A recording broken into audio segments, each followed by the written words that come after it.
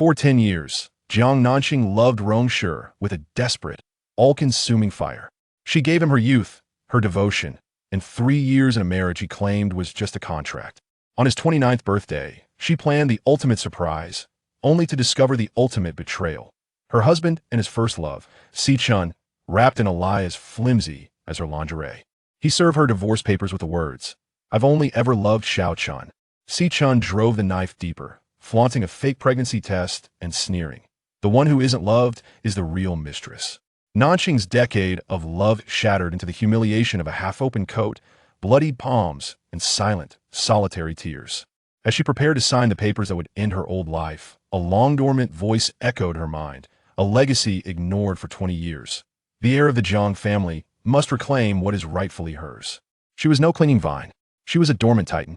3 days later, at the Rong Corporation's crucial funding meeting, Jiang Nanxing appeared not as the scorned wife, but as the mysterious majority investor. Xiao Chun's lies were exposed for all to see. He thought losing him was her punishment. He had no idea it was just the beginning of his. Chapter 1. The Birthday Surprise from Hell. The plush carpet of the Fu X Hotel's hallway did little to muffle the frantic beating of Jiang Nanxing's heart. Clutching the lapels of her winter coat, her knuckles were bone white, a stark contrast to the delicate, almost transparent silk she wore beneath it. Her surprise. Just ring the bell and say it's a complimentary birthday cake. Thank you, she whispered in her phone, forcing a sweet, steady tone she didn't feel. She ended the call and pressed herself against the wall beside room 1066, a nervous breath caught in her throat. This was it. She'd flown across the country to surprise her husband on his 29th birthday, to offer herself as the gift he couldn't refuse. The doorbell chimed, a cheerful sound that felt like a countdown. A moment later, the door swung open. Yes, Rong Shi's voice was cool and familiar, a sound that usually settled her soul, but now sent a jolt of adrenaline through her. She launched herself into the doorway, arms flung wide. Surprise! Rong Shi stood frozen, his sculpted features hardening not with delight, but with something else, something that looked unervingly like panic. Nanxing? His voice was sharp. What are you doing here? Her bright, practiced smile faltered. Ignoring the chill in his gaze, she dismissed the server with a tip and wound her arms around his neck. It's your birthday, silly. I couldn't let you spend it alone in some hotel room. I have a special gift for you, she tugged playfully at his tie, pulling him back into the suite, her fingers already moving to the first button of her coat. Then a voice, soft and saccharine, drifted from the bathroom. Sure? Who is it? Nanxing's hands froze. Her blood turned to ice. The bathroom door opened, and Xiao Chun emerged, wrapped in nothing but a white hotel bathrobe. Droplets of water glistened on her collarbone. Xiao Chun, the Chulan first love, the one he'd never fully let go of. Oh, Nanxing, it's you. Xiao Chun's eyes widened with feigned surprise, but a glint of pure, unadulterated triumph shone beneath the false lashes. Nanxing's gaze dropped to her own hands, still poised on the coat button, the edge of the scandalous silk visible. A wave of hot, gut-wrenching humiliation washed over her. She snapped the coat shut, her fingers clenching the fabric until they ached. What was she doing here? Nanxing's voice was a strained whisper, her eyes locked on Rong Shi. You said this was a business trip. Xiao Chun had an accident with her dress at dinner. I'm just keeping her company, Rong Shi said, his tone flat, as if explaining why the sky was blue. As if he wasn't in a honeymoon suite with his ex-wife while his current wife stood ready to debase herself for him. Don't misunderstand. Nanxing, Xiao Chun chimed in, her voice dripping with false concern. Ashur was just worried about me. You know, after my divorce, I've been so fragile. The word divorce hit Nanxing like a physical blow. She stared at Rong Shi, her vision blurring with unshed tears. So, you're keeping her company on your birthday? And I'm the clown who flew here to surprise you? Nanxing, she's vulnerable. Rong Shi's voice turned cold, final. We should get a divorce. Crack. She heard it, then a sound of her own heart shattering. She stared at the man she'd loved for 10 long years. No, she choked out, the word thick with pain. The marriage was grandfather's idea, but I thought you'd eventually see me. See us. I married you under duress, he stated, his words laced with a poison that stopped her breath. We had an agreement. If one of us found real love, we would part amicably. Memories flooded her their wedding night, him calling her little sister, her joking back through the pain, 3 years of learning to cook his favorite meals, manage his household, desperately trying to earn a sliver of his affection. It had all been a pathetic one-woman show. I've changed my mind, she cried, her lip trembling. Because I love you. Isn't that reason enough? The walk-in closet door opened, and Xiao Chun emerged, now fully dressed, her expression one of fabricated innocence. What are you two talking about so seriously? Is it about the divorce? A bitter laugh escaped Nanxing's lips. Do you make a habit of eavesdropping on private conversations between husband and wife? Or is that a special skill you reserve for other women's husbands? Jiang Nanxing, Rong Shi roared, his handsome face dark with anger. That's enough. He was defending her, shouting her full name. For her. The last flicker of warmth in Nanxing's heart died. She straightened her spine, wiping the moisture from her eyes with a sharp, angry gesture. Happy birthday, Mr. Rong, she said, her voice unervingly calm. She turned and walked out. As the door clicked shut behind her, a faint, ancient whisper, Chun-Ji, silent for 20 years, stirred in the deepest recesses of her mind. Miss Heir, it is time to wake up. She paused, her back to the door. A strange, cold clarity settled over her. She didn't look back. Chapter 2. The Mistress's Gambit. The moment the hotel room door closed, Jiang Nanxing's composure shattered. She stumbled down the hallway, tears she'd held back now falling in hot, silent streams, soaking into the expensive carpet. The pride she'd mustered in that room was a shield, and now, alone, she was defenseless against the raw, gouging pain. Later, in her own hotel room, she sat before the vanity mirror. The face staring back was pale, eyes rimmed with red. Rong Shi's words, "We should get a divorce," echoed in her skull, a torturous loop. Her chest ached with a hollow, relentless throb. She picked up her phone, her thumb hovering over Rong Shi's contact. A foolish, desperate part of her still hoped for a message. An apology. An explanation. Instead, a notification popped up. A new post from Xiao Chun. The photo was deliberately dim, atmospherically lit. Xiao Chun, in a white bathrobe, smiled coyly from a hotel bedhead. The bed behind her was rumpled, and there, in the foreground, was a man's arm, a distinctive, limited edition watch gleaming on the wrist. His watch. The one she'd scrimped and saved for 3 months to buy for their first anniversary. The one he'd promised he would never take off. Nausea rose in her throat. Her fingers trembled as she dialed Rong Shi's number. Rong Shi, you and Xiao Chun, you actually. Nanxing, is that you? Xiao Chun's soft, saccharine voice floated through the line. Shi is exhausted. He's already asleep. Should I wake him for you? She was answering his phone. In his room. After that photo. Nanxing took a sharp, steadying breath, her grip on the phone tightening. Xiao Chun, she said, her voice dropping to an arctic calm. I've seen shameless women before, but you redefine the term. So eager to be the other woman you're answering his calls now? Afraid everyone might miss the fact you're a rodent scurrying in the shadows? Other woman? Xiao Chun's fake sweetness evaporated, replaced by a venomous hiss. Jiang Nanxing, get this through your head. The one who isn't loved is the real homewrecker. Shi loves me. He promised me he'd divorce you as soon as we got back. Not loved. Nanxing let out a hollow, broken laugh. And what does that make you? A thief. You slink around, stealing another woman's husband, peddling fake affection as currency. You're not even a worthy opponent. You're a common pickpocket. Xiao Chun sputtered, caught off guard by the direct hit. Why you? It doesn't matter what I am. He wants me, and refusing to sign won't change anything. The Rong family will never accept you. What the Rong family thinks of me is none of your concern. Outsider, Nanxing's voice was low and deadly. Xiao Chun, mark my words. The humiliation you've dealt me today, I will return to you 100-fold. She ended the call and threw the phone onto the dresser, the impact a satisfyingly sharp sound in the silent room. The next morning, when Rong Shi returned to their villa, Jiang Nanxing was descending the stairs. She wore simple loungewear, her face pale and etched with fatigue she couldn't conceal. Yet, her expression was a placid, unreadable mask. Good morning, Mr. Rong, she said, her tone flat. We need to talk, he stated, standing stiffly in the center of the living room. Talk about what? She opened the refrigerator door, her back to him. Divorce. The word was a guillotine. Her hand on the fridge door stilled, her knuckles white. She turned slowly, a cold, mocking smile touching her lips. On what grounds? I haven't cheated. I haven't caused a scandal. I haven't squandered the Rong family fortune. You were the one dating your Chulan first love while married. You want a divorce? What gives you the right? We had an agreement. I've changed my mind. She cut him off, her gaze unwavering. Rong Shi, are you so desperate to be with Xiao Chun? To make her Mrs. Rong? Yes. The answer was immediate, brutal. Fine. I'll grant your wish. Her voice was deceptively soft, but her eyes held a glacial fire. But on one condition. I want half of the Rong Corporation. Chapter 3. The Patriarch's Collapse. Rong Shi stared at her, as if she'd sprouted a second head. What did you just say? His brow furrowed in disbelief and dawning anger. Jiang Nanxing, have you lost your mind? The Rong Corporation is my father's life's work. What right do you have to demand half of it? The right of your legal wife. The right of the wrong party in your infidelity. She took a step forward, her gaze sharp enough to cut glass. Rong Shi, if you want to fly off into the sunset with Xiao Chun, there's a price. Half the company is a bargain. His face darkened completely, but before he could retort, his phone buzzed in his pocket.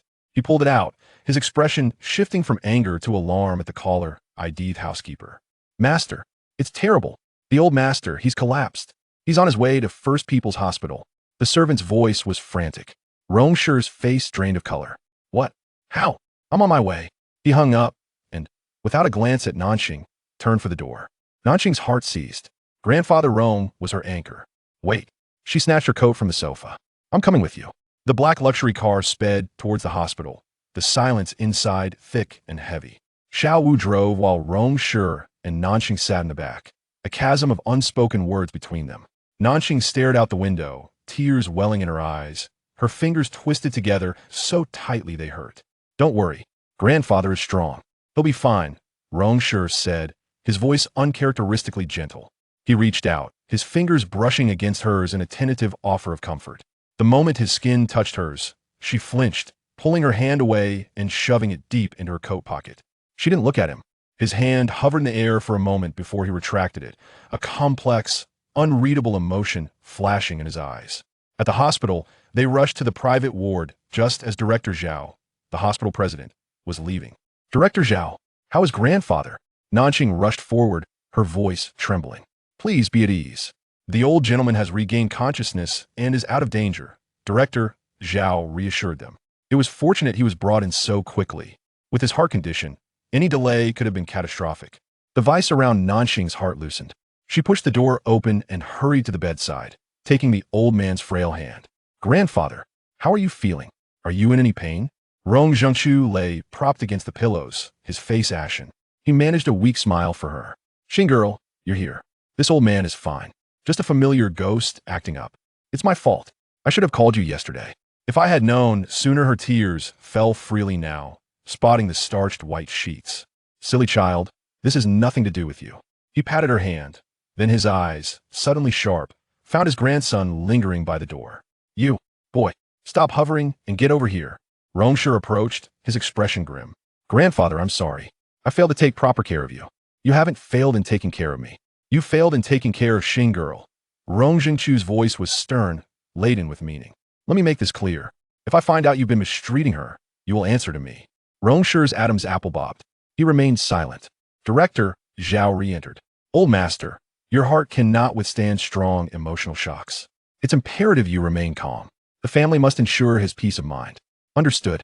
Thank you, Director Xiao, Rong Shi said. Nanxing sat by the bed, picking up an apple and a paring knife. Grandfather, you must promise not to get upset anymore.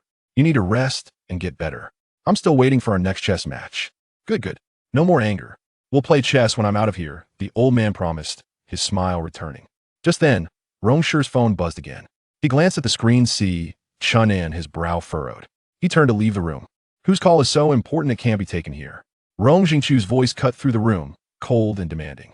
Rong Shi froze, discomfort written all over his face. Nanxing looked up, her tone deliberately light. Grandfather, it must be a work call. Let him take it. We shouldn't let business suffer. Rong Jingchu shot her a knowing look, but said nothing more, granting a silent permission. Rong Shi gave Nanxing a look of fleeting gratitude before swiftly exiting.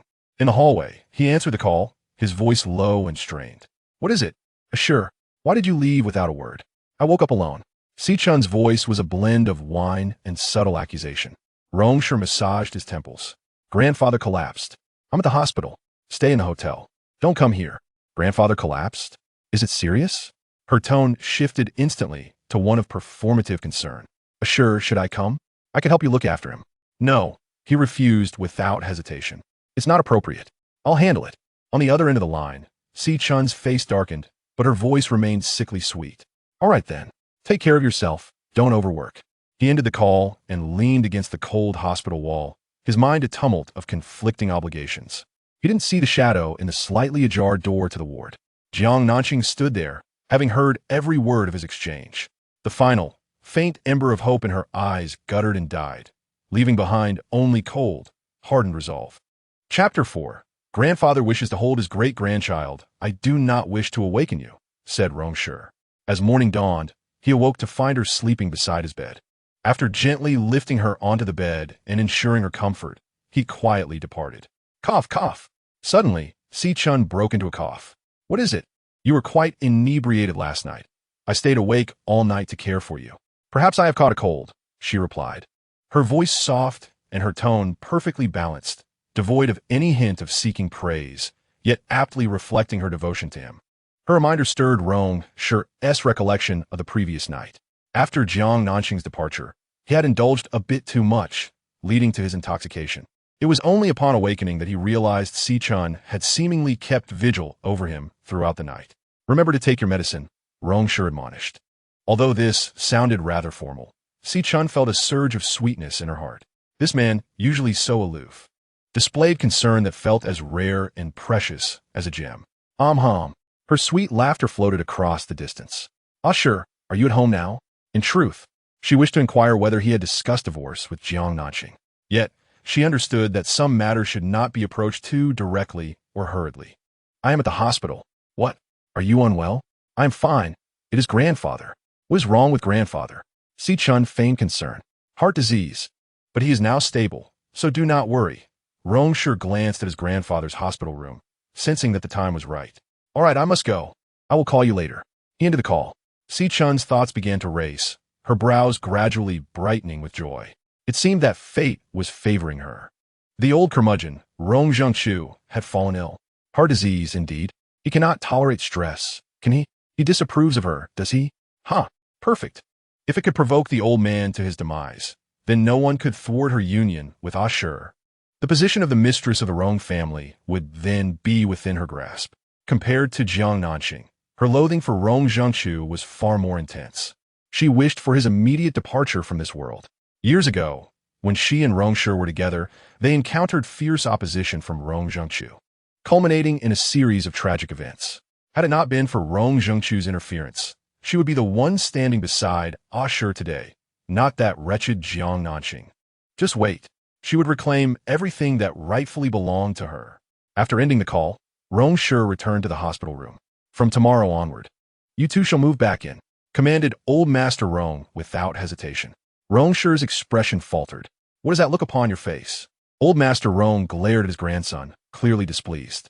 Rong Shi cast a sharp glance at Jiang Nanxing, as if silently questioning her about what she might have disclosed to his grandfather. Jiang Nanxing felt a sharp pang in her heart. After knowing each other for over a decade, did he not understand her at all? With grandfather's heart condition, he could not endure stress, and regarding Xiao Chun, she would not utter a single word. With a furrowed brow, Rong Shi said, Grandfather, Nanxing and I require some private space. What kind of space are you talking about? Is living with this old man such a burden to you? The elder Rong shot a fierce glare at his grandson. Retorting sharply, Rong Shi, somewhat speechless, replied, Grandfather, that's not my intention. Then what do you mean? You and Xing girl moved out shortly after your marriage. And now it has been over 2 years, yet there is still no news of her pregnancy. What is the matter with both of you? Elder Rong inquired robustly, exhibiting none of the frailty of someone who had just fainted. Rong Shi and Jiang Nanxing exchanged glances, rendered momentarily speechless by the elder's reprimand. The elder's face darkened, his ire intensifying. Since we are in the hospital, you both should undergo a checkup immediately. If there is an ailment, treat it. Treat it? Grandfather, we are perfectly fine. Jiang Nanxing replied, half amused, half exasperated. If you are fine, then why is there still no activity in your belly? Jiang Nanxing shot a glance at Rong Shi. In truth, she yearned for a child that belonged to them both, but he seemed less enthusiastic, hence they had been taking precautions. Thus, it was only natural that she had not conceived. The pressure to procreate left Rong Shi feeling quite vexed. Grandfather, Nanxing and I are still young. Silence. Elder Rong's anger flared further at these words, glaring at his grandson. You only think of yourself, don't you? Have you given a thought to this old man? At my age, if you don't hurry, will I ever get a hold of my great-grandchild? You will, grandfather. You are in great health, and you will surely see it. Jiang Nanxing quickly interjected. Rong Shi stood at the foot of the bed, hands in his pockets, silent. This year, you must let me hold my great-grandchild. Otherwise, I shall not rest in peace. Elder Rong declared sternly, issuing an ultimatum. No, no, no. Grandfather, you mustn't speak such ominous words. Jiang Nanxing exclaimed, alarmed at the dire implications. The elder's piercing gaze fixed firmly on his grandson's cold expression. I ask you, are you moving back or not? Grandfather. Rong Shi's brows knitted slightly, clearly reluctant to comply. Elder Rong's anger surged, and he bellowed, what is it? Have you grown wings and no longer care for the fate of this old man? Cough, cough. The agitation triggered a fit of coughing. Fine, fine. We will move back tomorrow. Please don't be upset. Jiang Nanxing quickly agreed, rising to pat the elder's back, attempting to ease his discomfort. Jiang Nanxing. Rong Shi admonished sharply. She turned to him, her gaze icy. You may choose not to move, but I will return to keep grandfather company. He is already 80 this year. How many more years can I spend with him? For this dear elder who adored her immensely. His wishes were something she could never refuse. Even if one day they truly divorced, grandfather would always remain her beloved kin. Rong Shi, his expression stern, ultimately dared not provoke the elder's wrath. Consequently, he had no choice but to agree to return to the Rong family mansion. Holding a beautifully crafted fruit basket in one hand and a bouquet of vibrant flowers in the other, Xiao Chun made her way towards the hospital hall. Meanwhile, Jiang Nanxing was downstairs in the hospital fetching medicine for her grandfather when a familiar silhouette caught her eye. Upon closer inspection, she realized it was indeed Xiao Chun. Noticing the fruits and flowers in her hands, Jiang Nanxing immediately surmised the reason for her presence. Without hesitation, she took several strides forward, positioning herself at the base of the steps to block Xiao Chun's path. Xiao Chun looked up, meeting Jiang Nanxing's icy gaze. The sudden emergence of this formidable figure filled Xiao Chun with an intense disdain. However, a gentle and poised smile immediately graced her lips. Nanxing, it is truly wonderful to see you. I have come to visit Grandpa. Which floor is he on? Leave. Jiang Nanxing's response, a chilling word, interrupted Xiao Chun before she could finish her sentence. Taken aback, Xiao Chun was momentarily stunned, unprepared for Jiang Nanxing's directness and lack of pretense. Chapter 5. Jiang Nanxing's scathing rebuke of Xiao Chun. Leave. Jiang Nanxing's voice, laced with frost, resonated with authority. Instantly, Xiao Chun's expression morphed into a palette of shifting colors, reflecting her agitation. You, on what grounds do you command me to leave? Is this hospital your family's? Jiang Nanxing, already 5 centimeters taller than Xiao Chun, stood on the steps, asserting her dominance. Xiao Chun, do not presume I am unaware of your ulterior motives. Dare to lay a finger on my grandfather, and you will regret it. Jiang Nanxing towered over Xiao Chun, her eyes glinting with a frigid intensity. Nanxing, I do not comprehend your accusations. I am here with good intentions to visit Grandpa. How have you twisted my visit into a malicious intent? Xiao Chun obstinately denied the insinuations, her eyes glistening with feigned innocence. Good intentions or malice? Jiang Nanxing paused, a cold smile curling her lips, her gaze dripping with mockery. Do you not possess any self-awareness? Spare me your act of fragility. Do you believe everyone is as blind and foolish as Rong Shi?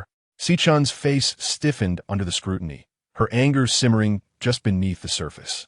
Just as she was about to retort, she caught sight of a tall, familiar figure emerging behind Jiang Nanxing. Rong Shi had arrived. Nanxing, what have I done to deserve such enmity? We were once close friends. Xiao Chun's tone shifted, adopting a pitiful and aggrieved note. Cease, Jiang Nanxing interjected, scoffing. Do not trivialize the term friendship. Xiao Chun's eyes brimmed with tears, her voice quivering. Nanxing, are you resentful towards me because of Rong Shi's decision to divorce you? But it was his choice. How can you hold me accountable for it? I even urged him not to end things with you. Yet he insisted he does not love you. His lack of affection was a dagger to Xiao Chun's heart, a constant reminder of her position. Miss C, I must commend you. If you can play the role of a mistress with such a refreshing and elegant demeanor. Jiang Nanxing's anger morphed into a mocking laughter, her derision palpable. As pedestrians passed by, they cast curious glances at the term little third party in reference to her. Nanxing felt a wave of humiliation wash over her. Tears streamed down her face as the fruit basket and flowers she held fell to the ground. She staggered backward, on the verge of collapsing under the weight of disgrace. Xiao Chun, a tall, imposing figure hurried towards her, timely wrapping his arms around the swaying Sikhen, preventing her imminent fall. Sikhen leaned into the man's embrace. Apologized to Xiao Chun. Rong Shi's piercing gaze bore into Jiang Nanxing's face as he coldly commanded. She had been gone for quite some time, and her grandfather was worried, prompting him to send someone to find her. Upon exiting the elevator, he had spotted her speaking with Xiao Chun, and upon closer approach, overheard her publicly humiliating Xiao Chun. Xiao Chun, with her gentle disposition and sensitive nature, found the malicious label of little third party unbearable. Jiang Nanxing regarded Rong Shi as if he were a stranger, scoffing, apologize? Why should I? Rong Shi's eyes flashed with anger. Jiang Nanxing, how can you speak of Xiao Chun in such a manner? You may not like her, but you cannot slander her. Jiang Nanxing laughed in disbelief. Is this truly how you see it, Rong Shi? Her smile belied the gaping wound in her heart. Did he truly regard her as such a petty person? She had no intention of showing weakness in front of him and Xiao Chun, nor did she wish to reveal her vulnerable side to her rival. But his words were deeply hurtful. She was not invincible, nor was she made of stone. Xiao Chun, listen. Jiang Nanxing struggled to suppress her tumultuous emotions, glaring fiercely at Xiao Chun. Whoever dares to harm my grandfather, I will fight them to the bitter end. Each word was resolute and powerful. Xiao Chun instinctively flinched at her intensity. This fierce version of Jiang Nanxing was a first for her, undeniably intimidating, instilling an involuntary sense of fear. Sensing Xiao Chun's trepidation, Rong Shi's protective instincts surged. Jiang Nanxing, Rong Shi, a good brain is a valuable asset. Jiang Nanxing shouted louder. What would happen if grandfather saw her? Think carefully. Rong Shi furrowed his brow, glancing at the trembling Xiao Chun in his arms. Xiao Chun hurriedly interjected, panic evident in her voice. Sure, I meant no harm. I was just so worried about grandfather and didn't think it through. I'm sorry, it's all my fault. But how could Nanxing say I wish to harm him? He is your grandfather. How could I ever wish him ill? Tears of indignation flowed down her cheeks. Seeing her so distraught and pitiful, Rong Shi gently patted her shoulder, saying, Enough, do not cry. I believe you acted without malice. His trust filled Xiao Chun with a sense of pride, prompting her to cast a triumphant glance at Jiang Nanxing. Jiang Nanxing felt a wave of disgust. The sight of Xiao Chun feigning vulnerability and weakness repulsed her. As Jiang Nanxing's countenance grew increasingly grim, Xiao Chun found herself filled with delight. Seizing the opportunity, she adopted a delicate tone and addressed Rong Shi. Sure, how is Grandpa? Is he feeling any better? I brought fruits and flowers. I wish to visit him. To her surprise, Rong Shi replied, Grandpa is not in a condition to receive guests at the moment. You should return for now. Sure. The confident smile on Xiao Chun's lips faltered, her eyes widening in disbelief. He actually dismissed her, and in front of Jiang Nanxing, no less. Initially, she had intended to leverage this moment to undermine Jiang Nanxing's authority. Yet he had the audacity to send her away. Just moments ago, she had silently flaunted her triumph to Jiang Nanxing, only to be immediately slapped in the face by this turn of events. Wasn't this battle a clear victory for Jiang Nanxing? Xiao Chun felt the sting of injustice and gazed up at the man with a pitiful expression. Sure. I genuinely worry for Grandpa. I want to enter the ward. I just wish to catch a glimpse of him at the door. Grandpa cannot be agitated. Return for now. I will visit you later. Rong Shi's tone was calm, yet carried an unyielding authority. But she began, only to be silenced by his piercing gaze. Xiao Chun immediately fell silent, sensing the ominous sign of his rising anger. Fine, I shall return, she conceded, recognizing the need to retreat gracefully, her expression marred by feigned sorrow as she withdrew from his embrace. As she turned to leave, a flicker of vengeful coldness glimmered in her eyes. Jiang Nanxing, just wait. It won't be long before sure is mine. Once Xiao Chun departed, Rong Shi coldly addressed Jiang Nanxing. Nanxing, I am the one seeking a divorce. And it has nothing to do with Xiao Chun. Don't you think it's excessive to vent your anger on her? Excessive? Jiang Nanxing felt both hurt and enraged. She was well aware that Grandpa did not like her, yet she feigned concern. What was her true intention? Chapter 6. Jiang Nanxing forces Rong Shi to sleep on the floor. She cares for Grandpa. She wishes for his demise. She retorted vehemently. Xiao Chun is not that kind of person. I know her character best. She could never harbor ill intentions. You know nothing. Jiang Nanxing exploded, unable to contain her fury. Is this what they call love blinds the eyes? To you, Xiao Chun is flawless, incomparable, isn't she? Yet one day, he would realize that his beloved was merely a deceptive white lotus. Jiang Nanxing. Rong Shi's handsome face darkened as he reprimanded her. Look at yourself. Can't you learn a thing or two from Xiao Chun? Get lost. Jiang Nanxing was instantly incensed and stormed away.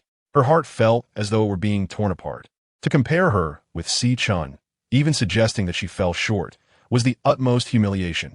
Unable to bear it any longer, she feared her tears would spill forth. And thus, she turned to leave. Watching Jiang Nanxing stride away with her back straight and without a glance back, Rong Shi felt an inexplicable irritation rising within him. Even his heart ached slightly. The Rong family mansion was situated in the most prestigious affluent district of City A, nestled between mountains and water, exuding unparalleled opulence. Accompanied by Rong Shi and Jiang Nanxing, the elder gentleman returned home from the hospital.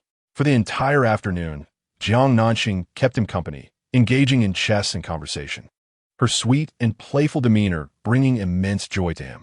Laughter resonated throughout the spacious living room, a delightful atmosphere enveloping them.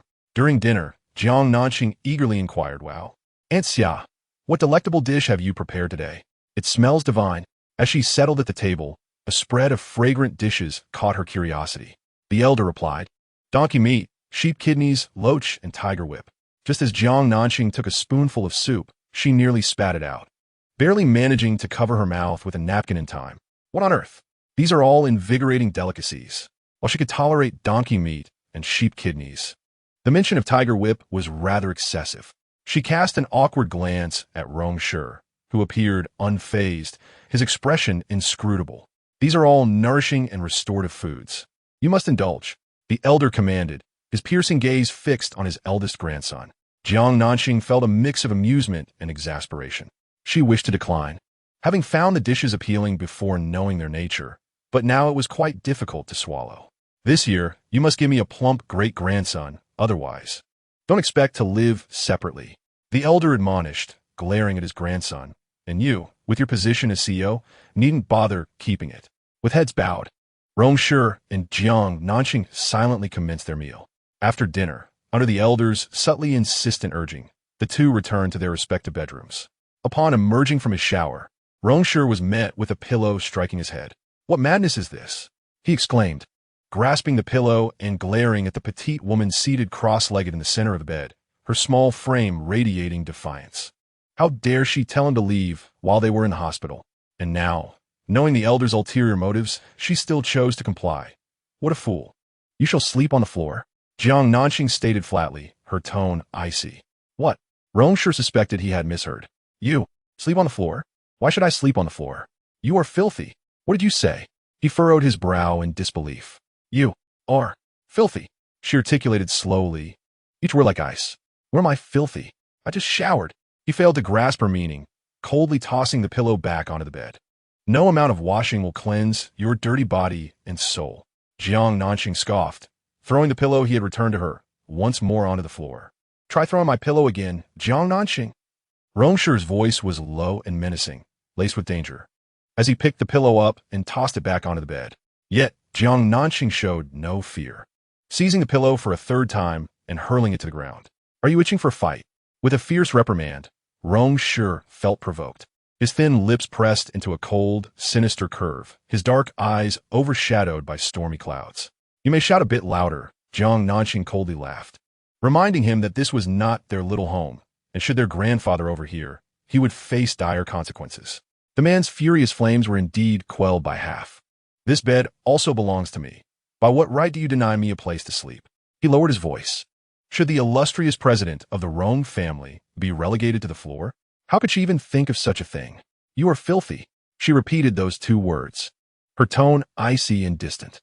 Time and again met with disdain, Rong Shi, losing his patience, raked his damp hair back, his towering figure imposing as he leaned closer to her. "Where am I filthy? Speak clearly. Do you not have an inkling of your own filth?" She glared at him, a scornful laugh escaping her lips. "Speak plainly. No need for your veiled insinuations. Plainly, you say? You claim nothing transpired.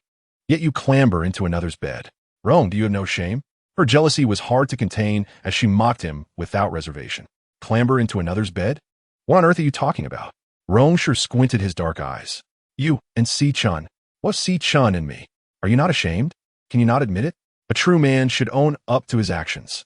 Jiang Nanxing's anger flared, her words sharp as daggers. Rong Shi paused, finally realizing, You think I slept with Xiao Chun? Is it not the case? She retorted coldly. Of course not. Rong Shi exclaimed, Jiang Nanxing, is your mind filled with nonsense? What absurd thoughts occupy your day? Rong, do not twist my words. I am not as sordid as you imagine. Before our divorce, I would never act immorally. He interjected, his staunch demeanor suggesting he spoke truthfully. He remembered their vows. Did she think him as unreliable as herself? In their marriage, they had agreed not only to part amicably, but also to refrain from betraying one another during their union. Jiang Nanxing fell silent, her mind racing as she analyzed the situation. He had no reason to deceive her, so the only possibility remained. Xiao Chun was scheming. Knowing he was still untainted brought Jiang Nanxing some solace. As long as he remained unblemished, there was still hope for redemption. She quietly weighed whether to inform him about Xiao Chun's social media post, ultimately deciding against it. At present, his heart and mind were consumed by Xiao Chun. What purpose would it serve to tell him? She feared he might accuse her of fabricating tales, especially since Xiao Chun had long since deleted that post. Thus, she resolved to remain silent. Jiang Nanxing got out of bed, clutching her pillow and blanket. Where are you going? As she passed by him, he seized her arm. Chapter 7. No divorce. Only morning a marriage you, the esteemed Rong, are too delicate to sleep on the floor. Fear not, I am thick-skinned and resilient. I shall take the floor. She glanced up at him, shaking off his grip, and huffed defiantly, having resolved to divorce her. It seemed rather inappropriate for him to share the same bed.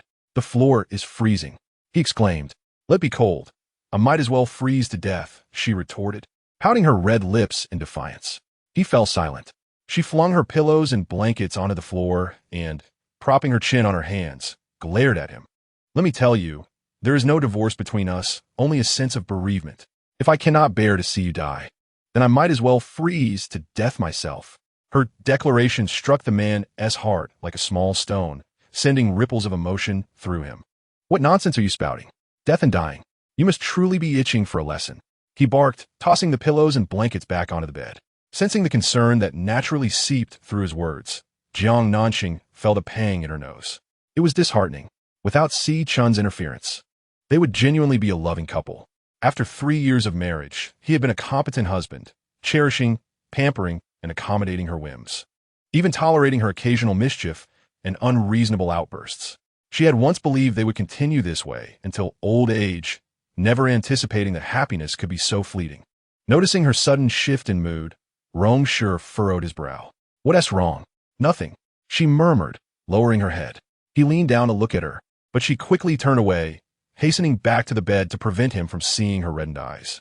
Then she flopped onto the bed, turning her back to him and cocooning herself in the blankets. She resembled a wounded little hedgehog, hiding completely beneath the covers while secretly nursing her wounds. Seeing this, Rong Shi felt a slight tug at his heart. He sensed her loneliness and sorrow, and a flicker of guilt arose within him. Although he genuinely wanted a divorce, he did not wish to cause her harm.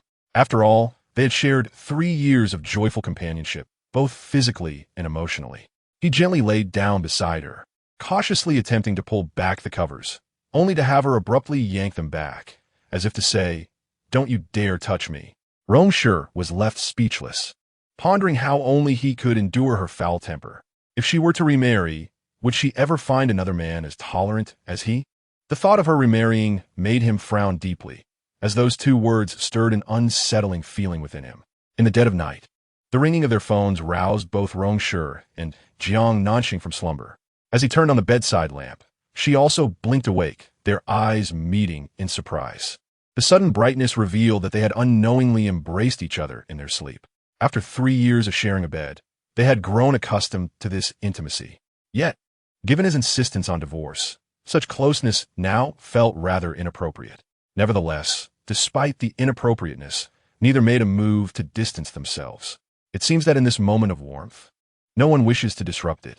Yet, the incessant ringing of the phone persisted relentlessly, compelling Rong Shi to pick up the device from the nightstand.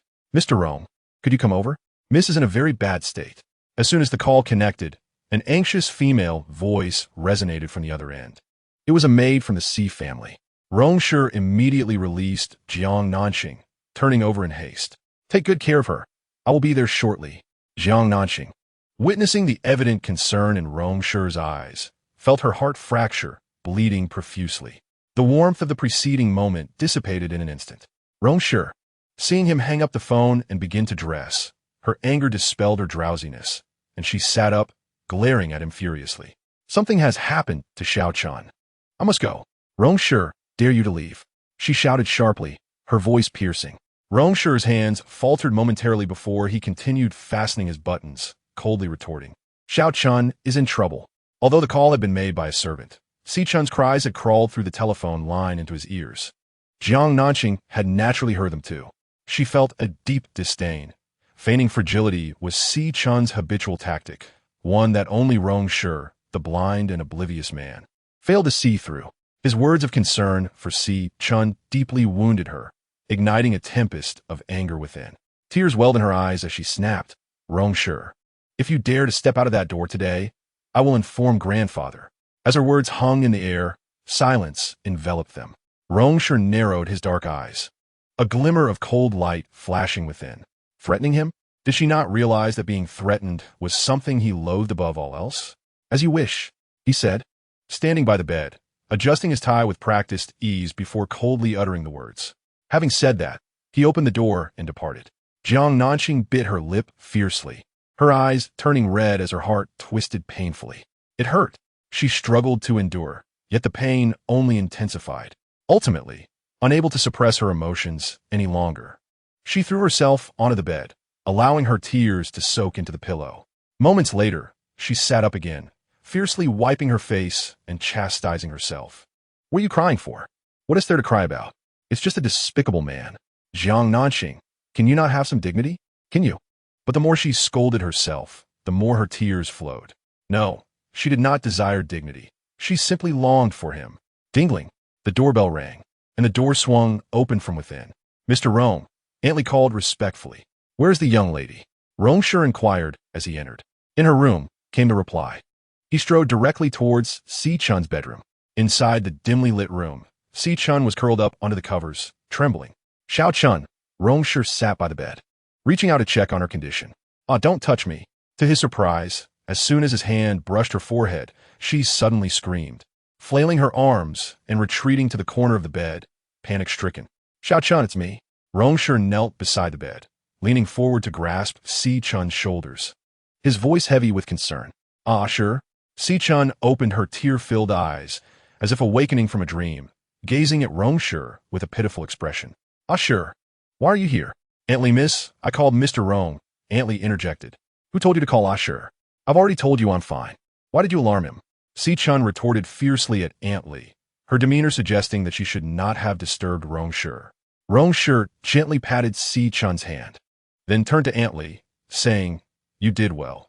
If the young lady has any issues, you must inform me immediately. Understood, Mr. Rong, Aunt Lee nodded. What is it? Are you unwell? Seeing Si Chun's pale complexion and weary expression, Rong Shi inquired. Si Chun immediately threw herself into his embrace, tightly wrapping her arms around his waist as she sobbed. I had a dream that he hit me again. Chapter 8. Rong Shi accompanied Si Chun all night at these words. A pang of guilt stirred within Rong Shi. The he Si Chun mentioned referred to her ex-husband, an older man nearly 30 years her senior. Though wealthy, he possessed a foul temper, often resorting to violence against Si Chun. Do not worry. With me here, no one can harm you again. Rong Shi comforted her, gently patting her trembling shoulders with a voice rich and soothing. Ah, sure, ah, sure. Si Chun clung to him desperately, tears streaming down her face in gratitude. Rong Shi turned to see a bowl of cold food on the bedside table, evidently untouched. When was this? He asked Aunt Lee. Aunt Lee sighed softly, embellishing the truth. Dinner. The young lady hasn't eaten all day. From Rong Shi's viewpoint, Si Chun shot Aunt Lee an appreciative glance. This remark indeed caught Rong Shi's attention, prompting him to ask, Why haven't you eaten? I just had no appetite. Si Chun replied, gently shaking her head, her lips forming a sorrowful pout. Are you feeling unwell? Today, I unilaterally went to the hospital because I feared you were angry with me. Ah, sure. I'm sorry. It was never my intention.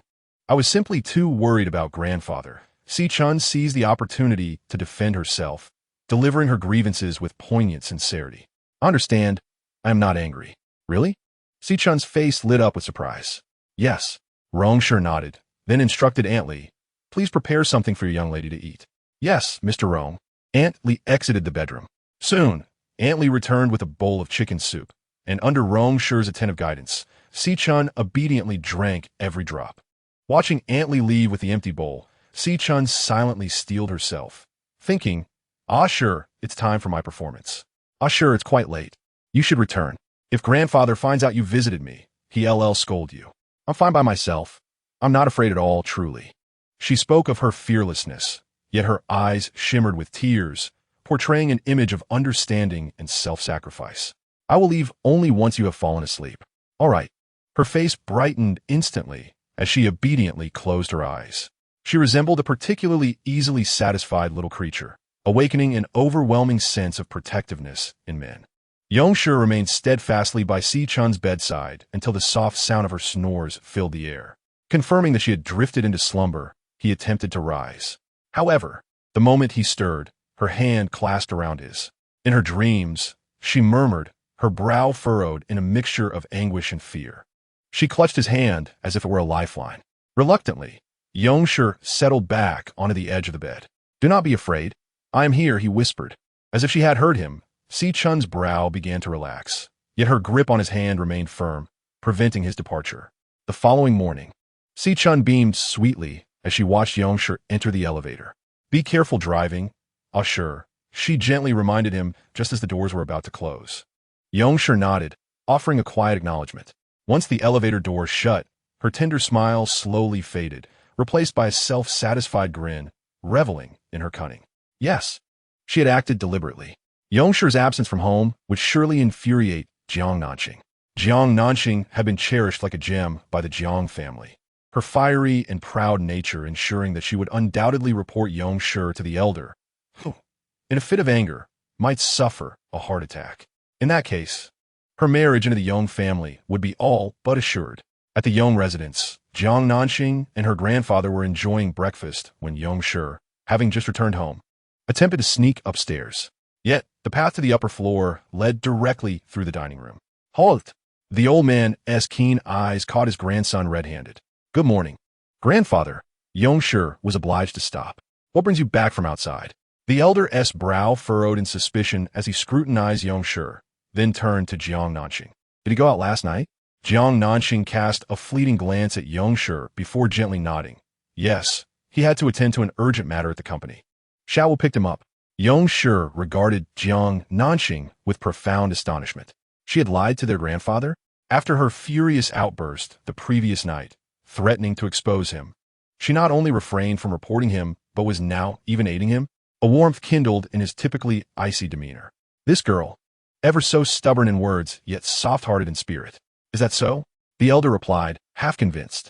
Grandfather, she would never deceive you, Jiang Nanxing smiled, striving to appear as natural as possible. While he had been summoned by Xiao Chun in the dead of night, and had failed to return home, it would be disingenuous for her to claim she felt no pain or distress.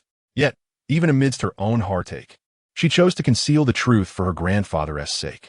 You ought to stop indulging him, the elder sighed, casting a disdainful glance at his grandson. Very well.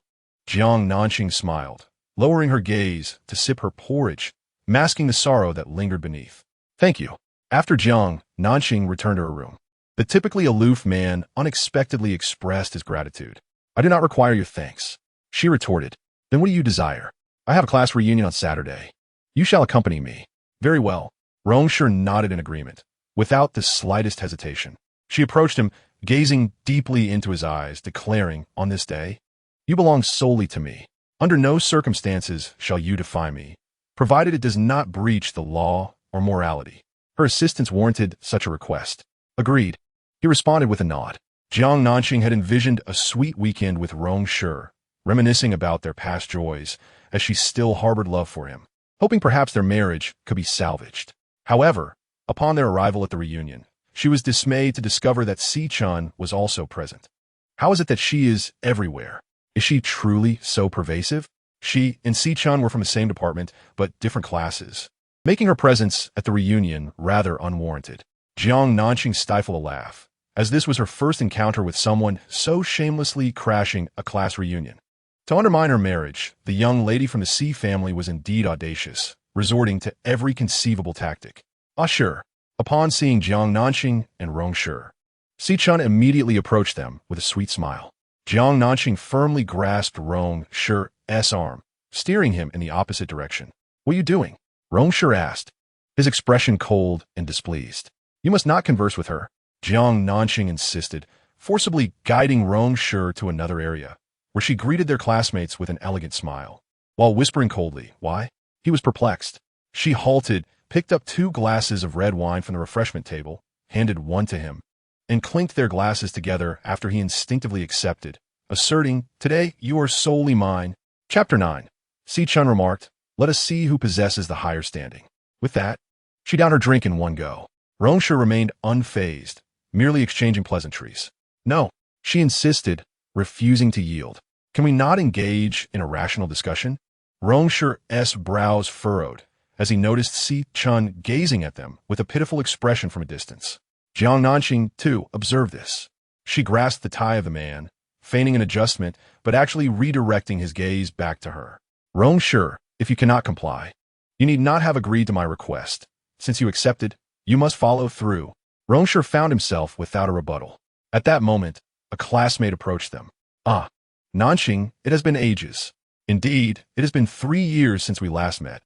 At my wedding," she replied. "You and young Master Rong appear increasingly affectionate." "Oh, we're just an old married couple now," Jiang Nanxing responded with a graceful smile, engaging pleasantly with her former classmates.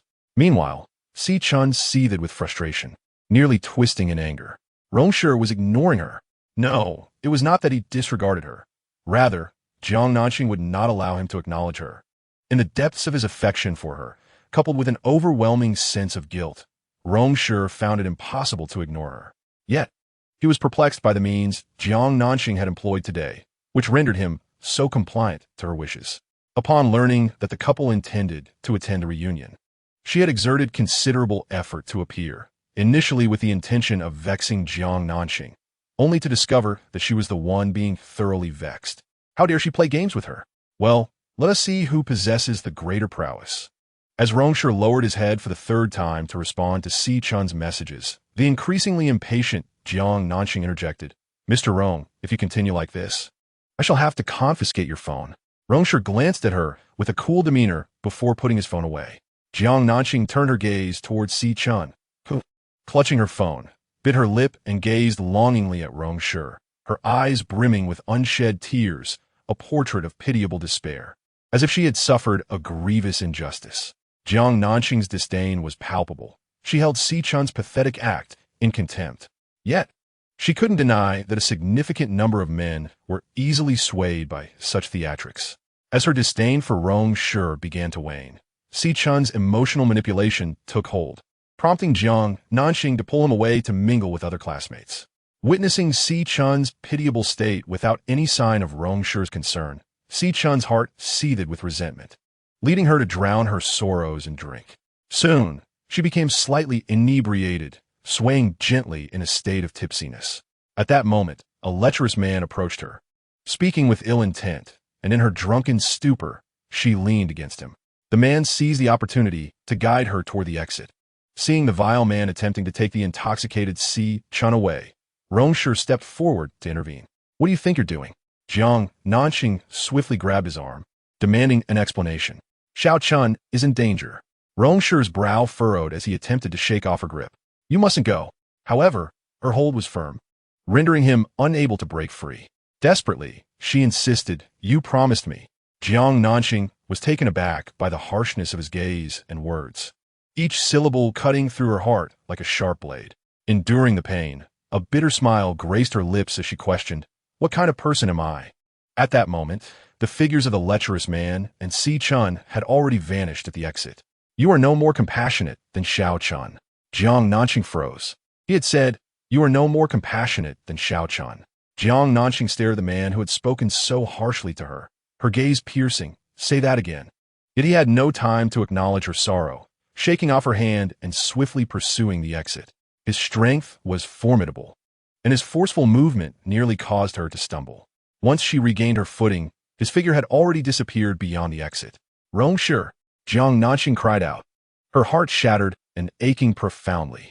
Upon hearing the commotion, the other students cast their curious glances. Some reveled in schadenfreude, while others expressed sympathy. And a few whispered about the once passionate love between Rong Shi and Xiao Chun, each word striking her heart like a blade, leaving it torn and bleeding. Thus she, Jiang Nanxing, became a laughingstock before the eyes of many. Her self-esteem and pride were mercilessly crushed by his indifference. At the 0-point bar, a kaleidoscope of colors illuminated the room, and the thunderous music resonated throughout, revealing an atmosphere of wild extravagance. Jiang Nanxing forced herself to immerse in the pulsating rhythm, downing one shot after another. Her heart ached profoundly, desperately seeking the numbing embrace of alcohol. Minot and Yin Qin exchanged glances. At this rate, they would soon have to carry her out. What's wrong with you today? Minot inquired, seizing the bottle as Jiang Nanxing attempted to refill her empty glass. Did that scoundrel Rong Shi anger you? Yin Qin added. No, Jiang Nanxing murmured, her eyes clouded with intoxication, shaking her head in denial. When she married Rong Shi, Minot and Yin Qin had expressed their reservations, urging her to reconsider. Yet, she had been resolute, driven by an almost obsessive determination to marry him, believing that her sincere and fervent love would be unmistakable to him. However, reality proved otherwise. He was indeed blind. He failed to recognize her worth. His gaze solely fixed upon Xiao Chun. Jiang Nanxing, do not deceive us. Who else could make you drown your sorrows in drink but that scoundrel Rong Shi? Yin Qin pierced through her friend's facade, fully aware of the deep-seated emotions within her heart. After years of friendship, they were certain that Rong Shi held the most significant place in Jiang Nanxing's affections. In truth, Rong Shi was not without merit. Rather, they believed their friend loved too deeply. In any relationship, the one who loves more profoundly is bound to suffer more acutely. After all, the entire world knew that Rong Shi did not love Nanxing. As her friends, how could they not worry? Honestly, I cannot fathom what is so special about him. Why are you so utterly devoted to him? Minot remarked, unable to suppress her concern as she witnessed Jiang Nanxing's forlorn demeanor. What's so good about him? Jiang Nanxing paused, momentarily taken aback. In the hazy glow of the bar, she stared blankly at the liquor in her glass, her heart heavy with bitterness.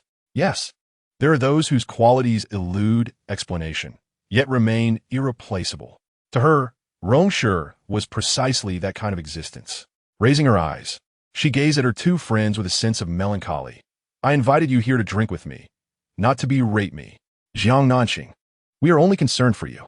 Minot replied, exasperated. I know. Jiang Nanxing nodded repeatedly, her gaze cast downward as she murmured to herself. She understood their love for her, yet in this moment of anguish, all she desired was to drown her sorrows in intoxication. Zanqin Zimak, Xingbao, you were once the belle of the school, with suitors lining up from city A to city B.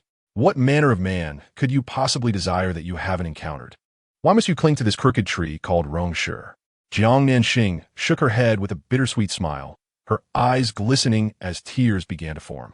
She herself was unaware of why she felt so compelled towards him, nor could she pinpoint when her affection for him had deepened to such an extent. Despite his despicable behavior, his roguish ways, and his unfaithfulness, why did she continue to love him so fiercely? She found herself loathing her own weakness, her inability to let go, and the way she humbly sought his affection, yet received not a shred of sincerity in return. Jiang Nanxing, after all the hurt he has inflicted upon you, what is there left to hold on to? Noticing her distress, Yin Qin signaled to Minot, all right, enough of this. Tonight, let us drink until we can no longer stand, and may those ungrateful scoundrels be damned. Yes, let's drink until we can no longer stand. Minot immediately echoed, pouring more wine for her beloved friend. What defines a true friend? It is the one who, in times of sorrow, does not pry or question, but simply stands by, sharing in the madness, the chaos, the tears, and the laughter. To elevate the mood, Minot even invited several tall, handsome young men, comparable to international models. Thus, the atmosphere grew ever more exuberant. On the other side of the bar, Yin and Lin Muyang stared in astonishment at Jiang Nanxing. Having consumed quite a bit, was visibly intoxicated and was sharing a toast with a charming young man amidst the raucous cheers of the crowd. What the hell? Is Ashur about to lose herself completely? Lin Muyang exclaimed, his eyes wide as he pulled out his phone to record the scene. Yin furrowed his brows. Don't meddle in matters that do not concern you. That statement was misguided. How could matters of a brother be deemed trivial? Lin Muyang disagreed with him, determined to capture the moment on video, and promptly sent it to their good friend, Rong Shi, at Xiao Chun's residence. Rong Shi had saved her at the last moment from a lewd man attempting to force her into a car, delivering a fierce blow to the assailant. After escorting Xiao Chun home, she remained in a state of shock, taking a long time to regain her composure. On the sofa, Xiao Chun slowly sipped from a cup of water, then lifted her tear-stained eyes to Rong Shi, gazing at him with a pitiful expression. Ashur, I'm so sorry for causing you more trouble.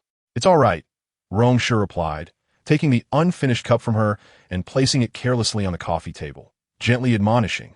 But you shouldn't have consumed so much alcohol. Ashur, I didn't intend to drink that much. I was just so heartbroken, Xiao Chun choked out. Her head bowed as tears streamed down her cheeks. What troubles you? Rong Shi inquired, frowning as he handed her a tissue. You are ignoring me, she sniffled, accepting the tissue to wipe her tears, her voice tinged with grievance. I promised Nanxing that I would come see you late at night. She didn't tell Grandpa and even helped me cover my tracks. I owe her that favor. Is her repayment for that favor to ignore me? Xiao Chun exclaimed sharply, only to realize her indiscretion, quickly replacing her expression with one of pitiful innocence. I am sorry, Ashur. I harbor no ill will towards Nanxing. I merely fear you might abandon me. Rong Shi's countenance was frigid. Xiao Chun, I have not forgotten my promise to you, when I vowed to care for you for a lifetime. I'm in it. However, given my grandfather's poor health, I cannot expedite the divorce from Nanxing. You must grant me time. Moreover, I have been married to Nanxing for 3 years. She has treated both me and my family with great kindness, never having wronged me. Hence, the divorce must occur without inflicting harm upon her. Without harming Jiang Nanxing? How is that even possible? Xiao Chun retorted, fully aware of the depths of Nanxing's affection for him. Had it not been for her clever meddling back then, Rong Shi's first love might very well have been Jiang Nanxing instead of herself. What if she refuses to divorce you? Xiao Chun's heart raced as she feigned a pitiful pout. That won't happen. Her heart is already spoken for. But what if she has already fallen for you? Rong Shi fell silent, a memory surfacing of Jiang Nanxing whispering to herself, I love you. His heart stirred. Could she truly love him? No, it was inconceivable. She had no reason to harbor such feelings for him. The silence was fleeting, and Rong Shi soon regained his composure. Feelings cannot be forced. I do not love her. His declaration was akin to a soothing balm for Xiao Chun's heart, restoring her steadiness. Although she had harbored some doubts, his explanation clarified that all of this was merely Jiang Nanxing's scheming.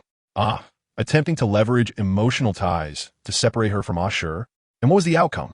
With a mere flick of her schemes, Ashur was effortlessly drawn to her. This only underscored Xiao Chun's unparalleled position in his heart. How pitiable Jiang Nanxing was. All her machinations had resulted in her own humiliation. It was truly laughable. Ashur, Xiao Chun exclaimed, throwing herself into Rong Shi's embrace, her eyes brimming with tears of joy. Then, recalling her own shortcomings, she feigned humility. But right now, I fear I may not be worthy of you.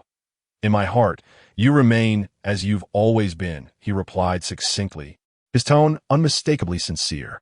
His demeanor was cool and reserved, and his ability to articulate such sentiments indicated his earnestness. Ashur, Xiao Chun was deeply moved, throwing herself into his arms once more, clinging tightly to his waist. Rong Shi frowned. Her grip was too tight, rendering the embrace overly intimate. Just as he was about to gently extricate her from his hold, his phone buzzed with an incoming message. It was a short video sent by Lin Muyang. As I opened the short video, a scene of opulence and indulgence immediately caught my eye, accompanied by the cacophony of music and cheers that filled the air. Rong Shi suddenly sprang to his feet, his dark eyes narrowing dangerously. What is the matter, Ashur? Xiao Chun feigned ignorance as she inquired. The two were quite close, and she too had glimpsed the content of the video. Rong Shi's handsome face darkened, his thin lips pressed tightly together as he grabbed his coat and stormed out. Sure. Are you leaving? Where are you going? Bang. Before she could finish her sentence, the door was slammed shut. Xiao Chun stood there, momentarily stunned. Her heart suddenly consumed by jealousy. Huh, you, Jiang Nanxing. Trying to mimic me, are you? What a pitiable creature, resorting to copying my little tricks. How do you intend to compete with me? Jiang Nanxing. Just wait. I will ensure you lose with complete and utter conviction. Rong Shi, brimming with rage, entered the bar and immediately spotted Jiang Nanxing, who was drinking with another man. His fury ignited. How dare a girl drink to such excess? He strode over, snatching the glass she was about to raise to her lips and forcefully pulling her up. Jiang Nanxing, inebriated and disoriented, stumbled against him. Mino stood up, ready to intervene, but was swiftly pulled back in her seat by Yanqing. Leave it be. It's their business. Rong Shi, ignoring Mino and Yanqing, simply dragged Jiang Nanxing away. Chapter 11. He loves another woman. His strides were long, and she struggled to keep up, nearly being half-dragged, half-carried out of the bar. Once he unceremoniously shoved her into the passenger seat, Jiang Nanxing, still exhilarated by the drinking contest, shouted enthusiastically, "Drink. Keep drinking." Rong Shi's handsome face darkened to a shade of charcoal. Without uttering a word, he fastened her seatbelt and then sped off towards home. The intoxicated woman, lost in her exhilaration, remained blissfully unaware of the looming danger, carelessly flirting on the brink of trouble. "Little pot, why the long face? Come on, let us have another." With her hazy eyes, she leaned toward him, pouting playfully, her demeanor both adorable and alluring. "Jiang Nanxing." Rong Shi enunciated each syllable, feeling as if his lungs might burst from the intensity. His voice was icy, startling her into silence. "You've forgotten that you are a married woman." He felt a moral obligation to uphold the sanctity of marriage, especially considering his feelings for Xiao Chun. How could she engage in physical contact with another man, or even share a drink? As an adult, did she not comprehend the implications of such actions? The married woman, Jiang Nanxing, blinked her innocent big eyes in sudden realization. A married woman? Ah, yes, I am indeed a married woman, but my husband does not love me. He loves another woman. So, he wouldn't care if I were to betray him. Jiang Nanxing, how dare you? Rong Shi, furious, felt veins throb on his forehead, deeply provoked by the term betrayal. He pressed the accelerator, increasing speed. He reassured himself that his anger stemmed not from her desire for a younger man, but from her attempt at marital infidelity. Yes, precisely. In the shortest time possible, Rong Shi drove back home. Upon parking, he coldly yanked the little woman from the passenger seat. "Where are we going? I want a drink." Jiang Nanxing slurred, her mind clouded by alcohol, completely disoriented. Rong Shi's face darkened ominously, his thin lips pressed tightly together, as he dragged her straight into the house with hurried strides. "I want a drink. Only alcohol can make me happy," she shouted, resembling a little madwoman. Only alcohol could bring her joy, not the younger man. The man internally seethed with jealousy. "Who are you? Why are you walking so fast? I can't keep up," she protested, stumbling as he pulled her along, her little brows furrowed in displeasure. He ignored her, maintaining his brisk pace. Irritated by his disregard, the stumbling woman clung to his shoulder and, with a playful leap, mounted his back, wrapping her arms tightly around his neck. Rong Shi nearly choked. He instinctively supported her with both hands on her hips to relieve the pressure on his neck, his anger boiling over as he shouted, "Get down." "I want tea," she retorted, puffing her cheeks defiantly, her voice louder than his. Fearing she might fall, she instinctively wrapped her legs around his waist, clinging to him like an octopus. This position was perilous. Feeling her softness against his back, Rong Shi stiffened, his throat tightening. Memories of their intimate and wild moments over the past 3 years involuntarily flooded his mind. "Jiang Nanxing, get down this instant," he barked through clenched teeth, commanding her to rein in her wandering thoughts. "You're walking too fast. I can't keep up," she argued, defiantly lifting her chin. "Huh," she dared to retort. Rong Shi's anger surged. Just as he was about to scold her fiercely, she unwittingly stepped on his sore spot. "Hey, do you have a girlfriend? If not, look at me," Jiang Nanxing exclaimed. Before her words had fully escaped her lips, the enraged man set her down, and she, dizzy and unsteady, tumbled to the ground in a heap. Rong Shi had never been this furious before. His demeanor was usually cold and aloof, rarely betraying any emotion. "Look closely. Do you know who I am?" He glared at her from above, his eyes flashing with fury. Jiang Nanxing fell to the ground, her delicate face tilted upwards, squinting in the dim light of the street lamp as she scrutinized him. "Hey, you are not the young man," she began, but was abruptly yanked upward by a forceful grip, followed by a sensation of weightlessness and dizzying spins. The man rudely hoisted her over his shoulder. "Young man this, young man that. Is this never-ending? Are you only thinking about that young man?" Her mind was consumed with thoughts of another man.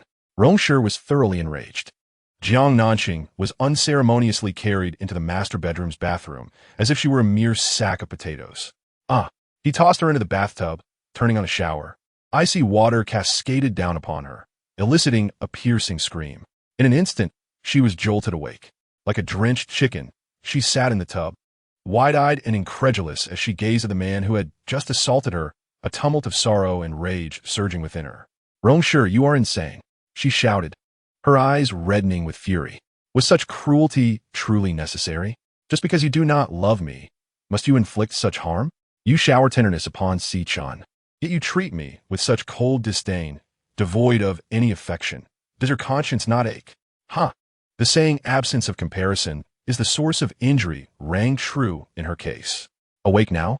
Rong Shi moved the showerhead aside, his frosty gaze piercing through her. His voice as frigid as ice shards. "Why are you dousing me?" Jiang Nanxing retorted angrily. "If I don't drench you, how will you come to your senses?"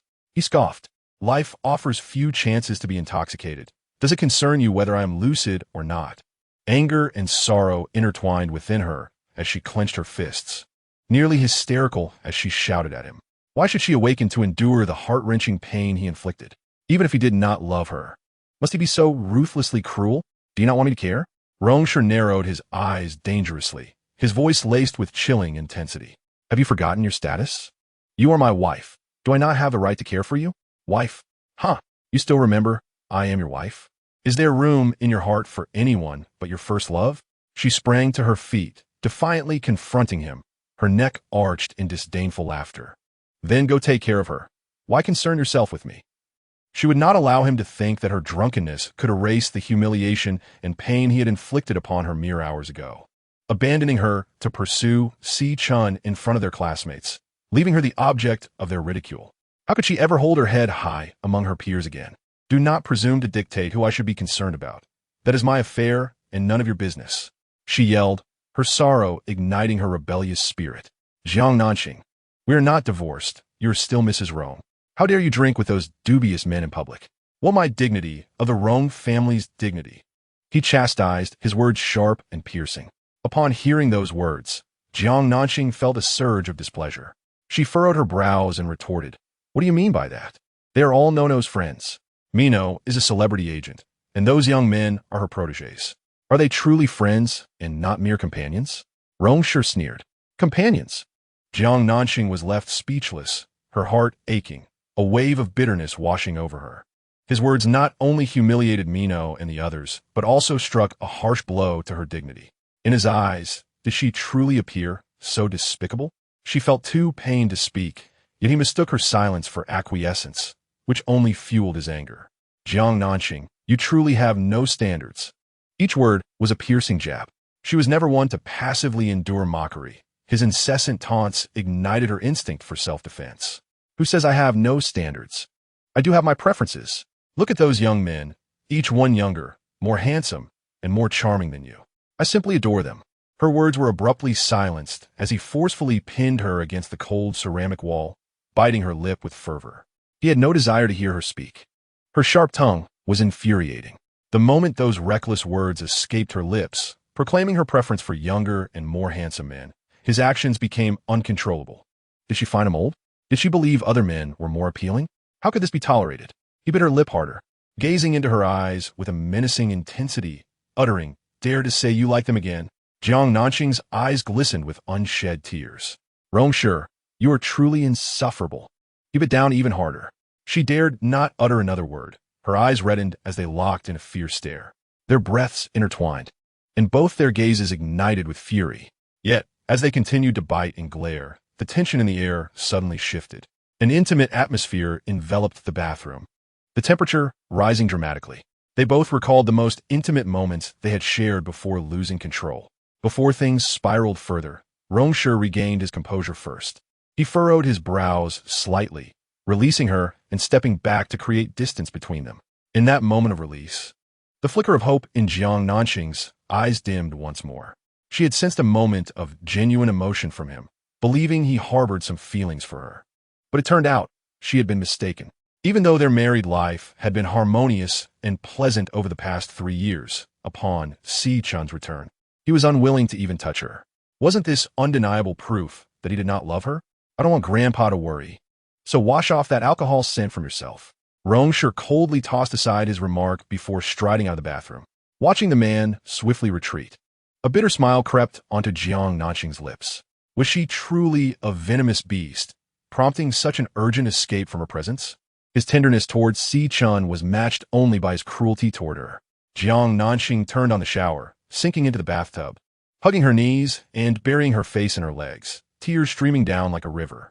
Amidst the sound of trickling water, she wept with sorrow and repression. Rong Shi stood on the balcony, smoking one cigarette after another. He was uncertain of his own feelings, yet he found himself in a state of agitation, his entire being feeling out of sorts. She was right, since they had decided to divorce. What right did he have to constrain her? From another perspective, if she had a new goal, she would readily embrace the divorce, and, post-divorce, he could offer Xiao Chun a future. Wasn't he that rather favorable? So, what was he truly angry about? Moreover, that uncontrolled kiss earlier could hardly be deemed a kiss. It was an impulsive act born out of his frustration with her. A moment of folly in a bewildered state. He did not wish to kiss her, but simply wanted to silence her, to prevent her from uttering more irksome words. But why resort to his lips instead of his hands to achieve that? Surely, he had become so flustered that he momentarily forgot about their impending divorce, thus punishing her in such a manner. Facing the evening breeze, Rong Shi took a deep drag from his cigarette, growing increasingly agitated with each analysis. After Jiang Nanxing finished her shower, it was Rong Shi's turn to wash up. Earlier in the bathroom, water had splashed onto him as well. Jiang Nanxing sat before the vanity, her head lowered, mechanically drying her hair, her entire demeanor radiating solitude and desolation. Rong Shi glanced at her, his heart giving a slight tug.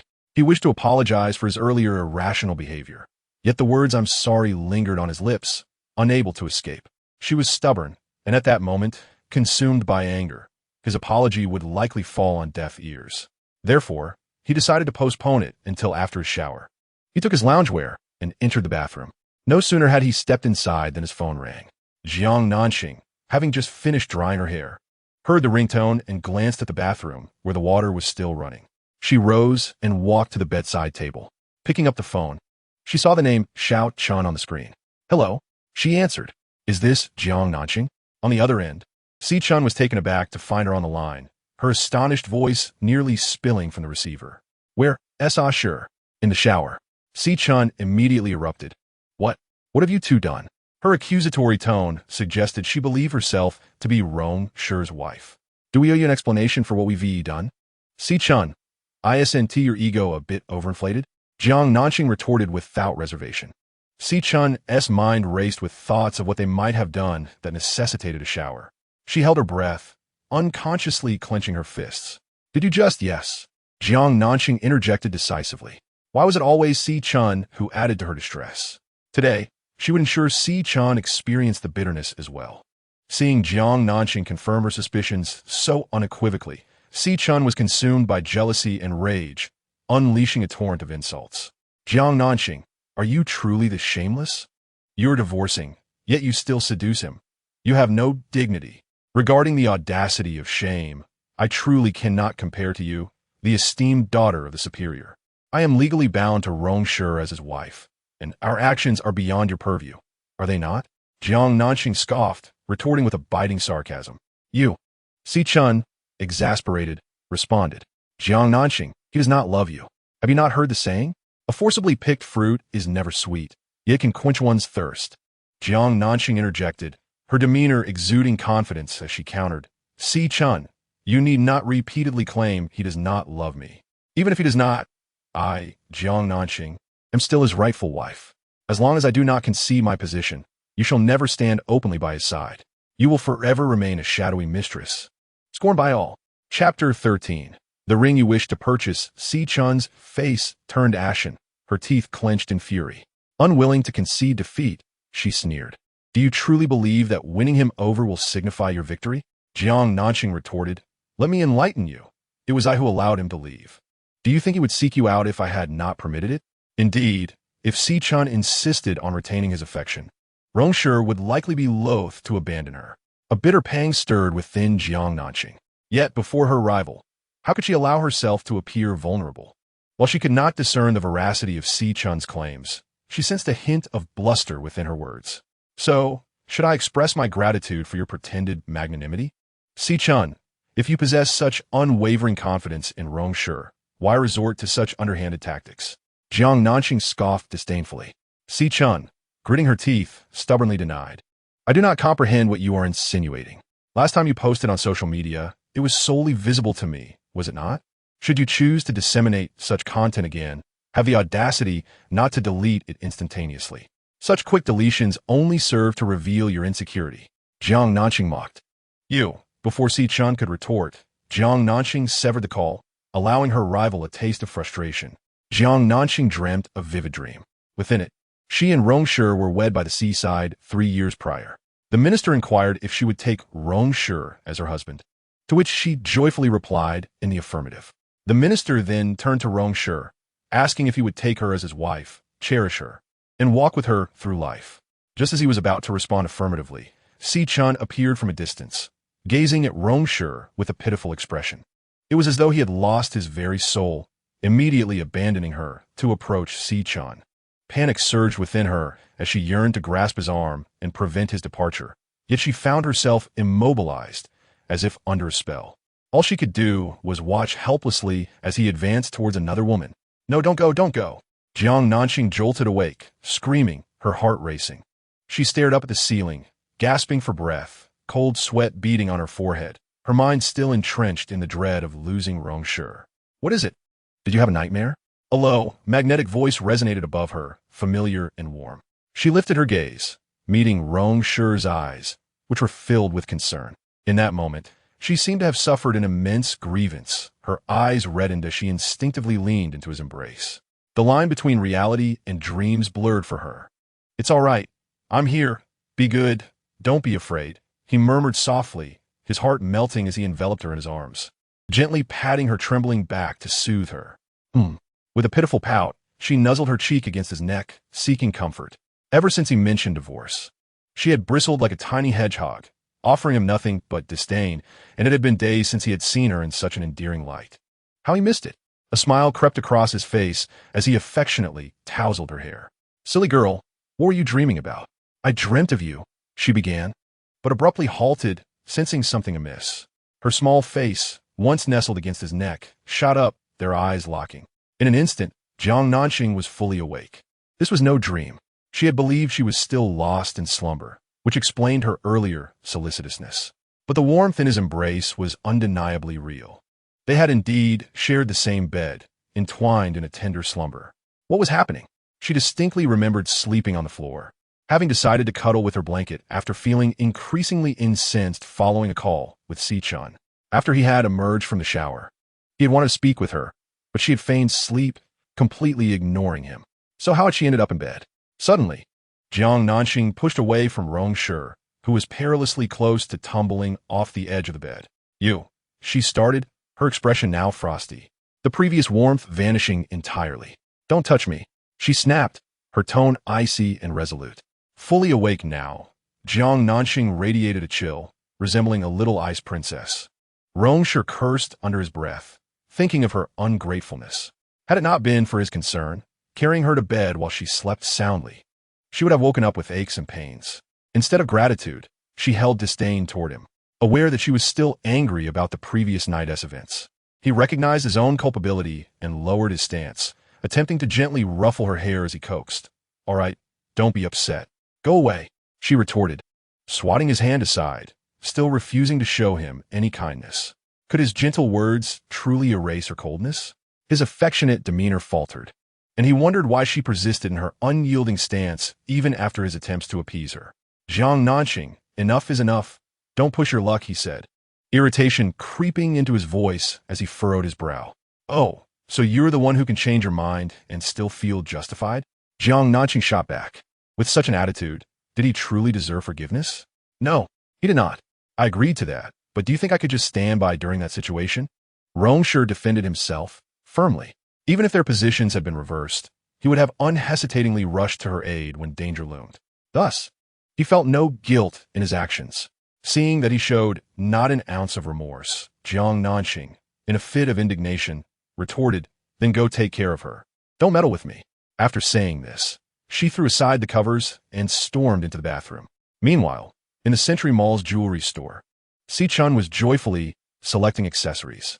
"Sure, what do you think of this necklace?" Xiao Chun turned, presenting the necklace around her neck to Rong Shi, gazing at him with affection as she inquired. "It's quite nice." Rong Shi nodded, his expression somewhat indifferent, hinting at a sense of detachment. Receiving his affirmation, Xiao Chun's spirits lifted even further. As she casually glanced around, her eyes suddenly brightened. "Wow, this diamond ring is stunning," she exclaimed, fixated on a large diamond ring. The store attendant, wearing a professional smile, remarked, "Miss, you truly have an eye for beauty.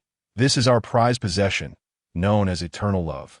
Upon hearing this name, for words immediately sprang to Xiao Chun's mind. "I must have it." She quickly turned to Rong Shi with hopeful eyes. Sure. I would like to have these wrapped up." However, Rong Shi merely gestured toward the pieces Xiao Chun had tried on and coolly told the attendant, "Please prepare these." "But I want the ring you promised to buy." Xiao Chun clung to Rong Shi's arm, shamelessly demanding. Not right now, he refused. While a few million for a diamond ring was trivial to him, he would not give her anything of significant meaning until after their divorce. Xiao Chun's eyes dimmed, disappointment evident on her face. Just then, Rong Shi's phone rang, and he gently pulled his arm away from her grip. "I need to take this call." Watching him exit the jewelry store, Xiao Chun clenched her fists in quiet frustration. She understood that it wasn't his stinginess, but rather his unwillingness to offer her a clear commitment. Yet, she quickly reminded herself not to be disheartened. It would be all right. As long as she could expedite his divorce from Jiang Nanxing, she would not only have a mere ring, but could indulge in the entirety of the Rong family's wealth. Just as Xiao Chun was blissfully envisioning her future, a sharp slap suddenly struck her face. Chapter 14. Xiao Chun was struck dazed from the blow. She barely had time to regain her senses before her long hair was yanked forcefully. "Ah!" She cried out in pain as she was pulled to the ground. In her panic, she looked up to find an enraged face glaring down at her. "Minuo?" Xiao Chun exclaimed in shock, recognizing one of Jiang Nanxing's two close friends. "You shameless hussy, seducing another's husband. Are you not afraid of divine retribution?" Minuo seethed, her voice filled with fury. As soon as the words left her mouth, the gazes of everyone in the jewelry store converged on Xiao Chun, as if the scene had been rehearsed, filled with disdain and contempt. No wonder she was so desperate for an expensive diamond ring. It turned out she was nothing but a brazen mistress. "You, what nonsense are you spouting?" Xiao Chun scrambled to her feet, her face flushed with anger. With tears welling in her eyes, she looked ready to break down. "Xiao Chun, if you dare to harm Xing Bao, I will not let you off easily." Minuo threatened, her eyes flashing with menace. What was happening? At that moment, Rong Shi returned to the jewelry store after finishing a phone call, only to furrow his brows in inquiry upon witnessing the scene. Shi, desperately pleading for help, immediately burst into tears and threw herself into Rong Shi's embrace, as if she had found a pillar of support. Pointing at Minuo, she shouted, "I will report you. I will sue you. Report. Whoever doesn't report is a coward." At the police station, the officer informed Miss Me that as long as she apologized to Miss C and issued a public statement of remorse on social media, they would overlook her previous acts of aggression. Apologize? To a morally bankrupt mistress? Never. Absolutely not. Minuo resolutely refused, glaring at Rong Shi and Xiao Chun with a look of profound resentment. It was no wonder that Xing Bao sought solace in alcohol that night. It turned out this pair of scoundrels had rekindled their affair. With her loud voice, Minuo attracted the attention of everyone in the hall. Xiao Chun once again felt the sting of public disgrace. Tears of grievance streamed down her face as she hid behind Rong Shi, sobbing pitifully. "Minuo, mind your language," Rong Shi admonished sharply, his brow furrowed like a sword. "Rong Shi, is your brain afflicted by polio or caught in a door? How can you not see such a glaring white lotus?" Minua was furious, feeling indignant for her friend. Rong Shi's face turned as cold as iron, devoid of warmth. Even he was being scolded? Very well. It seemed he need not show her any mercy. Initially, he had considered letting her off the hook due to her friendship with Jiang Nanxing, but her blatant disrespect was intolerable. Since Miss Mi refuses to apologize, I urge everyone to proceed according to the law. Just as Jiang Nanxing hurried to the police station, she overheard Rong Shi's final words. "Wait," she exclaimed, hastening towards them. Upon seeing Rong Shi alongside Xiao Chun and Minua, she was utterly perplexed. Minua had called her to the police station but had not disclosed the details. Thus, this scene caught her completely unprepared. Xiao Chun appeared disheveled. Her makeup was smudged, and her eyes were red and swollen from crying, looking utterly miserable. Uproathing Minua. Jiang Nanxing inquired, "What happened?" "I caught your husband buying a diamond ring with her," Minua whispered through clenched teeth. Such a revelation was too painful for a friend and warranted discretion. Jiang Nanxing was taken aback, incredulity washing over her as she turned to Rong Shi. Buying a diamond ring? They weren't even divorced yet, and he was already eager to gift Xiao Chun a ring? Wasn't this tantamount to a public slap in her face? No wonder Minua had reacted violently. Suddenly, Xiao Chun's legs buckled, and she collapsed into Rong Shi's arms. Instinctively, he caught her, preventing her from falling to the ground.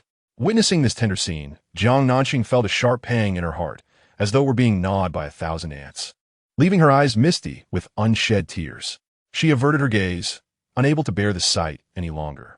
Upon witnessing the scene, the hot-tempered Minot immediately rolled up her sleeves, unable to tolerate her best friend being bullied. However, she was restrained by Jiang Nanxing. "Can we let this go?" Jiang Nanxing inquired of Rong Shi. She had just overheard him instruct the police to handle Nua according to the law, a statement that struck her with immense impact. He was fully aware that her closest friends were Minot and Yanqin. By targeting Minot, he was effectively leaving her with no semblance of compassion.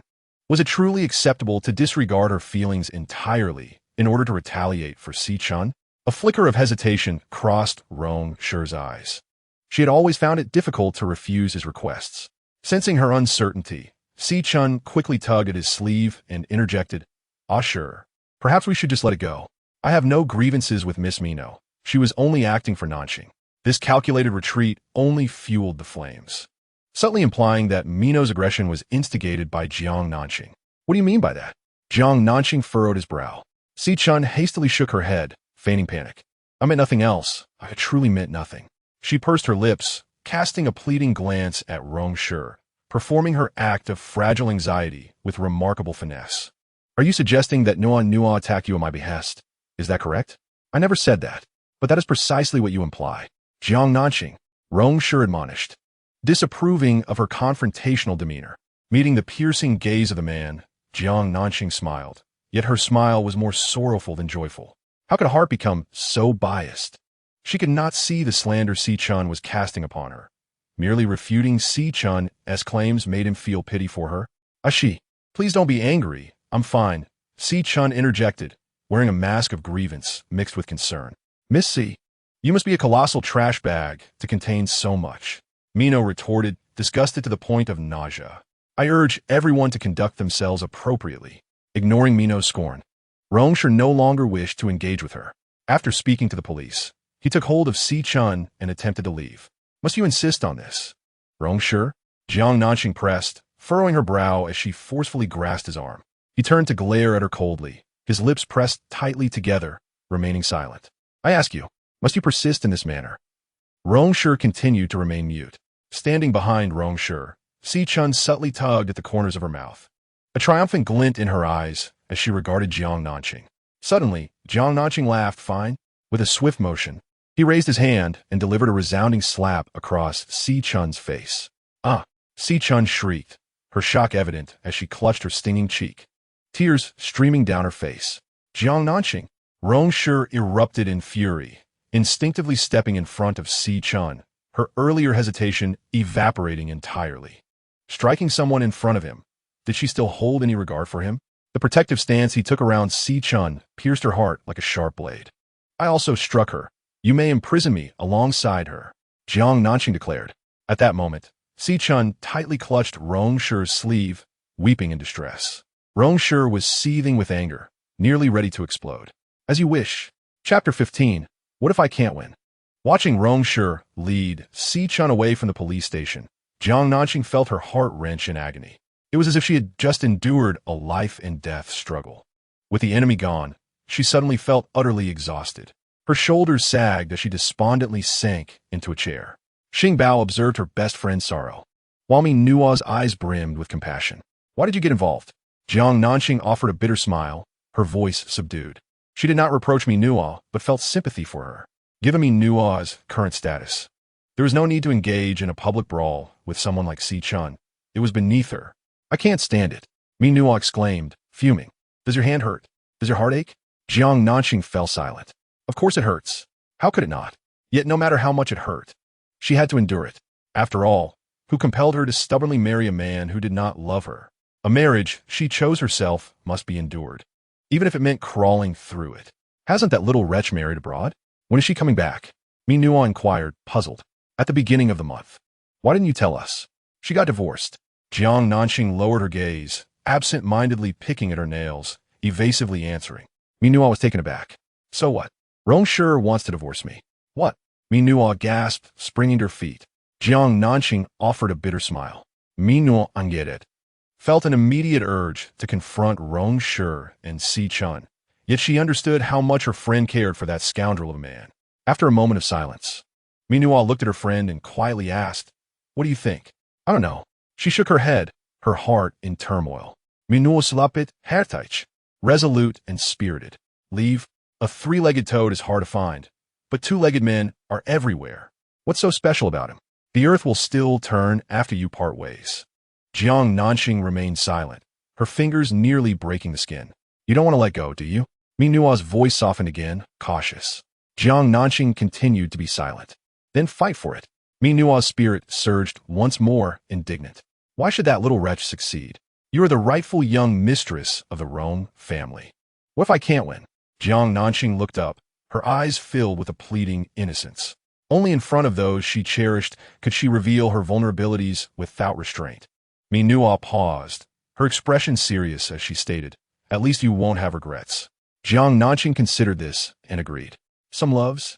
One cannot turn back without hitting a wall. Some hearts? One cannot let go without being utterly shattered.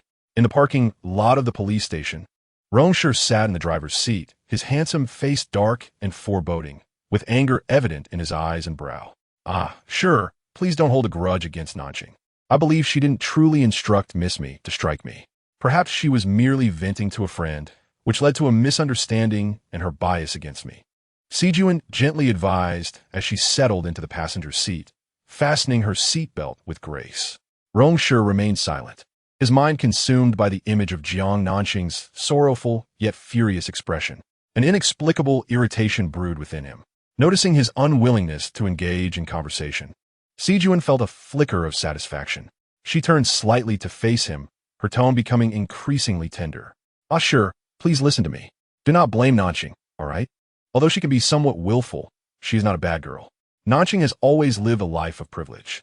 With the Jiang family's decline and your impending divorce, she will undoubtedly struggle to adapt to a life without comforts.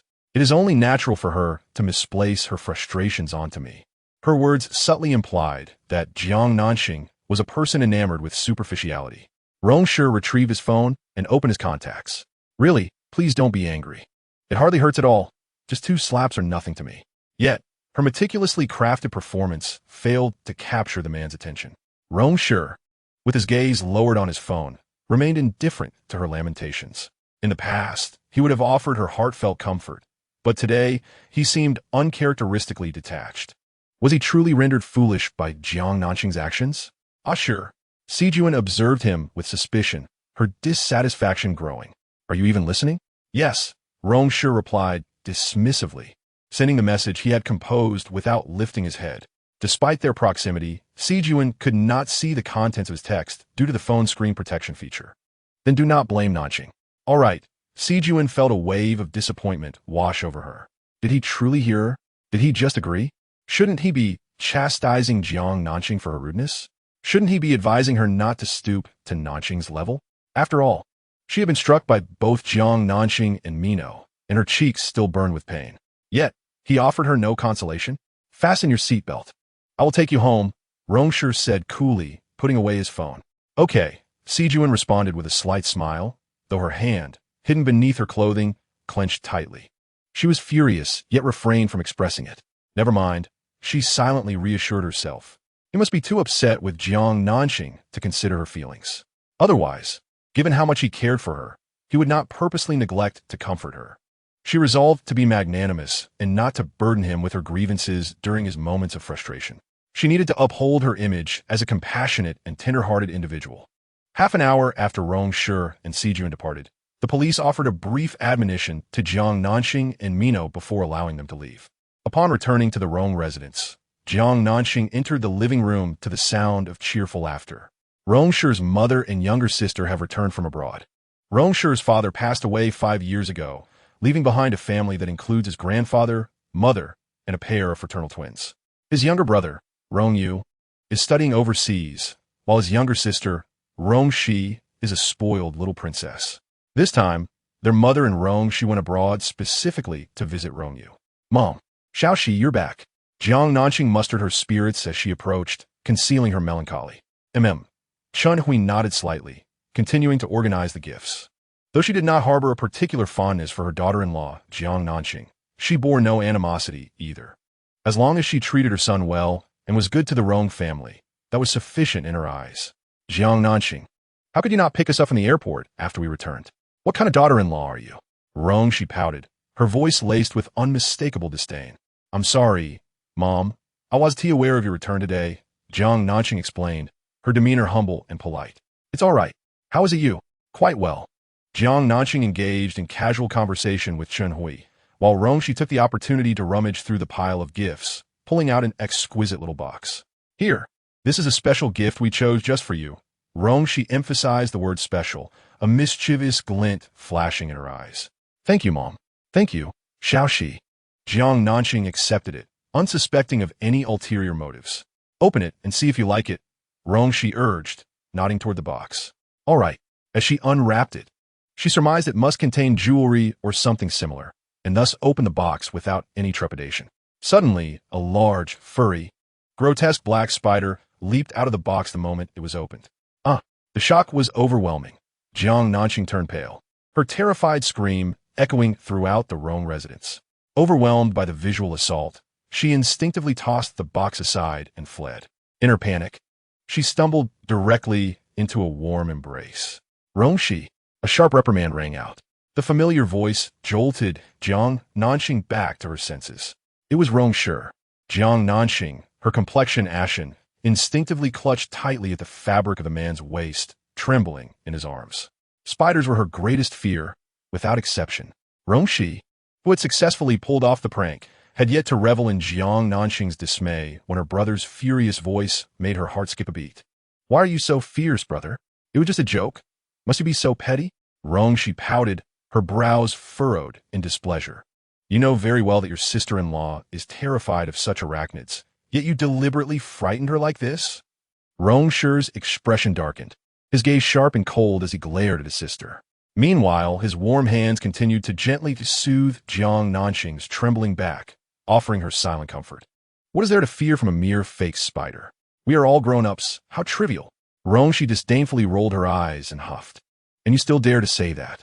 Rong Shi rebuked, listening to her elder brother's words, imbued with tenderness and affection for Jiang Nanxing.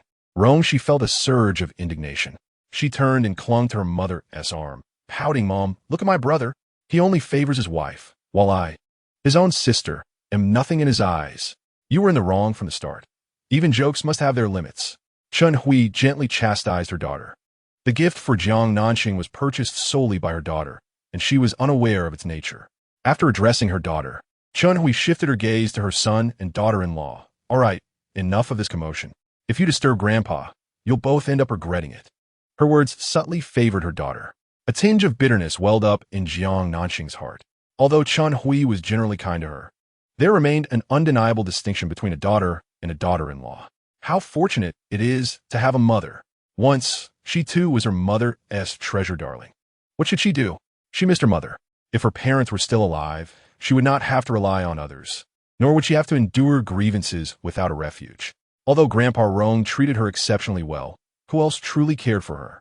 She had once thought Rong Shi could be her support, but after a decade of unrequited affection, all she received in return was his indifference and coldness. His heart seemed to be sculpted from ice.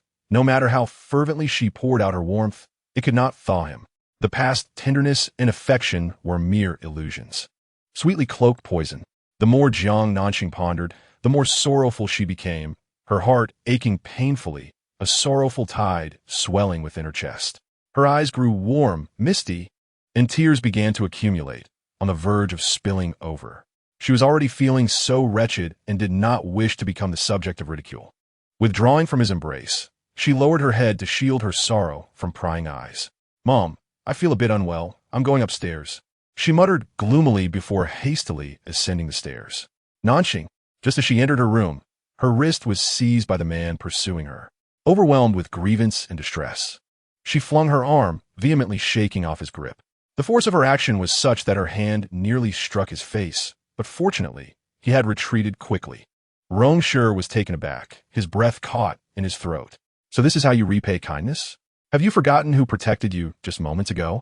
Ungrateful little thing." Jiang Nanxing's anger flared at his words, her eyes reddening as she shouted back, "Who cares for your protection? My life is none of your concern." They all bullied her. Her brother did, her sister did, and she finally understood that there was no place for her in this family. "You need to calm down," Rong Shi said, observing the furious woman before him, his tone cool and detached. Her rage contrasted sharply with his composed demeanor. Hearing his words only fueled her anger further. "Yes, I need to calm down. So hurry and get out of my sight." Before she could finish her words, he seized her wrist and abruptly pulled her closer. She uncontrollably fell into his embrace, startled into a cry. "Try telling me to get lost again." His dark eyes narrowed dangerously as he leaned down, exhaling ominously near her lips. In the midst of her anger, she disregarded any potential peril and nearly hysterically shouted, "Get lost! Get lost!" Suddenly, the world spun around her as he lifted her effortlessly, positioning her face down across his lap. With a resounding slap, he struck her backside 3 times. "You scoundrel!" Jiang Nanxing exclaimed, her face flushed with indignation. "This kind of punishment is utterly humiliating. I'm not a child anymore." Was he truly so cruel and still demanding she leave? He pressed down on her back, refusing to let her rise, his voice low and menacing. "Now you dare to tell me to get lost? You've crossed the line. You, Rong Shi, you've gone too far." Jiang Nanxing was on the brink of tears, her pent-up grievances and sorrow erupting all at once. She collapsed over his legs, weeping with profound despair. Rong Shi, Jiang Nanxing was genuinely devastated. Despite her deep affection for him, he consistently belittled her, trampling her pride and dignity underfoot. Her heart was not made of iron. It could ache, bleed, and feel pain. She was not as resilient as she appeared. Internally, she was fragile, often pretending to be fine when in truth she was not. Once like Rong Shi, she had been a proud little princess. However, after the passing of her parents, she learned to conceal her emotions, understanding that there would be no one left in this world to love her unconditionally as they did. Though Rong Shi had spoiled her during their 3 years of marriage, adoration and love were not synonymous. Rarely did she break down in tears in the past. She was showered with affection and had no need to cry. But after her parents' demise, she lost her support system and realized that even if she cried herself to death, no one would grieve for her. So why bother? Yet today, she could no longer contain herself. He had been eagerly planning to buy a diamond ring for Xiao Chun, resolutely deciding to cast her aside. The pain in her heart was unbearable. How could fate be so cruel? Couldn't she be allowed to keep at least one of the two, those who loved her and whom she loved? The thought of her deceased parents filled Jiang Nanxing with an even deeper sorrow, and she wept uncontrollably, her heart shattered. Rong Shi felt his heart constrict slowly, torn between compassion and concern. At this rate, her cries would surely summon her grandfather. "Stop crying," he said, turning her around and holding her close, frowning as he spoke firmly. Yet, in her heightened emotional state, the more he urged her to cease, the more fervently she wept. "I will cry. Do I not even have the right to cry?" As he watched her quivering, her lips trembling pitifully, Rong Shi felt a surge of impulse and blurted out, "If you cry again, I will kiss you." Chapter 17. Jiang Nanxing's humiliation at his words. Both of them were momentarily taken aback. She was so astonished that she forgot to cry, her tear-filled eyes gazing at him, her heart inexplicably skipping a beat. "Are you ill?" After a considerable pause, she finally found her voice, scolding him angrily.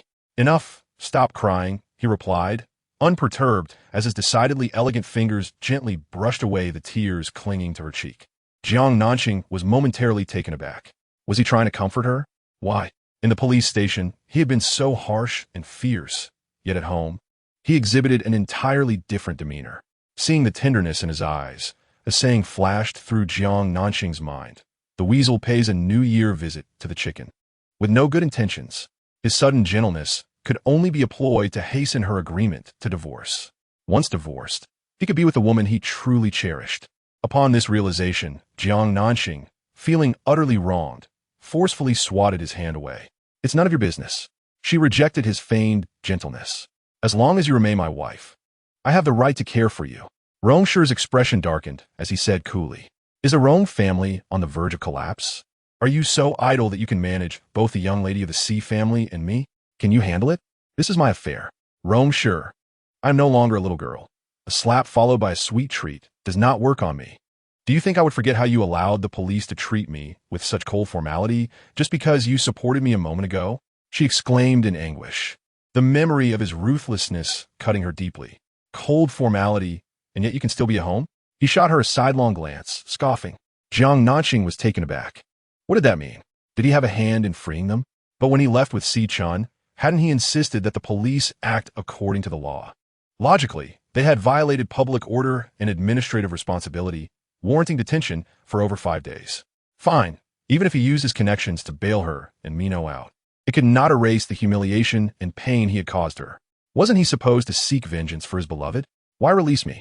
Lock me away for eternity. And then no one could prevent you from being together. She angrily wiped her face with her sleeve, defiantly declaring. Her acerbic tone inexplicably amused him. A smile gradually blossomed in Rong Shi's eyes. The man, once cold and indifferent, wore a smile that was exceedingly rare. He was already extraordinarily handsome, and with this smile, one could say he was breathtakingly beautiful. Jiang Nanxing swallowed hard. She was indeed a connoisseur of beauty, enamored with handsome young men, and in her heart, Rong Shi was the most exquisite of them all. Yet, she was a woman of dignity. Thus, in her moment of anger and sorrow, she refused to be enchanted by his beauty. "What are you laughing at? Am I amusing to you?"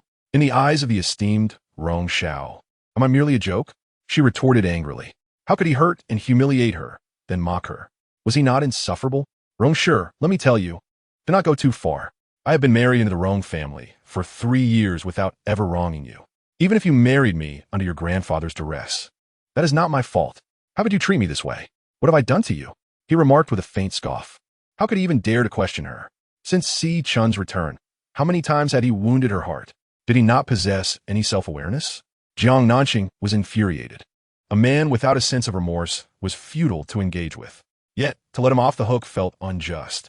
Why should she endure the pain alone? She wanted him to suffer too, even if only physically. In a fit of vexation, the small woman suddenly bit down fiercely on the man's shoulder. Rong Shi furrowed his brow. The slight sting on his shoulder stirred memories within him. Whenever she acted coy or angry, she would bite him like this. As Rong Shi's thoughts wandered, Jiang Nanxing inadvertently recalled their once blissful moments together. She quickly released her grip, her cheeks flushed, her heart racing within his embrace. She was utterly flustered. What possessed her to bite him like that? How awkward. The two exchanged silent glances, and the atmosphere crackled with unspoken tension, tinged with a hint of intimacy. Just as they were at a loss for how to proceed, a sudden knock at the door interrupted. "Knock, knock, knock. Who is it?" Rong Shi frowned, his expression darkening. "Young master, young mistress, dinner is ready." The servant outside was startled by Rong Shi's somewhat irate tone and quickly replied. Seizing the opportunity, Jiang Nanxing sprang from Rong Shi's embrace and dashed to the bathroom. Her cheeks were burning, and her mind was a whirlwind.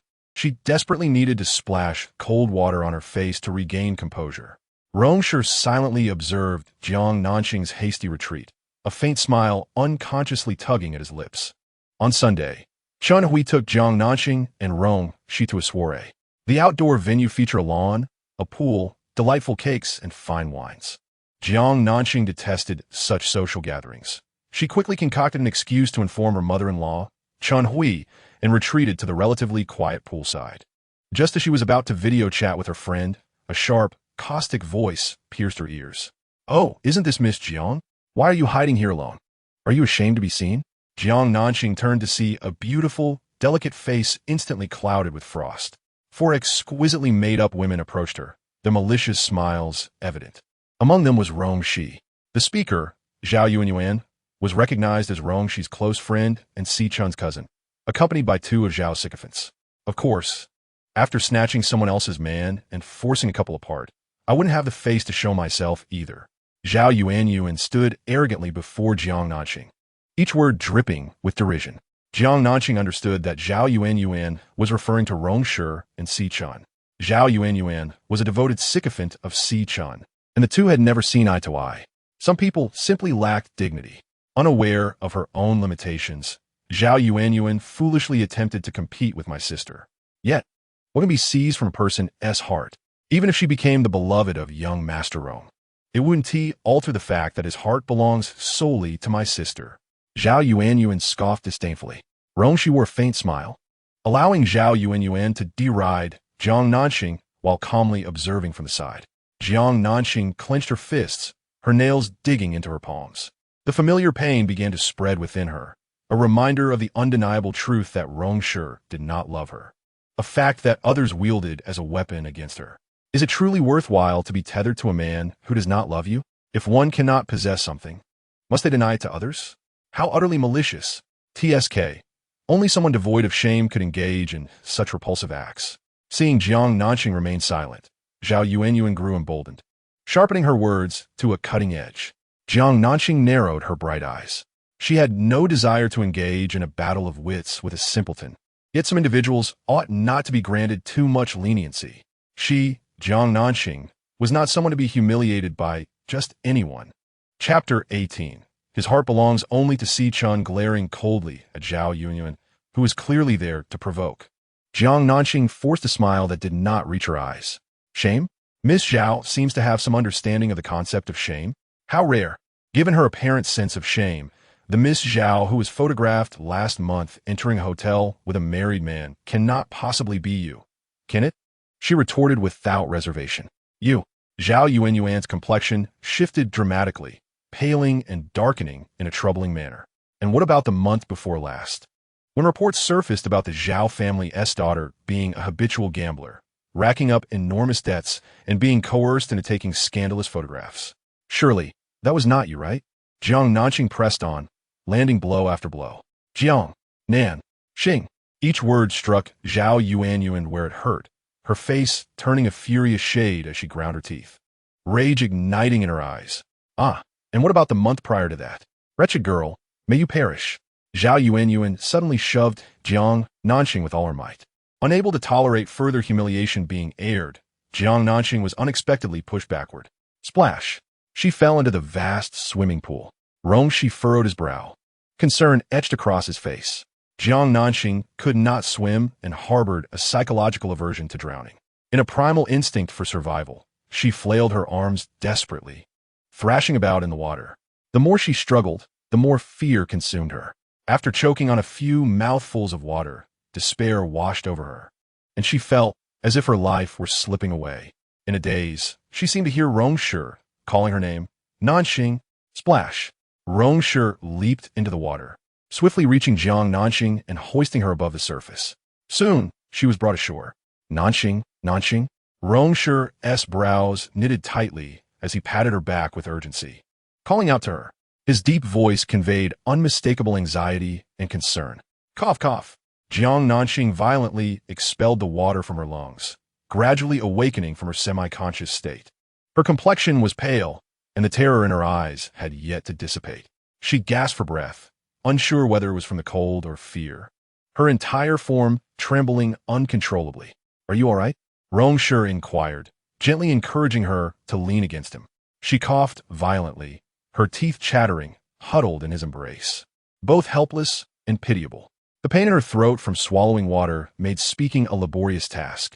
Noticing her chill, Rong Shi instinctively reached to remove his coat to drape over her, only to realize that he too was drenched from head to toe. "Bring a blanket," he shouted to the onlookers. A server hurried off to fetch one.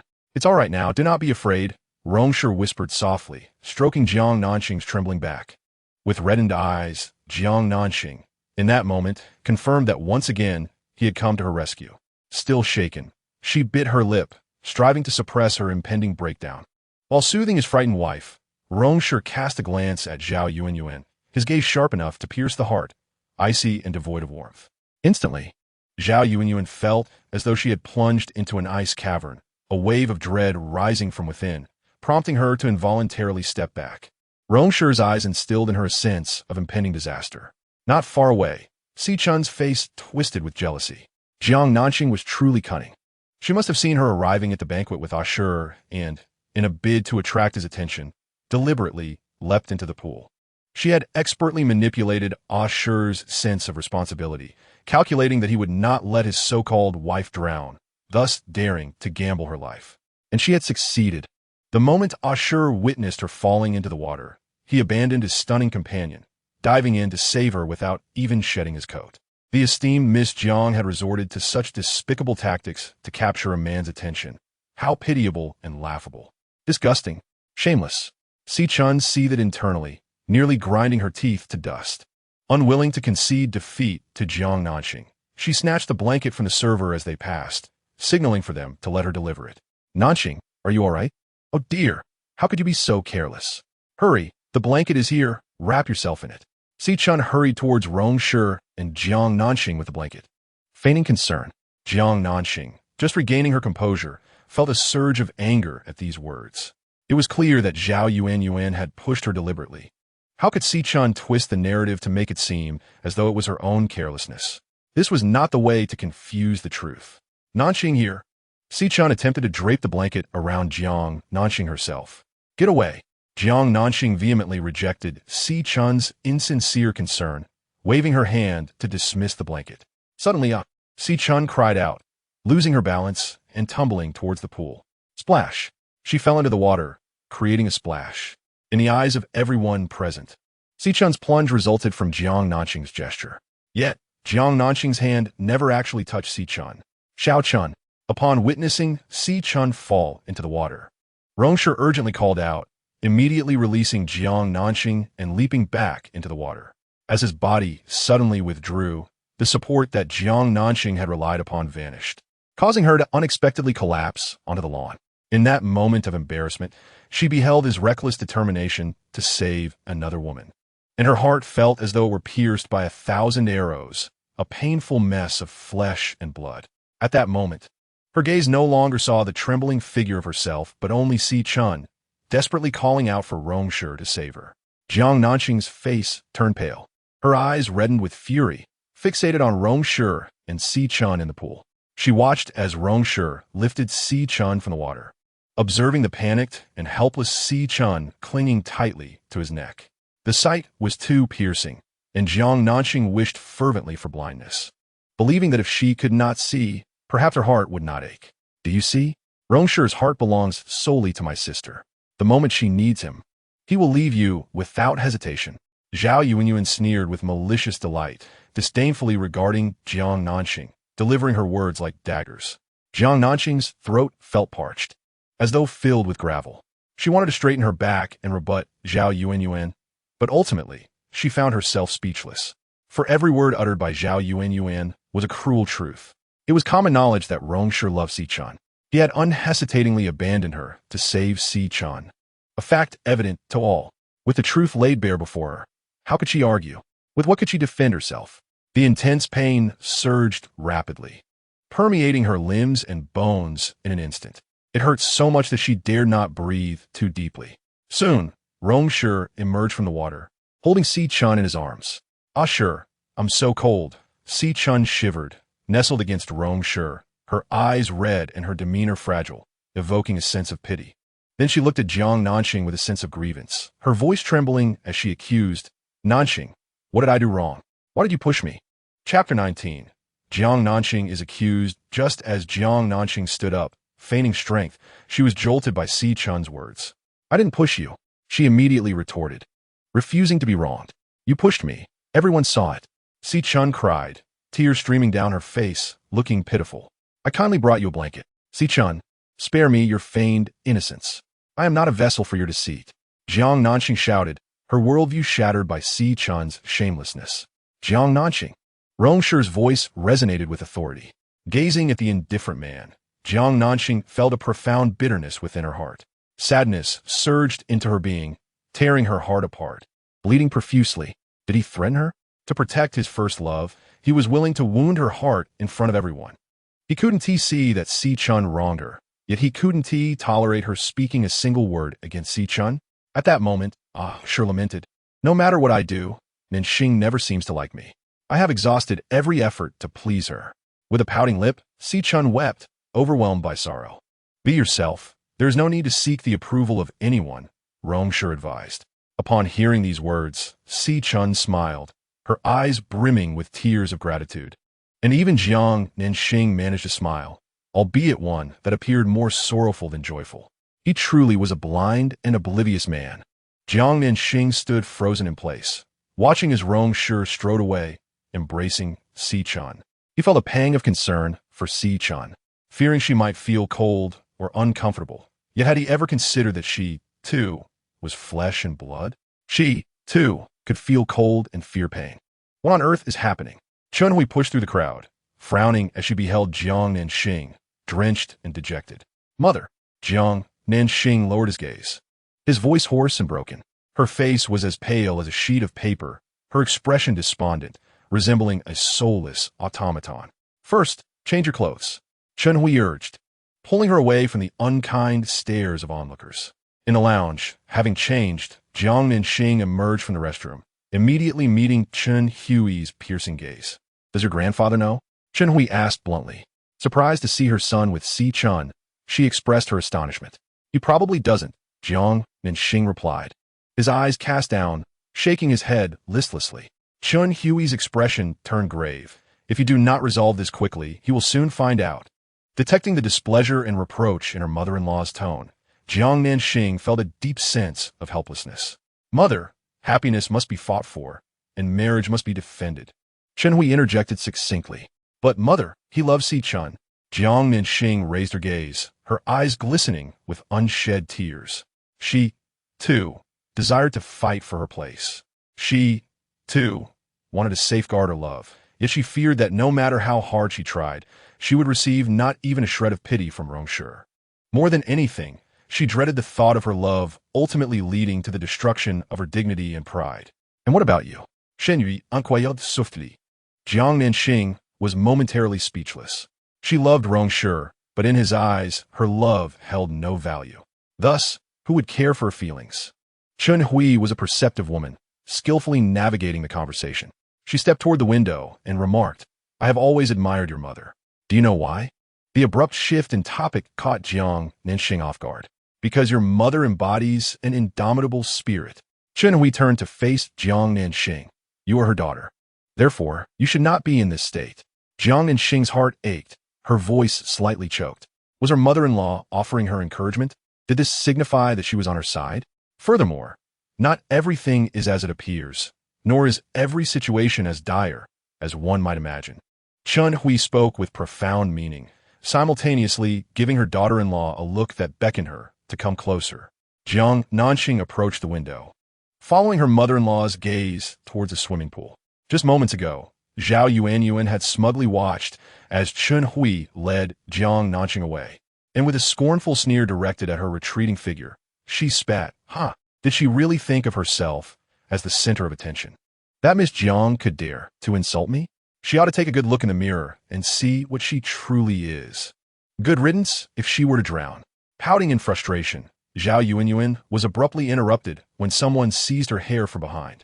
In the next instant, her head was forcefully plunged into a nearby grand cake, which was originally meant for a celebration. The cake was immense, and cream smeared across Zhao Yuanyuan's head and face, nearly choking her. As the grip on her head loosened, she shot up, ready to unleash her fury, only to find that her assailant was none other than Rong Shi. Rong Shi, ew. Zhao Yuanyuan's expression was one of bewilderment as she stared at Rong Shi in disbelief. Rong Shi's face was devoid of emotion, her eyes cold and distant.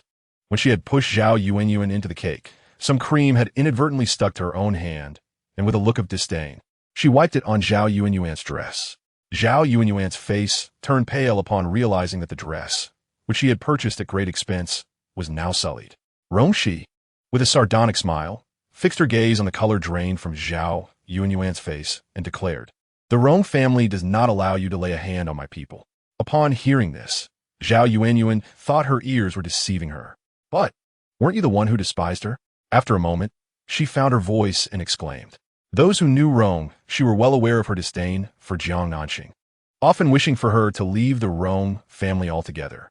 "Yes, I do loathe her, but that does not give you permission to harm her." Each word was deliberate and resonated with authority. Rong Shi, shedding her previous nonchalance, wore a chilling expression that was somewhat intimidating. "I was merely helping you," Zhao Yuanyuan stammered. "Helping me? Are you certain?" Rong Shi's laughter was icy. "You are helping your cousin Xiao Chun, as well as your own envy." Zhao Yuanyuan was taken aback. She had always perceived Rong Shi as a naive heiress, but it seemed her insight was sharper than anticipated. As the little princess of the Rong family, which stood as the foremost among the city's 3 great families, Rong Shi possessed immense wealth, rivaling that of nations. In other words, she was the epitome of city's elite. Rong Shi, with a cold smirk, lifted her chin and looked down at Zhao Yuanyuan, stating, "Do not refer to me as your friend in public. I do not know you."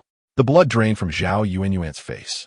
This declaration effectively expelled her from city's socialite circle.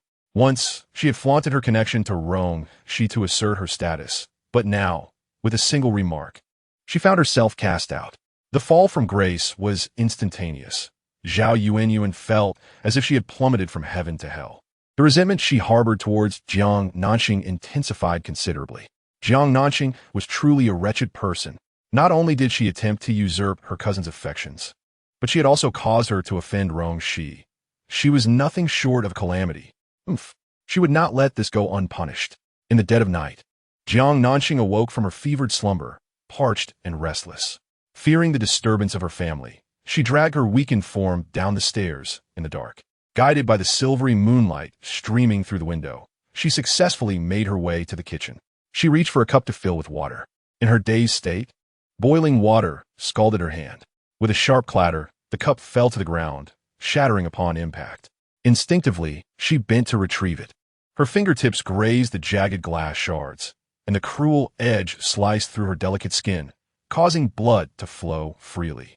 The stinging pain compelled her to withdraw her hand instinctively, and she stood there, transfixed, watching the crimson droplets emerge from her fingertip. As she stared, tears began to cascade down her cheeks. Sorrow descended upon her with ferocity and swiftness.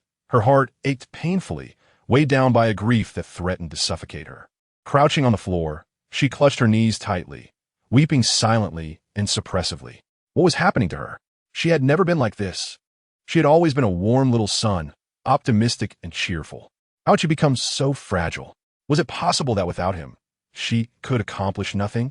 Was it true that without him, she could not even care for herself? But what could she do? Jiang Nanxing, he does not hold you in his heart. While you suffer in illness and sorrow, he is with another woman.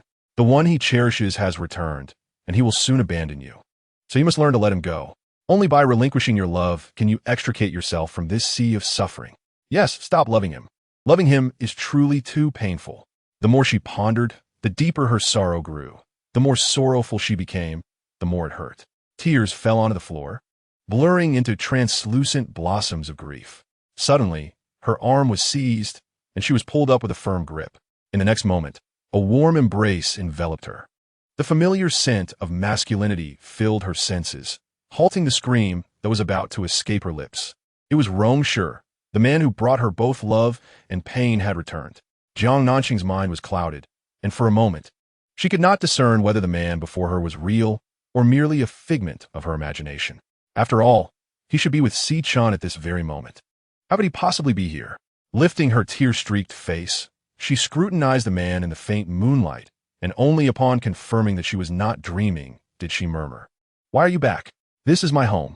Shouldn't I return?" Rong Shi's voice was deep and magnetic, exceptionally pleasant to hear. "But weren't you with Xiao Chun?" Before she could finish her thought, he noticed the tear stains on her cheeks and asked, "What happened?" She was suddenly engulfed by sorrow, her eyelids drooping, unable to contain her sobs. It was merely a cup that had shattered. What was there to weep over? No, it was not just the cup that lay in fragments, but her heart as well. She was consumed by anguish, yet could not express it to him. She could only mourn in solitude, swallowing the bitterness of unrequited love. Why is it so hot? The man's large palms suddenly pressed against her forehead, his brow furrowed in concern. Why are you dressed so lightly when you're ill? She remained silent, biting her lip to stifle the pain. Jiang Nanxing, can you not heat some advice? Must you make me worry so? His voice was tinged with irritation, slightly stern. Her tears flowed even more freely. Within his words lay an unmistakable concern and worry. She could not comprehend why. When his heart was clearly occupied by Xiao Chun, he chose to exhibit such care for her. Why did he always offer a glimmer of hope just as she contemplated giving up? Why must he torment her with his erratic affections? Why indeed? Suddenly, she was lifted into the air as Rong Shi cradled Jiang Nanxing in his arms. Instinctively, she clung to his neck, fearful of falling. He ascended the stairs and returned to his room, gently placing her on the bed and tenderly covering her with a blanket. He feigned anger and scolded. Why didn't you take your medicine? Jiang Nanxing was bewildered. When did you ever ask me to take medicine? Noticing her confused expression, Rong Shi glanced at her phone resting on the bedside table. Did you not see the message I sent you? What message? She stared blankly at him, akin to a naive child. She had felt unwell on her way home and had no energy to check her phone. Observing her adorably oblivious demeanor, Rong Shi felt neither anger nor hatred. He simply thought, I knew you wouldn't take your medicine, you fool. After chastising her, he turned and descended the stairs. Jiang Nanxing was momentarily stunned. He had specifically returned home in the middle of the night to ensure she took her medicine. Did this imply that there was indeed a place for her in his heart? Before long, Rong Shi returned, interrupting Jiang Nanxing's reverie. He bore water and medicine. Accepting the pills he offered, she obediently swallowed them and slowly drank from the cup.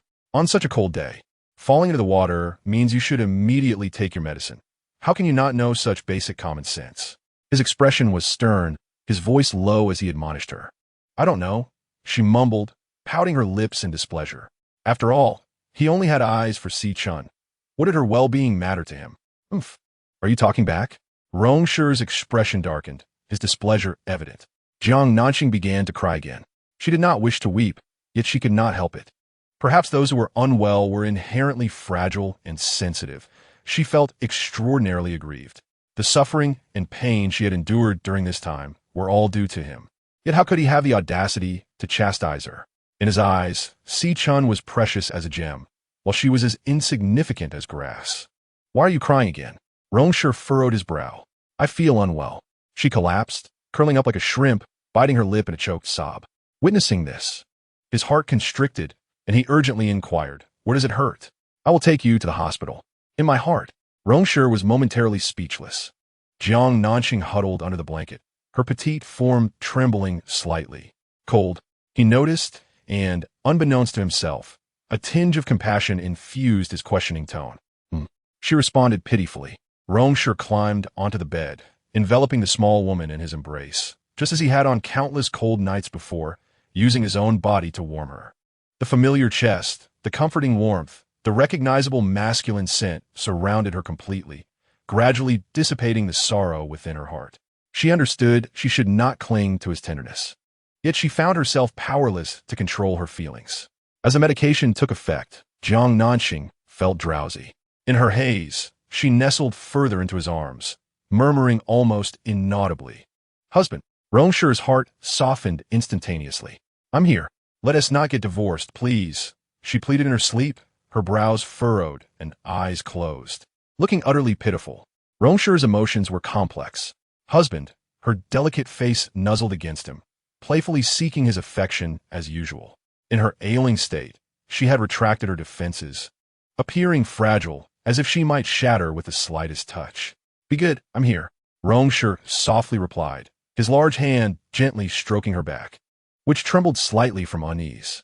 Feeling his tenderness and presence, her brow gradually relaxed, and she slowly drifted into slumber. The next day, Jiang Nanxing awoke to find the space beside her empty. She cast her gaze downward with a bitter smile. Last night had indeed been nothing but a dream. How could he abandon Xiao Chun to return to her, when his love for Xiao Chun was so profound. Jiang Nanxing, wake up. Stop indulging in such futile dreams. Mustering her spirits, she washed up and descended the stairs, only to hear the sounds of an argument emanating from the living room. Rong Shi, you gone too far. It was Rong Shi's voice, brimming with anger. Jiang Nanxing took a few more steps down. In the expansive living room, an air of tension and coldness lingered, creating a somewhat discordant atmosphere. Rong Zhengqiu, Chun Hui, and Rong Shi occupied the couch, each claiming their territory. Rong Shi stood beside the sofa, fuming as she glared at her elder brother. Jiang Nanxing's heart skipped a beat when her gaze met Rong Shi's. How could he be home? Was last night not merely her imagination? Rong Shi sat elegantly with one leg crossed, leisurely perusing a financial newspaper, seemingly indifferent to his sister's outburst. Brother, I only receive a small allowance each month, and you want to deduct a third of it? Your heart is rather black. ISNT it. Half. Rong Shi replied nonchalantly, without lifting his head. What? Rong Shi was momentarily taken aback, unable to process his words. You'll be left with only a third if you continue, her brother stated, leaving Rong Shi utterly dismayed. His implication was clear. If she persisted in her incessant chatter, 2/3 of her allowance would be deducted. Fuming, Rong Shi's features contorted with indignation. On what grounds do you dare to cut my allowance? She retorted. Because of your poor choice in friends, he replied, his demeanor calm and unfazed, a stark contrast to her vexation. Or have I been careless? Rong Shi challenged, feeling unjustly accused. Do you not have any self-awareness? Rong Shi tossed the newspaper onto the coffee table and met his sister's gaze with an icy stare. The sharpness of his look made Rong Shi's heart skip a beat as realization dawned upon her. Are you referring to last night? Is there anything else? Rong Shi's dark eyes narrowed, a dangerous glint shimmering within. Ha! Rong Shi laughed in exasperation. So it all boils down to Jiang Nanxing, doesn't it? You're punishing me just to defend her, aren't you? Rong Shi remained silent, tacitly affirming her accusation.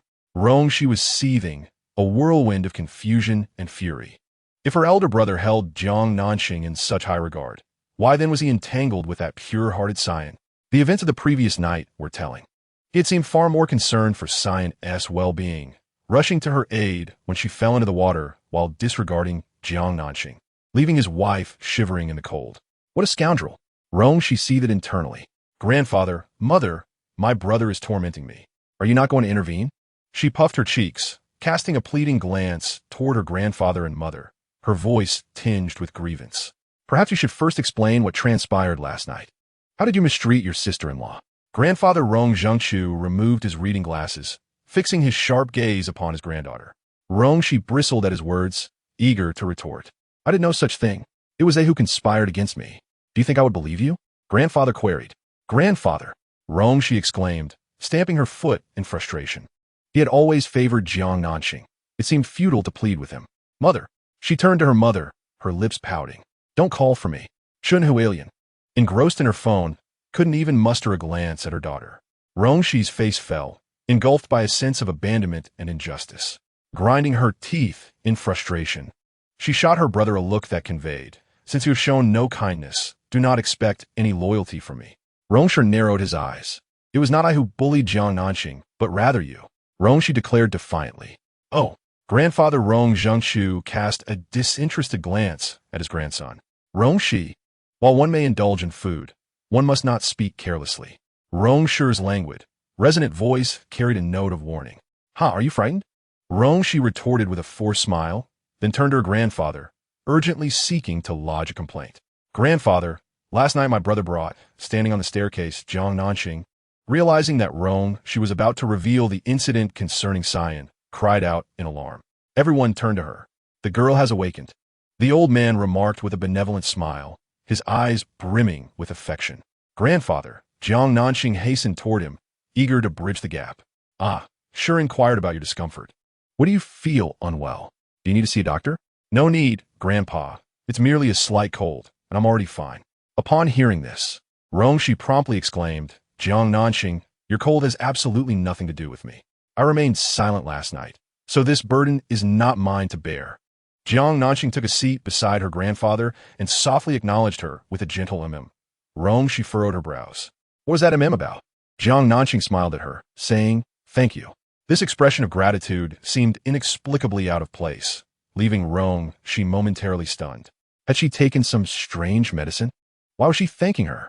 Unbeknownst to Rong Shi, Jiang Nanxing had witnessed the events of the previous night when she dealt with Zhao Yuanyuan. Jiang Nanxing, too, was unaware of Rong Shi's motivations for assisting her, but anyone who stood by her side during her conflict with Xiao Chun deserved her gratitude. She never perceived Rong Shi as a bad child, and now, this proud little princess appeared rather endearing. Rong Shi's eyes darted around as she focused on Jiang Nanxing, only concerned about her allowance. What about my pocket money? She was too indifferent to inquire further about the thanks. No deductions, Jiang Nanxing decisively stated. Really? A surge of joy surged through Rong Shi. I don't believe you. Still skeptical, she turned to her elder brother. Brother? Rong Shi remained expressionless, offering no comment. Just as Rong Shi was about to sulk, Jiang Nanxing calmly interjected, whatever he deducts, I will compensate you double. Really? Rong Shi's eyes sparkled with excitement, gleaming like stars in the night sky. Yes. Ha ha ha. Rong Shi laughed heartily, casting a triumphant and provocative glance at her elder brother. Go ahead and deduct. Deduct to your heart's content. Ha ha ha. When Rong Shi arrived, the door to Xiao Chun's house stood wide open, and the interior was in utter disarray, having been violently ransacked. Xiao Chun's face was swollen, her hair a mess, as she lay sobbing pitifully on the sofa. Mr. Rong, Aunt Li the servant, was the first to notice him, respectfully calling out. Xiao Chun abruptly lifted her head and dashed toward him. Ah, sure. She threw herself into his embrace, crying inconsolably. Rong Shi furrowed his brows, feeling somewhat uncomfortable as he let his hands hang by his sides without returning her embrace. What happened? He asked in a deep voice, gently grasping her shoulders to push her away from him. Xiao Chun paid little heed to the man's slight aloofness. He had a penchant for cleanliness and generally disliked being touched. It's my parents, Xiao Chun sobbed. They are forcing me to marry a 60-year-old man. I refuse. And they... The unspoken words were all too clear. Rong Shi glanced at the shattered vase on the floor. It's all right. They have already left. But they will come back. She cried. They will keep pressuring me until I agree. With great agitation, Xiao Chun exclaimed, tears streaming down her face. I have been avoiding them, yet they refuse to let me be. Chapter 22. Tomorrow at 10. See you at the Civil Affairs Bureau. Do not fret. Every situation has its resolution, Rong Shi replied with his characteristic calmness. What should I do, Ah Shi? Xiao Chun cried, her sobs like rain-soaked flowers, utterly pitiable. You cannot fathom how terrified I was just now. I fear they will take me away, and should that happen, you may never see me again. That will not occur, Rong Shi said, his expression cool as he guided her to the sofa. Yes, it will. Ah Shi, they will not relent. The depths of Xiao Chun's eyes were filled with terror and sorrow, her emotions teetering on the brink of collapse. Haven't I suffered enough for the Xi family? Why must they force me to the edge of despair? I am left with nothing, not even the semblance of a complete woman. Rong Shi's gaze darkened, a flicker of guilt stirring within him. Oh, why must my life be so wretched? What have I done wrong? Why does fate treat me so harshly?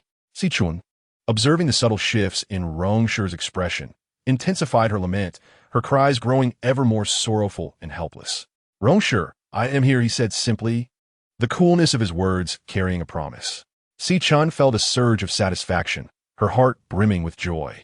Although her family was indeed pressuring her, the chaos was of her own orchestration. Without such drastic measures, how could she evoke the guilt and empathy hidden within him? As long as this would hasten his divorce from Jiang Nanxing, all her painstaking efforts would not be in vain. Xiao Chun's heart gleamed with triumph. Yet her eyes overflowed with tears of gratitude as she once again threw herself into Rong Shi's embrace, her voice breaking with vulnerability. Ah Shi, I have lost everything. You're all I have left.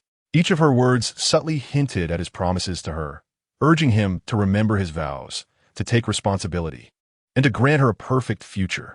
Xiao Chun's sorrowful cries were heart-wrenching, while Rong Shi's brow was furrowed with concern. He should have comforted her. Yet his mind was preoccupied with how to distance himself without harming her pride. In the Rong residence, in the study, Father, Chen Hui said, her expression conflicted as she regarded her father-in-law seated at the desk. Rong Zhengchu looked up from his book, adjusting his reading glasses. After a moment's hesitation, Chen Hui resolved to speak candidly. The girl from the Xi family has returned. The truth was difficult to conceal. and it was better for the elder to be informed early, allowing him to brace himself for the revelation rather than risking an overwhelming shock. Chen Hui held her breath, waiting for her father-in-law's fury, only to be met with, "I am aware." "You know?" Chen Hui was taken aback. The elder smiled coldly. "I knew before any of you. The Xi family was a predatory force, and he had to remain cautious." Chen Hui, perceptive as she was, instantly understood. "So, your previous illness was feigned." Bang! The door was abruptly thrust open, crashing against the wall with a resounding thud. The elderly gentleman and Chen Hui were startled, turning their heads in unison towards the source of the noise. There stood Rong Shi, his imposing figure framed in the doorway, exuding an aura of coldness and menace. The old man's brow furrowed slightly. It was evident that their conversation had been overheard by his grandson. Yet, as the head of the family, he felt no fear and boldly shot a disapproving glance at his grandson, his voice laced with indignation. "Rebellion? How dare you kick the door? You have grown quite audacious." Rong Shi loathed being deceived, even more so being manipulated. "I wish to divorce Nanxing," he declared, stepping into the room with unflinching directness. The air grew thick, and the temperature in the room plummeted. The previously mild features of the elderly gentleman tightened instantly. The two stared coldly at each other, the atmosphere crackling with tension, ready to ignite. "Very well," the old man eventually said, a strained smile flickering across his lips. "Father," Chen Hui exclaimed, her eyes wide with disapproval. Although she held no particular affection for Nanxing, she found the girl from the Xi family to be excessively cunning, and she did not approve. "Wait until I die," the old man retorted. "Grandfather," Rong Shi seethed with anger. "I knew there was something amiss. How could you easily agree? Once I'm gone, you may marry whomever you please," the old man said, removing his glasses and pinching the bridge of his nose, his tone icy. "Grandfather, I'm already an adult, not a 3-year-old child. You have no right to control my life." Rong Shi ground his teeth, unable to contain his fury. "I have no right. I am your grandfather. How dare you say I have no right?" The old man's eyes narrowed, a glint of ice flashing within them. Suddenly, he slammed his palm forcefully on the desk, his voice rising sharply. "What now? Have you grown wings? Now that you feel secure in your position, you disregard this old man." "Grandfather," Rong Shi's brows knitted tightly, his expression as hard as iron. The old man's reliance on his age left him feeling exhausted and vexed. "What is the matter? What's going on?" At that moment, a graceful figure burst into the study. Jiang Nanxing rushed in, her expression filled with concern as she glanced at the two, both of whom wore equally grim faces. Their earlier shouts could be heard throughout the entire building. The two continued to glare at each other, neither willing to yield, and silence reigned. Jiang Nanxing turned to her mother-in-law, who wore a conflicted expression, unsure of what to say. "Are you two arguing?" Jiang Nanxing inquired, eyeing the pair with suspicion. "You knew all along, didn't you?" Rong Shi suddenly shot at Jiang Nanxing, his gaze as frigid as ice. It was not an inquiry, but a condemnation. "What?" Jiang Nanxing was taken aback, staring at him in confusion. "Huh, I should have realized. This is your conspiracy with grandfather." "What are you talking about? What conspiracy?" Jiang Nanxing frowned, increasingly bewildered. The old man bellowed, "You insolent brat. What nonsense are you spouting? This is solely my idea and has nothing to do with Xing Yatu." But how could Rong Shi, in a fit of anger, possibly believe such words? He was convinced that she was an accomplice, harshly rebuking her to avoid divorce. "You colluded with your grandfather to feign illness." "Collusion? Feigning illness?" Jiang Nanxing turned to her grandfather. The old man's expression revealed that the feigned illness was indeed real. However, the collusion was not. I didn't. I had no idea." She shook her head in confusion, utterly a loss. "You had no idea? Huh. Do you think I would believe that?" He sneered coldly, his words piercing like ice. A sense of helplessness seeped into her body, leaving her heart feeling as if it were being pricked by needles. In his eyes, she truly appeared so wretched. He had condemned her without affording her a chance for self-defense. "I genuinely did not know," she insisted, emphasizing her words with pain, gazing deeply at him.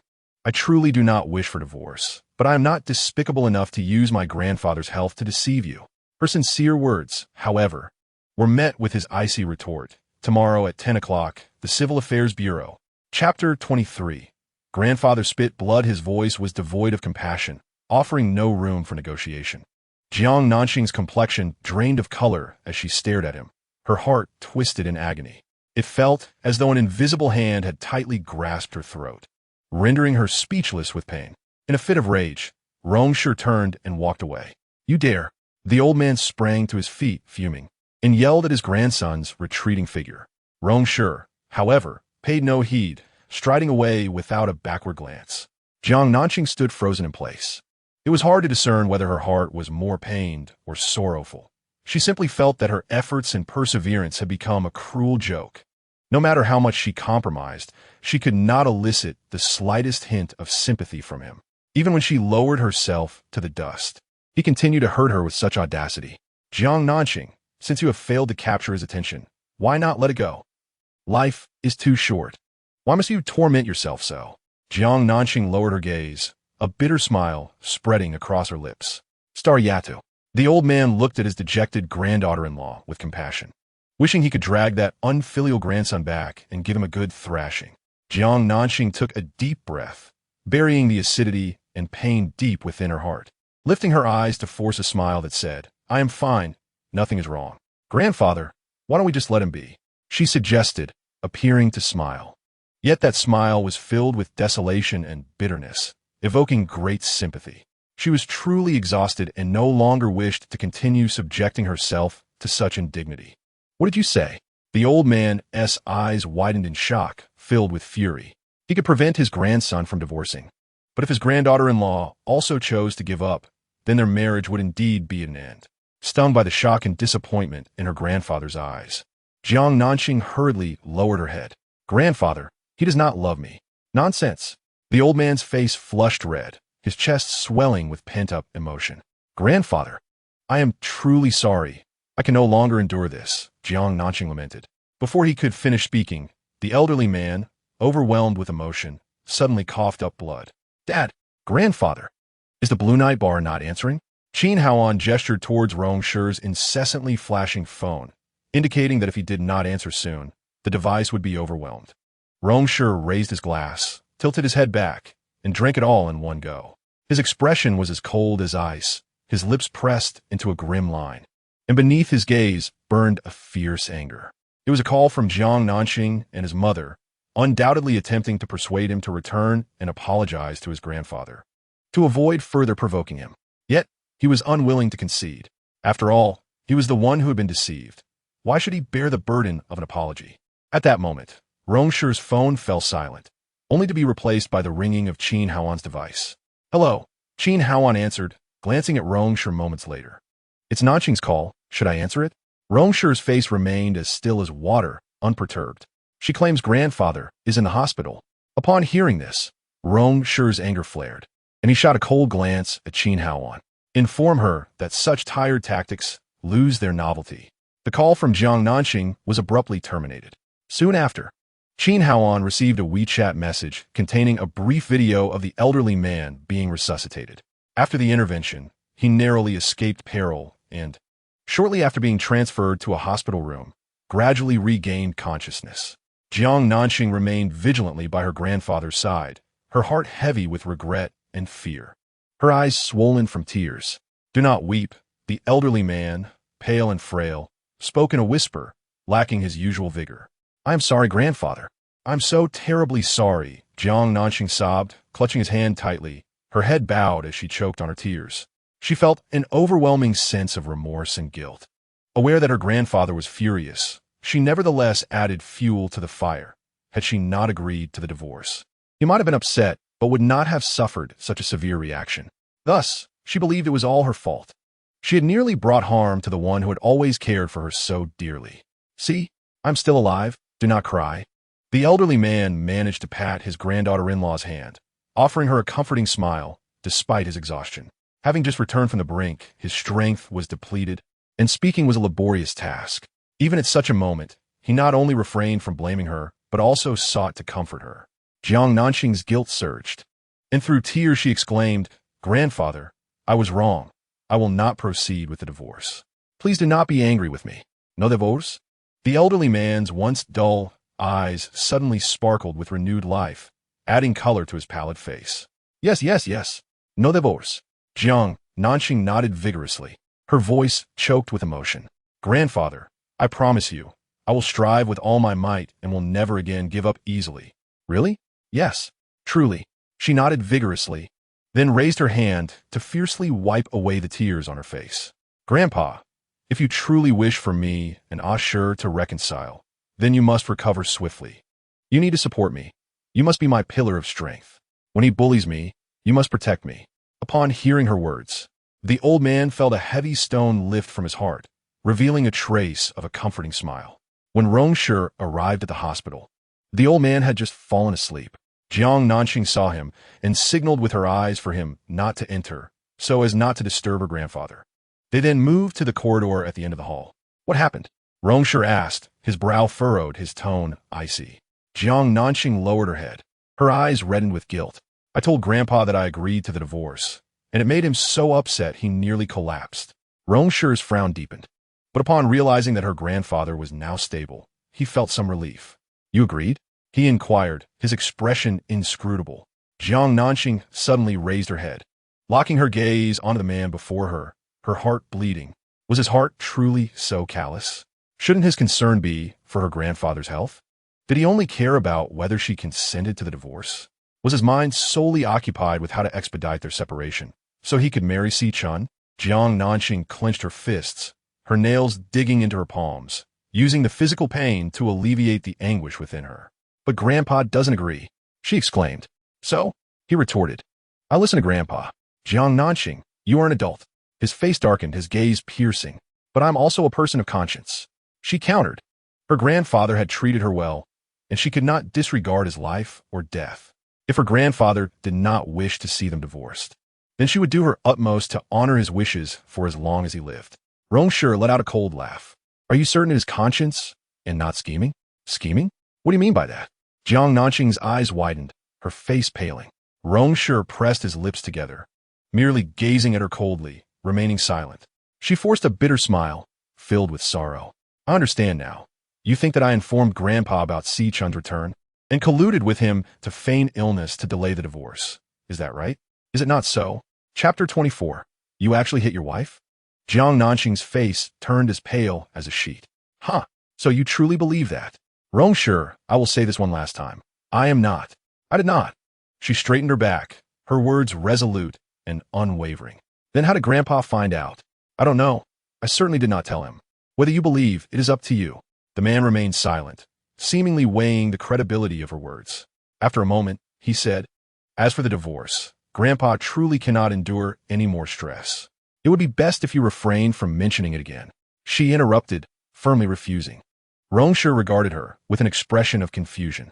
Jiang Nanxing, you know full well I would never treat you unfairly.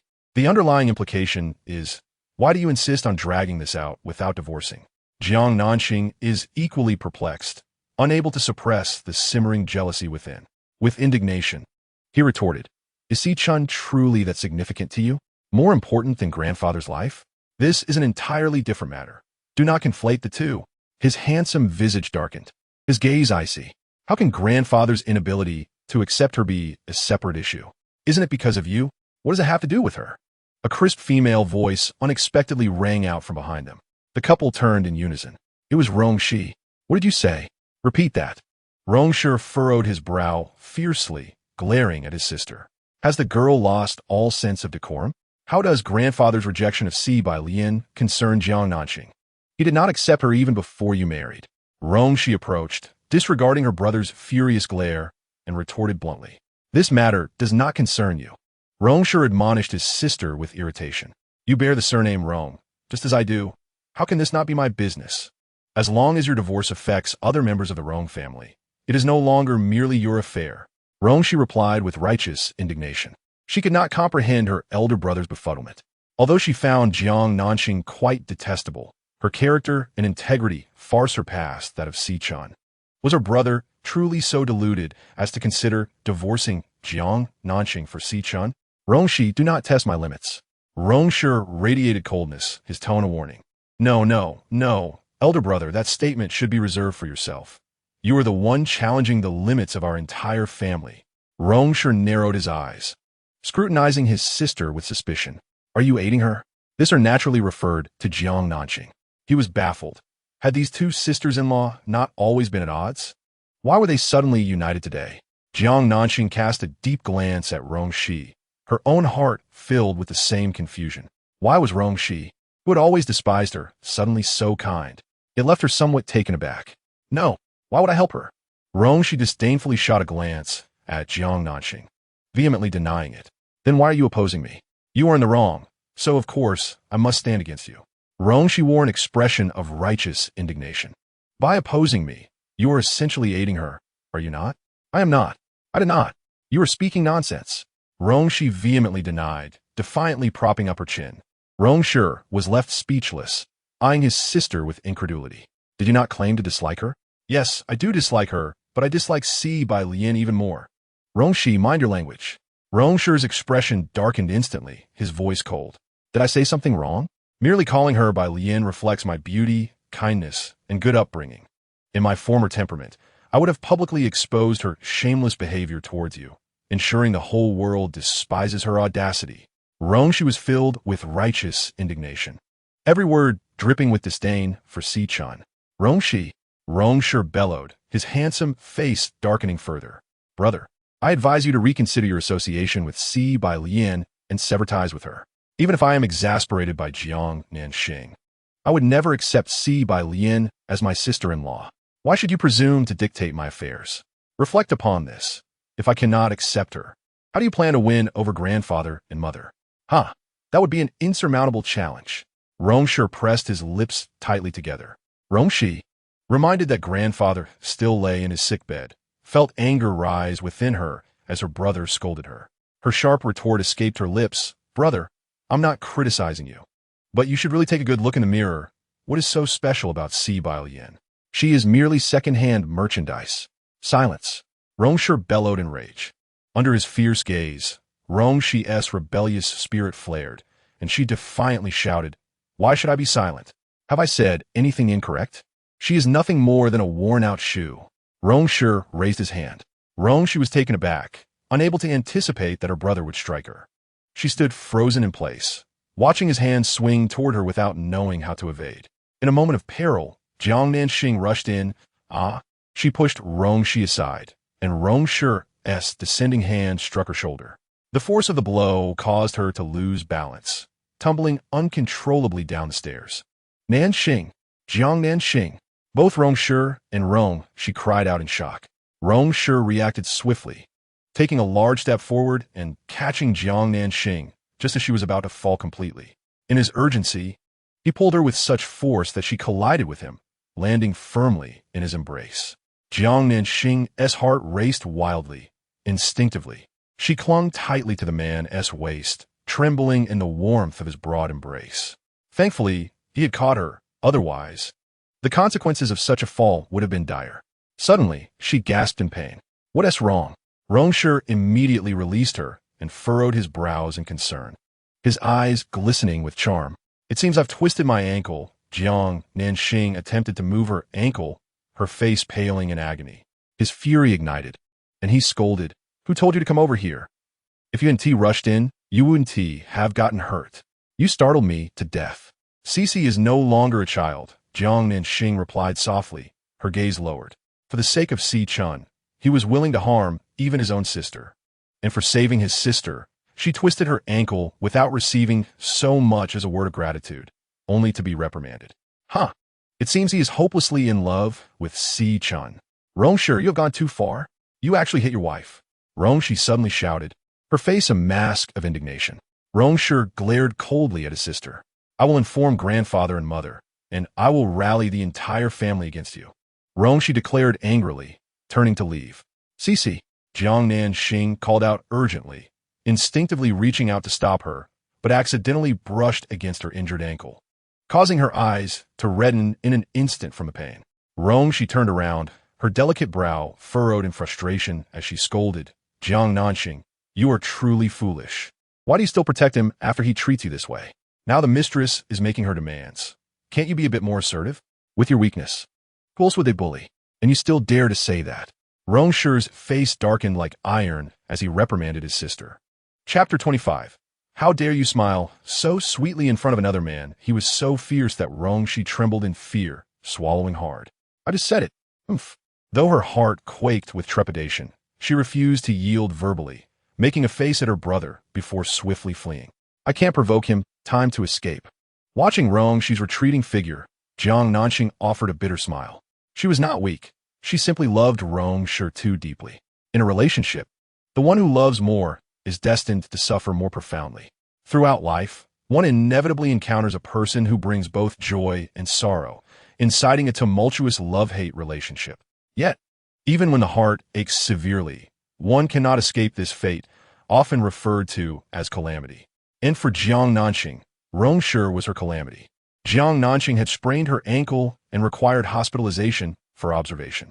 Upon learning this, the elder in Chun Hui ordered Rong Shi to stay by her side. Surprisingly, Rong Shi, who typically responded better to gentleness than to force, did not object. I'm not serious. You may leave, Jiang Nanxing said faintly from her half-reclined position in the hospital bed. Watching Rong Shi bustle about, Rong Shi glanced at the stormy weather outside. In such heavy rain, where do you expect me to go? Go to see Chun then. The retort lingered on Jiang Nanxing's lips, but ultimately remained unspoken. Go wherever you wish, she muttered petulantly, avoiding his gaze. Such a heartless person? He approached, standing by the bedside and scrutinizing her. You know it's thundering outside, yet you want me to leave. Are you wishing for me to be struck by lightning? She met his gaze, irritated by his counterattack, and could not help but taunt. If you've done nothing wrong, why fear the lightning? Rong Shi narrowed his eyes. Whenever he squinted, his gaze sharpened, emanating an intense pressure. What are you staring at? Jiang Nanxing flinched slightly, feeling unsettled under his scrutiny. It is not your foot that should be injured, he stated coolly, bending down to bring his icy face closer to hers, exhaling softly, but your mouth. So you wouldn't constantly say things that anger me. Jiang Nanxing ground her teeth in response. What, you think I talk too much? After finishing his words, Rong Shi stepped out to the balcony to call his assistant, Xiao Wu, and delegate tasks. At that moment, a young man dressed in a white coat entered the ward. Xing Bao, he called in a familiar tone, breaking Jiang Nanxing's reverie from her simmering anger. Looking up, she noticed the man removing his mask, a smile illuminating his face. Upon recognizing the familiar visage, Jiang Nanxing was taken aback. Tong Jiaping, what are you doing here? They were high school classmates and had even shared a desk. I'm on duty, he replied. Tong Jiaping's smile radiated warmth and charm, possessing an infectious quality that lifted the spirits of the previously gloomy Jiang Nanxing. So, you're in this hospital? She beamed, casting aside her earlier despondency. Tong Jiaping immediately adopted a serious demeanor, feigning anger. Jiang Nanxing, if you continue to neglect your classmates, we may no longer enjoy our playful camaraderie. Jiang Nanxing chuckled softly, then promptly raised her hand in mock seriousness. I was wrong. Very well, I forgive you. It has been so long since I last saw you, my dear. You remain as lovely as ever. And you, still strikingly handsome. The two began exchanging playful banter, teasing one another as if they had returned to their school days. An ankle sprain? Tong Jiaping inquired, glancing at the medical chart hanging at the foot of the bed. Yes. Have you applied any ointment? He then looked at the bruise remedy resting on the bedside table. Not yet. Tong Jiaping promptly took the medicine, instructing, extend your foot. Without hesitation, Jiang Nanxing revealed her injured foot from beneath the covers. As both a classmate and a physician, she felt no need for modesty. However, Rong Shi, who was on the phone, could no longer bear to watch. Allow me. Just as Tong Jiaping's hand was about to make contact with Jiang Nanxing's ankle, Rong Shi rushed in and grasped Tong Jiaping's arm. Tong Jiaping turned to glance at Rong Shi, immediately sensing a chill. His demeanor was icy, cold eyes, a frigid nose, and a frosty mouth, resembling a statue of ice. Yet, the salient point was the hint of hostility he seemed to harbor towards him. Was it jealousy over his esteemed profession and his impeccable looks? Your husband? Tong Jiaping queried Jiang Nanxing. She fell silent. In the past, she would have immediately and affectionately linked her arm with Rong Shi's, sweetly affirming their relationship, eager to announce to the world that he was her husband.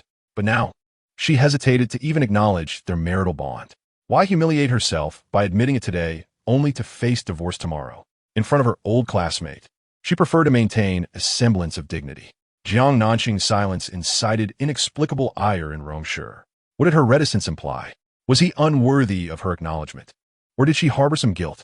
How dare she smile so sweetly in front of another man? Indeed, Rong Shi declared succinctly, asserting his claim. Jiang Nanxing regarded him with a complex expression. Wasn't her heart set on divorce? Why acknowledge anything? Did she fear mockery from an old classmate? Tong Jiaping perceived the undercurrents of tension between the couple. Let me handle this. He gently brushed aside Rong Shi's hand, adding with a hint of sarcasm, I am a professional here. Rong Shi's expression darkened further, displeasure evident, but lacking a justifiable reason to intervene. He could only watch as Tong Jiaping warmed the ointment in his hands and applied it firmly to Jiang Nanxing's swollen ankle. With a sharp intake of breath, Jiang Nanxing winced, her delicate features contorting in pain. Be gentler, Rong Shi exclaimed, his brows furrowing in concern. I cannot. Some pressure is required to alleviate the swelling and bruising, Tong Jiaping replied languidly, even going so far as to apply a bit more force. Jiang Nanxing bit her lip, desperately searching for something to grasp in an attempt to ease her discomfort, but found nothing within reach. Rong Shi promptly extended his hand toward her. She was momentarily taken aback, staring at him in surprise. Tong Jiaping kneaded with force. Jiang Nanxing cried out in pain, instinctively clutching Rong Shi's outstretched hand. He embraced her, his hands sliding down to entwine their fingers. Jiang Nanxing froze again, momentarily stunned. Soon, Tong Jiaping finished his task and withdrew his hand. Exhausted, Jiang Nanxing leaned against the bed, barely able to breathe, observing the beads of sweat forming on her forehead. Rong Shi hurried to the bathroom to wring out a towel to wipe her face. Your husband is quite good to you, Tong Jiaping remarked with a sly grin. You must be a bit blind, Jiang Nanxing retorted, rolling her eyes at her old classmate. Couples bicker at the head of the bed and reconcile at the foot. It's all quite normal. She refrained from questioning how he knew this, as he was also a person who had experienced such things. After all, who hasn't argued with their spouse? Jiang Nanxing's gaze dimmed, a pang of bitterness swelling in her heart. They were not merely arguing. They were on the brink of divorce. You may leave now, she asserted, fearing the conversation might spiral out of control. Oh, you little rascal. How could you be so ungrateful? Tong Jiaping protested. Dr. Tong, someone called from outside. Coming. He answered hastily, rushing out. Rong Shi stood by the bed with the towel in hand, his expression unreadable as he regarded his wife. You have no name? Huh. Should I be called star treasure like any random cat or dog? Chapter 26. The petty and childish side of Rong Shi. Jiang Nanxing gazed at Rong Shi, whose cold demeanor was strikingly different from his seemingly perfect facade. His surname is Tong, and his name is Tong Jiaping, she replied coolly. So what? He is not just some random person. Hearing the protective tone in her words regarding another man, Rong Shi's expression darkened further, creating a palpable tension in the air. Aware of his displeasure, Jiang Nanxing chose to ignore it, pulling back the covers to rise from the bed. Where are you going? He furrowed his brows and grasped her arm. To the bathroom, she replied irritably, rolling her eyes. Do you wish to accompany me? She added, deliberately provoking him. To her astonishment, he readily agreed. Sure. Jiang Nanxing was momentarily speechless. Was he a devil? Rong Shi's smile, though lacking warmth, curled at the corners of his mouth. This is the first time I've received such an invitation. I am honored. Did you want to take her to the military? She was still too inexperienced. A headache began to throb at the thought. Under his mocking gaze, her cheeks flushed with embarrassment, and she snapped in frustration. Are you out of your mind? Before she could finish her sentence, he swept her into his arms. Suddenly experiencing weightlessness, Jiang Nanxing's face turned pale with fright. As she gasped, her arms instinctively tightened around his neck. Rong Shi was quite pleased, a subtle smile gracing his lips, a hint of indulgence flickering in his eyes. He carried her toward the restroom. Jiang Nanxing was utterly flustered. Was he truly accompanying her to the restroom? Rong Shi, put me down, she exclaimed, a mix of embarrassment and indignation coloring her voice. He feigned ignorance. Let me down, she urged, pounding her fists against his shoulder in desperation. Yet to him, her efforts felt like mere, playful taps, akin to a tickle, devoid of any real pain. Upon entering the restroom, Jiang Nanxing was left utterly dumbfounded. Her injury wasn't serious enough to warrant special treatment, so she had opted for a standard ward. However, she was taken aback to discover that the restroom contained a squat toilet, devoid of a proper commode. How on earth was she supposed to manage that? Tears brimmed in her eyes, Her urgency was palpable, having held it in for quite some time. Rong Shi gently set the pale-faced woman down. "Aren't you going to step outside?" Jiang Nanxing, legs crossed, furrowed her brow at the man who casually closed the door behind him. "Did you not invite me to join you?" He teased, deliberately provoking her. "Rong, sure." She glared at him, her words enunciated through gritted teeth. Realizing she was genuinely upset, he finally dropped his playful demeanor. "Can you manage on your own?" "I can." She quickly nodded, desperate for him to leave. "With just one foot?" "I can. Just go outside." Her urgency was escalating. Did he not recall the doctor's instructions? Yet he remained languid, indifferent to her rising frustration. "You must not exert any force on your right foot. A moment's carelessness could tear your ligaments, and it won't merely be a matter of hospitalization." I know. I'll be careful. Just hurry outside," she pleaded, nodding fervently and reaching out to push him away. "Urgent?" He suddenly glanced between her legs. Jiang Nanxing froze in shock. He was truly incorrigible. Her cheeks flushed crimson, the line between embarrassment and urgency blurred. Abruptly, his hand reached for her waist. "What are you doing?" she shrieked, cornered against the sink with no escape. "Helping you." Panic-stricken, she retorted, "I don't need your help. Do you want to take another bath?" "Rong, sure, that's enough." Jiang Nanxing was on the verge of a breakdown, her frustration boiling over. He reminded her that if she lingered any longer, an accident could occur. His bemusement at her bashfulness was evident, his brows raised. "Jiang Nanxing, I am her husband. I have seen every part of you. Why are you being so coy?" His reasoning was frustratingly sound, leaving her speechless. The most exasperating part was his earnest demeanor, which made her feel overly sensitive. "I don't need you, I can manage," she shouted, her face aflame, commanding him, "Turn your head away." He cast her a fleeting glance, turning his head away. Jiang Nanxing could only endure her embarrassment, clutching his clothing with one hand while awkwardly maneuvering with the other. It felt as if an eternity had passed before she finally resolved the situation. At that moment, she resembled a boiled shrimp, flushed from head to toe. She was mortified beyond measure, so awkward that her toes could dig a hole big enough to hide in. Yet, Rong Shi, this infuriating man, remained remarkably composed, as if nothing had transpired. "Wash your hands." He even reminded her to maintain proper hygiene. Jiang Nanxing's mind buzzed like a puppet, obediently following his directive to wash her hands. He then lifted her out of the restroom and placed her on the bed. The more she thought about the mortifying incident, the more she wished to bury herself alive. However, before doing so, she longed to exact her revenge on him. Rong Shi glanced at his watch and inquired, "Are you hungry?" "Get lost." "What?" He frowned. "Get lost." She lifted her head and glared at him fiercely. Was her kindness met with ingratitude? Her eyes burned with anger. "Who asked for your kindness?" "I said I could manage on my own. Do you not have any self-awareness?" He interrupted, his expression suddenly icy. She had become increasingly audacious, daring to repeatedly tell him to go away. Did she even realize that she was the first person ever to do so? His patience had its limits. The accumulated grievances of recent days weighed heavily on Jiang Nanxing, and when he scolded her, her emotions crumbled in an instant. She couldn't help but shout sharply, "Even if I can't, it's none of your business." The air thickened. "Jiang Nanxing, do not be ungrateful." Rong Shi narrowed his eyes, an aura of frost enveloping him. At his words, she felt like a small tiger whose tail had been stepped on, instantly exploding with fury. "Yes, I am ungrateful. Go find someone who appreciates you." Her words were clearly directed at Xiao Chun, inciting Rong Shi's anger. "Do you think I want to meddle in your affairs? If it weren't for grandfather, then don't meddle in my life." Jiang Nanxing felt a sharp sting, her eyes glazing over with tears. Indeed, his presence in her life was merely due to the insistence of her grandparents. Otherwise, he wouldn't even spare her a glance, even if she were dying. Although she had long been aware of this truth, the acknowledgement from him bore a different weight. She felt like a porcupine, pricking him with her words.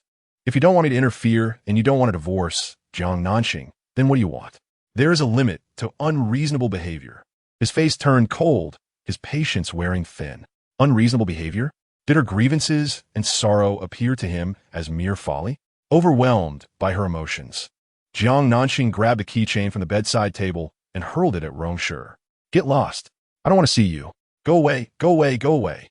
Rong Shi sidestepped easily, avoiding the projectile. Just then, the door to the hospital room swung open, and a charming figure appeared in the doorway. The newcomer wore a radiant smile, but upon seeing an object hurtling towards her, she turned pale with fright. The keychain flew over Rong Shi's head and struck Xiao Chun squarely on the forehead. Ah! Chapter 27. Is Xiao Chun disfigured? Xiao Chun let out a cry of pain, immediately covering her forehead with both hands and crouching down. Rong Shi and Jiang Nanxing were momentarily taken aback, completely unprepared for Xiao Chun's unexpected visit to the hospital late at night, let alone the fact that the keychain had struck her with such unfortunate precision. Xiao Chun. After a brief moment of surprise, Rong Shi was the first to react, striding purposefully towards Xiao Chun. It hurts. Xiao Chun clutched her forehead tightly, tears streaming down her cheeks. As she called out in agony, she lowered her hands, only to release a terrified scream. Ah, blood! I am bleeding. Jiang Nanxing's eyes widened in shock. Upon closer inspection, she noticed a small gash on Xiao Chun's smooth, fair forehead, blood oozing from it. Could a mere keychain possess such destructive power? Jiang Nanxing pondered. Ah, sure, am I disfigured? There's so much blood. Am I disfigured? Xiao Chun cried out in panic, her voice filled with despair, as if the sky itself were collapsing. No, it's just a superficial cut, Rong Shi reassured her, his brow furrowed in concern. Xiao Chun, with her tear-filled eyes, looked at Rong Shi. Ah, sure, what should I do? If I am disfigured, will you still want me? Of course not. Rong Shi suppressed his impatience. To him, such a minor injury was hardly significant, yet he understood that for a girl, her appearance held great importance. And thus Xiao Chun's anxiety was entirely reasonable. Observing the tender interaction between Rong Shi and Xiao Chun, Jiang Nanxing felt a pang of heartache. Xiao Chun had asked him if he would abandon her if she were disfigured, and he had so resolutely promised he wouldn't. It was an emotional blow indeed. Clenching her fist beneath the covers, Jiang Nanxing could no longer endure the scene. In an effort to preserve her dwindling dignity, she straightened her back and glared frostily at the two of them. Please leave. Go flaunt your affection somewhere else. Do not disgust me in my presence. She truly despised Xiao Chun's hypocrisy. Was it necessary to wail and lament over a simple injury that could easily be treated with a band-aid? Such a shameless display. Rong Shi helped Xiao Chun to her feet, his gaze turning sharply towards Jiang Nanxing as he reprimanded. Can you not temper your brutish nature? Jiang Nanxing smiled bitterly. Rong Shi, after 3 years of marriage, you are only just realizing my wild temperament? The beauty of her smile only masked the pain within her heart. In his eyes, she was nothing but a collection of flaws due to his lack of love. The air thickened with tension. The already strained atmosphere plummeted to a new low. The two exchanged icy glances, the undercurrents of confrontation palpable, as if a storm was about to break. Upon witnessing the scene, Xiao Chun immediately added a bucket of oil to the flames, her voice trembling with feigned sorrow as she lamented. Forget it. Ah, sure, I am fine. Do not blame Nanxing. In a bid to stir the guilt within Rong Shi, she had deliberately scratched her forehead with her own nails. Jiang Nanxing cast a cold glance at Xiao Chun, exasperated by this same old routine. Can you not conjure a different act? Your performance is tiresome to behold. Xiao Chun, suppressing her indignation and disdain, retorted scornfully, not everyone is as blind and oblivious as the man before you. Unable to contain her rising fury and revulsion, she scoffed Jiang Nanxing. Rong Shi's expression hardened like iron. Xiao Chun, feigning tears, implored, Nanxing, I know you harbor prejudice against me. Leave. Jiang Nanxing, unwilling to endure another moment of Xiao Chun's voice, pointed towards the door and commanded sharply. Xiao Chun appeared startled, retreating behind Rong Shi, her demeanor increasingly pitiful. Jiang Nanxing was thoroughly disgusted. I said get out. She erupted, nearly in a fit of hysteria. Xiao Chun trembled, clutching tightly to Rong Shi's sleeve, her eyes reflecting fear and helplessness as though she were the injured party. Jiang Nanxing could no longer bear it. She flung aside the blanket and stood on one foot, preparing to personally drive them away. Rong Shi glanced at Jiang Nanxing's injured foot, his lips pressed tightly together, and, with a cold countenance, pulled Xiao Chun along and turned to leave. Jiang Nanxing, her eyes tinged with red veins, fixed her gaze on their retreating figures, her hands slowly clenching into fists. Her nails dug painfully into her palms, yet it was but a fraction of the anguish in her heart. She stood frozen, allowing sorrow to seep deep within. After a moment, her body seemed to possess a will of its own, laboriously making its way to the window. Looking down, she was met with a heart-wrenching sight. In the pouring rain, Rong Shi was shedding his coat to shield Xiao Chun from the storm. Together, they moved forward, exuding warmth and sweetness.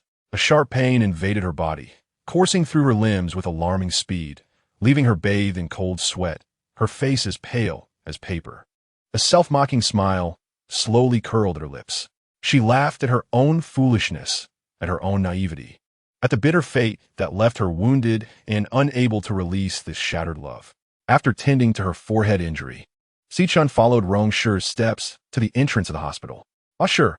Are you angry with me?" she asked cautiously, gazing at the expressionless man. "What brings you here?" Rong Shi shook off the raindrops clinging to his coat, countering with a question, his sharp gaze piercing through to Xiao Chun's face. Xiao Chun, feeling wronged, murmured, "Your phone was off." Rong Shi recalled that his phone must have died and shut down. "Is there something you need?" he inquired, his brow furrowing. Xiao Chun bit her red lip, hesitating for a few seconds before timidly asking, "I heard you terminated the collaboration with Zhao's company?" "Zhao's, as in the company owned by Zhao Yuan. "Yes," the man replied, his eyes acquiring a hint of frost. "Why?"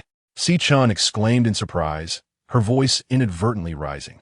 Rong Shi cast a subtle glance at Xiao Chun, causing Xiao Chun's heart to skip a beat. She quickly lowered her tone, seeking to appease him. "Ah, sure. I did not intend to intrude upon your professional matters. It was Yuan who sought my assistance." The abrupt termination of the contract by Rong Shi was a fatal blow to the Zhao Corporation. The company, already struggling, had hoped to revive its fortunes through collaboration with the Rong family, but was instead met with a sudden calamity. Not only had the contract been rescinded, but Rong Shi also declared that there would be no future cooperation with Zhao. Although I may not fully comprehend the intricacies of corporate operations, ah sure, your collaboration was progressing well. This sudden cessation must entail losses for Rong Shi as well, does it not? Xiao Chun implored, feigning concern for his plight. Her true intention, however, was to probe the genuine motives behind Rong Shi's actions against the Zhao family, as well as to ascertain her own significance in his eyes. The severity with which Rong Shi dealt with the Zhao Corporation indicated that they had indeed provoked him. If she could persuade him to relent, it would affirm her considerable importance in his regard. Rong Shi can't afford to sustain losses, he retorted coldly, his words punctuated with an air of authority. "Cannot be swayed?" Xiao Chun momentarily faltered, a sense of foreboding creeping into her heart. Frowning, she inquired, "Ah sure, are you angry with Yuan? Is she even worthy?" Rong Shi scoffed. "Unworthy does not equate to being inconsequential. Is this because of Jiang Nanxing?" Chapter 28. Jiang Nanxing. Does submitting equate to weakness? As she posed the question, her heart tightened. Rong Shi's countenance was as frigid as ice, and he remained silent, which only deepened her unease. Was this truly about Jiang Nanxing? Xiao Chun suppressed her growing anxiety and continued to plead for her cousin. "Ah sure, Yuan did not act out of malice. I've spoken with her. It was Jiang who spoke harshly to her, and in a moment of anger, she pushed him. Look, Jiang Nanxing is unharmed now, so there is no need to annihilate the Zhao family. Wouldn't you agree?" Rong Shi remained obstinately silent. Xiao Chun gently tugged at his sleeve, her gaze imbued with affection, her tone almost pleading. "Ah sure, could you perhaps show leniency towards the Zhao family for my sake?" "Xiao Chun, do not test my limits," he finally replied, his voice chillingly resolute. Xiao Chun felt a jolt of surprise at his sternness. "Let's go. I will take you home." He seemed unwilling to pursue the matter further, draping his coat over her head once more. Adept at reading the emotions of others, Xiao Chun understood that there was no room for negotiation in this matter, and wisely chose to silence herself. There was no need to challenge his boundaries for the insignificant Zhao family. It simply was not worth it. Even if his actions were motivated by a desire to punish the Zhao family for Jiang Nanxing's sake, his feelings for Jiang were merely a matter of responsibility. A man of his pride would naturally not tolerate any disrespect toward his family. Yuan's public humiliation of Jiang Nanxing at the banquet was akin to a slap in the face, and it was only natural for him to be angered. Thus, she had no cause for concern. "Jiang Nanxing, just wait. Before long, you will find that you have lost your family here in this place." After 3 days in the hospital, Jiang Nanxing returned home. In the residence, Chan Hui and Rong Shi were keeping the old man company at the hospital, leaving Jiang Nanxing alone in the vast villa, which felt particularly desolate. After dinner, she retreated to her room, engaging in light conversation with her two superficial friends, Mino and Yin Qin. She then rose to head to the bathroom. Having not bathed for 3 days, she felt as if she were on the verge of decay. The conditions in a regular ward were hardly satisfactory. There was only a shower, and with her foot injured, she was unable to wash herself. Although her foot had begun to swell down, it still ached, requiring her to walk with utmost caution. As she entered the bathroom, just as she had removed half of her clothing, the door swung open unexpectedly. "Ah!" she gasped, instinctively shielding her chest with her arms, her face paling. She was left only in her bra. Upon recognizing the man's face, her shock swiftly transformed into anger. "What are you doing?" she exclaimed, her brows furrowed in irritation. Rong Shi regarded the wary woman with a cool demeanor. "What do you think I would do in the bathroom? Surely not to partake in a meal. Can't you see the light is on? Why didn't you knock?" Jiang Nanxing retorted sharply, hastily draping a towel over her shoulders. His expression of annoyance at her defensive demeanor irked him further. "I'm not accustomed to such formalities," he replied, striding towards the urinal. "Not going to enter my own room?" Seeing him about to unfasten his pants, she quickly turned her head away, her face flushing uncontrollably as she shouted, "You go downstairs. Give me a reason. I need to take a shower," she insisted. "I have no intention of competing with you for the bathtub." Throughout their exchange, he remained unperturbed, standing in stark contrast to her flustered state. Jiang Nanxing felt utterly exhausted. It was like talking to a brick wall. He was clearly looking for trouble. With numerous bathrooms in the house, why must he insist on using this one? Her cheeks puffed out in indignation. "I prefer to use my own." "You must be out of your mind." She choked, left without retort against the shameless man, and could only hastily draw the curtain to shield her from his view. She focused her gaze downward, striving to ignore the sounds he made. Yet, her cheeks continued to redden uncontrollably. Rong Shi, maintaining his composure, finished his business, and, while washing his hands, glanced at her pants. "Need help?" "No, thank you." She quickly refused. However, he appeared to be oblivious to her protest, his decisive hand reaching toward her waist. "I said I don't need any help," she cried, instinctively retreating. In her flustered state, she forgot the obstacle behind her, and if she were to collide with it, she would surely fall. His hand grasped her waist just in time, preventing her from tumbling. With his hand resting on her waist, his penetrating gaze locked onto her face. "Jiang Nanxing, would it kill you to relent?" His deep, gravelly voice bore a hint of exasperation. His attitude had evidently softened, evoking a sense of grievance within her. "You bully me, and yet you expect me to submit?" Her eyes glistened with unshed tears, though she stubbornly refused to let them fall. Rong Shi sighed softly, bending down to turn on the bathtub faucet before returning to assist her in removing her outer pants. "I don't need your help. Please stop making a fuss," she protested, her defiance swallowed by the tenderness of his voice. Jiang Nanxing's heart ached violently, as feelings of injustice and sorrow surged within her, overwhelming the defenses she had built around her heart. "Even if you are angry with me, do not take it out on your own body," he said, his gentle tone reminiscent of the happiest moments of their relationship. "I am not," she replied, her voice trembling as she turned her face away, not wanting him to witness the tears threatening to spill from her eyes. "If you refuse my assistance, and you happen to slip, wouldn't that be harming yourself?" She bit her lip hard, unable to articulate her discomfort. The more he showed kindness, the deeper her pain. If he loved someone else, why should he still treat her with such care? Did he not realize that his current gentleness was, for her, a lethal poison wrapped in a sugary coating? As the water filled the tub, Rong Shi lifted the petite woman effortlessly. "I don't need you." She fiercely attempted to resist. "Could you please stop being so stubborn?" He chided, his brows furrowed. She broke down, her voice hoarse and restrained as she cried out, "Rong Shi, I do not covet your pity or charity." He placed her into the water and then crouched beside the bathtub, gazing deeply into her eyes. Nanxing, the you of old, was not like this. She had once been vibrant, lively, and charming, unlike the sharp, sensitive, and irrational person she had become. She cast her gaze downward, offering a bitter smile as she murmured, "Because the former you would never have treated me this way." Rong Shi was rendered speechless. After a long moment of silent contemplation, he rose and exited the bathroom. With the sound of the door clicking shut, the tears Jiang Nanxing had been holding back cascaded down her cheeks. Her body slowly sank down until she was completely submerged in the water. The tears mingled with the water, disappearing without a trace. Was she not once a different person? Yet, Rong Shi, have you forgotten?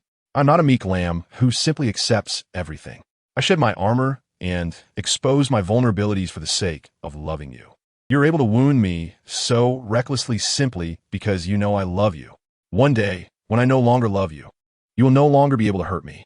Xiao Chun called Jiang Nanxing, asking to meet. Though she initially had no intention of responding, Xiao Chun insisted she had something significant to share. Chapter 29. The price? You cannot afford. Upon arriving at the designated cafe, Xiao Chun was already there. In the private room, she elegantly stirred her coffee, the rich aroma wafting through the air. Upon seeing her, Xiao Chun greeted her with a warm smile, waving energetically. Nanxing, you're here. Come sit. I ordered your favorite. Get to the point. I'm in a hurry. Jiang Nanxing sat down opposite Xiao Chun, unapologetically tearing away her facade. The smile on Xiao Chun's face faltered. Since that was the case, she decided to abandon her pretense. Let go of Ashur, she stated bluntly. On what grounds? Jiang Nanxing replied with a laugh, her eyes glinting with mockery. Because he does not love you. I didn't refuse the marriage when he didn't love me. So why should I now seek a divorce because he doesn't love you? Xiao Chun was rendered speechless by Jiang Nanxing's retort. Anger coursed through her eyes glistening with venomous fury, her fists clenched tightly beneath the table. The two exchanged cold glares, the atmosphere thick with tension. Name your price. After a pause, Xiao Chun straightened her back and spoke with haughty defiance. You cannot afford it. Jiang Nanxing sneered, her gaze fixed upon Xiao Chun as though she were a lofty princess looking down upon a lowly servant. Xiao Chun's complexion shifted between shades of pale and green, her resentment intensifying. Throughout their rivalry, she had always found herself at a disadvantage. Jiang Nanxing's family background surpassed her own, showered with affection, living like a carefree princess, while Xiao Chun was merely a pawn of little consequence within her family. Thus, she had harbored jealousy towards Jiang Nanxing since childhood, envying her beauty, her character, the love from her parents, and the affection of her friends. Xiao Chun forced herself to appear composed as she sipped her coffee, then spoke in a condescending tone. Jiang Nanxing, as long as you agree to divorce, I can persuade Ashur to provide you with a larger alimony. What if I refuse? Then you won't receive a single penny. Xiao Chun spat, her voice laced with fury. Jiang Nanxing regarded Xiao Chun as though she were a mere joke. Glancing at her watch, she prepared to leave, uninterested in further conversation. Yet at that moment, Xiao Chun suddenly cast a quick glance towards the entrance of the cafe, her demeanor shifting from icy arrogance to pitiable desperation. Nanxing, please grant us this favor. Ashur and I truly love each other. Xiao Chun instantly immersed herself in her role, her eyes reddening as she reached across the table to grasp Jiang Nanxing's hand, pleading with a heart-wrenching urgency. Jiang Nanxing recoiled, repulsed as if Xiao Chun's hand were tainted with disease. Miss C, do you need me to enlighten you? Love unprotected by law is worthless, she scoffed, her words sharp as blades. With an icy demeanor, Jiang Nanxing exuded an air of superiority, especially as Xiao Chun's eyes brimmed with tears, appearing utterly pitiable. One unaware of the context might think Jiang Nanxing was bullying her. You, Xiao Chun stammered, tears welling in her eyes, exuding an air of helplessness. Nanxing, you may have taken Ashur from me, but you cannot possess his heart. Why must you pursue this? You have dominated him for 3 years already. Is that not enough? I am his legitimate wife, and I can claim him for a lifetime. Can you contest that? Jiang Nanxing lounged back in her chair, arms crossed, a sardonic smile gracing her lips as she observed Xiao Chun's performance. No, I should be his wife. You are the one who has torn us apart. Suddenly, Xiao Chun exclaimed with fervor, her eyes brimming with resentment. Jiang Nanxing, why is your heart so malevolent? You clearly love Jingyi. Why must you compete with me for Ashur? Did you forget to take your medication before leaving? Jiang Nanxing raised an eyebrow, regarding the indignant Xiao Chun with an expression of disbelief. Xiao Chun's eyes glistened with fury and sorrow as she lamented. If it weren't for your informing grandfather 3 years ago, Ashur and I would not have been forced apart. What are you saying? Jiang Nanxing furrowed her brows. Perplexed. I informed grandfather. What did I report? Jiang Nanxing, you needn't feign innocence. On the day Ashur and I eloped, you reported us to grandfather, which is why Ashur was brought back. Suddenly, a loud crash resonated from the adjacent private room, the sound of a chair toppling over. Following this, their room door was flung open with a clatter. Jiang Nanxing turned, her gaze colliding with a pair of furious black eyes. Rong Shi. His towering figure radiated an icy chill. His face as hard as iron, his gaze fierce, and a tempest brewed in his eyes. Jiang Nanxing was momentarily stunned. Ah, sure. Xiao Chun immediately rushed towards Rong Shi. Clutching his arm, tears cascading down her cheeks. Is what Xiao Chun said true? Rong Shi spoke coldly, his piercing gaze fixated on Jiang Nanxing. Jiang Nanxing sprang to her feet. Of course it's not true. Ah, sure. I stand by every word I've spoken. Xiao Chun interrupted urgently, her eyes brimming with tears, appearing pitiful. Why would you do such a thing? Rong Shi demanded, his demeanor as frigid as the depths of winter. I did not. Jiang Nanxing shook her head vehemently, feeling deeply wronged. You did. Nanxing, I only share my plans to elope with Ashur with you. Who else could it be? Xiao Chun cried sharply, her indignation palpable. You told me? Xiao Chun, you must be mindful of the truth. Jiang Nanxing retorted, a sardonic smile creeping on her lips as she narrowed her eyes at Xiao Chun. Xiao Chun dared not meet her piercing gaze, instead looking up at Rong Shi. Choking back tears. Ashur, I speak the truth. We could not be together back then because Nanxing sabotaged us. Rong Shi's thin lips curled into a cold line, a tempest of ice and fire clashing in his gaze. Jiang Nanxing, why would I interfere? Because you desire Ashur. You wish to be the mistress of the Rong family. Xiao Chun, do you not realize how your words are riddled with contradictions? Jiang Nanxing retorted, her anger transforming into a bitter laugh. Xiao Chun paused, a flicker of panic flashing in her eyes. Riddled with contradictions? Had she spoken incorrectly? Surely not. You just claimed I loved Jing Yi. If I truly loved him, why would I seek to disrupt your relationship? Do you believe I am like you, solely interested in snatching away what belongs to others? Jiang Nanxing mocked coldly. At the moment Jiang Nanxing uttered the words, I deeply love Jing Yi, Rong Shi's expression grew as frigid as the depths of winter. You do not love Ashur. Rather, you covet the wealth of the Rong family. What do you mean? Jiang Nanxing's lips twitched, utterly speechless. If it weren't for your marriage to Ashur 3 years ago, do you truly believe your family's company could have weathered the crisis unscathed? Xiao Chun scoffed, never missing an opportunity to belittle Jiang Nanxing. She had seen enough of Xiao Chun's insidious demeanor and immediately turned her gaze to Rong Shi. Do you think the same? Do you believe I married you for your wealth? Chapter 30. Do you not harbor the slightest affection for her? She asked him with a smile, though that smile was laced with bitterness. Rong Shi's thin lips were pressed tightly together, and he remained silent, merely casting a cold gaze her way. Xiao Chun, fearing Rong Shi might soften, fanned the flames of discord, insisting that the facts were clear. Her once assertive voice dwindled to a murmur under Jiang Nanxing's icy glare. Jiang Nanxing paid Xiao Chun no mind. Her concern lay solely with Rong Shi's response. Do you truly think I informed grandfather? She stared intently at him, her eyes glimmering with hope, silently pleading that she was not as malicious as he presumed. Ashur, it truly is her. Shut your mouth. Jiang Nanxing suddenly shouted at Xiao Chun in anger. She had grown weary of Xiao Chun's insidious provocations. Xiao Chun pretended to be frightened, retreating behind Rong Shi for protection. After her outburst, Jiang Nanxing realized she had lost control. Her emotions had been manipulated by Xiao Chun, and she felt excessively passive. Taking a deep breath, she endeavored to regain her composure, fixing a sharp gaze on Xiao Chun. You claim I did this, but where is your evidence? Is it merely your unfounded accusations? Xiao Chun peeked from behind Rong Shi, a glint of malice in her eyes, yet feigned timidity as she said, Nanxing, I had intended to spare you some dignity. Evidence? Jiang Nanxing shouted, unwilling to entertain her insincere words. Grandfather is the best evidence. You can call him right now and ask him if it was you who informed him of the time and place of my elopement with Ashur.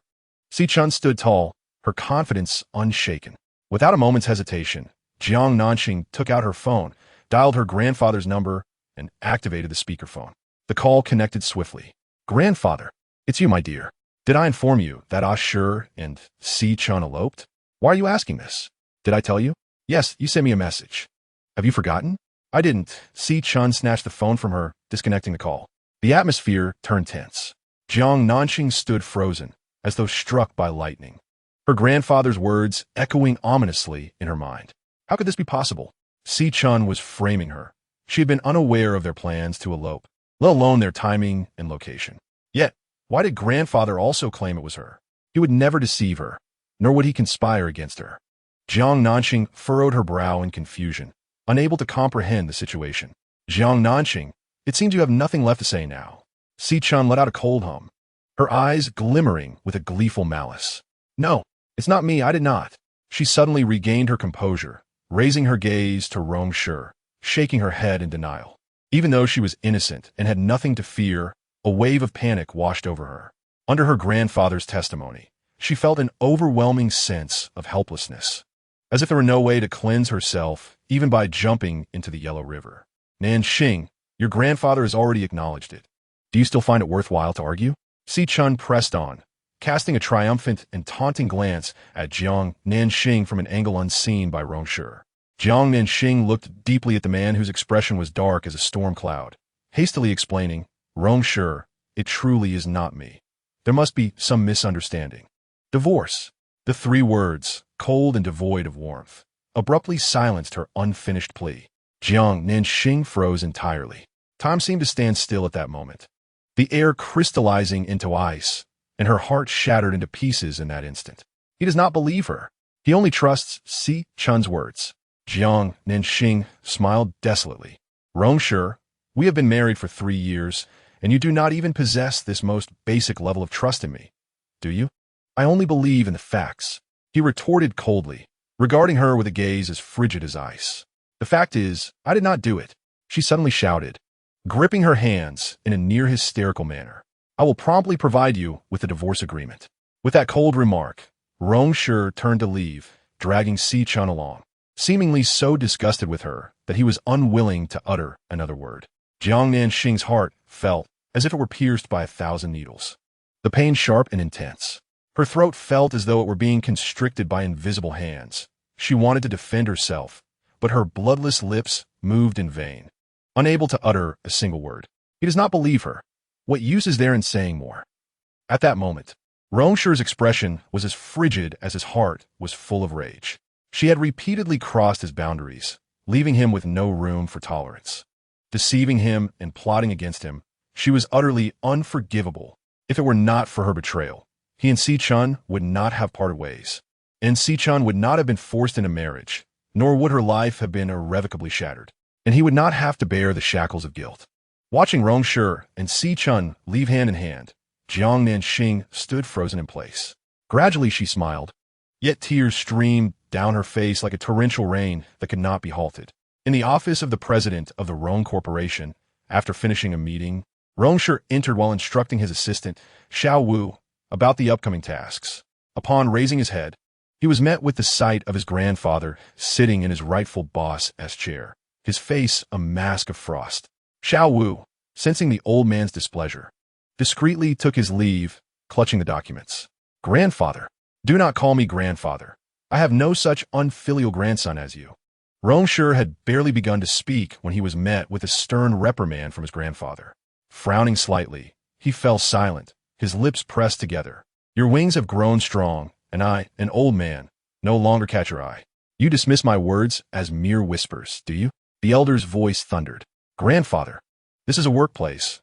Rong Shi stood before the desk, gently reminding him. And what of it? I am your grandfather. I can reprimand you wherever I please. The elder, relying on his age, shot a cold glance at his grandson, scolding, Look at you, approaching 30 yet still so foolish. Have you been struck by a door or possessed by a ghost? Did Nanxing say something to you? Rong Shi raised an eyebrow, a smirk playing at his lips. What could she possibly say? Has she not always shielded you? The elder's irritation was palpable, his gaze filled with disappointment. Grandfather, you need not defend her. If it weren't for her words, why would you come to the company to confront me? He found it unsurprising that she could have reported him to his grandfather, just as she had done before. The elder was left speechless. I know you hold a fondness for Nanxing, but you cannot impose your preferences upon me, Rong Shi replied, his expression icy and composed. This declaration only fueled the elder's anger further. My preferences? What do you mean by that? Do you not harbor even a shred of affection for her?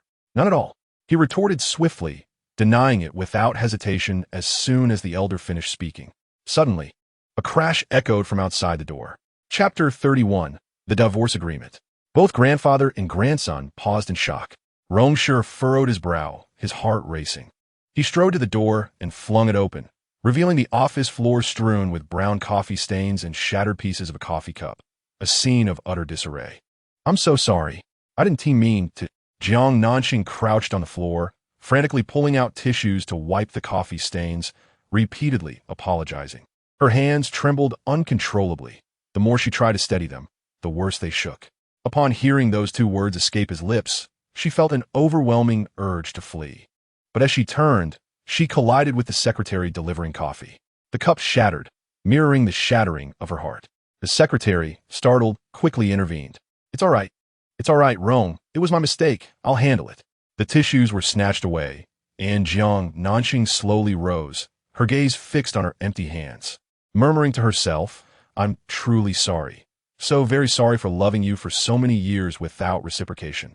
I'm truly sorry for making you endure me for so long. I'm really so sorry." Rong Shi's brows furrowed deeply as he observed Jiang Nanxing, looking like a child who had erred, utterly lost. His heart clenched painfully. The once spoiled little princess had never appeared so desolate. He wished to explain that his previous words were not his true feelings, merely a reaction to his grandfather's pressure. But did it matter anymore? It no longer held significance. She deceived him and plotted against him. That is a fact. Xiao Chun needs him, and he is responsible for her, which is also true. So let her believe what she wants. It is for the best for everyone. "Xing girl, what are you doing here?" Upon seeing Jiang Nanxing, the old man exclaimed in astonishment, his face a canvas of surprise and concern. Jiang Nanxing hastily lifted my gaze, looking helplessly at my grandfather, my complexion pale. "Who told you to call Xing girl over?" The old man thundered, directing his ire at his daughter-in-law. "Who asked you to heed her words?" Shenhui replied helplessly. The old man insisted on coming to the company, and she had no choice but to bring him, fully aware that the stubbornness of the grandfather and grandson mirrored each other. Fearing the old man might become agitated again, she could only summon her daughter-in-law to mediate.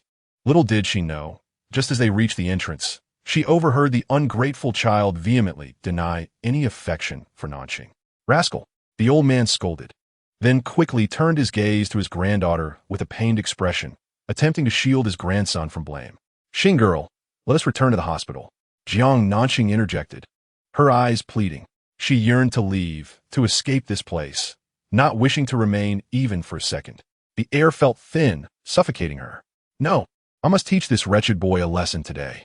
The old man refused to budge, glaring furiously at his grandson. "Grandfather!" Jiang Nanxing suddenly shouted, startling everyone into silence. Realizing her outburst, she hastily lowered her gaze to conceal the redness around her eyes. "I beg you, please come back to the hospital with me. Xing girl, your grandfather is worried about you. Then please do not burden me with your worries, all right?" "Grandfather!" Jiang Nanxing raised her eyes in supplication, her emotions teetering on the brink of collapse. Gazing at his granddaughter's reddened eyes, the old man felt a mix of sorrow and guilt, ultimately conceding. He reached out, allowing her to assist him. Jiang Nanxing passed by Rong Shi and entered the office, supporting her grandfather as they made their way straight to the elevator. As she brushed past him once more, Rong Shi sensed the profound sadness and loneliness emanating from her, a sorrow that she had never once directed toward him, never a single glance. At Yujing Bay, Jiang Nanxing nestled in the hammock on the balcony, sleepless throughout the night, sitting in silence until dawn. As the sun rose, the warm rays enveloped her, yet they could not dispel the bone-chilling coldness that gripped her heart. The iron gate below slowly opened, and a familiar luxury car rolled in. Rong Shi had returned. Jiang Nanxing rose, entering the bathroom like a soulless shell. Gazing into the mirror, she beheld a pale visage, with bloodshot eyes, looking as haggard as a ghost. No, she could not confront his cruelty in such a state. She could accept defeat, but not in such a disheveled manner.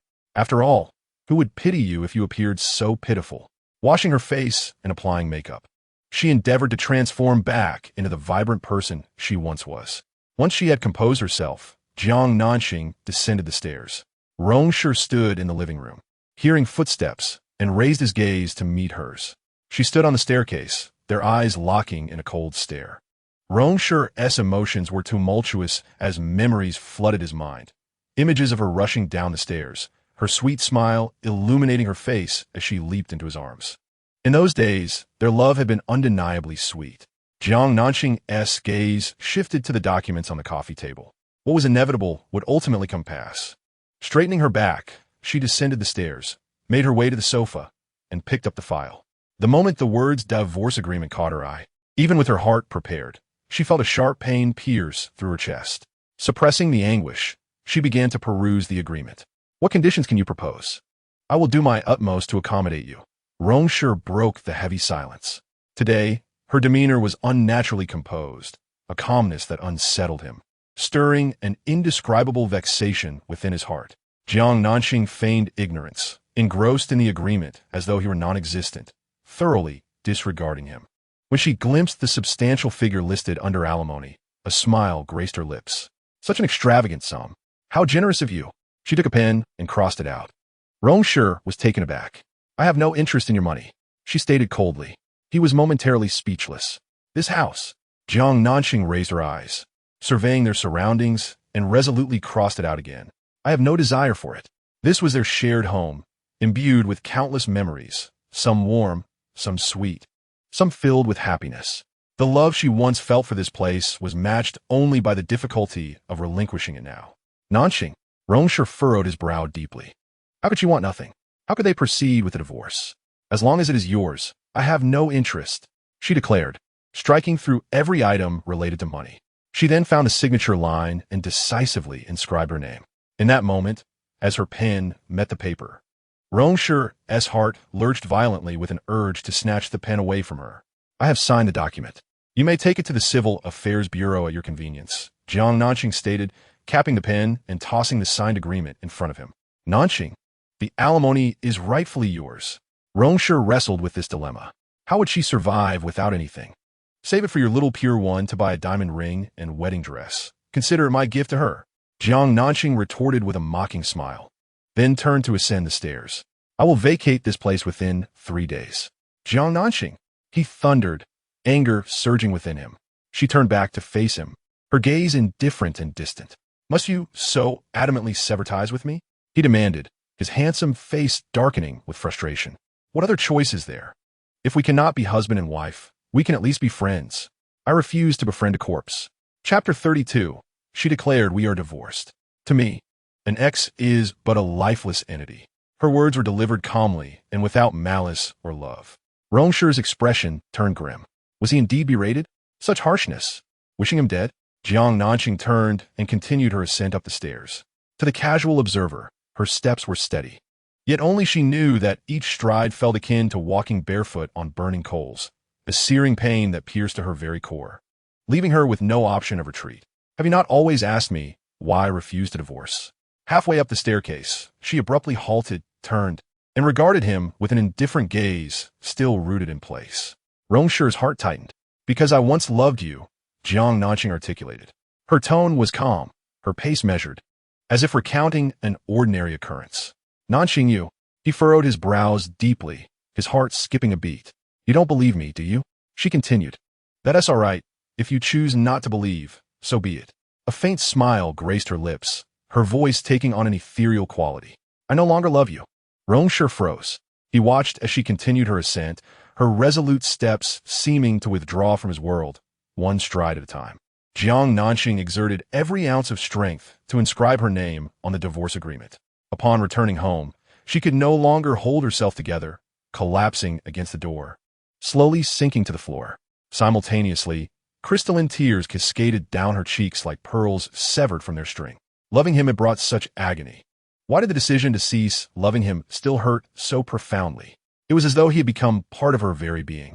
To sever that bond would require the tearing of flesh and bone. When Lin Muyang and Ku Yin arrived at Zero Bar, Rong Shi had already consumed an entire bottle of whiskey. Goodness, have you really finished a whole bottle by yourself? If we had arrived any later, would you have to lick your empty bottle? Lin Muyang plopped down opposite Rong Shi, a playful smirk on his face. Yet, his jest was abruptly halted as Ku Yin lightly kicked him, realizing something was amiss with his friend. Nanxing has signed, Rong Shi muttered after downing another drink. Both Lin Muyang and Ku Yin were taken aback. She agreed to the divorce? Kuyin furrowed his brows in concern. Yes. So, are you celebrating? Lin Muyang teased. However, Rong Shi's demeanor did not reflect joy. Rather, it appeared he was drowning his sorrows in alcohol. Gazing into his glass, memories of Jiang Nanxing standing on the staircase, looking at him with indifference, flooded his mind. What did she say? Lin Muyang inquired, curiosity etched on his face. Rong Shi lifted his gaze, his eyes tinged with confusion. She said she loved me. Do you believe that? And you? Do you believe it? Kuyin countered softly. I do not. Then does it even matter if we believe it?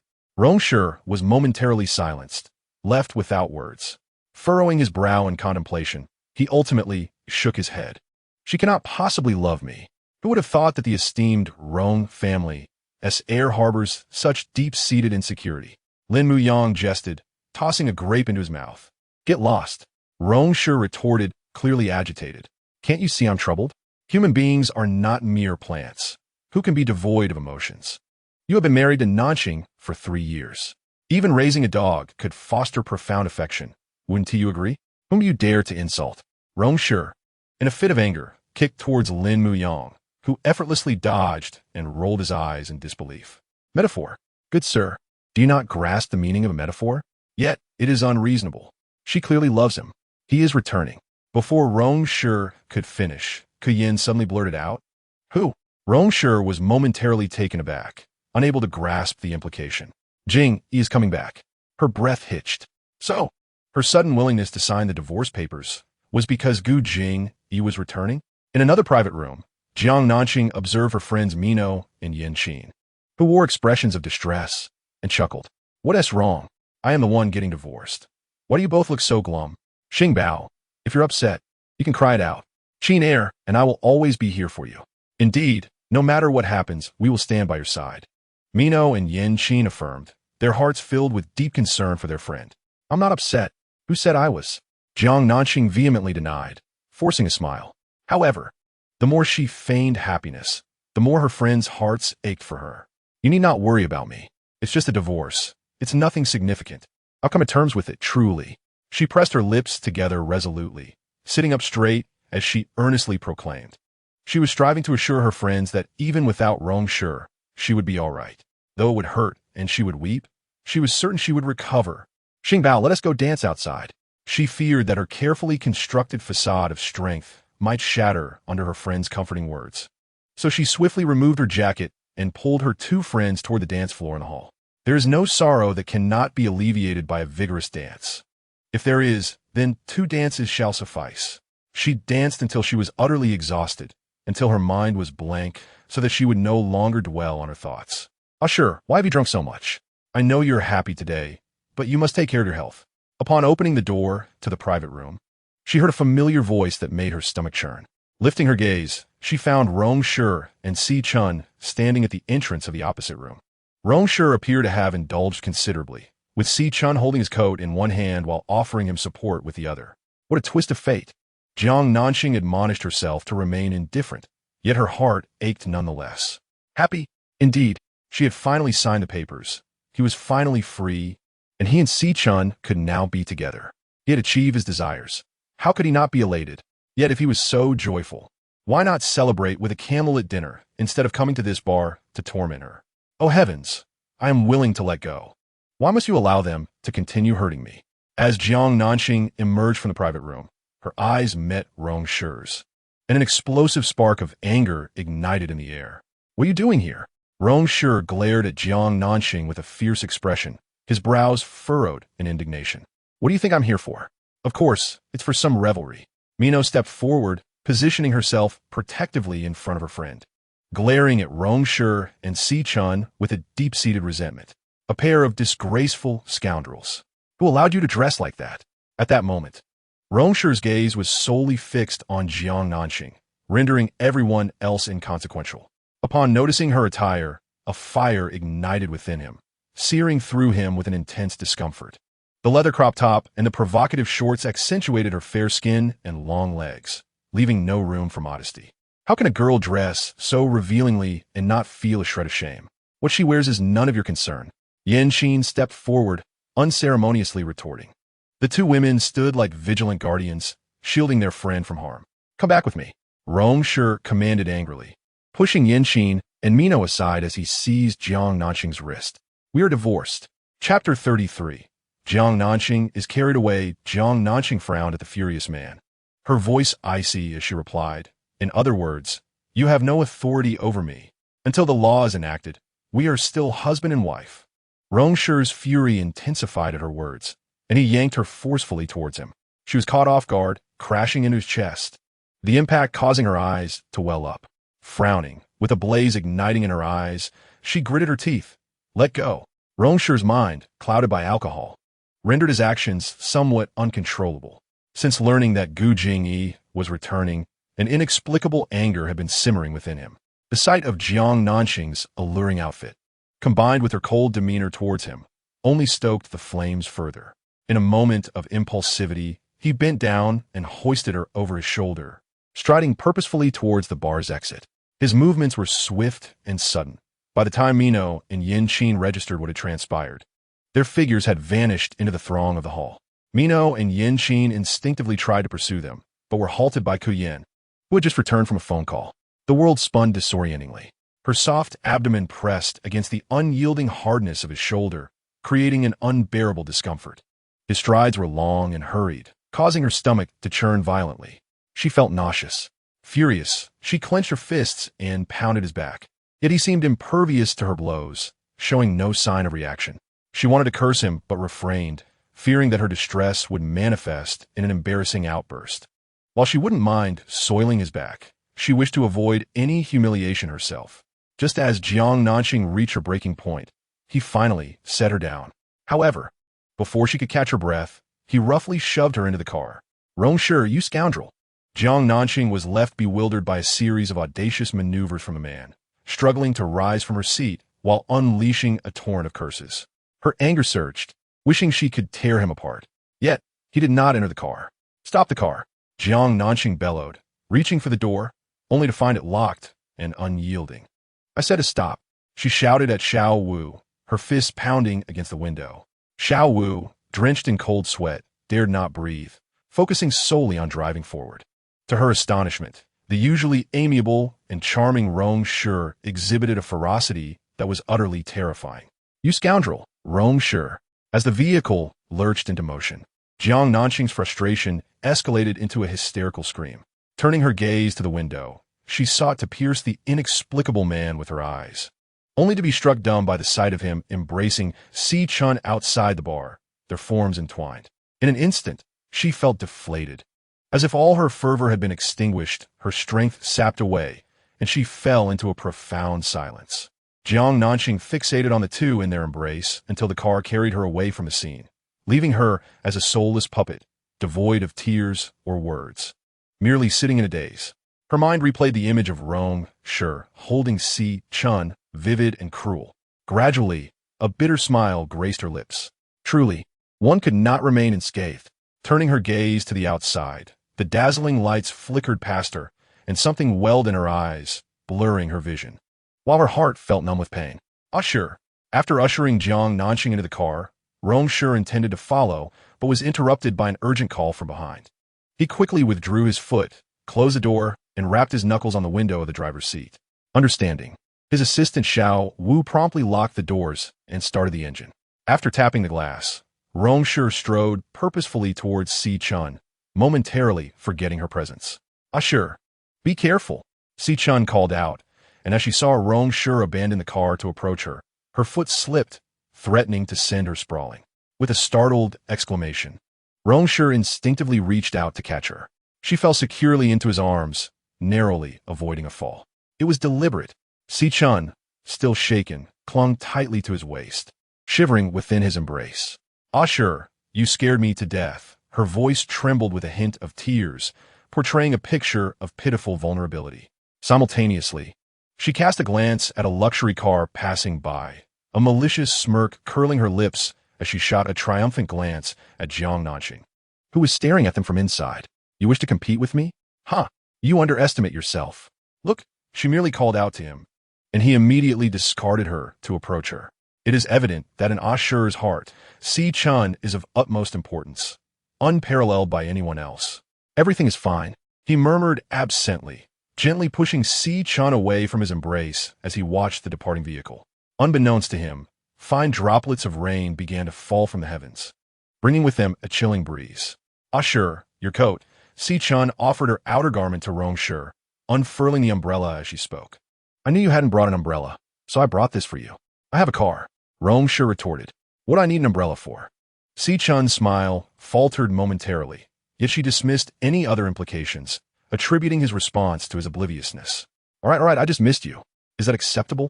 She playfully pouted, casting a shy glance in his direction. "You really are annoying, insisting that I articulate my feelings so clearly." Rong Shi began to walk towards the roadside, prompting Xiao Chun to hastily follow, her voice a playful scold. "Ah, sure, don't walk so fast. I can't keep up." "Apologies," he replied absent-mindedly as he reached the taxi stand, scanning the passing cabs. "Is Nanxing all right?"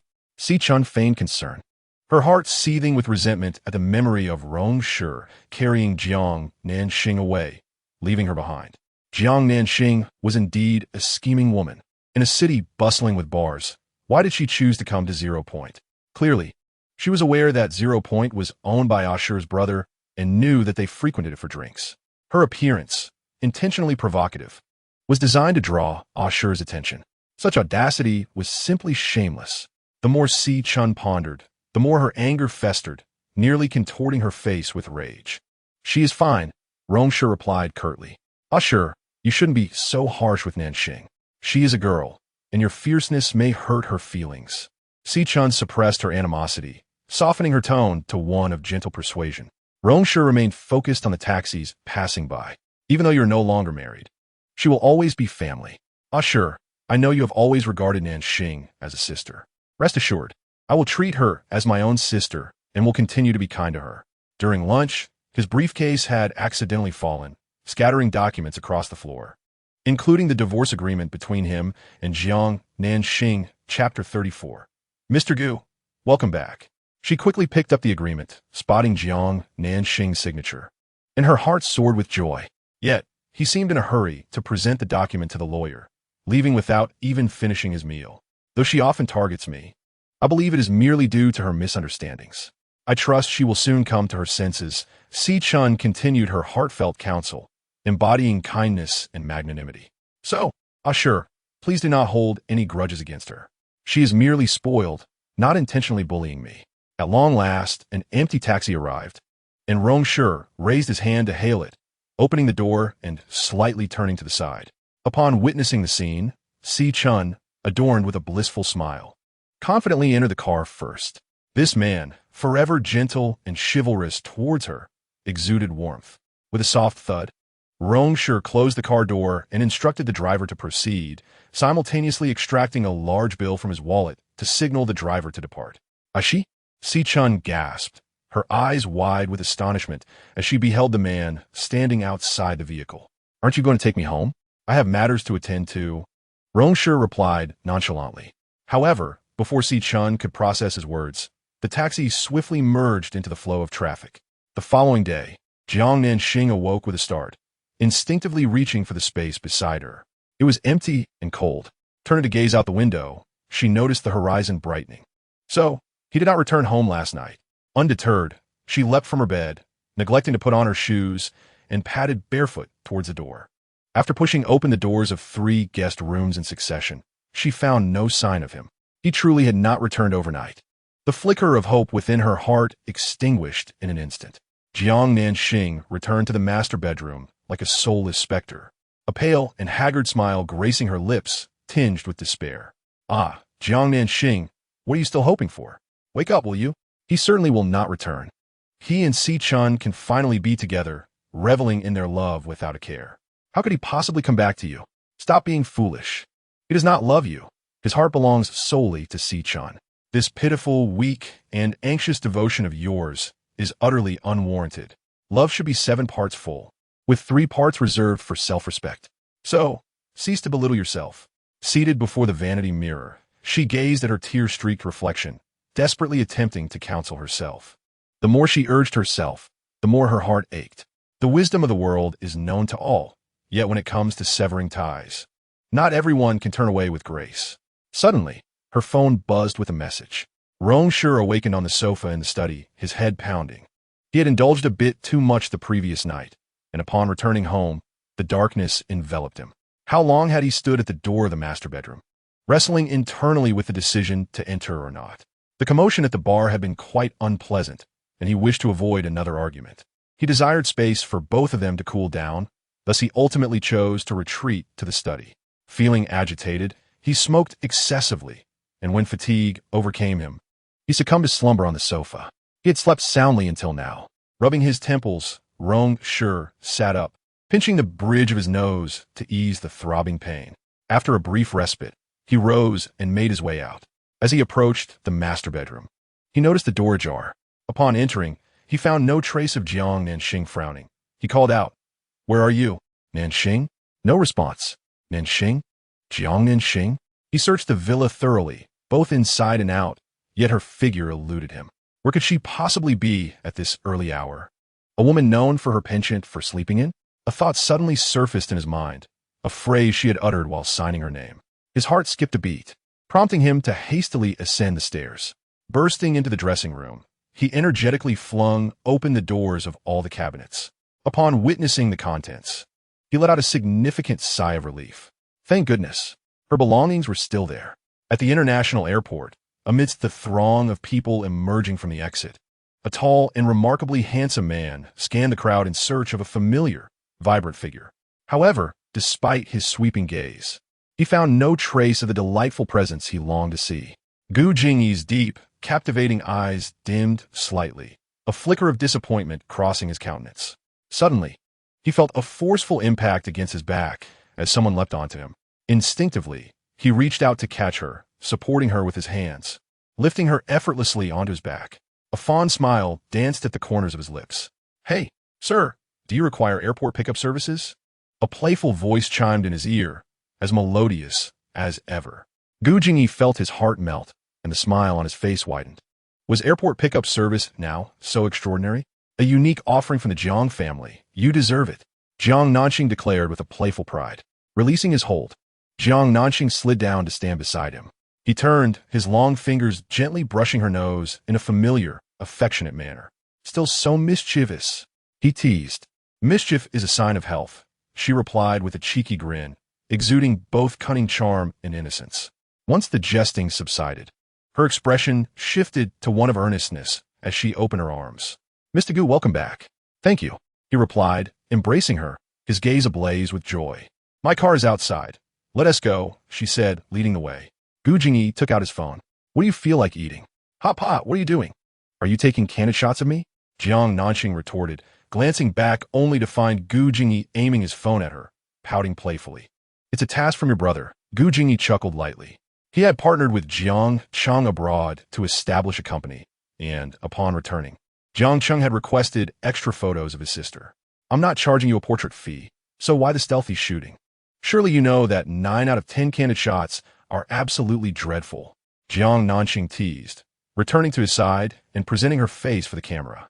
"Come on, Mr. Gu, say cheese." After a moment, Jiang Nanxing took Gu Jingyi's phone to select photos. "Oh, this one is lovely. I want it," she exclaimed, saving her chosen picture to her own device. Subsequently, she posted the photo on her social media with the caption, "Little Gu, welcome back. What a beautiful girl," Jiang Nanxing exclaimed, her eyes sparkling as she admired her reflection in the photo, proudly praising herself. "Indeed, I share your sentiment," Gu Jingyi affirmed with a serious nod. "Mr. Gu, you truly possess remarkable insight."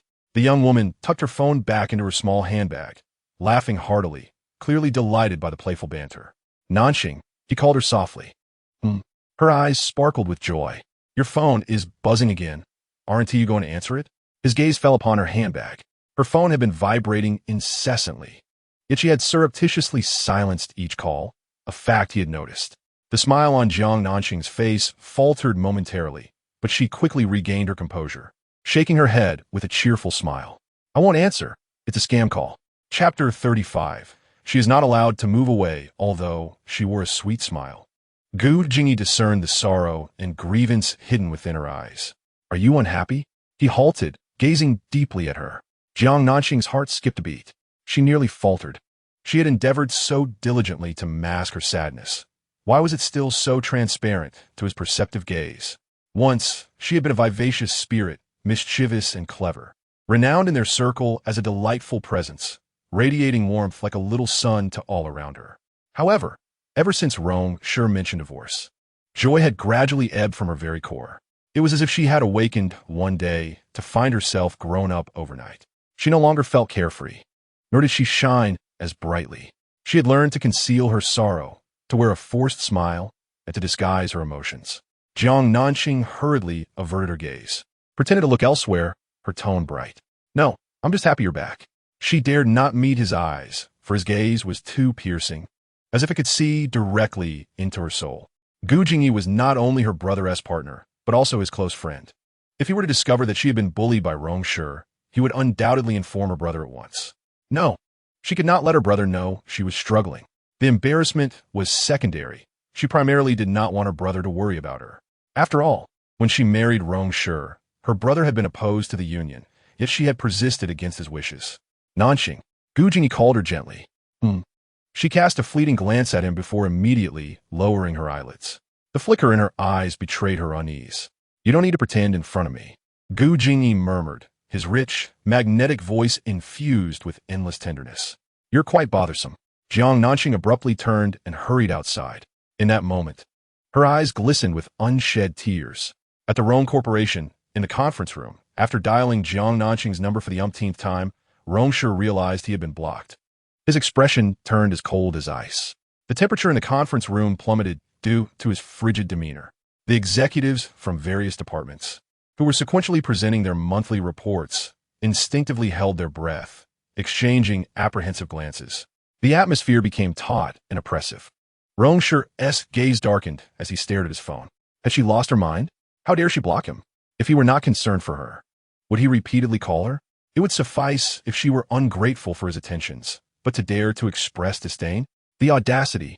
Suddenly sensing the atmosphere shift to one of profound silence, Rong Shi lifted his gaze, casting a piercing glance over the assembly. The sales manager, who had been reporting, hastily resumed, "This month our sales department." Throughout the meeting, Rong Shi maintained a frigid demeanor. As the hours passed, the executives observed their formidable boss checking his phone every 5 minutes, glancing at it only to set it down again, as though awaiting a message from someone. Each time he placed the device down, his countenance grew colder. Layer upon layer of frustration transformed his expression into one of dark foreboding. Not a single word of the executive's reports penetrated his focus. He found himself in turmoil, yearning to send a WeChat message to Jiang Nanxing, yet fearing she would block him there as well. Suddenly, he noticed her had updated her social media. He clicked to view it, and with a single glance, fury surged within him. Bang! Rong Shi slammed his phone onto the table, rising abruptly. His face had darkened to an almost unbearable degree. He returned to Yujing Bay, seething with pent-up anger, and spotted Jiang Nanxing's car in the garage, indicating her return. With a frosty expression, he entered the house, and, finding her absent from the lower floor, proceeded upstairs. As he ascended, he endeavored to regulate his emotions, suppressing the wrath boiling within him. However, as he reached the threshold of the master bedroom, his efforts crumbled. A suitcase lay on the bed, and she was packing her clothes into it. The anger he had barely contained surged forth once more. "What are you doing?" Rong Shi barked, striding in and snatching the clothing from Jiang Nanxing's hands, hurling it aside with force. Startled, she turned to face the suddenly appearing man, her brow furrowing as she replied with an emotionless tone, "Packing my things." "Packing for what purpose?" His gaze hardened, his expression like ice.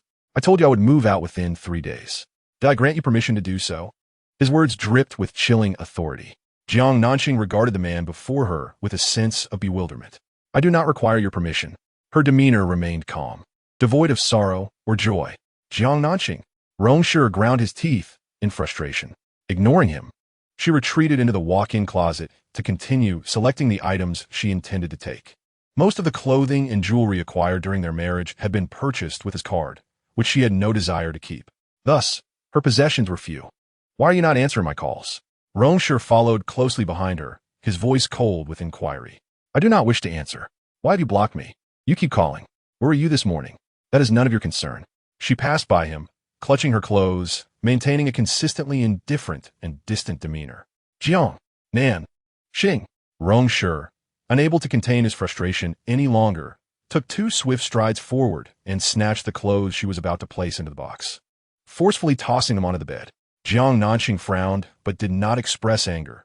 Instead, she raised her gaze and calmly remarked, "You could lower your voice. I'm not deaf." Rong Shi felt a sense of suffocation akin to striking a fist against cotton, overwhelmed by a feeling of impotence. Jiang Nanxing truly could not comprehend the source of Rong Shi's fury. What right did he have to unleash his wrath upon her? Was she merely his punching bag, someone he could yell at or scold whenever it pleased him? Or was it that he resorted to such verbal aggression to hasten her decision to divorce? Had she not already consented by signing the papers? What else was he dissatisfied with? Perhaps he was simply too eager to be with Xiao Chun, unwilling to wait even a moment longer.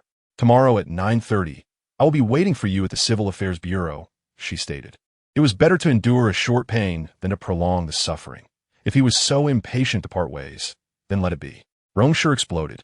He narrowed his dark eyes dangerously, a chilling glint emanating from their depths as he gritted his teeth. "Jiang Nanxing, your sudden eagerness for divorce is due to Gu Jingyi's return, isn't it?" Upon hearing this, Jiang Nanxing's eyes widened in shock. The calm facade she had meticulously maintained crumbled in an instant. "Rong Shi, have you no shame? This marriage was forced upon me by you," she shouted, her eyes blazing with fury. Rong Shi pressed his lips together, his expression darkening. Once ignited, Jiang Nanxing's anger was uncontrollable, flaring up fiercely. "You claimed I was the one who disrupted your relationship with Xiao Chun. You asserted that you never harbored even the slightest affection for me. You repeatedly brought up divorce. And you threw the divorce agreement in front of me." Chapter 36. "The household registration book is ready," she shouted, her voice a litany of accusations. "I did not throw it," he frowned. It was clearly placed on the coffee table. How could her actions be as malicious as she described? "Rong Shi, you are the one who betrayed our marriage and betrayed me, and now you wish to cast the blame upon me." Jiang Nanxing seethed, her chest heaving with agitation.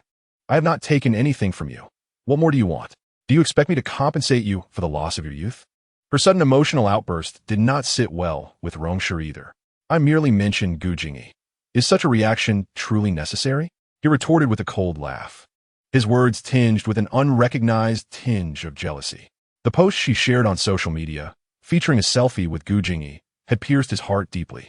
In the photograph, they were positioned closely together, her smile radiant and sweet.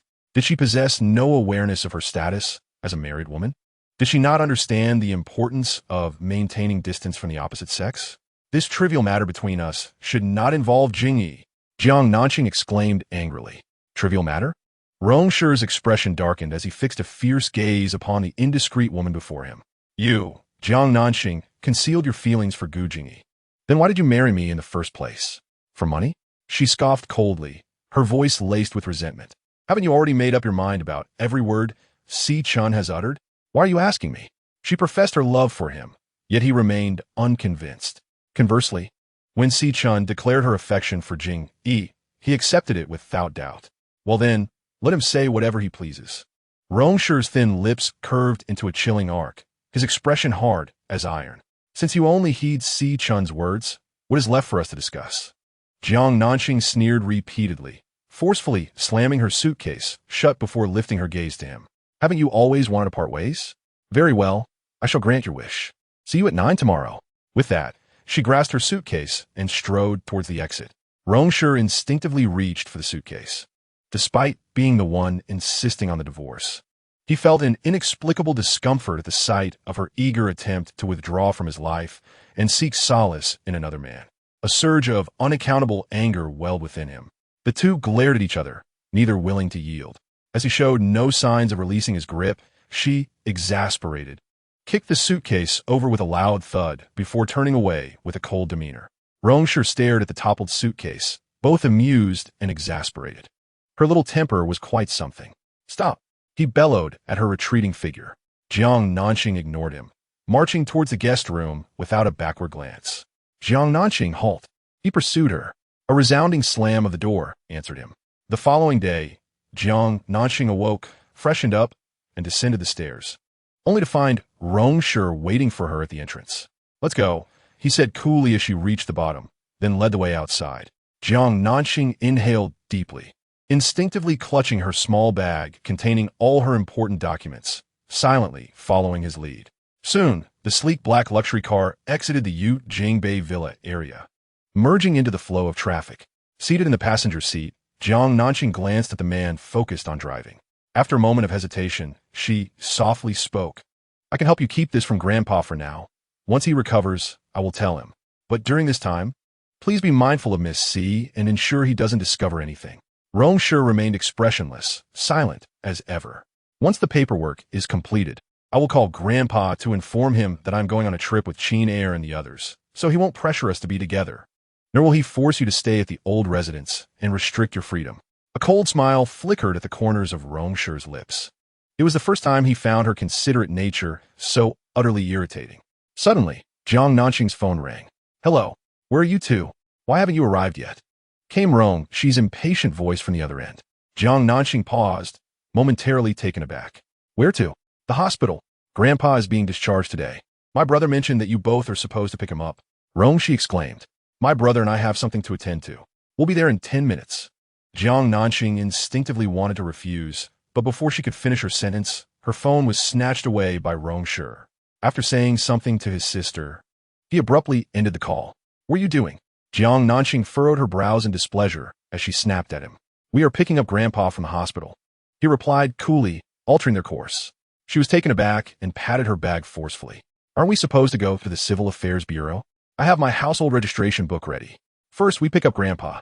Once we have him, can we still get married today? Then let us do it another day." Jiang Nanxing fell silent, taking a deep breath to suppress her growing impatience. Slightly turning towards him, she calmly suggested, "Why not go to the Civil Affairs Bureau first? We have no property disputes, and it should be a quick procedure. It won't take much time." Her insistence irritated him. "I said another day, do you not understand?" He shot her a cold glance, his tone laced with evident anger. "Why should it be another day?" She snapped, her frustration boiling over. She had finally made up her mind. She had brought her household registration book. For goodness sake, what if she regretted it tomorrow if they didn't go through with it today? She didn't want to endure any more torment. "Rong Shi, we need to pick up Grandpa since he is being discharged today.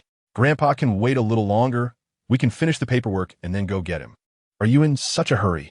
He glanced at her, his words dripping with sarcasm. "Clearly, you're the one who is anxious," she retorted, her anger flaring. "And why should I be in a hurry if you're not?"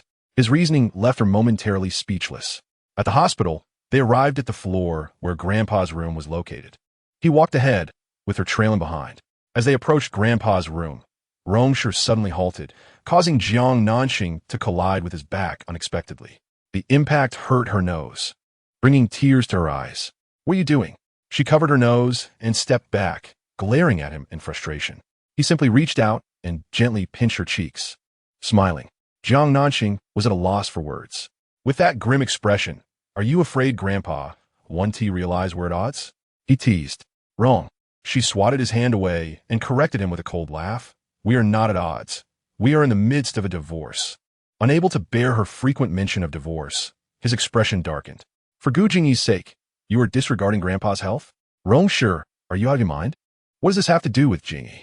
Jiang Nanxing loathed Rong Shi's hypocritical behavior and retorted angrily. "Jingyi is back." Chapter 37. Are you jealous? A frail, deep voice suddenly echoed from behind them. Jiang Nanxing and Rong Shi immediately ceased their quarrel, turning in unison. "Grandpa, Grandpa." The two spoke simultaneously, pretending that nothing had occurred moments before. However, the old gentleman was not so easily deceived. His penetrating gaze, sharp and incisive, fell upon the two faces before him. "Are you not going to answer me? Has that young man from the Gu family returned?" Jiang Nanxing cast a sidelong glance at Rong Shi, who maintained a cold demeanor. She replied, nodding slightly. At that moment, Rong Shi peeked her head out from the hospital room, her eyes sparkling with a mix of joy and confusion. "Is Brother Jingyi back? How'd I not know about this?" Then, her expression turned serious as she glared at Jiang Nanxing, demanding, "Jiang Nanxing, why didn't you tell me that Brother Jingyi is back? I've already posted about it on my social media." Jiang Nanxing murmured, her tone tinged with helplessness. "I've long since blocked you on social media. Couldn't you have just called me?" Rong Shi retorted, puffing up in annoyance. Why should I call you? Just to let you be a third wheel? Rong Shi coldly interjected. At these words, every gaze in the room seemed to converge upon him in perfect unison. Brother, are you jealous? Rong Shi exclaimed, astonished by her brother's disgruntled expression. Coughing, Rong Shi nearly choked, shooting his sister a fierce glare as he scolded. If you can't speak properly, then just be quiet. Jiang Nanxing was taken aback as well, but she quickly admonished herself not to overthink it. His heart and thoughts were solely occupied with Xiao Chun. How could he possibly be jealous of her? It was foolish to entertain such dreams. To him, she was merely a possession, a reflection of his innate masculine possessiveness. Most men harbored such flaws, even if they found something distasteful. They loathed the thought of others coveting it. The old gentleman remained silent, his expression inscrutable. The atmosphere grew subtly tense following Rong Shi's remark. Fortunately, at that moment, Chen Hui emerged from the elevator. The discharge procedures have been completed. Let us depart. Grandfather, I've made plans with Nua and the others to go on a trip in a couple of days, so I may be away for a while, Jiang Nanxing said, peeling a banana and offering it to her grandfather with a smile. Director Zhao mentioned that grandfather needs to go to the hospital for a checkup every week. Before the old gentleman could respond, Rong Shi, who had been engrossed in a newspaper, interjected without raising his head. And what of you? Are you not accompanying grandfather? Jiang Nanxing frowned, her expression reflecting confusion. Why not you? He shot back, his gaze slightly cold. Is the company no longer your concern? What about Mother and Shishi? She protested. Mother has to take care of the household, and Shishi is preparing for her graduate entrance exams. Jiang Nanxing was momentarily speechless, grinding her teeth in frustration, forcing a smile that did not reach her eyes. So, you mean I'm the only one with free time? Isn't that the case? He raised an eyebrow, his arrogant demeanor exuding a sense of provocation. Rong Shi, you are insufferable, Jiang Nanxing retorted. He must be seriously ill, she thought to herself, feeling unappreciated for her efforts. And yet he continued to oppose her. Besides, she was far from idle. She still had numerous design drafts to complete. Does our little star not wish to accompany grandfather? The old gentleman interjected at an opportune moment, sensing the rising tension between the young couple. Jiang Nanxing promptly shook her head in denial, forcing a bitter smile as she replied, Of course not, Grandpa. It's just that I've already rescheduled with them. Rong Shi interjected coolly, You scoundrel. What do you truly mean by that? Jiang Nanxing glared fiercely at the composed man. The weather today was splendid. The old man glanced out the floor-to-ceiling window at the radiant sky and rose to his feet, saying, Xing girl, accompany me to the garden for some sunshine. All right, Grandpa, Jiang Nanxing replied, striving to muster a smile as she nodded in assent. Before following her grandfather, she couldn't contain her frustration and hurled a cushion at Rong Shi with all her might, striking him squarely on the head. His gold-rimmed glasses were knocked askew, and he looked at her with a frosty glance. He was accustomed to wearing glasses while reading the newspaper, and with them on, he appeared both aloof and regal, embodying the archetype of an ascetic. Despite his irritating demeanor, it must be said that he truly aligned with her aesthetic sensibilities. Jiang Nanxing swallowed hard, stealing a hurried glance before quickly averting her gaze and hastening to catch up with her grandfather. She incessantly reminded herself not to succumb, that he was not worth it. The warm sunlight enveloped her, a gentle warmth penetrating to her very core. Xing girl, I'm here, Grandpa. The two sat side by side, comfortably basking in the sunlight. Are you hiding something from me? The old man asked casually. No. Jiang Nanxing's heart skipped a beat as she vehemently denied it, though her slightly flustered tone betrayed her evident guilt. The old man turned to gaze silently at his granddaughter-in-law. Jiang Nanxing felt a prickling unease under her grandfather's piercing scrutiny. Her eyes darted away, unable to meet his gaze. Grandpa, please don't look at me like that. Xing girl, how does Grandpa treat you? Better than a biological granddaughter. She promptly replied, sincere and resolute. The old man suddenly let out a heavy sigh, speaking earnestly. My dear, while I do not wish for you to divorce Ashur, I would be even more reluctant to see you suffer. Jiang Nanxing felt a pang in the softest part of her heart, her nose tinged with moisture and her eyes glistening. Marriage is akin to drinking water. One knows whether it is cold or warm. Grandpa should not interfere too much in your affairs. I was wrong. The old man watched his granddaughter-in-law with concern, expressing his regret. Grandpa, please don't say that. Jiang Nanxing instantly felt her defenses crumble. She suddenly felt an overwhelming sense of filial piety, recalling her promise to her grandfather never to divorce lightly. Yet now she was contemplating deceitful schemes. If you truly cannot endure it any longer, the old man's gaze dimmed. And he sighed, then just divorce. His voice, laden with sorrow, seemed to age him by a decade in an instant. Jiang Nanxing felt a mix of pain and guilt. At the same time, she found it hard to believe that her grandfather would agree so readily. Was this not a strategic retreat? After all, he was renowned in the business world as a cunning old fox. That Jingyi lad is not bad. If you divorce sure, I would be quite reassured knowing he can take care of you, the old man remarked wistfully, the glimmer in his eyes well concealed. The abrupt shift in topic left Jiang Nanxing momentarily taken aback. Instinctively, she began to explain, "Grandfather, but the sun was making her dizzy. Let's go inside," she suggested. However, her grandfather did not afford her the chance to finish her sentence and rose to head indoors. Watching his retreating figure, Jiang Nanxing could not help but twitch her lips in frustration. Why wouldn't he let her complete her thoughts? Resigned, she stood up, and, as she casually glanced around, her gaze collided with a pair of furious eyes not far away. Rong Shi was puffing her cheeks, glaring at her in indignation. Wasn't it said that exes were as good as dead in her presence? Did Gu Jingyi still have any life left in him? During their journey back to Yujing Bay, Rong Shi could no longer contain the inexplicable anger bubbling within him and remarked coldly, Chapter 38, An Accident. Jiang Nanxing frowned. Did he drink pesticide? Such a venomous tongue. She contemplated retorting that Gu Jingyi was not her ex, but given their impending divorce, what significance did the past hold? Noticing her disinterest in engaging, Rong Shi's irritation escalated. Jiang Nanxing, I'm speaking to you. His handsome face darkened as he snapped. What do you mean by that? She retorted, equally incensed. She hadn't even settled her accounts with him yet, and he was already being hostile towards her? This was intolerable. What do I mean? I stated that I would be traveling with Chiner and the others. Why are you creating a fuss? Is it a disturbance for grandfather to have someone accompany him? Anyone can do it. It doesn't have to be me. Grandfather only recognizes you. Jiang Nanxing squinted, tilting her head in suspicion at the man focused on driving. Rong Shi, do you not wish to divorce? Rong Shi remained silent, merely casting her a frosty glance. The chilling gaze, devoid of warmth, felt like a bucket of cold water poured over Jiang Nanxing, snapping her to attention. She chastised herself silently. You're overthinking it, Jiang Nanxing. He would be more than eager to marry his beloved tomorrow. How could he possibly want to remain married to you? Taking a deep breath to suppress the unwarranted hope stirring within her, she spoke coolly. Grandfather said he respects our decision. What decision? He agreed to our divorce. Impossible, he replied with calm certainty. Furrowing her brow in mild annoyance, she exclaimed, how could it be impossible? He told me so himself. Grandfather would never agree. I suspect this is just an excuse you're concocting to facilitate your wish to divorce. He stole a moment to glance at her, a mocking glint evident in his eyes. Rong Shi, I realize you truly have a serious problem. Jiang Nanxing seethed, her composure fraying. He was indeed a master at manipulating emotions, effortlessly igniting her fury with just a few words. This absurd and infuriating man. Try insulting me again, Rong Shi warned, his dark eyes narrowing dangerously.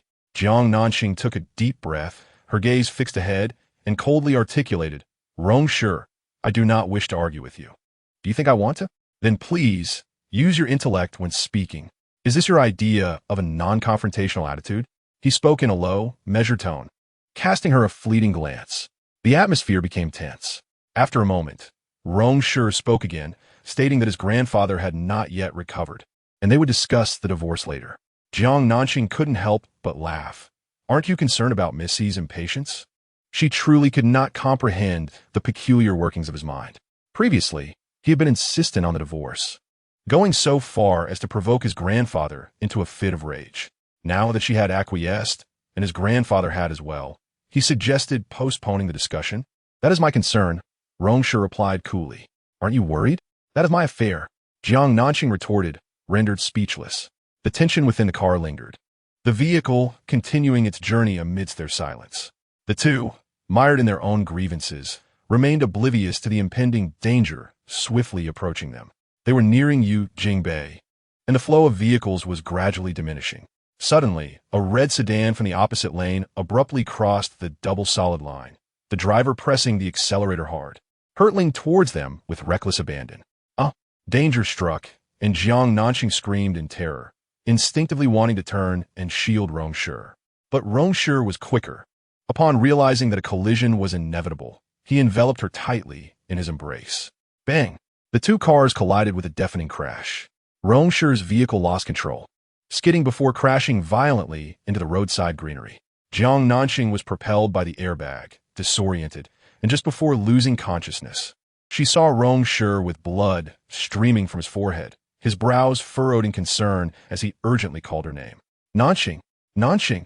As if awakening from a century-long slumber, Jiang Nanxing jolted awake, her head pounding, her eyes opening to the distinctive white ceiling of a hospital. The scene before her prior to the accident flooded her mind. Rong Shi. She sprang upright, beads of sweat forming on her forehead, her eyes wide with fear. The car accident. They had been in a crash, and it seemed Rong Shi had sustained injuries. She remembered seeing his forehead bleeding profusely. With this thought, Jiang Nanxing quickly turned her head to scan her surroundings. She saw no sign of Rong Shi. Her heart raced. Where is he? What if something had happened to him? As this dreadful speculation crossed her mind, panic enveloped her. Her breath quickened, and disregarding her throbbing head, she flung off the covers and leapt from the bed. In her haste, she forgot to put on her shoes, racing barefoot out of the hospital room. Hey, miss, you have injuries. You shouldn't move around. A nurse called out as she exited the room. Where is Rong Shi? Have you seen him? She asked urgently, her heart constricted by anxiety. The nurse appeared bewildered. He is my husband. He was in the accident with me. How is he? Is he okay? The nurse finally understood, pausing for a moment, then, with a complex expression, pointed toward a certain room. Jiang Nanxing, in her distress, failed to notice the nurse's changing demeanor and hurried towards Rong Shi's room. As Rong Shi's words hung in the air, she found herself frozen at the threshold of the hospital room. Inside, alongside Rong Shi, was Xiao Chun. Rong Shi lay on the hospital bed, his forehead bandaged and his left arm wrapped in a sling, being tenderly fed medication by Xiao Chun. Xiao Chun's eyes brimmed with concern as she gently urged him to sip his water slowly, mindful of the risk of choking. The atmosphere was so harmonious that it seemed as if they were a married couple. Jiang Nanxing silently observed the affectionate duo, her heart heavy with bitterness. She felt like a ridiculous joke, a pitiable and lamentable jest. How foolish of her to worry about him, to search for him barefoot. Meanwhile, he was lost in sweet moments with his beloved. Was the floor too cold? Otherwise, why did she feel as though she were trapped in an icy vault? It was too cold. Had she sustained internal injuries? Why else did her insides ache as if they were being torn apart? It hurt so much. The moment Jiang Nanxing appeared at the door, Rong Shi noticed her. He intended to ask if she felt unwell, but upon seeing her bare feet, his expression darkened. Just then, Jiang Nanxing turned and left, unwilling to humiliate herself further. Surely he thought her presence intruded upon his intimate world with Xiao Chun. How could she stay and risk being scorned in front of her? No, she could not allow herself to endure such humiliation. With her back straightened, she walked toward her own hospital room, striving to appear composed rather than fleeing in distress. Observing Jiang Nanxing's lonely and desolate figure, Rong Shi furrowed his brow. He instinctively sat up to call out to her, but was restrained by Xiao Chun's hand on his shoulder. Sure, don't move around. Be careful of your injury. Xiao Chun admonished with deep concern in her eyes. Rong Shi lay back down, and Xiao Chun smiled, satisfied with his compliance. How did you know I was in the hospital? Rong Shi suddenly inquired, his gaze sharp, as if he could penetrate the depths of her soul. I called you, but a nurse answered. She informed me you were in surgery, and that is how I learned about your accident. You scare me to death. Xiao Chun recounted her rehearsed lines, her eyes reddening, lips pouting, and on the verge of tears in a display of utmost concern. She averted her gaze, fearing he might see through her guilt, and attempted to change the subject. Sure, look at you all covered in blood. Let me help you clean up. There's no need. Rong Shi's refusal was lost amidst her actions. Xiao Chun entered the bathroom, efficiently prepared water, and soon returned to his bedside. Cool me. Let me help you with your shirt, she said with a gentle smile, reaching out to unfasten his clothing. However, just as her hand was about to touch his chest, he grasped her wrist. I said there's no need. Rong Shi's expression darkened, his tone light yet resolute. Why not? Xiao Chun furrowed her brow, perplexed by his refusal. I know you are averse to dirt. You cannot stand being unclean. This is not something you should be doing, he remarked as he released her hand, his tone indifferent. Xiao Chun was momentarily taken aback by his words. However, realization dawned upon her, and a brighter smile graced her face. He believed such a dirty and laborious task should be relegated to someone of lesser status, like a caregiver, while she was a cherished one, and naturally, he could not bear for her to suffer. With this thought, Xiao Chun's heart swelled with sweetness. Her cheeks slightly flushed as she playfully retorted, "Look at you. What does it matter who should or shouldn't he? Ah, sure, serving you brings me joy. I would gladly do anything for you." Her heartfelt and tender expression was such that any man would find it hard to resist this temptation. Yet, Rong Shi remained unmoved, his countenance growing colder. "I refuse. Ah, sure, I am not afraid of dirt. I simply dislike being touched by others." Xiao Chun's smile faltered, her expression frozen in disbelief. After confirming that she had been rejected, a glimmer of hurt crossed her eyes. "Am I just like anyone else in your eyes? Everyone is the same." Rong Shi's words were delivered with a chilling detachment.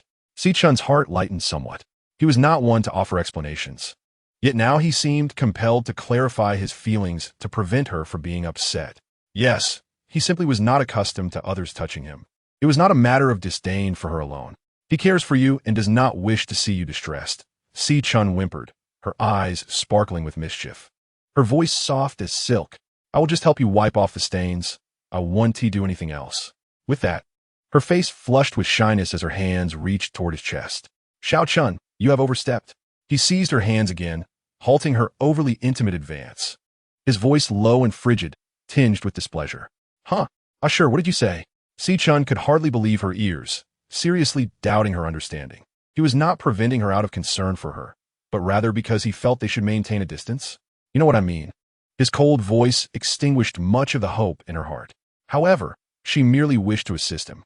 Xiao Chun bit her lip, her eyes glistening with unshed tears, her sense of grievance escalating. Suddenly, a sharp and icy voice sliced through the air. "Do you not understand human speech?" It was Chen Hui.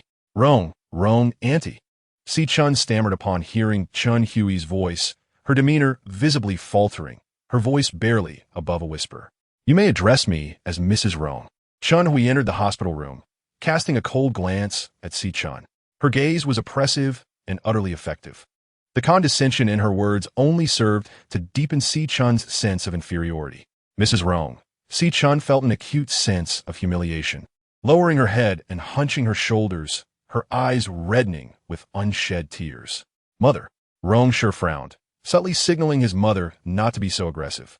Yet Chen Hui had never favored Xiao Chun, and having just witnessed her overt attempts to gain favor with her son, she felt that Xiao Chun could not possibly compare to her daughter-in-law, Jiang Nanxing. Chen Hui approached the bedside, her expression indifferent, her gaze piercing as she scrutinized Xiao Chun. "As an elder, I have a few words of counsel for Miss C. One must possess self-respect and dignity, and more importantly, maintain one's moral boundaries. Engaging in morally reprehensible actions brings no benefit to one's self. My son is already married. He is a man with a family and a wife. So keep her distance from him. The Rong family cannot harbor the loathsome existence of a mistress." Each word was delivered with resolute clarity, and her rhetoric was sharp, penetrating to the core. Xiao Chun felt utterly humiliated, yet she could only seethe in silence, her teeth grinding in resentment. That vile old woman! How dare she accuse her of moral decay? How dare she label her a repugnant creature? She would not let this slide. Once she married into the Rong family, retribution would be hers. The anger consumed her. Internally, Xiao Chun raged with curses, yet her exterior remained a mask of feigned sorrow and grievance. "Enough." Rong Shi frowned. "This is excessive. Words like these can wound deeply." Yet, Chen Hui remained impervious, relentlessly berating Xiao Chun, adding, "Moreover, you have been married. One must possess self-awareness. The threshold of the Rong family is not one that just anyone can cross."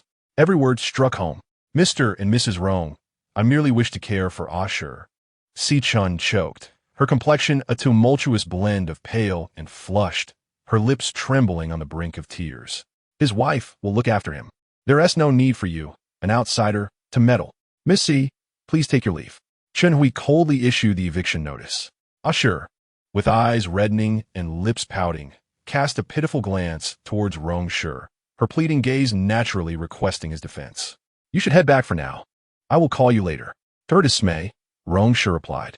Xiao Chun froze, her nails nearly piercing her palms in frustration. Yet, she was astute enough to discern the right moments to advance and retreat. Then, very well, she nodded obediently, eyes glistening, gathering her bag, reluctantly turning to leave. In the instant she fully turned away, out of sight from Rong Shi and Chun Hui, a venomous smirk curled at the corners of her lips. This temporary retreat was merely a strategy for a more formidable assault. She would not be easily vanquished. Jiang Nanxing sat on the hospital bed, legs drawn to her chest, arms wrapped around them, resting her chin on her knees, staring vacantly out the window. She was unaware of the scenery beyond. Her mind replayed the earlier scene of Xiao Chun feeding Rong Shi his medication, like an inescapable curse. At the moment of the accident, he shielded her with his body, and she had believed he cared for her. How foolishly naive she had been. She was a complete simpleton, knowing it was not worth the pain to care for him.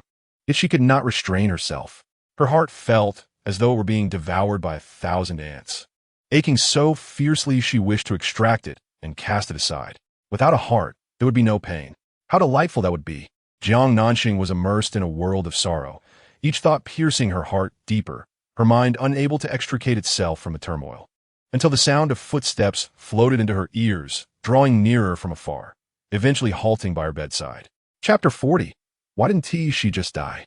She lifted her gaze to see Chun Hui, her brow furrowed. Mom, she hastily set her legs down and swiftly adjusted her emotions, striving to conceal her distress from her mother-in-law. Yet, the more she endeavored to mask her feelings, the more conspicuous her anguish became. How do you feel? Chun Hui feigned ignorance of her sadness, inquiring softly. I'm fine, she managed to force a smile. After a brief silence, Chun Hui continued. Usher is calling for you. I want to go. Jiang Nanxing promptly refused. Chun Hui frowned. You are his wife, now that he is injured. Who else will care for him if not you? Mom, he has someone to take care of him. I am not needed. Are you referring to Xiao Chun? Jiang Nanxing tacitly acknowledged. She had already been dismissed by Usher. Chun Hui stated dismissed. Surprised, Jiang Nanxing shook her head and scoffed, Mom, don't deceive me.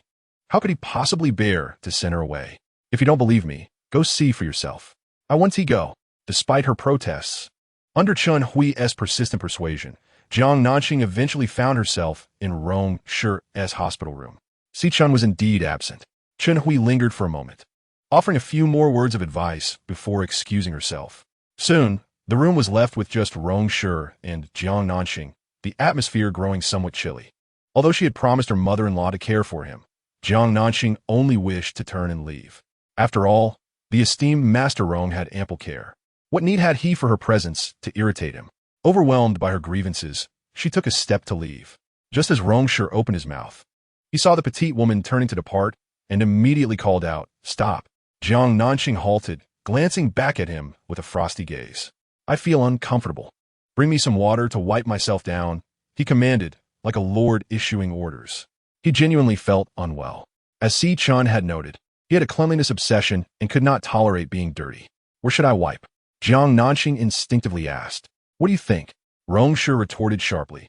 Jiang Nanxing glanced at the stains on his clothing. You need a complete change. I will call the nurse. You. He interrupted her mid-sentence. She was taken aback. Wipe me down, he insisted, his tone imperious and devoid of any room for refusal. Jiang Nanxing furrowed her brow in frustration. Why must I wipe you? There's a nurse available. To change everything would be rather excessive. I dislike being touched by others, he replied nonchalantly. Jiang Nanxing rolled her eyes in exasperation and replied, I'm sorry, but I also dislike attending to others. Jiang Nanxing. Rong Shi's brow furrowed, his handsome face darkening. And what of it? She retorted, feeling both wronged and furious, defiantly meeting his gaze. Why did he have the audacity? When Xiao Chun was present, her mere appearance before them was a mistake. Now that she has departed, she has been reduced to his obedient maid, summoned at his whim. If he cherished Xiao Chun so deeply, why not allow her to attend to him? I endured injury to protect you, Rong Shi coldly reminded the reluctant woman before him. Jiang Nanxing found herself at a loss for words, unable to retort. Setting aside emotions, he was undeniably a man of considerable responsibility. Thus, even if his heart did not belong to her, he instinctively shielded her when danger arose. It was his protection that kept her unharmed. With a sullen expression, Jiang Nanxing made her way to the bathroom. Shortly, she filled a basin with water and stood by the bed, furrowing her brow as she observed his injured hand resting on his chest. Annoyed, she snapped, "Remove your hand." How could she tend to his wound otherwise? Such was his attitude towards his savior. The man narrowed his dark eyes, emitting a chilling hum of discontent. "Don't nitpick, Rong Shi. Who provoked your impatience?" she retorted, feeling exasperated and unable to match his stubbornness. Bending down, she pushed his injured arm aside, her emotions flaring as she began to unbutton his shirt. Her movements were somewhat forceful, inadvertently brushing against his wound. He winced, drawing in a sharp breath, his brow furrowed in pain. Startled, Jiang Nanxing quickly withdrew her hand, adopting a defensive stance. It was unintentional. Retribution? He questioned darkly. Initially feeling a twinge of guilt, Jiang Nanxing snapped back. It was an accident. Must you attribute malice where none exists? Calling him petty? Rong Shi seized her wrist, yanking her towards him with force. Taken by surprise, Jiang Nanxing stumbled forward, fearing she might press against his injured arm and cause further harm. In her panic, her hands found nowhere to settle, and she instinctively pressed down. Rong Shi gasped sharply, his handsome face flushing crimson. Her hand had accidentally strayed to forbidden territory. Realizing the nature of her unintended touch, Jiang Nanxing felt as if her palm were searing with the heat of a branding iron, prompting her to spring away, putting a considerable distance between them. Clenching her fists, her cheeks burned with embarrassment. Another accident?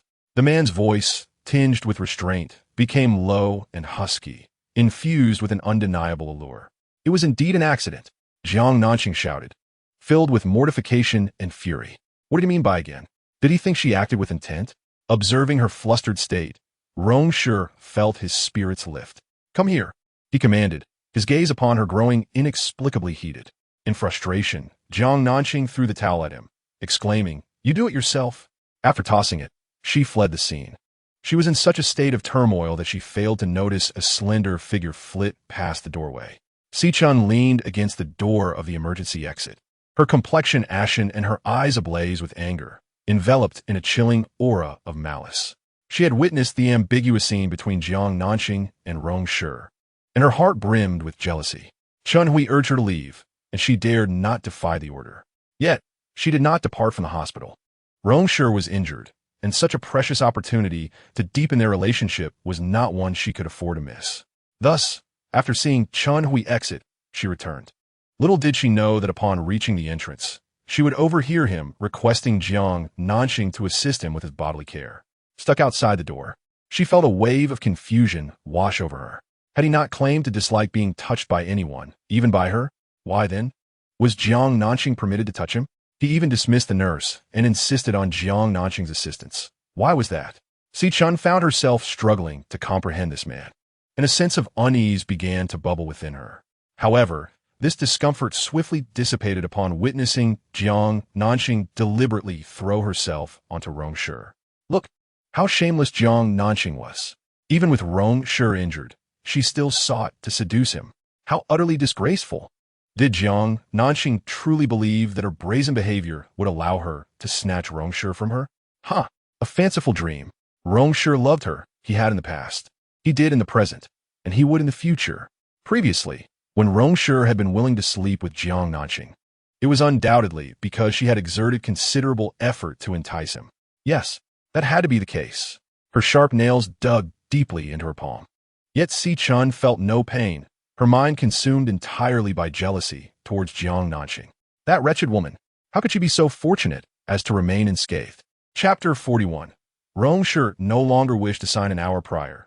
Zhao Yuanyuan had called her in desperation, confessing that she had crashed her car into Rong Shi's. She implored Xiao Chun to plead for leniency on her behalf. Impulsiveness is the devil. In her twisted fury, Zhao Yuanyuan had wished for both Rong Shi and Jiang Nanxing to perish alongside her. Yet after the incident, she found herself gripped by a fear of death. In truth, Zhao Yuanyuan's extreme actions were partly a consequence of Xiao Chun's instigation. Ever since Rong Shi had sanctioned the Zhao family's company, they had fallen into dire straits. and the instigator, Zhao Yuanyuan, had become the target of public scorn, living a life more miserable than that of a rat scurrying through the streets. Xiao Chun had frequently whispered in Zhao Yuanyuan's ear, shifting the blame for all their misfortunes onto Jiang Nanxing, inciting a deep-seated animosity within Zhao Yuanyuan towards her. Therefore, Xiao Chun was not surprised at Zhao Yuanyuan's desire to retaliate against Jiang Nanxing. What she did not anticipate, however, was Zhao Yuanyuan's intent to harm Rong Shi as well. Upon learning the details, she scolded Zhao Yuanyuan mercilessly. What a fool. If she was to crash into someone, it should have been Jiang Nanxing, not her Rong Shi. What if something were to happen to Ash? What would become of her future? All her wealth and luxury, her extravagant lifestyle, would evaporate in an instant. Pleading for mercy? What a futile endeavor. It is not the formidable opponents one fears, but rather the foolish allies. Such a simpleton as she deserves to vanish. Initially, Ash and Jiang Nanxing had already signed the divorce papers. Yet now, after the accident, they find themselves entangled once more. Wretches. They are all wretches. One undermines her happiness, while the other steals her man. They are all despicable. Jiang Nanxing, Ash belongs to me. You shall not take him away. You shall not. Rong Shi's arm was lacerated by glass, requiring numerous stitches. By evening, the wound appeared to be infected, inducing a fever. Jiang Nanxing remained steadfastly by his side, claiming indifference to his fate, yet her heart could not bear the thought of losing him. After all, he was the man she had adored for a decade. Love is an enigma, capable of binding souls in an instant, yet when one seeks to forget, it becomes an arduous lifetime endeavor. Rong Shi awoke in the middle of the night, his mind foggy and his body aching. Thirst overcame him, and, as he attempted to rise, he noticed someone asleep at his bedside. It was Jiang Nanxing, who had dozed off while keeping watch. In that fleeting moment, his heart melted at the sight of her serene visage, devoid of her usual sharpness and stubbornness, replaced instead by a softness and sweetness reminiscent of days gone by. Such a tranquil sleeping face was one he had cherished through countless mornings. Suddenly, Jiang Nanxing stirred, her delicate brows knitting together as she murmured in discomfort.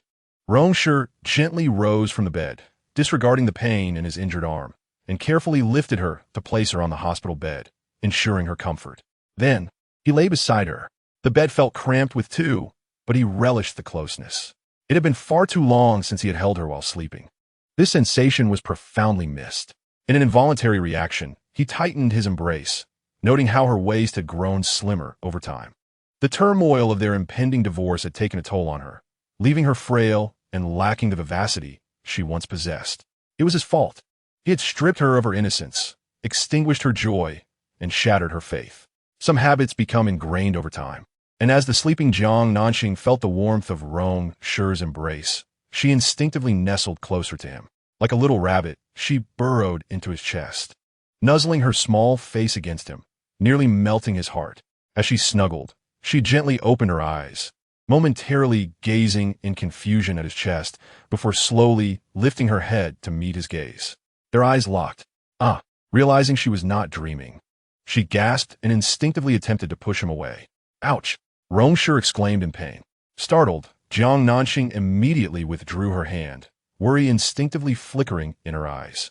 Lifting her gaze, she discovered that his expression bore no sign of pain. In fact, the corners of his mouth were subtly uplifted. She had been deceived. Fury surged within Jiang Nanxing, prompting her to shove him forcefully against his chest. Rong Shi, Rong Shi cried out in distress. This time, she had truly struck a sensitive spot. The pain drained the color from his handsome face, beads of sweat forming on his forehead as he gritted his teeth. Jiang Nanxing, do you intend to commit murder against your husband? A twinge of regret flickered within her, but upon hearing his words, her anger flared anew. What husband? We are already divorced. You are merely my ex-husband now. Ex-husband, he corrected her with a faint smirk. Husband, ex-husband, husband, ex-husband, ex-husband, ex-husband. She shouted in exasperation, spittle flying onto his face. Rong Shi helplessly wiped his face, saying, I haven't signed the papers. So, you're still an ex-husband? She shouted, suddenly realizing something was amiss, staring at him in disbelief. Shall I refer you to an ear specialist? He lazily teased, mocking her hearing. Jiang Nanxing, however, paid no heed to his mockery. Her entire focus was on his statement about not signing the papers. Why didn't you sign? After a moment of astonishment, she fixed her gaze on him, her voice trembling.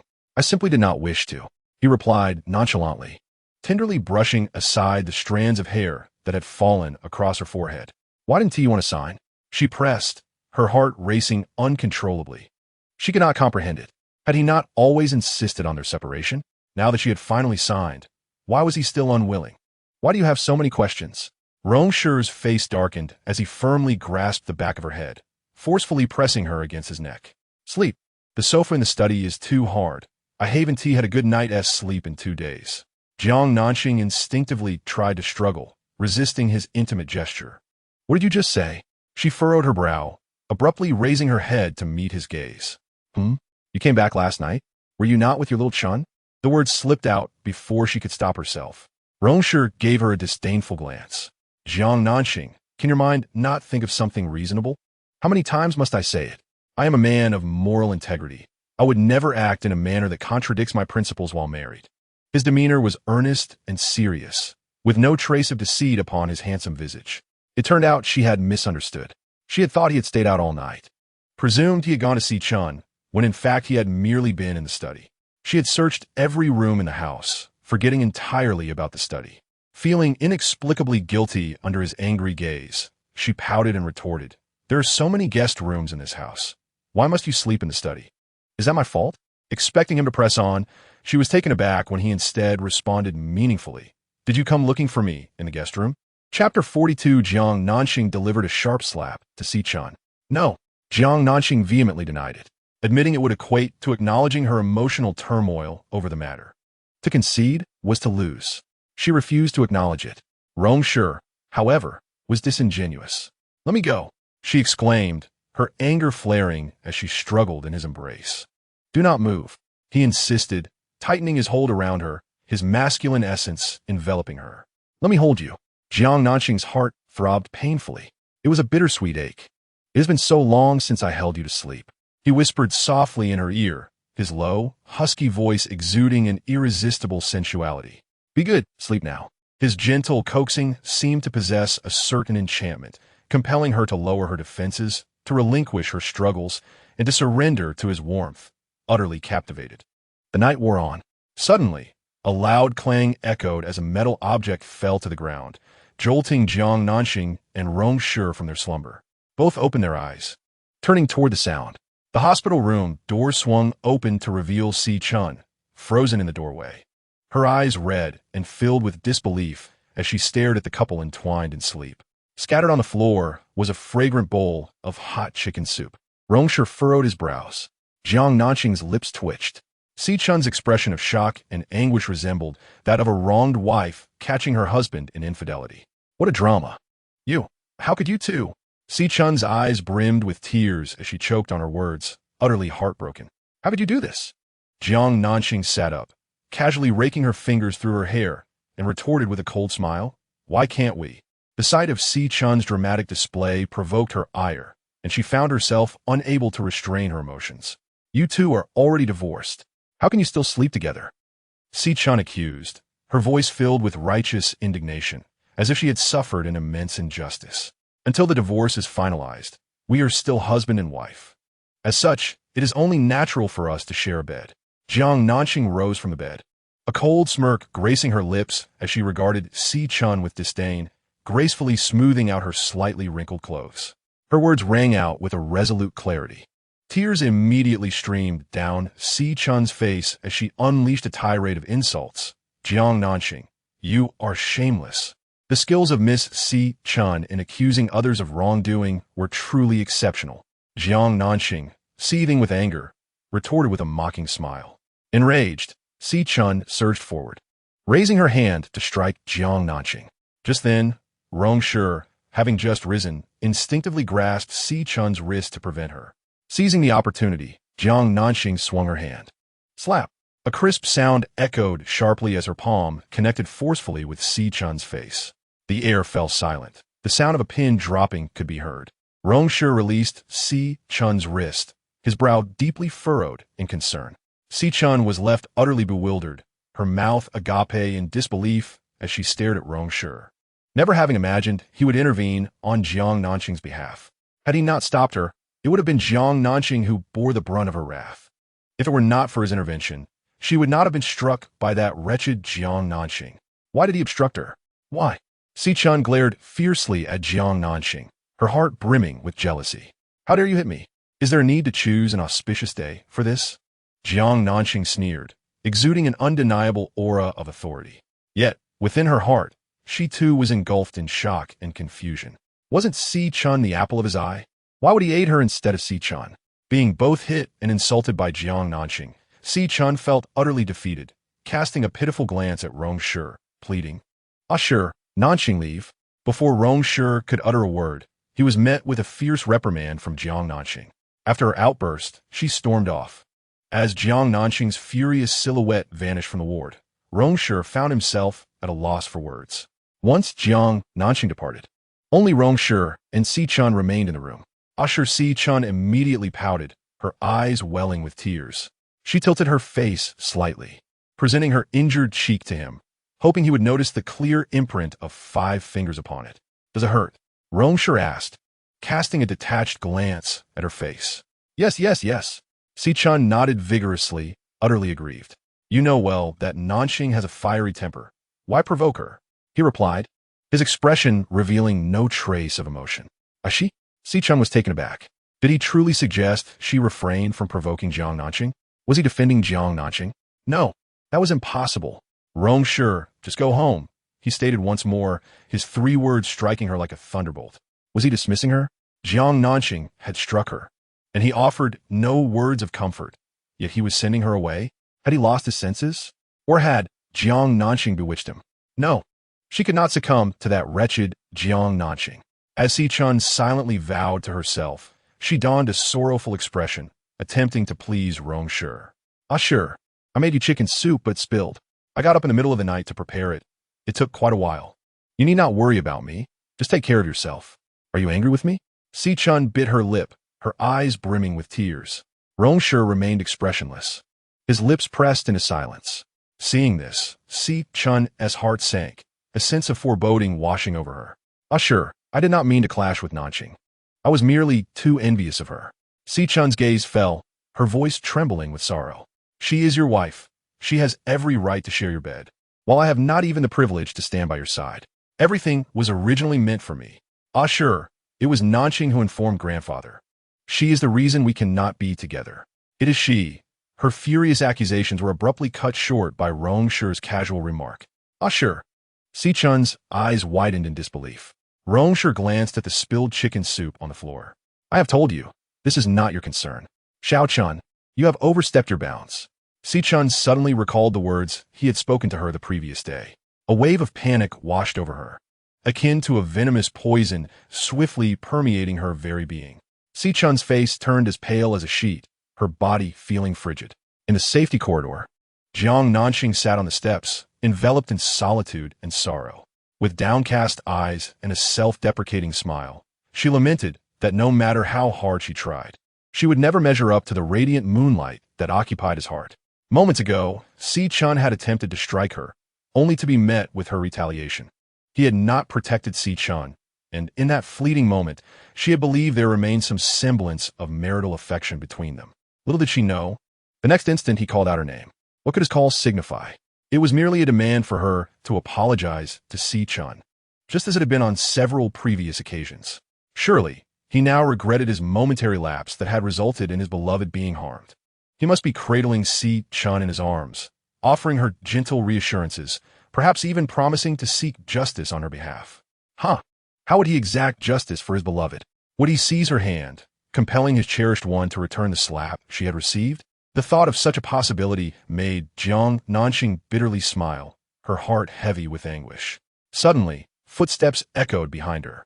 Chapter 43. I am not someone to be bullied. Jiang Nanxing's spine stiffened.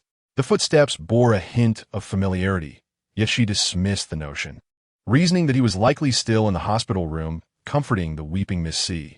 How could he possibly seek her out? Or perhaps he had come to demand justice for Xiao Chun?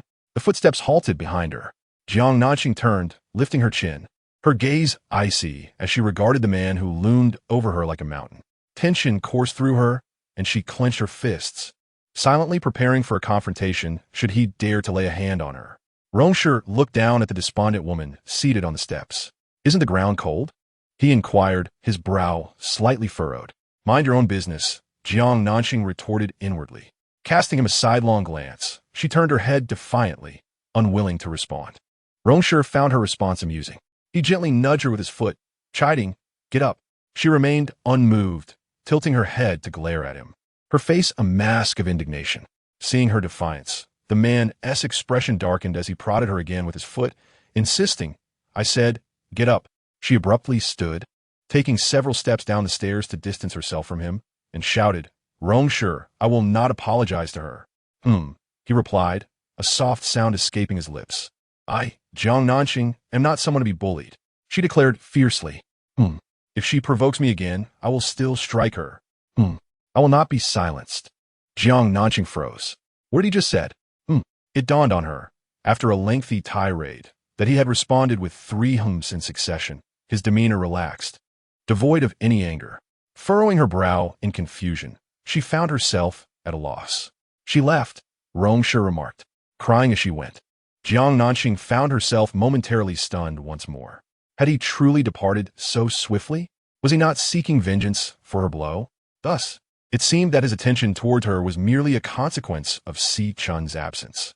He approached and extended his hand towards her. Jiang Nanxing remained motionless.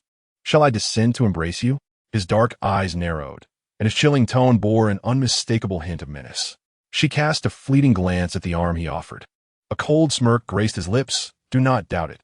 I could easily carry you with one arm, provided you do not mind the undignified posture." Jiang Nanxing's lips twitched at the thought. An undignified posture? Would he truly attempt to tuck her under his arm? The image was far too vivid for her comfort. Alarmed, she recoiled from the notion. Yet she was reluctant to engage in any physical contact, maintaining a frosty expression as she endeavored to evade his grasp. However, as she shifted left, his hand followed suit. As she moved right, so did his. His determination to clasp her hand was resolute. After silently weighing her options, she ultimately decided against challenging him. This man was unyielding in his desires. No one could sway him from his intentions. Reluctantly, she placed her hand within his palm. His fingers tightened around hers, and with a firm tug, she found herself tumbling into his embrace. The familiar scent of masculinity enveloped her, causing her heart to falter momentarily. "Have you not been eating properly lately?" Before she could respond, his deep, husky voice resonated beside her ear. "What?" Jiang Nanxing momentarily forgot her struggle. Raising her gaze to meet his, he had lost weight. He pinched her waist, sending a shudder through her body. "What concern is that of yours?" she retorted, her irritation evident. "Are you not worried about Xiao Chun's pain, but instead fretting over my figure? Besides, does he not understand why I might not be eating well? If you were not constantly piercing my heart with metaphorical daggers, would I be dwindling away? I am your husband. Is it not my prerogative to care for you?" he replied, narrowing his eyes as he leaned closer, his breath warm against her lips. "Not for much longer," she huffed defiantly. Their lips hovered dangerously close, the air thick with tension. The proximity sent shivers down Jiang Nanxing's spine. With her small hands pressed against his chest, she attempted to push him away, her brow furrowed in a mix of embarrassment and annoyance. "What do you intend to do?" He tightened his hold around her waist, retreating as she exerted force, until her back met the wall. In an instant, he had her pinned against it. "Yes," he murmured, his voice languid and magnetic, oozing seduction. Who could withstand such an allure? Jiang Nanxing swallowed hard, her heartbeat quickening. He gazed intently at her rose-tinted lips, his eyes aflame with desire. The temperature in the stairwell surged. He gradually leaned in towards her mouth, leaving Jiang Nanxing feeling anxious and conflicted. No, she could not allow him to manipulate her so easily. In a moment of impulsive clarity, she abruptly pushed him away, exclaiming, "How dare you!" After her outburst, she fled. Her cheeks flushed. Rong Shi, unfazed, leisurely followed the petite woman, a subtle smirk playing at the corners of his lips. Surely, this would not last forever. As long as he refrained from signing the divorce agreement, he would remain her husband for life. Days later, Rong Shi was discharged from the hospital. Having spent several days together within those walls, their relationship had begun to improve, albeit without the presence of Xiao Chun. Reflecting on the fact that he had not signed the divorce papers, that he had returned home each night, and that he had earnestly declared he had never wronged her. Jiang Nanxing felt a glimmer of hope that perhaps their marriage could be salvaged. In matters of love, she was determined not to give up halfway. Upon leaving the hospital, the couple drove home. Grandfather just called, asking us to come home for dinner. He said, "Mother has prepared a feast for you," Jiang Nanxing said, scrolling through her phone while Rong Shi drove. "All right, Mother's birthday is next month. Shall we prepare a gift together? Isn't it usually you who arranges these things?" Before they could continue, a melodious ringtone abruptly interrupted their conversation. It was Rong Shi's phone. Jiang Nanxing instinctively glanced at the screen and saw the name Xiao Chun displayed. Her previously cheerful mood instantly soured as if she had swallowed a fly. The atmosphere grew heavy with silence. After a brief moment of hesitation, Rong Shi reached for his phone. "Can you not answer it?" Jiang Nanxing interjected, fixing her gaze on him. They had shared a harmonious few days in the hospital. Although they had yet to return to their former intimacy, things were progressing positively. As long as Xiao Chun did not interfere, they would surely restore their past connection. Rong Shi paused, but ultimately answered the call no. The simple word fell like a bucket of cold water over Jiang Nanxing, extinguishing her fervent hopes. Her heart plummeted into an abyss of despair, and her countenance gradually turned icy. "Ah, Jiang Nanxing, have you lost your senses again? Have you forgotten the pain of your past wounds? How many times must you endure this charade to see the truth? Must you continue to humiliate yourself?" She chastised herself fiercely in her mind. Rong Shi answered the call. "Hello, Mr. Rong, please come quickly.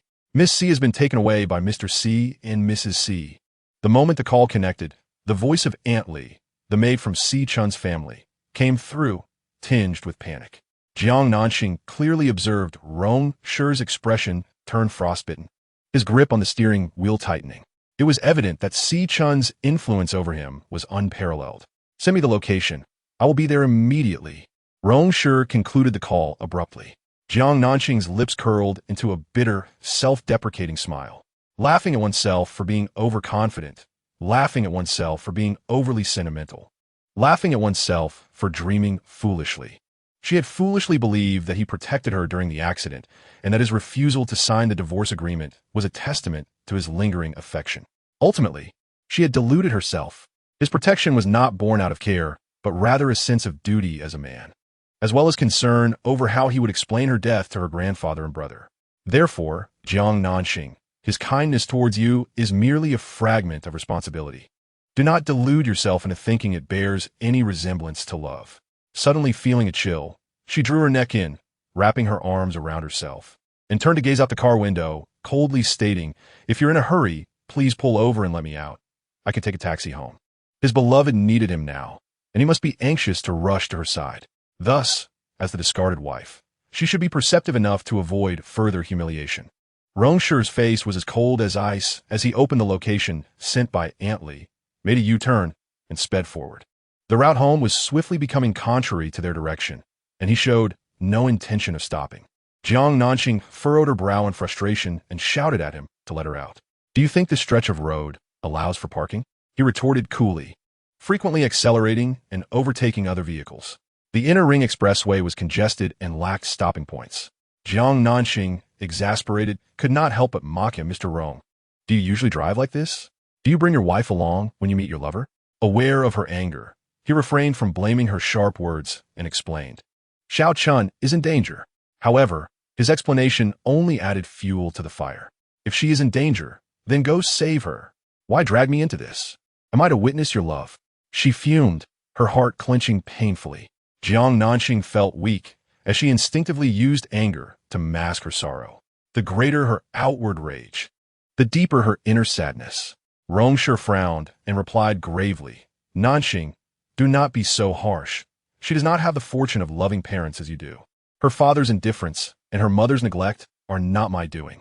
Why must you repeatedly inflict pain upon me to compensate for her emotional wounds?"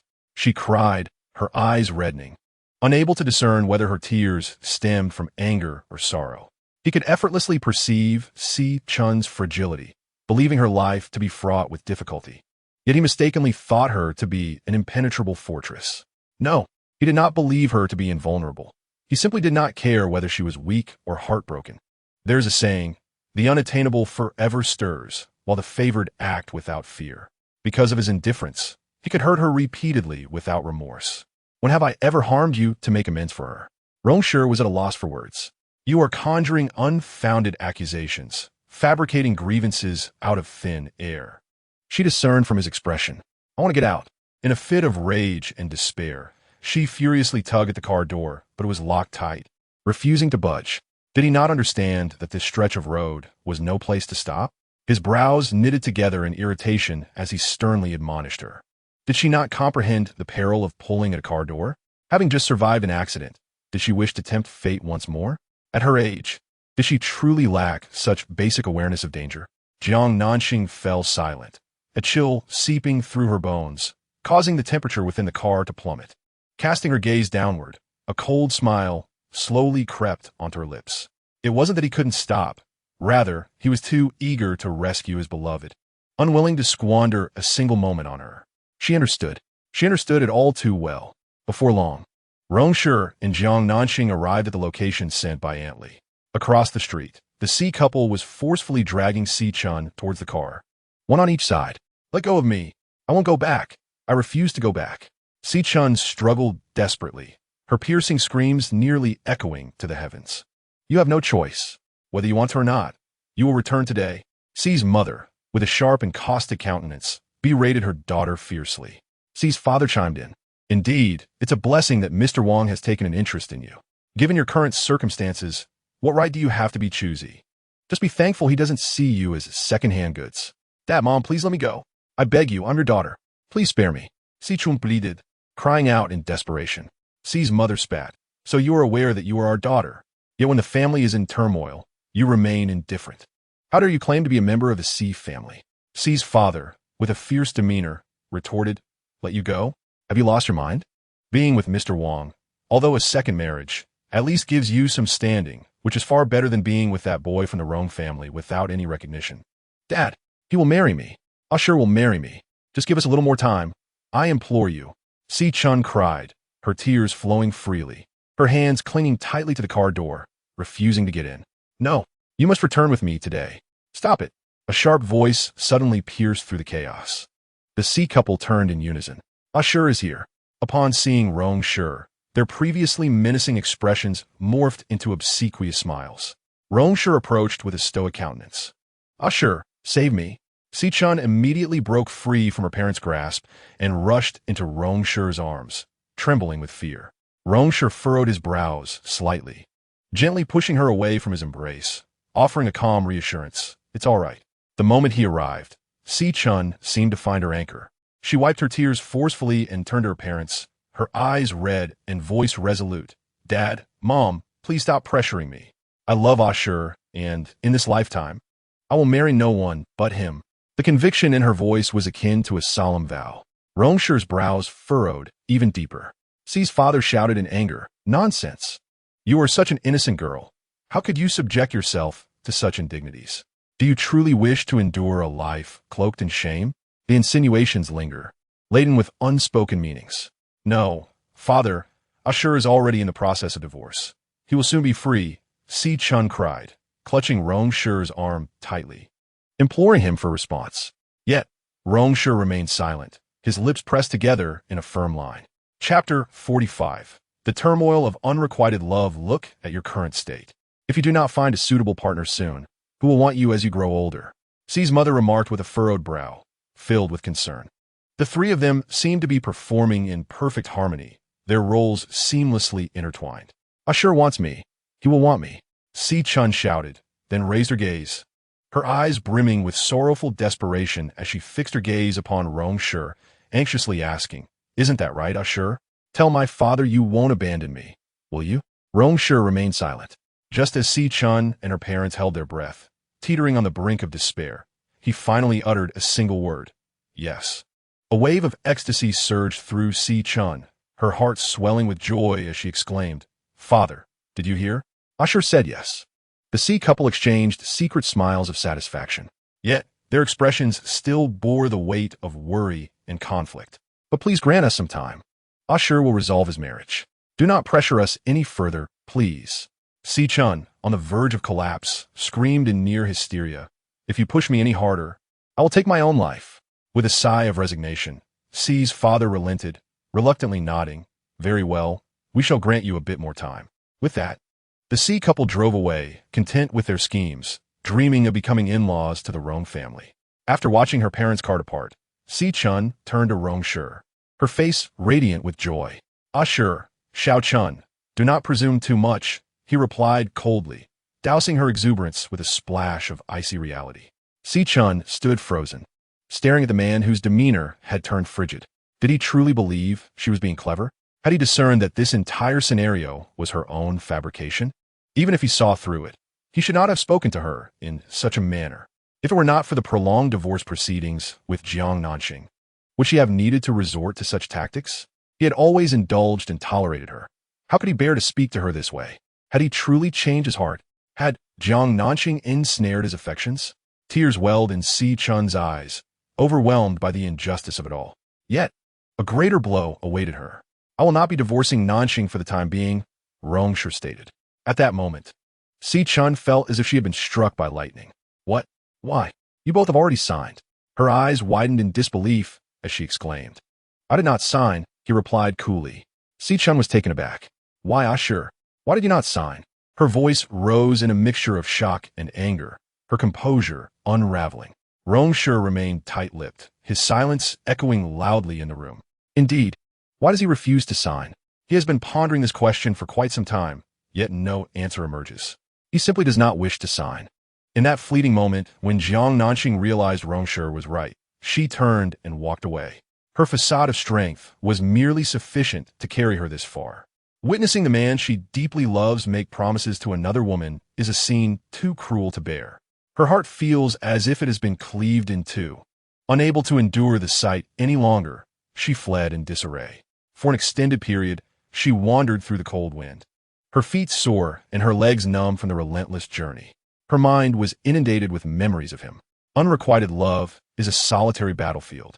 She had loved him for a decade, self-indulging in her emotions for 10 years. It seemed time to let go. Jiang Nanxing returned home in a daze. Retrieving the suitcase she had half-packed days prior, continuing to gather her belongings. When she signed the divorce agreement, she had made a firm declaration to vacate within 3 days. Delayed by an accident, those days had stretched on, and now it was time to leave. She did not wish to remain passive in this marriage. She sought to preserve the last vestige of her dignity and pride. It was far better for her to leave of her own accord than to be cast out by him. Halfway through her packing, her phone rang. It was Gu Jingi calling. Since their meeting at the airport, he had been away on business in T-City and was now returning to his city. Hello, A.E. You mentioned treating me to a welcome dinner. Is that still on? Gu Jingi's rich voice flowed through the line, warm and gentle as the March sun. The ache in Jiang Nanxing's heart was momentarily soothed. Of course, she replied. How can I pick you up? Oh, wait. Jiang Nanxing instinctively wanted to decline, but he had already hung up.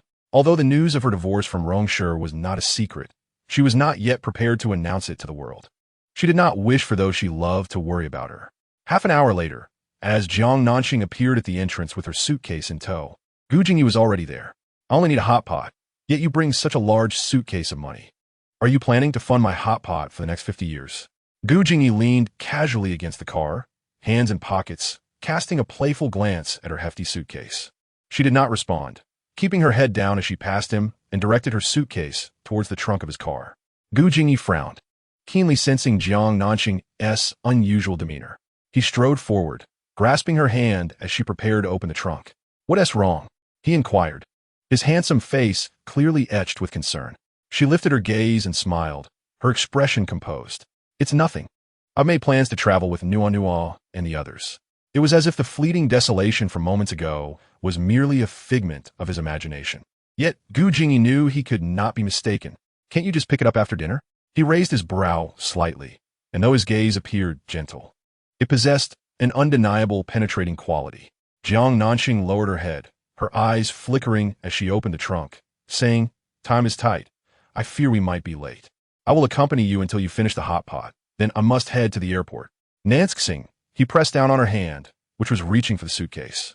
She feigned nonchalance. Come on, aren't you hungry? Hurry, place it in. Nanxing, he admonished, his tone deepening. Under Gu Jingi's sharp gaze, Jiang Nanxing's pretense was on the verge of collapse. Will we eat the hot pot or not? She pouted playfully, striving to appear carefree and charming. What is wrong with you? Me fine. Alright. When have you ever been able to deceive me when you're unhappy? Gu Jingyi's expression darkened, worry surfacing in his eyes. He had noticed her troubled heart during their last airport encounter. Jiang Nanxing fell silent, her facade of strength crumbling. It felt as if all her energy had been drained in an instant. She lowered her head, a subtle sadness and solitude enveloping her small frame. I have divorced Rong Shi, she murmured, a bitter smile gracing her lips. What did you say? Gu Jingyi furrowed his brow, disbelief causing his tone to rise sharply. Doubting his own hearing. So I must move out. Jiang Nanxing looked up at him with a forced smile, one that was more painful than tears.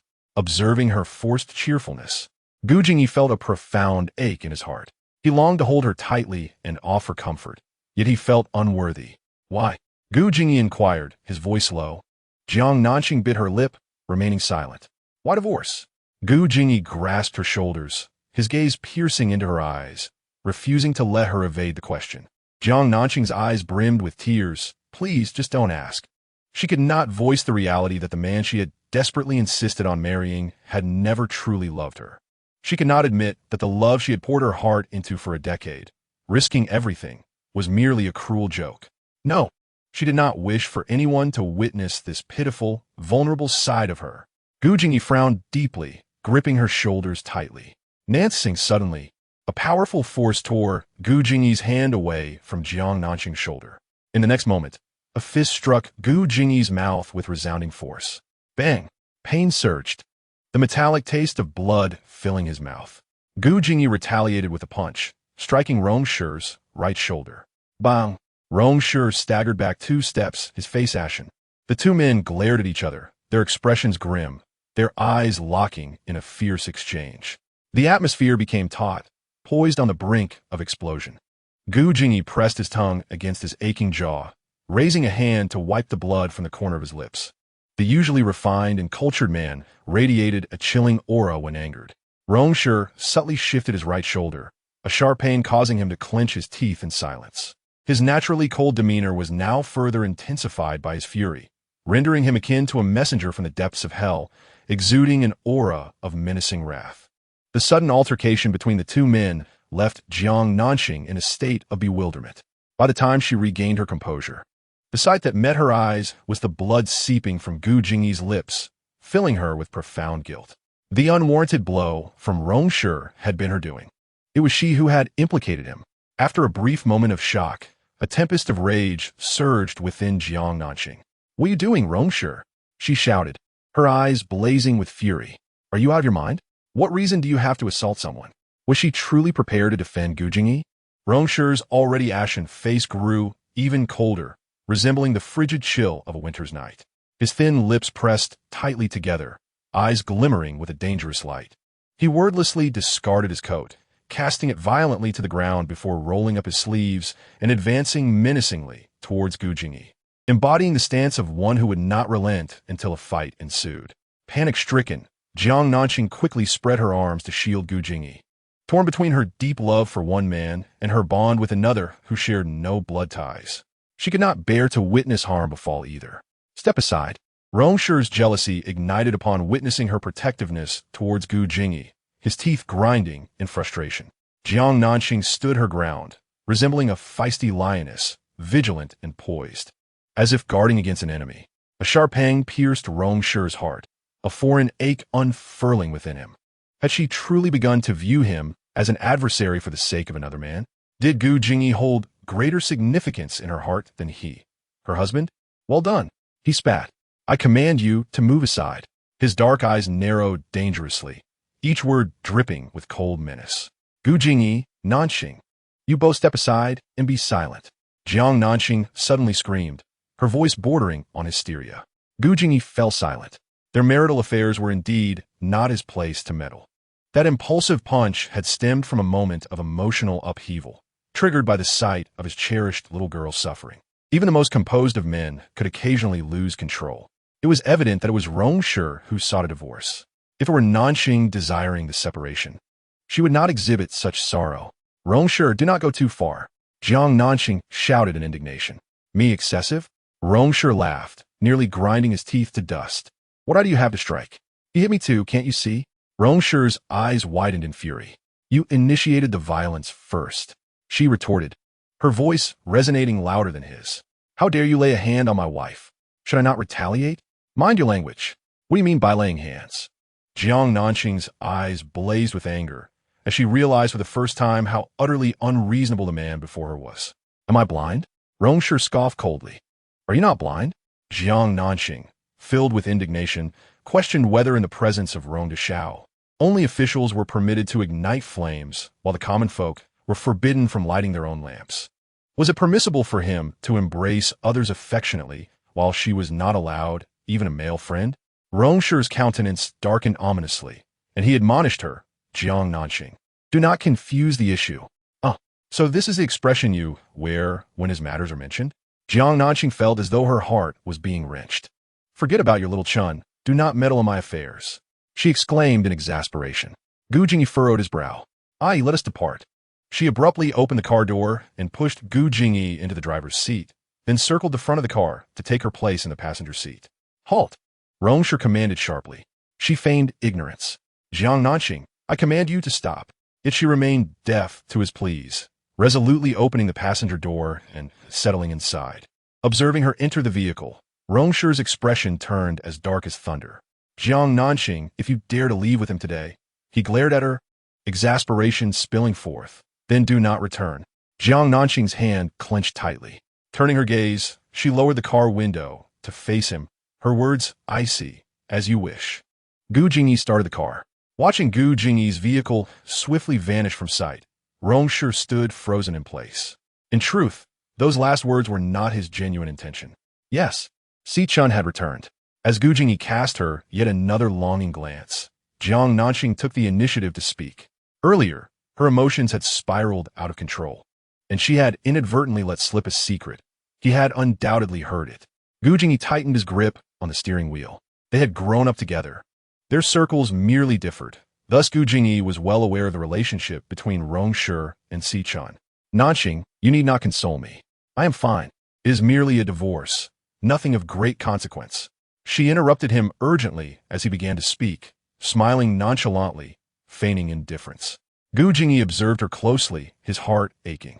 The more she feigned nonchalance, the more it revealed her reluctance to let go of the marriage. By the way, do not mention this to my brother just yet. I do not wish for him to worry. Jiang Nanxing slightly turned, her eyes pleading as she looked at him. But he will eventually find out. Let us wait until the dust settles to tell him. I simply lack the energy to deal with him right now. She frowned in distress, imagining the headache her brother would have upon learning of the situation.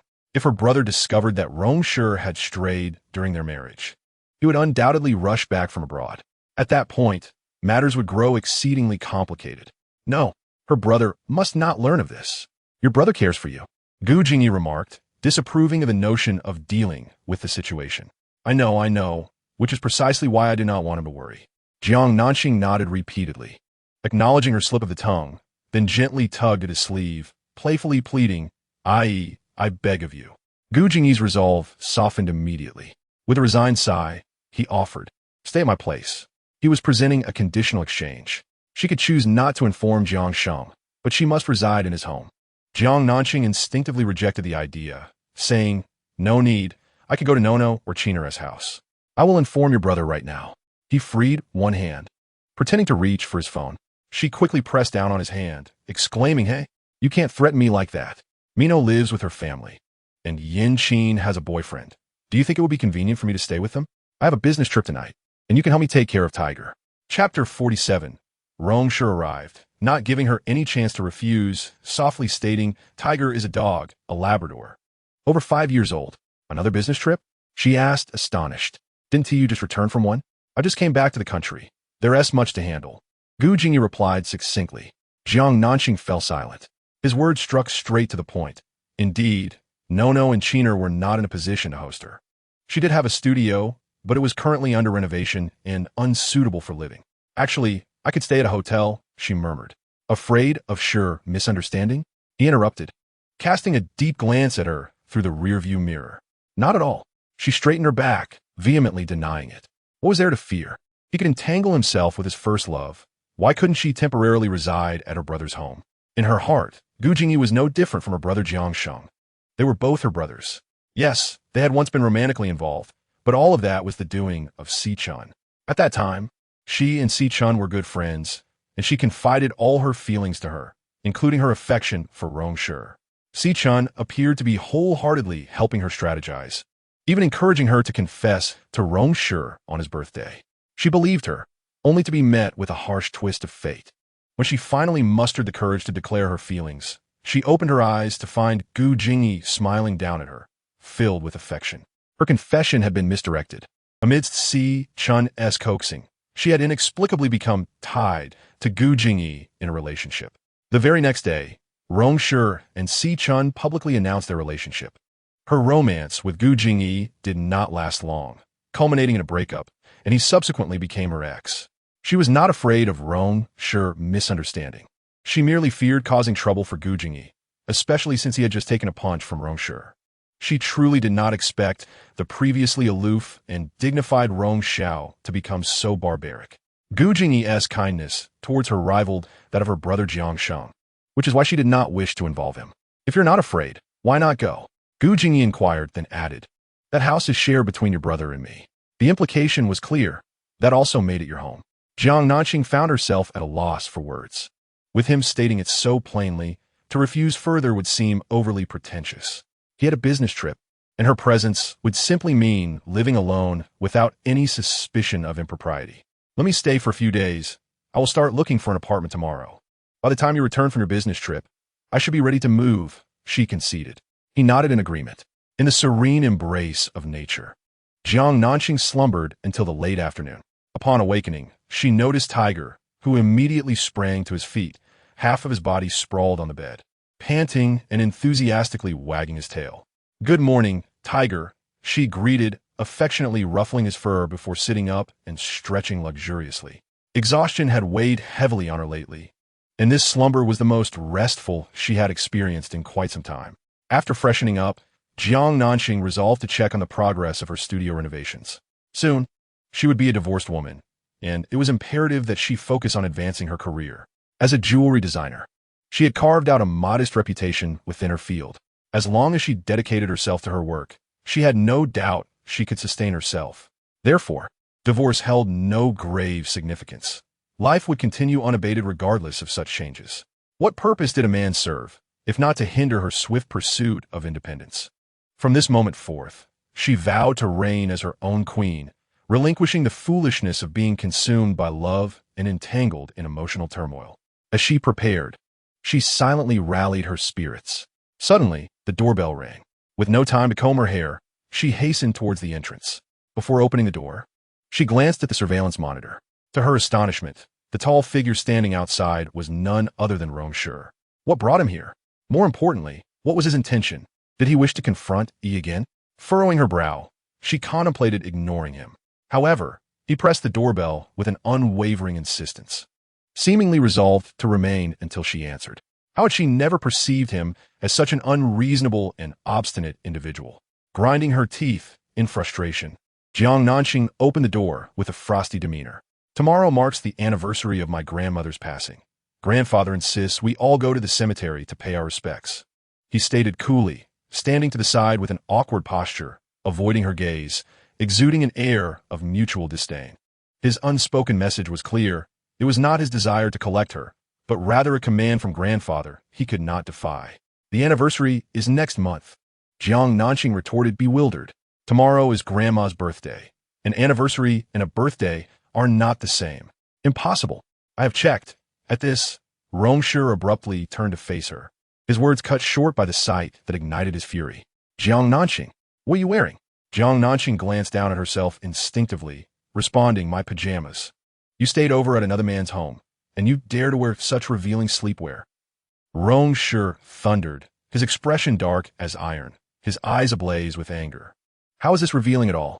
Jiang Nanxing retorted defiantly. She wore a silk two-piece set with a camisole and shorts underneath, while the outer garment fell gracefully to her knees. However, she left her coat unbuttoned as she was alone in the house, and only noticed his presence when she opened the door, thus neglecting her appearance. Although he was away on a business trip, she always locked the door at night. So she was not as careless as he presumed. Look at your shoulders and legs. Is this not considered revealing? Rong Shi reprimanded sharply. He strode into the room, immediately searching for Gu Jingyi's figure. Gu Jingyi was absent, presumably out attending to business at this midday hour. The day prior, she had disregarded his feelings and emotions by leaving with Gu Jingyi, leaving him simmering with frustration and tormenting himself with thoughts throughout the night. He had nearly been consumed by his own imagination. He arrived early, having sat in his car for quite some time before gathering the resolve to come inside, only to be confronted with her alarming appearance. Did she not possess the awareness of being a married woman? Did she not know to avoid giving rise to suspicion? A man and a woman alone in a room, and she dared to dress this way? Was she devoid of shame? Rong Shi's anger swelled as he thought further, his jealousy igniting an uncontrolled tirade. You are the one without shame. Your entire family is shameless, and you are the most shameless of all. Jiang Nanxing erupted, hurling insults at him. Midway through, she realized she might inadvertently offend her grandmother and quickly altered her words, her fury unabated. Dare you utter another word? Rong Shi's dark eyes narrowed dangerously, his teeth gritting in anger. You truly are shameless. Suddenly, the world spun as the man, consumed by rage, forcefully pushed her onto the sofa. In the next instant, he sealed her lips with his own. Their mouths melded together, breaths intertwining.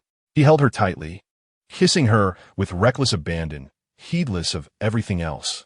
Jiang Nanxing stared in shock at the man who had suddenly lost control, momentarily at a loss. He seized the opportunity, their intimacy escalating. Chapter 48. A Man's Possessiveness.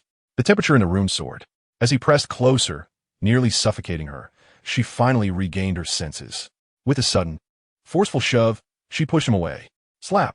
In a fit of rage, she delivered a sharp slap across his face. The sound echoed crisply, and the atmosphere froze instantly. Are you insane, Rong Shi? She shouted, scrambling away from him. Whether from anger or embarrassment, her face flushed crimson. You struck me? Rong Shi stared incredulously at the petite woman who had just assaulted him, gingerly touching his stinging cheek, feeling utterly defeated. Who told you to? She struggled to articulate, her words faltering. You are my rightful wife. Am I not allowed to kiss you? We are divorced.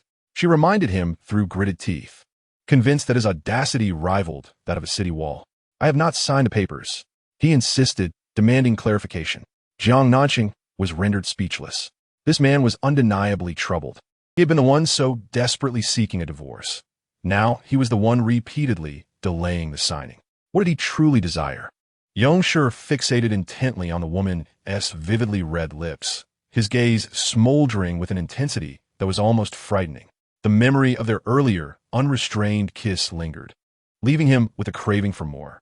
Suddenly, a furry behemoth lunged toward him, startling Rong Shi into an instinctive retreat. Tiger! As the dog aimed to attack, Jiang Nanxing swiftly intervened, commanding sit. Tiger obediently trotted to her side and nestled against her leg, sitting quietly. Rong Shi, curled in the corner of the sofa, regarded the dog with a piercing glare, every nerve on high alert. Get away, he ordered, his voice taut with tension. He despised dogs, had always loathed them. This is its home. If anyone should leave, it ought to be you, Jiang Nanxing exclaimed, angrily wiping her mouth with her sleeve. Jiang Nanxing. His frustration intensified as he watched her disdainfully wipe her lips, as if his kiss was intolerable. Leave. You are not welcome here. Go immediately, she shouted, her eyes flushed with fury as she pointed to the door, issuing an ultimatum. Jiang Nanxing. Rong Shi growled, his teeth clenched, each word deliberate. If you don't leave, I will call the security. She strode toward the entrance, poised to dial the property management's internal line. His expression darkened, and he hastily pursued her, grasping her arm and commanding, Come back with me. She laughed, shaking off his grip, her derision evident. Didn't you, young Master Yong, invite me out just to insist I return? Rong Shi froze, the sting of her words hitting home, his embarrassment fueling his anger as he warned through gritted teeth. Jiang Nanxing, enough is enough. He had come to retrieve her, yet she dared to act aloof. Isn't my departure exactly what you wanted? I am graciously creating space for you, young Master Yong. What more could you possibly desire? Jiang Nanxing retorted, her emotions flaring, her sarcasm biting. Rong Shi remained silent, his lips pressed together, Her caustic tone inexplicably diffused some of his inner ire. Nothing to say now, Jiang Nanxing scoffed, yet a twinge of bitterness stirred within her. His visit today was driven by his ingrained machismo, perhaps. An object that belongs to him, even if he does not cherish it, he refuses to relinquish, especially when he senses someone vying for it. Such perverse possessiveness. Are you returning with me or not? Rong Shi's countenance darkened as he countered her question. Absolutely not. Jiang Nanxing, we are not divorced yet. Your actions now constitute infidelity within marriage. What utter nonsense! She retorted, her fury reigniting. Rong Shi, are you so brazen as to accuse me? You are the one straying, yet you wish to shift the blame onto me? First, I have never wronged you.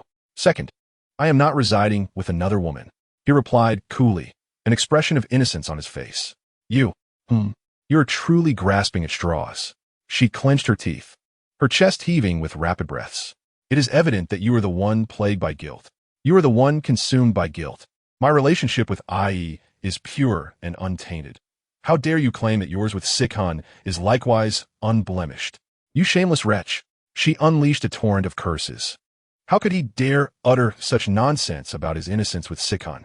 Does he not fear the wrath of heaven for such blatant lies? Jiang Nanxing, even if we are at odds, and you require time and space to collect your thoughts, must you come here?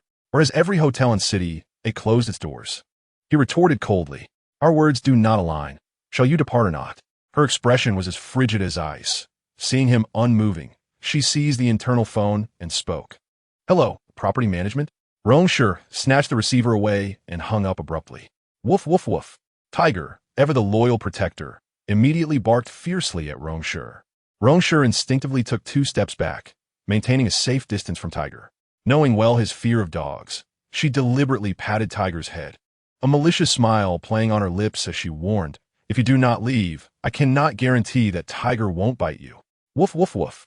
Tiger seemed to comprehend her words, barking boldly and taking a few steps closer to Rong Shi. Jiang Nanxing, you. He hastily retreated, only to accidentally step outside the door. Leave. With swift reflexes, she spat at him and slammed the door shut with a resounding thud. Fortunately, he retreated just in time. Otherwise, his nose would have been crushed by the door. Rong Shi stood frozen outside, gazing at the closed door, his handsome face a canvas of conflicting emotions. After driving Rong Shi away, Jiang Nanxing opened WeChat and navigated to the group chat titled, Did you sleep with the young master today? She sent out a message. The stars in the sky shine brightly. Jiang Nanxing, did Rong Shi call you? Let that boy go and let me come. Mino, no. But my aunt mentioned that a man called looking for you today. Jiang Nanxing. He called your house looking for me? Mino. Yes, it must be your own dog. What? Are you two quarreling again? Jiang Nanxing. No. I am your chiner. Yin Qin, he didn't call me. I'm not in city yet, but I did like a post right before my boarding. Yin Qin. By the way, Xingbao, have you heard? Zhao Yuan has been arrested. And the Zhao family's company collapsed overnight, drowning in debt. The Zhao family is utterly finished. Jiang Nanxing. What do you mean by arrested? Yin Qin. It seems she hit someone while driving, and it has been classified as attempted murder. She faces imprisonment. Mino, no way. Is that for real? Jiang Nanxing. Yin Qin. I also heard that. Jiang Nanxing. Heard what? Yin Qin. This is the masterpiece of your own dog. Jiang Nanxing. After a few more casual exchanges, Jiang Nanxing exited WeChat, a heart gripped by shock, unable to find solace. Thus, it was no mere accident. Was it Zhao Yuan who drove into them? But why would he seek to punish the Zhao family?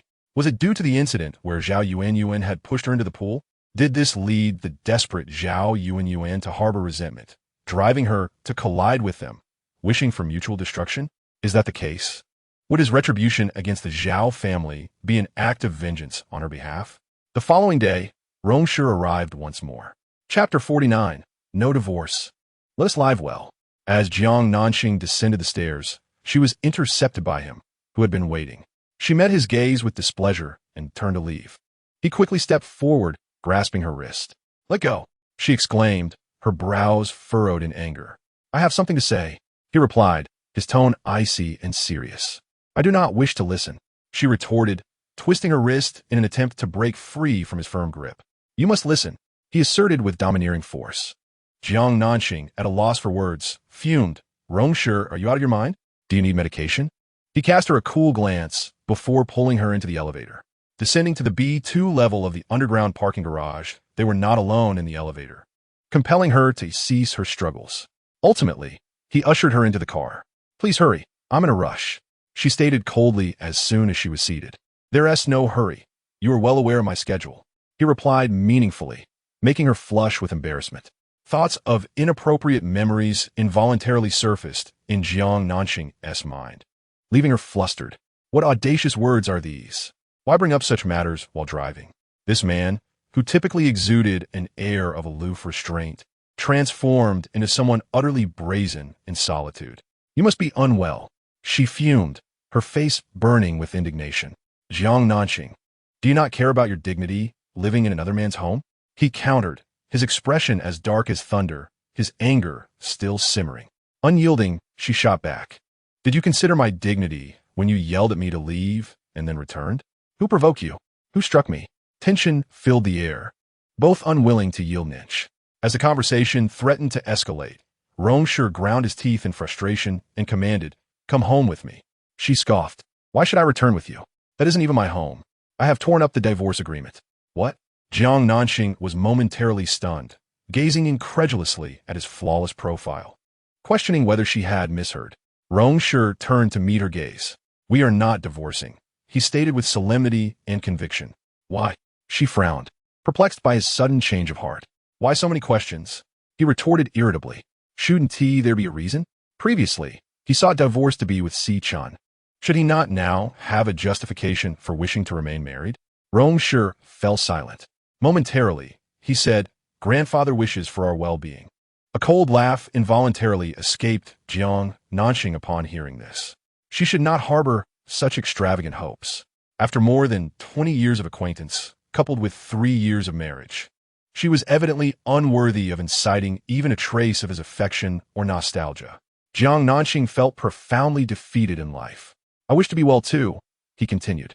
Her heart, which had just plummeted, was suddenly lifted once more. Could he not speak without taking such deep breaths? It was exhausting to have her emotions fluctuate so dramatically. What did he mean? She held her breath and gazed intently at him. Literally, to live well? Yes. With you? What else could it be? He shot her a glare. "Are you certain? Jiang Nanxing, do you wish to be hit?"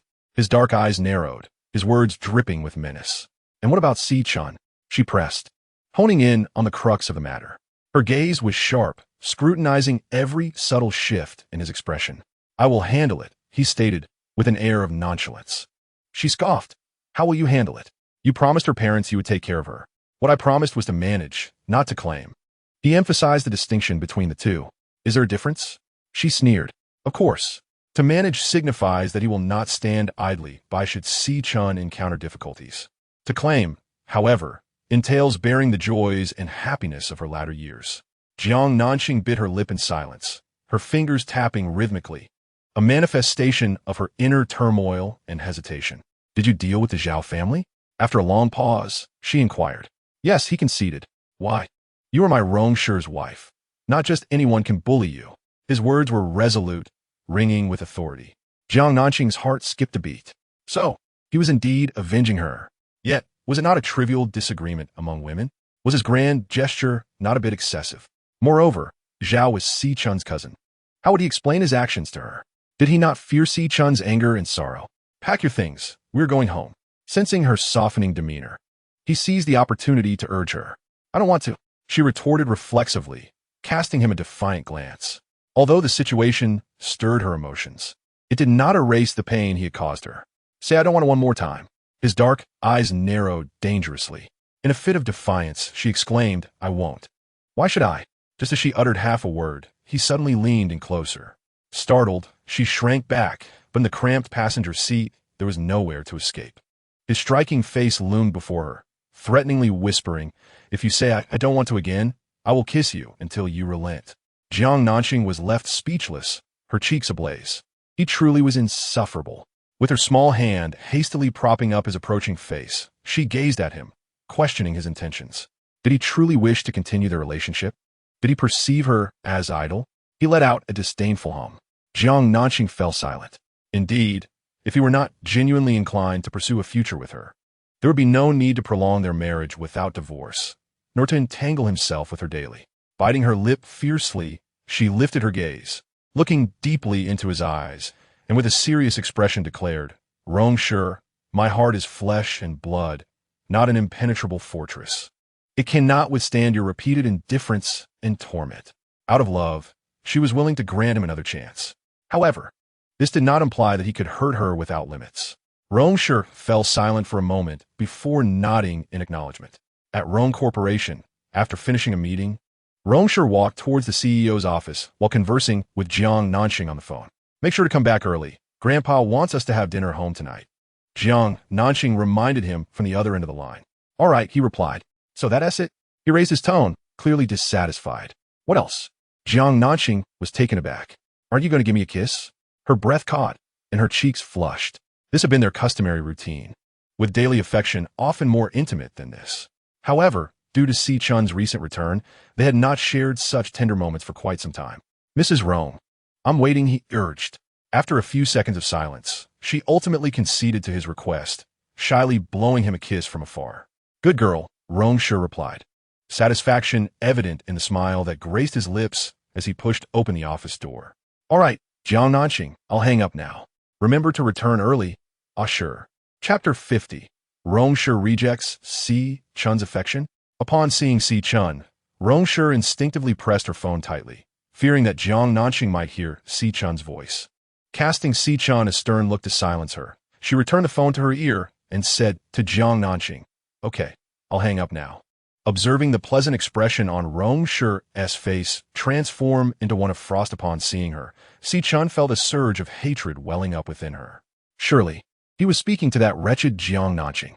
She had seen through the floor-to-ceiling window. His smile and the affection in his eyes during the phone call were painfully evident. It pierced her heart sharply. How could he express such emotions towards Jiang Nanxing? She had never received such tenderness from him, even during their passionate romance years ago. He had never bestowed upon her such a loving gaze. Whether in the past or present, his gentleness towards her always carried a hint of aloofness. Gazing at Rong Shi's indifferent face, Xiao Chun felt a chill creep into her heart, an ominous premonition spreading unchecked. After ending the call, Rong Shi frowned at Xiao Chun. "What are you doing here?" "I." Shenwen. Before she could respond, he suddenly barked a command. As Shenwen was about to return to his office, he hurriedly entered, addressing his superior as boss. Rong Shi cast a cold glance at Shenwen, who served as his assistant and was his indispensable right-hand man. Under the chilling gaze of his superior, Shenwen's scalp tingled, and upon noticing the somewhat aggrieved expression on Xiao Chun's face, he instantly grasped the crux of the matter. Miss C mentioned she urgently needed to see you," he said, swallowing hard, filled with regret for his impulsive decision. The ancient adage, "A ruler's heart is hard to fathom. To serve a ruler is akin to accompanying a tiger," rang true. Having previously observed his boss's particular inclination towards Miss C, he had taken the liberty of inviting her to wait in the office when he saw her being halted at the front desk. Little did he know, his flattery had backfired. "How reckless of me." Sure. Please don't blame Shenwen. It was I who asked him to bring me up," Xiao Chun said, regaining her composure. With a gentle and sweet smile, she approached Rong Shi, attempting to link her arm with his. Rong Shi subtly shifted aside, avoiding her touch without a trace of hesitation. The smile on Xiao Chun's lips faltered momentarily, yet she convinced herself it was merely an accident. And soon her demeanor returned to normal. In a tone befitting a future mistress of the house, she addressed Shenwen. "It's fine now. Shenwen, you may leave." Shenwen, hesitant to move, stole a glance at his boss. Rong Shi, with an icy expression, cast him a glance that conveyed his dismissal. Shenwen felt a wave of relief wash over him and hastily exited the CEO's office. Xiao Chun, oblivious to the silent exchange, believed Shenwen had complied with her request. She couldn't help but think that once she became the president's wife, she would certainly promote and reward Shenwen. Someone as perceptive as him deserved recognition. With an impassive expression, Rong Shi approached his desk. "What's the matter? Did I intrude upon your time?" Xiao Chun inquired innocently, gazing at the man seated in his leather executive chair, her voice cautious. He pressed his lips together in silence, his displeasure unmistakable. Sure, please don't be angry. I was merely shopping with my friends and happened to pass by the Rong Corporation building, so I thought I'd come up to see you," Xiao Chun pleaded. her tone sweet and somewhat pitiful. Rong Shi remained silent. After a moment, he lifted his gaze, stating firmly, "This shall not happen again." Xiao Chun's face lit up with joy. "Oh, next time I promise I will call you first. Please don't scowl. It's rather intimidating." "What urgent matter?" he asked, flipping through documents without raising his head. "All right." Xiao Chun quickly moved to the sofa, retrieving a tie from an exquisite bag. "Ah, sure, look. I bought you this tie. The pattern is lovely, and I adore it. You must try it on." As she spoke, she unwrapped the tie and approached him. Rong Shi frowned. Standing beside him, she placed a new tie on his desk and reached towards his neck, intending to remove his current tie. Rong Shi grasped her hands, coolly reminding her, "Xiao Chun, it is currently working hours." The tie around his neck was a gift from Nanxing, which she had meticulously tied for him that very morning. Thus, he was reluctant to remove it, let alone replace it. "Oh, changing a tie doesn't take much time," Sijuan purred, playfully tugging at him. Suddenly, her foot slipped, causing her to tumble into his embrace. In that fall, she seized the opportunity to rub against him wherever it seemed most perilous. A man as vigorous as he was surely could not withstand her deliberate teasing. Sijuan was filled with joy, scheming her playful intentions. However, the reality proved to be far less accommodating than her imagination. Just as she was about to fall, the office door swung open unexpectedly. "Boss, get out." The market department manager, who had been about to report on work, hurriedly retreated in fright. In those fleeting seconds of the door opening and closing, the scene of Rong Shi and Sijuan's playful tugging was captured on someone's phone. As Sijuan leaned into him, Rong Shi sprang up, resolutely avoiding any overly intimate contact. The door opened and closed again. After the market department manager was scolded away by Rong Shi, the already tense atmosphere grew even more frigid. "Ah, sure. Why are you so fierce? You frightened me," Sijuan chided playfully, pretending not to grasp his reluctance. "This tie doesn't suit me. You might as well give it to someone else," Rong Shi replied, his brow furrowed, his tone flat. Sijuan was taken aback, a storm of emotions surging within her. How could the carefully chosen gift she had selected be so summarily rejected? No, this was impossible. How could Rong Shi, who loved her, dismiss her goodwill? Could it be that he was still angry with her? Just days prior, he had suddenly declared that he would not be divorcing Jiang Nanxing for the time being. At that moment, she had understood that he must be upset with her. He must have been angered by her pressure, using her parents as leverage against him. For he loathed being coerced by others. She had erred. She should not have acted so impulsively. That was why she had gone out of her way to purchase a gift today to placate him. Heaven knows her legs felt as though they might give way. And she had spent a small fortune on this tie. She had done so much for him. Why did he seem increasingly aloof, struggling to suppress her anxiety? Sijuan forced a gentle smile, sensibly returning the new tie to its box, and with a hint of resignation said, "Very well, I shall not disturb your work." With that, she turned to leave, intent on returning the tie. After all, her purpose for coming had been accomplished. "Wait," Rong Shi called out to her. "Ah, sure." She turned back, her heart lifting with joy. "It's good that you're here. I have something to discuss with you." Chapter 51. Rong Shi presents Sijuan's dowry. As he spoke, he opened the drawer. "Ah, sure. What is it that you wish to tell me?" Sijuan inquired, her signature smile gracing her lips as she approached, gracefully and tenderly taking a seat before him. She took a file bag from a drawer and handed it to her. "Haven't you always wanted to open a dance studio?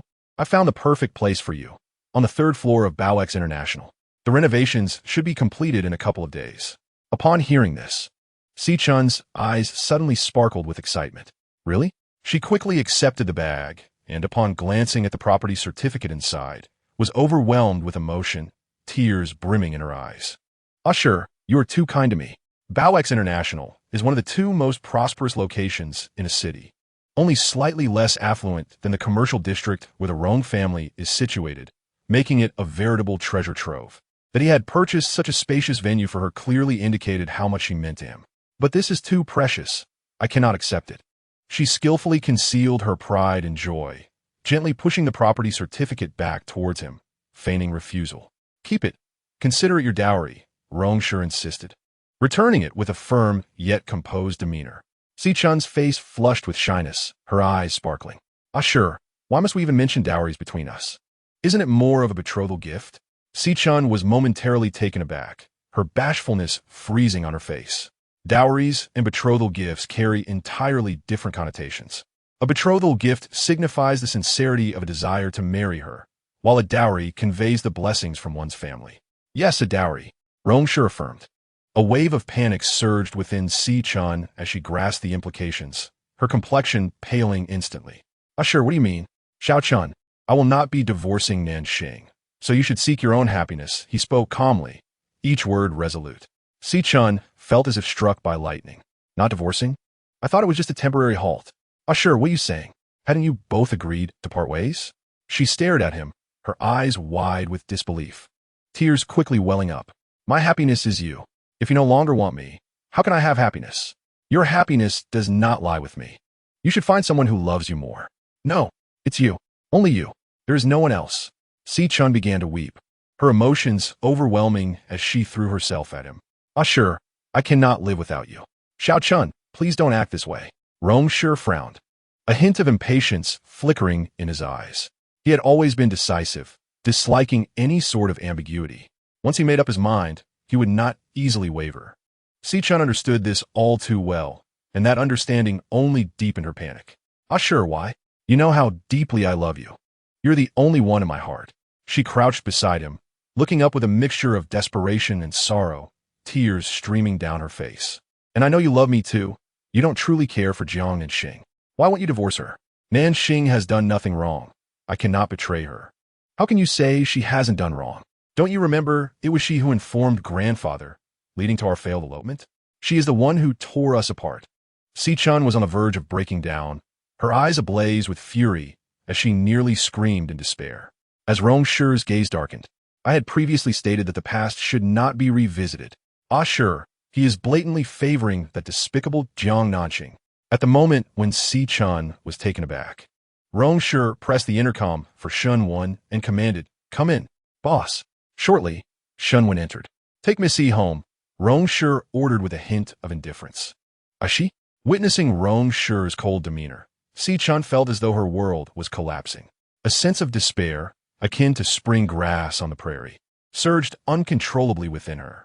She had meticulously orchestrated so many plans and devoted immense effort to return to his side, yet this was not the outcome she desired. "Miss C, please." Shun Wen approached her, gesturing for her to exit. Xiao Chun disregarded him, her eyes brimming with tears as she implored Rong Shi. Sure. You cannot treat me this way. Miss C, please do not make this difficult for me." Noticing his boss's increasingly frosty countenance, Shun Wen hastily reached out to assist Xiao Chun. "Don't touch me." Xiao Chun fiercely swatted Shun Wen's hand away, her voice laced with disdain. A mere assistant was unworthy of her touch. Yet when she turned back to Rong Shi, her expression transformed into one of pitiful sorrow as she grasped his hand tightly. Pleading, Sure, let us not part ways, shall we?" Xiao Chun. Rong Shi gently yet decisively removed her hand from his, shaking his head. "It is not a matter of separation. Xiao Chun's heart leaped with a flicker of hope. Because we are not together.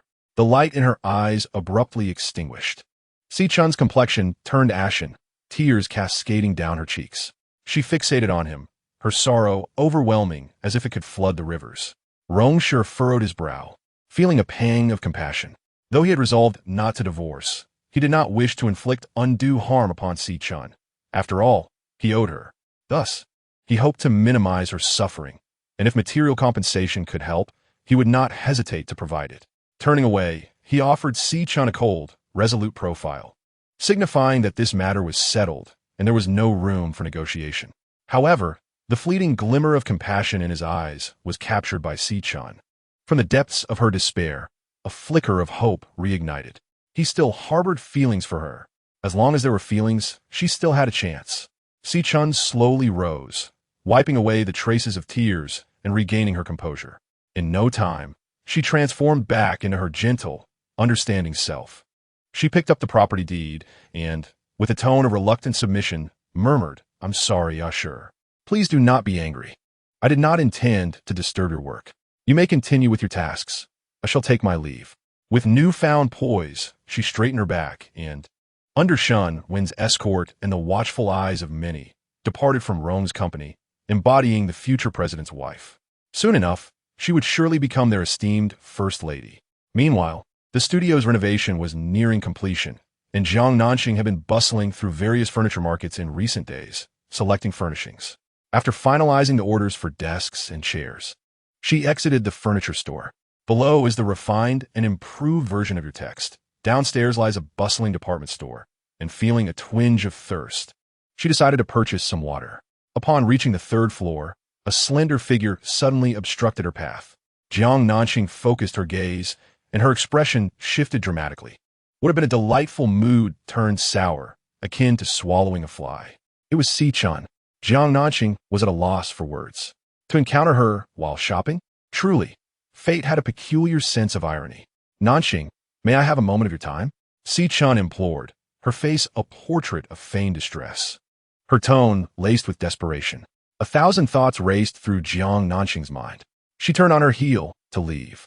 Xiao Chun, noticing her retreat, hastily followed. Her voice now tinged with an even greater sense of victimhood. Just 5 minutes, it won't take much of your time. Xiao Chun. Jiang Nanxing abruptly halted, her voice raised in exasperation. Chapter 52, The Name Mrs. Rome forever belongs to me. Xiao Chun was momentarily taken aback. In public, she always maintained this fragile facade, fully aware that society tends to sympathize with the weak. Jiang Nanxing, with her fiery temper, found Xiao Chun's behavior utterly intolerable. Could you refrain from being so nauseating? Your loyal audience, ISNT present. Who are you putting on this pitiful display for? Jiang Nanxing scoffed, her sarcasm cutting sharply. Xiao Chun's expression stiffened. Indeed, with Rong Shi absent, there was no necessity for her to demean herself. Straightening her back, she forced a smile that held malicious intent. Let us have a chat. Apologies, but I have nothing to discuss with you. Jiang Nanxing replied frostily, attempting to walk away. Are you afraid of me, Jiang Nanxing? Xiao Chun called after her. Jiang Nanxing paused, turning back with a mocking smile. Do you think you're worthy of such fear? Then why do you hesitate to converse with me? Talking to you disgusts me. Is it not because you're envious that I sure harbors feelings for me? Xiao Chun purred, her eyes gleaming with self-satisfaction and provocation.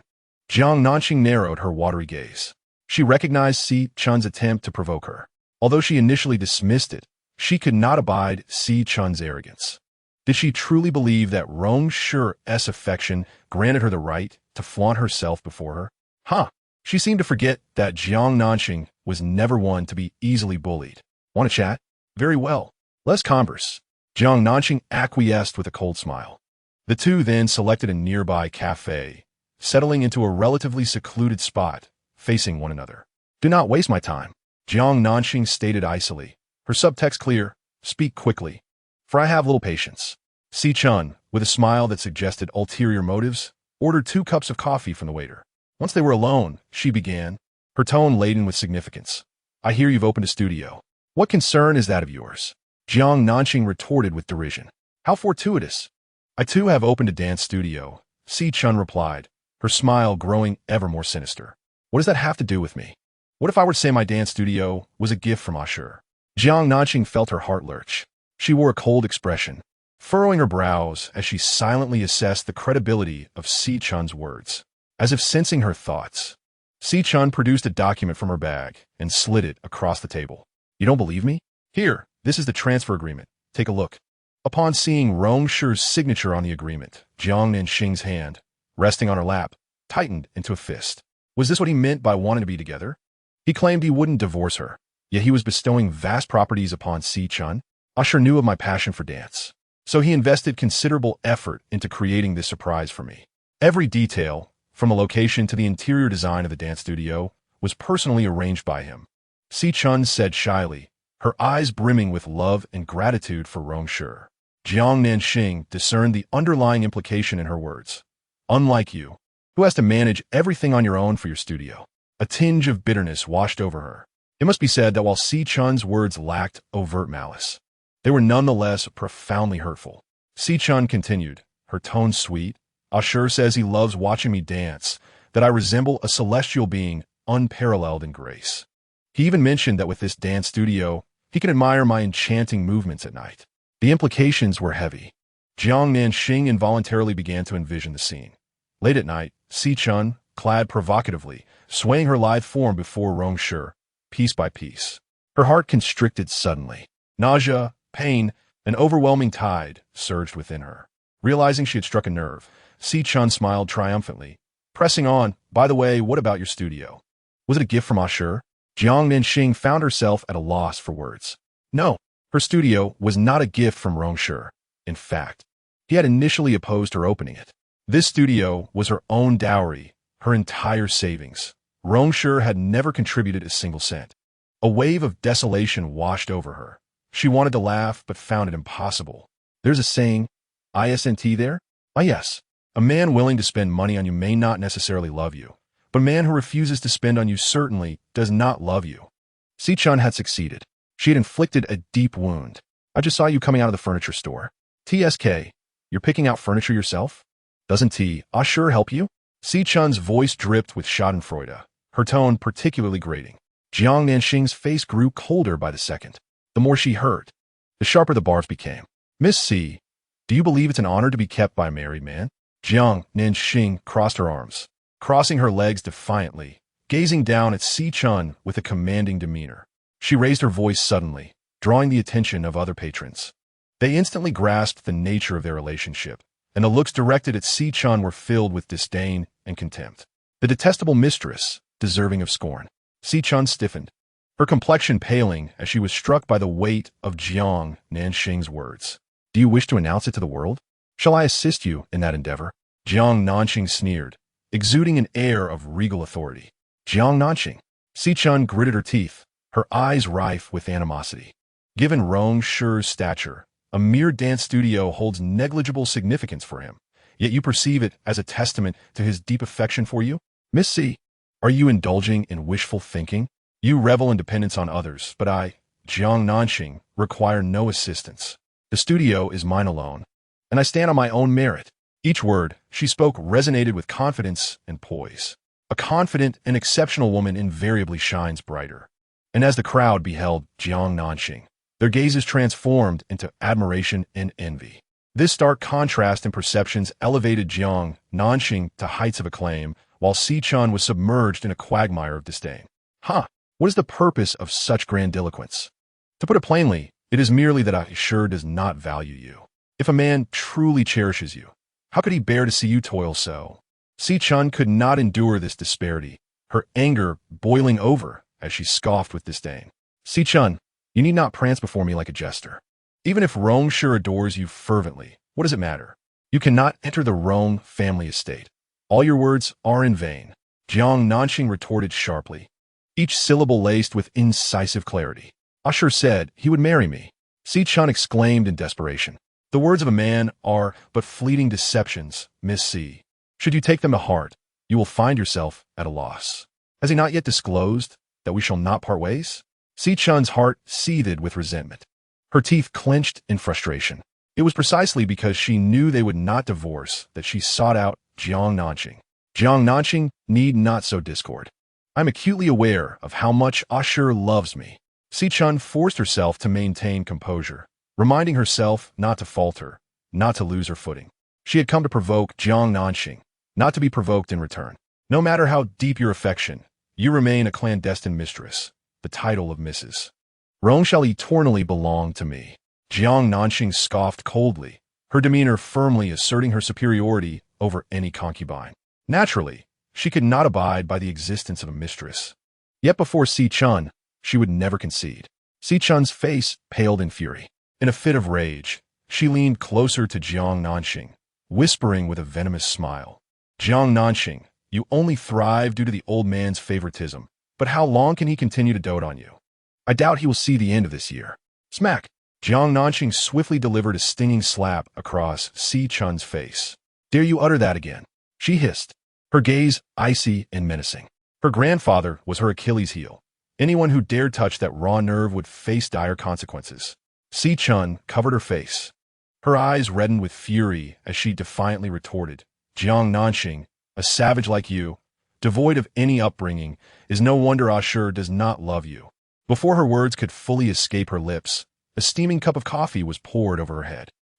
Chapter 53. Jiang Nanxing wrongfully accused again?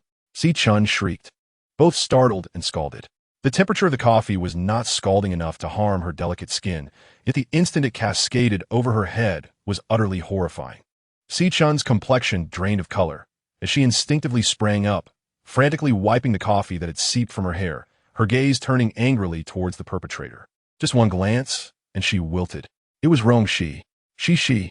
Jiang Nanxing was equally taken aback upon seeing Rong Shi, rushing to admonish her to prevent her from committing any unlawful acts. However, Rong Shi paid no heed, seizing Xiao Chun's long hair and yanking it backward, forcing her head to tilt at an agonizing angle. "Has my sister-in-law granted you some favor?" she hissed menacingly close to Xiao Chun's ear. Xiao Chun felt as though her scalp might be torn from her head, trembling in pain. Yet, she bit her lip tightly, unwilling to cry out. Rong Shi was notorious as a little sorceress. Provoking her would only lead to dire consequences. Moreover, she was the beloved younger sister of Rong Shi, the little princess of the Rong family. Despite her cunning, she would not dare employ her tricks against Xiao Chun unless absolutely necessary. "Rong Shi," Jiang Nanxing admonished sharply, stepping forward to pull Rong Shi away and release her grip. Xiao Chun was not deserving of sympathy. Her intervention was merely to prevent Rong Shi from gaining a reputation for arrogance and cruelty because of her. Rong Shi relented. "Get lost," the spoiled princess shouted at Xiao Chun with maximum disdain. Xiao Chun dared not utter another word, hastily gathering her belongings and fleeing in a flustered state. "No need to thank me." Once Xiao Chun had departed, Rong Shi began wiping her hands with a tissue, a triumphant smile playing on her lips as she sought recognition from Jiang Nanxing. Jiang Nanxing regarded her sister-in-law with a sense of exasperation before picking up her bag and making her exit. "Hey, aren't you going to thank me?" Rong Shi called after her, pouting in displeasure. "I helped you, at least cover the cost of my coffee." Jiang Nanxing ignored her, leaving without a backward glance. The onlookers in the cafe, witnessing the humiliation of the mistress, were visibly pleased. Yet, Jiang Nanxing felt no such satisfaction. What did it matter if Xiao Chun was chastised? What significance did her loss of face hold? Rong Shi adored her, an unalterable truth.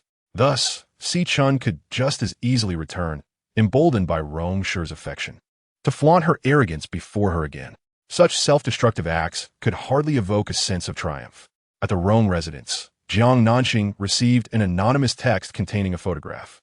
The backdrop was Rong Shi's office, depicting Xiao Chun, blushing, seated in his embrace. Had she become so brazen as to disregard even the workplace? Once, she had believed him to be a man of his word, yet it seemed she had been mistaken.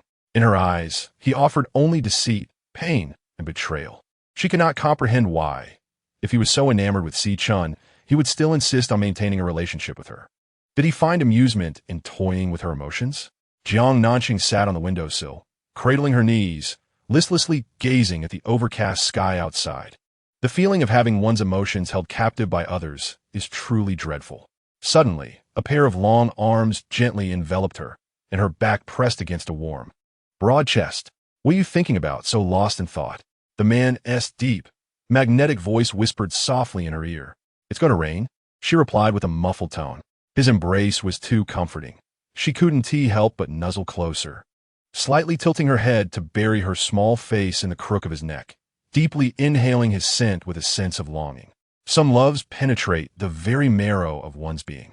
To wish to quit or forget is a task as formidable as climbing to the heavens. Rong Shi glanced out the window, affectionately tousling her hair. Jiang Nanxing felt a pang in her heart. An overwhelming tide of negative emotions surged within her. If he loved Xiao Chun so much, why was he so kind to her? Or could it be that his heart could accommodate two people? "Why do you look so dejected? Are you feeling unwell?" Rong Shi furrowed his brow, observing her intently. The concern in his eyes was undeniably captivating. Jiang Nanxing wished to articulate, "My heart feels unwell," yet the words eluded her.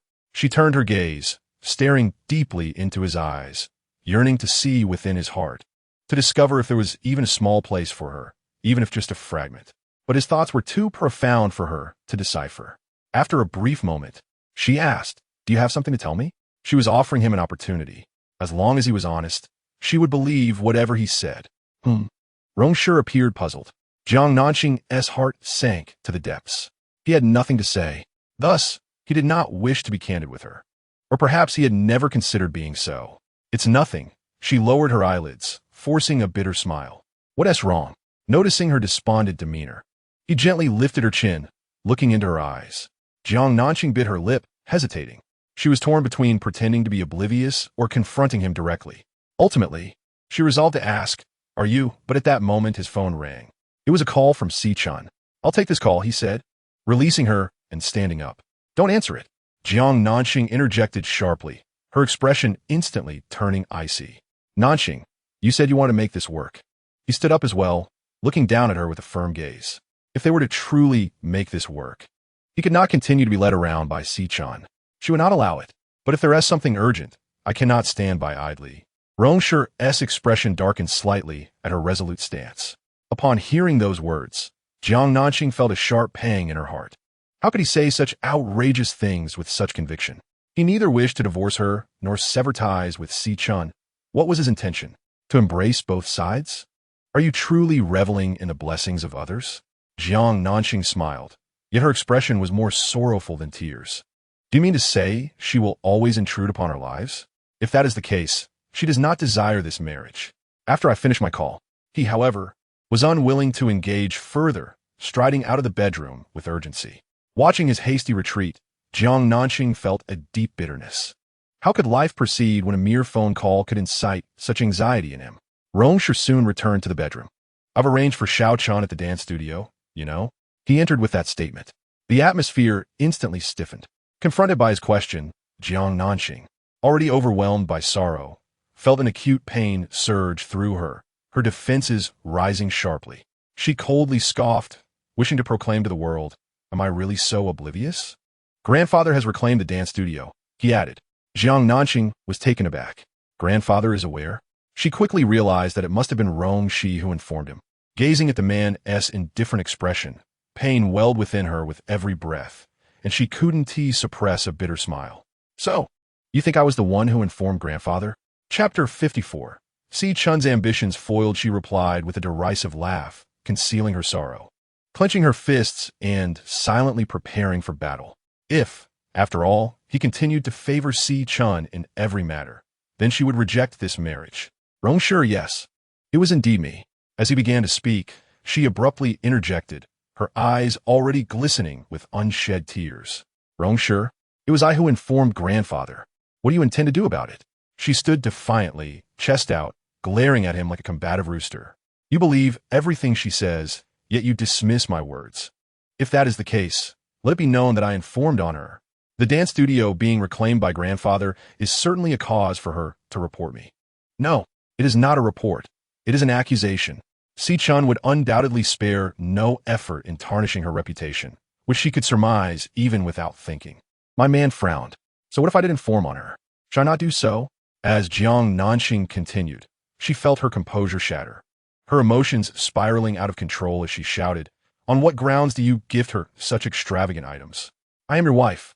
What is yours is also mine. Why would you give away my possessions without consulting me?" Rong Shi, exasperated, replied, "Jiang Nanxing, can you not?" "I cannot. I am unreasonable. I am incomprehensible. In your heart, I am nothing. Xiao Chun is always right, and I am always wrong. Rong Shi, I have had enough." With a kiss, he sealed her words. His hands cupped her face, pressing his lips against hers with a punishing fervor. Her cries of grievance melted away into his passionate embrace. Jiang Nanxing stared wide-eyed in astonishment at the handsome visage so close to her, utterly bewildered by the kiss. It was only after a prolonged moment, when she could scarcely breathe, that he finally released her. Her cheeks flushed crimson, her heart racing wildly. "Have you finished?" He pressed his lips against hers, his originally rich and melodious voice now imbued with a seductive allure. She felt a mix of embarrassment and anger, wanting to scold him, but was once again silenced by his kiss. Another wave of passionate conquest surged forth. When he finally relented, she found herself languidly nestled in his embrace. "Are you calm now?" he asked, holding her close. She could no longer muster her earlier fierceness, casting him a reproachful glance filled with both grievance and shyness. "What are you doing? Can I speak now?" His long fingers gently grasped her chin, compelling her to meet his gaze. He looked deeply into her eyes, his penetrating gaze akin to the starry night sky. The atmosphere at that moment was so enchanting that she could not muster any ire. She silently regarded him. I didn't say you complained to Grandpa, he stated matter-of-factly. But that's exactly what you meant, she retorted, her indignation palpable. I did not. You did. Haven't you kissed enough? She was momentarily speechless, her cheeks blooming like blossoms in March. Can we not discuss serious matters? Satisfied by her newfound compliance, he reiterated firmly. I am not. Under his imposing presence, she dared not refute him, turning her small face away in a display of discontent. He forcefully turned her face back to him, his gaze unwavering as he looked into her shimmering eyes. You are right. What is mine is yours. I should indeed inform you that I will be more mindful in the future. Jiang Nanxing was momentarily taken aback. He was making a declaration to her. For someone as proud as he, to express himself to this extent was a testament to his sincerity. Thus, had she truly misunderstood him earlier? Gently pushing aside the wisps of hair that fell across her forehead, he clarified, the dance studio was not a gift, but rather compensation for the hardships you have endured because of me these years. In the future, I will be more considerate. His tone was light, yet his conviction was earnest. Jiang Nanxing remained silent, biting her lip as she gazed at him. The implication of his words hinted that the dance studio was a form of severance pay for Xiao Chun, suggesting that he would maintain distance from her in the future. Although it felt somewhat undignified, she could not deny that her heart fluttered at this moment. If he could truly turn his life around without violating any fundamental principles, she felt he could still be salvaged. A warmth spread across her forehead as he placed a kiss filled with affection upon it, his deep, resonant voice infused with unwavering sincerity. I promise to live well, and I shall indeed do so. Hearing his assurance, she lifted her head and spoke with utmost seriousness. Rong Shi, I can accept divorce, but I will not tolerate betrayal or deceit. Do not lie to me. He chuckled softly, his finger playfully grazing her nose. All right. The following day, Rong Shi and Jiang Nanxing set out for Shirley Xiangdu together. Inside the car, he leaned in and gently kissed her forehead. Wait for me for 10 minutes. Okay. Jiang Nanxing nodded obediently. He intended to give the property certificate of the dance studio to Xiao Chun. On the way, he had asked her if she wanted to accompany him. She had declined. Since he was so candid, she naturally felt compelled to grant him her unwavering trust. Soon, Rong Shi arrived at Xiao Chun's residence. Mr. Rong, Auntie Li opened the door, and upon seeing Rong Shi, she excitedly exclaimed, Mr. Rong has arrived. Almost immediately, Xiao Chun appeared, her face alight with surprise as she rushed toward Rong Shi. Ah, sure. She intended to affectionately link her arm with his, but he slightly turned aside, evading her gesture. A smile froze on Xiao Chun's face, a fleeting glimmer of disappointment flickering in her eyes. Yet, she quickly regained her composure, hastily instructing Ani to prepare tea for him. Rong Shi handed her a document pouch containing the property deed. Xiao Chun felt a jolt of surprise and refrained from accepting it. It's for you. It belongs to you, he stated calmly, placing the pouch on the coffee table. But grandfather, I've already spoken with him. He will no longer make things difficult for you. Last night in the study, he had assured grandfather of his commitment to live harmoniously with Nanxing, thus securing grandfather's promise to refrain from troubling Xiao Chun in the future. Is that true? Xiao Chun's eyes sparkled with hope, her imagination soaring. Yes. Therefore, grandfather has agreed to our Xiao Chun. Her elated words were abruptly interrupted by the man's indifferent tone. The granddaughter-in-law he has chosen will always be Nanxing.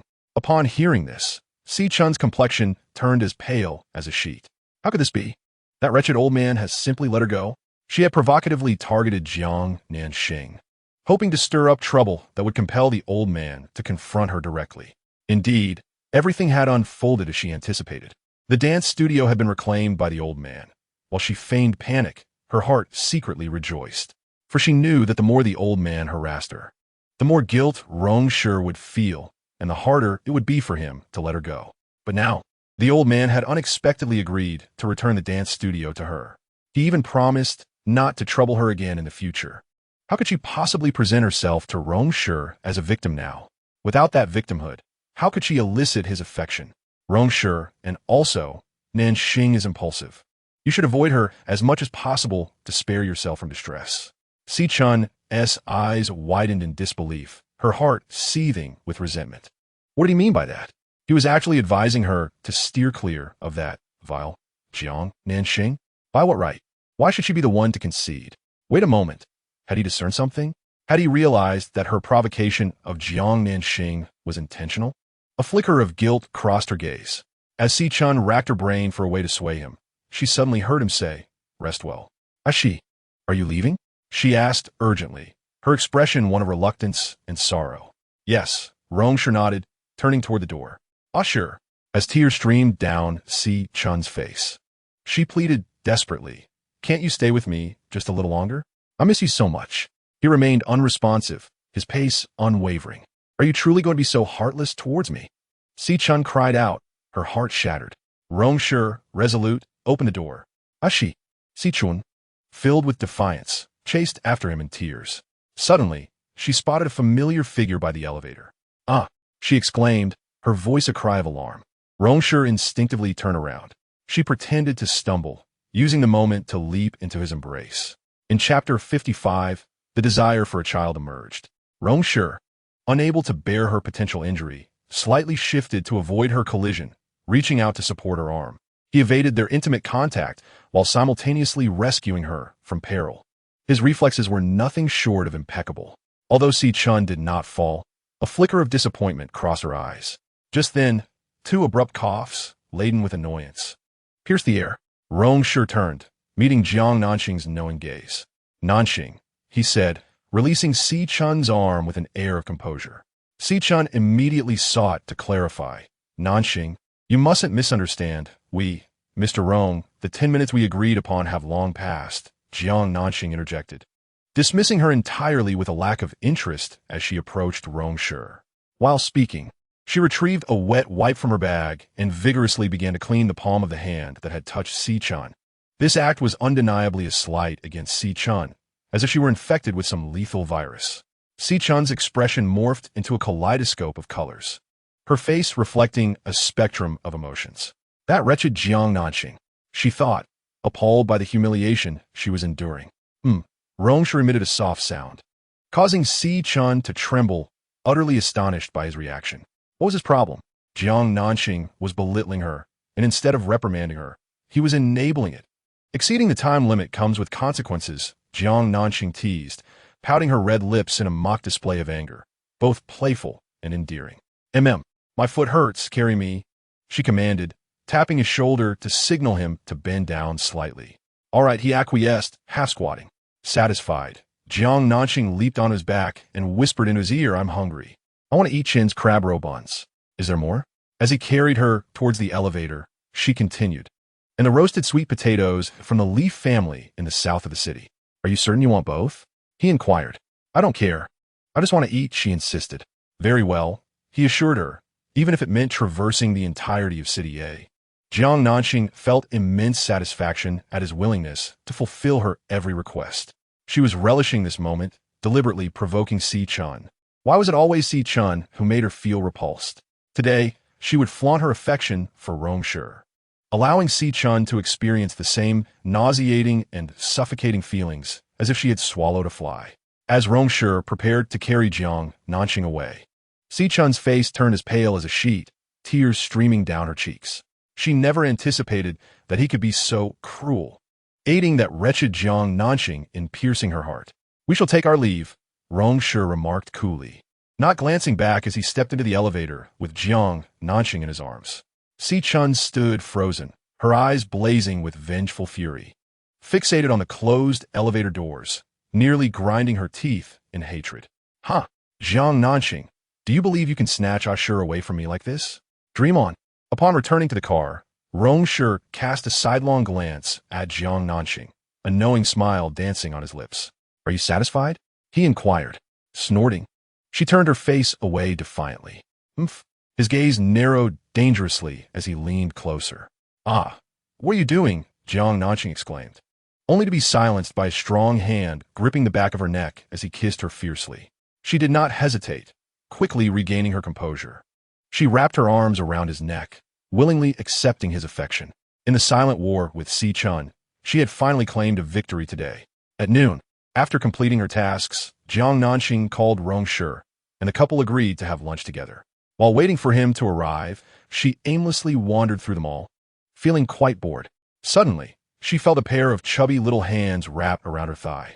Glancing down, she met a pair of big, tear-filled, dark eyes belonging to a girl of about 4 or 5, adorably soft and delicate. Mummy wa. Before Jiang Nanxing could respond, the little girl began to cry. What's wrong, sweetheart?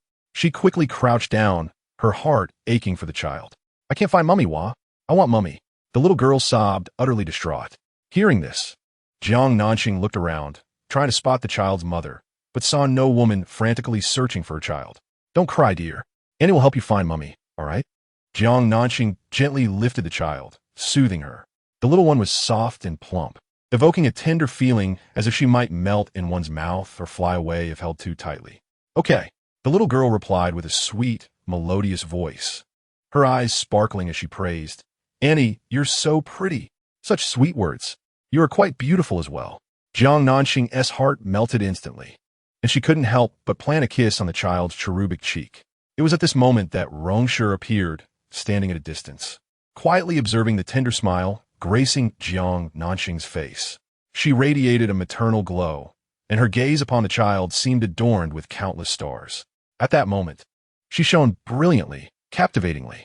Suddenly, Rong Shi felt that perhaps his grandfather's suggestion was indeed worthwhile. They ought to have a child. She. Jiang Nanxing discovered him, hastening towards him with a child in her arms. Whose child is this? He approached her with graceful strides and inquired. I'm not sure. Perhaps she got separated from her mother. Jiang Nanxing casually responded, tenderly wiping away the tears from the little girl's face. Meng Meng. Suddenly, a young woman came sprinting towards them from a distance. Her face was etched with worry, her eyes brimming with unshed tears, and she appeared utterly flustered. Mommy, the little girl called out, vigorously waving her tiny arms, struggling to be set down. Jiang Nanxing promptly released her. The little girl opened her arms and leaped into her mother's embrace, the two of them holding each other tightly. Didn't Mommy tell you to stay put? Why are you running all over the place? The woman scolded her daughter, her eyes red with fear. You scared Mommy to death. Do you even realize that? I'm sorry, Mommy. The little girl pouted, looking pitiful as she admitted her fault. The woman lifted her daughter, casting a grateful glance towards Jiang Nanxing and Rong Shi, repeatedly bowing her head in sincere appreciation. Thank you. Thank you for keeping Meng Meng company. As the woman's gaze met Rong Shi's, her expression froze momentarily. Not at all. It was merely a small effort, Jiang Nanxing replied with a smile. Thank you so much, the woman said, lowering her head, afraid to meet Rong Shi's piercing eyes, nodding repeatedly as she patted her daughter's back. Meng Meng, say goodbye to Uncle and Auntie. Goodbye, Uncle and Auntie. The little girl chimed, her voice sweet and cheerful. Goodbye, Meng Meng. Jiang Nanxing waved at the little girl, her heart fluttering. This little girl is simply adorable. Upon turning around, she noticed a man beside her was capturing the fleeing mother and daughter with his phone. Hey, why are you taking pictures of them? Jiang Nanxing frowned and whispered in confusion. Rong Shi did not respond.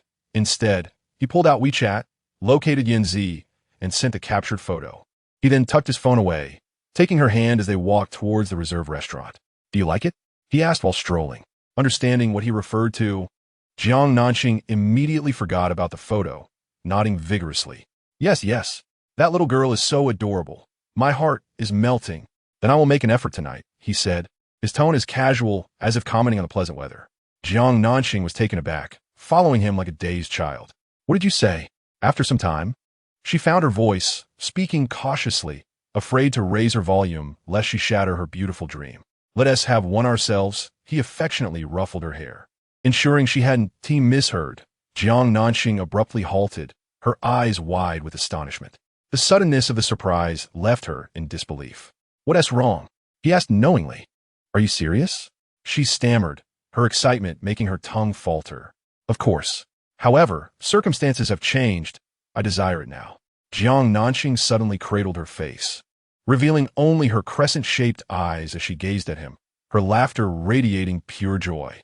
How she's so elated. He chuckled, his eyes filled with affection. Indeed, she nodded vigorously, her excitement causing her eyes to glisten with unshed tears. Heaven knows she has longed for a child that belongs to them.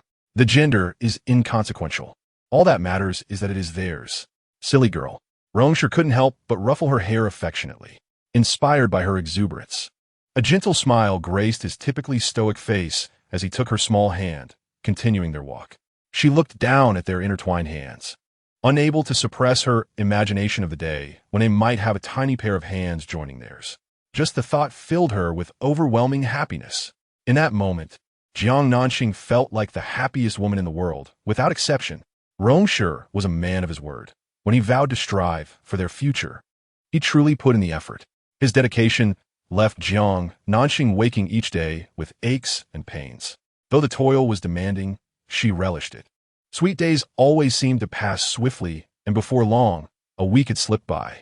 Their relationship blossomed, leading them back to Yujing Bay to indulge in their blissful world as a couple.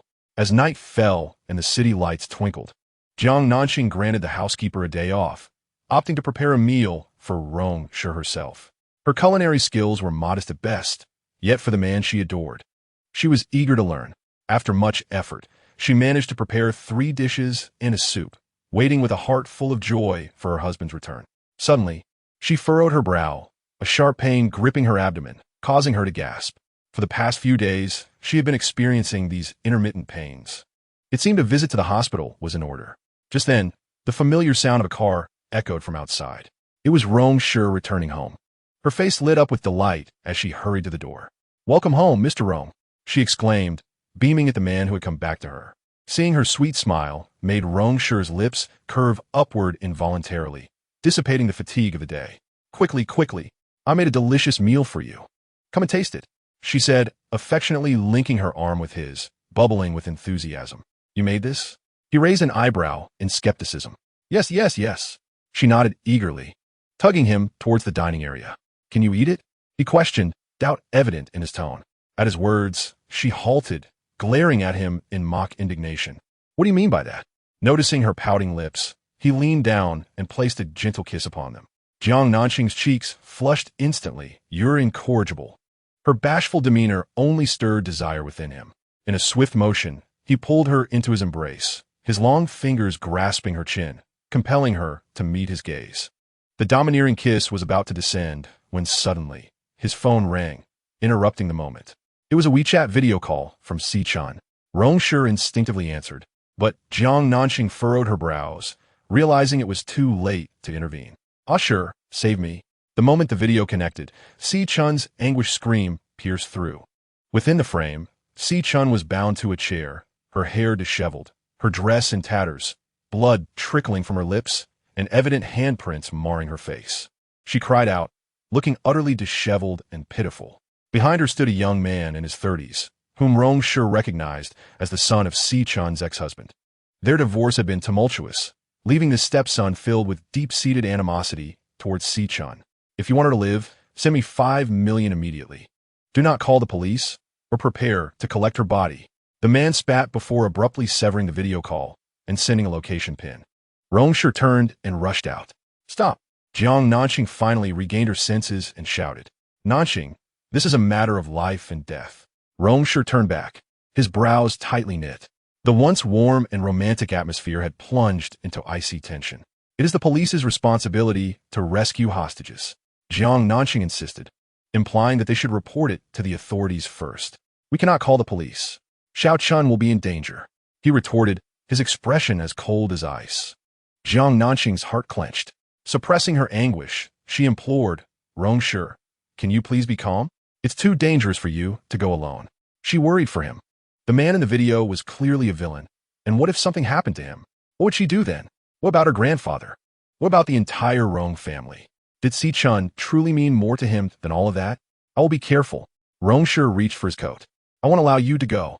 Jiang Nanxing snatched the coat away, her voice rising in anger. Perhaps out of urgency or frustration, she suddenly felt a sharp pain in her abdomen. The agony struck with such intensity that it caused cold sweat to break out on her forehead.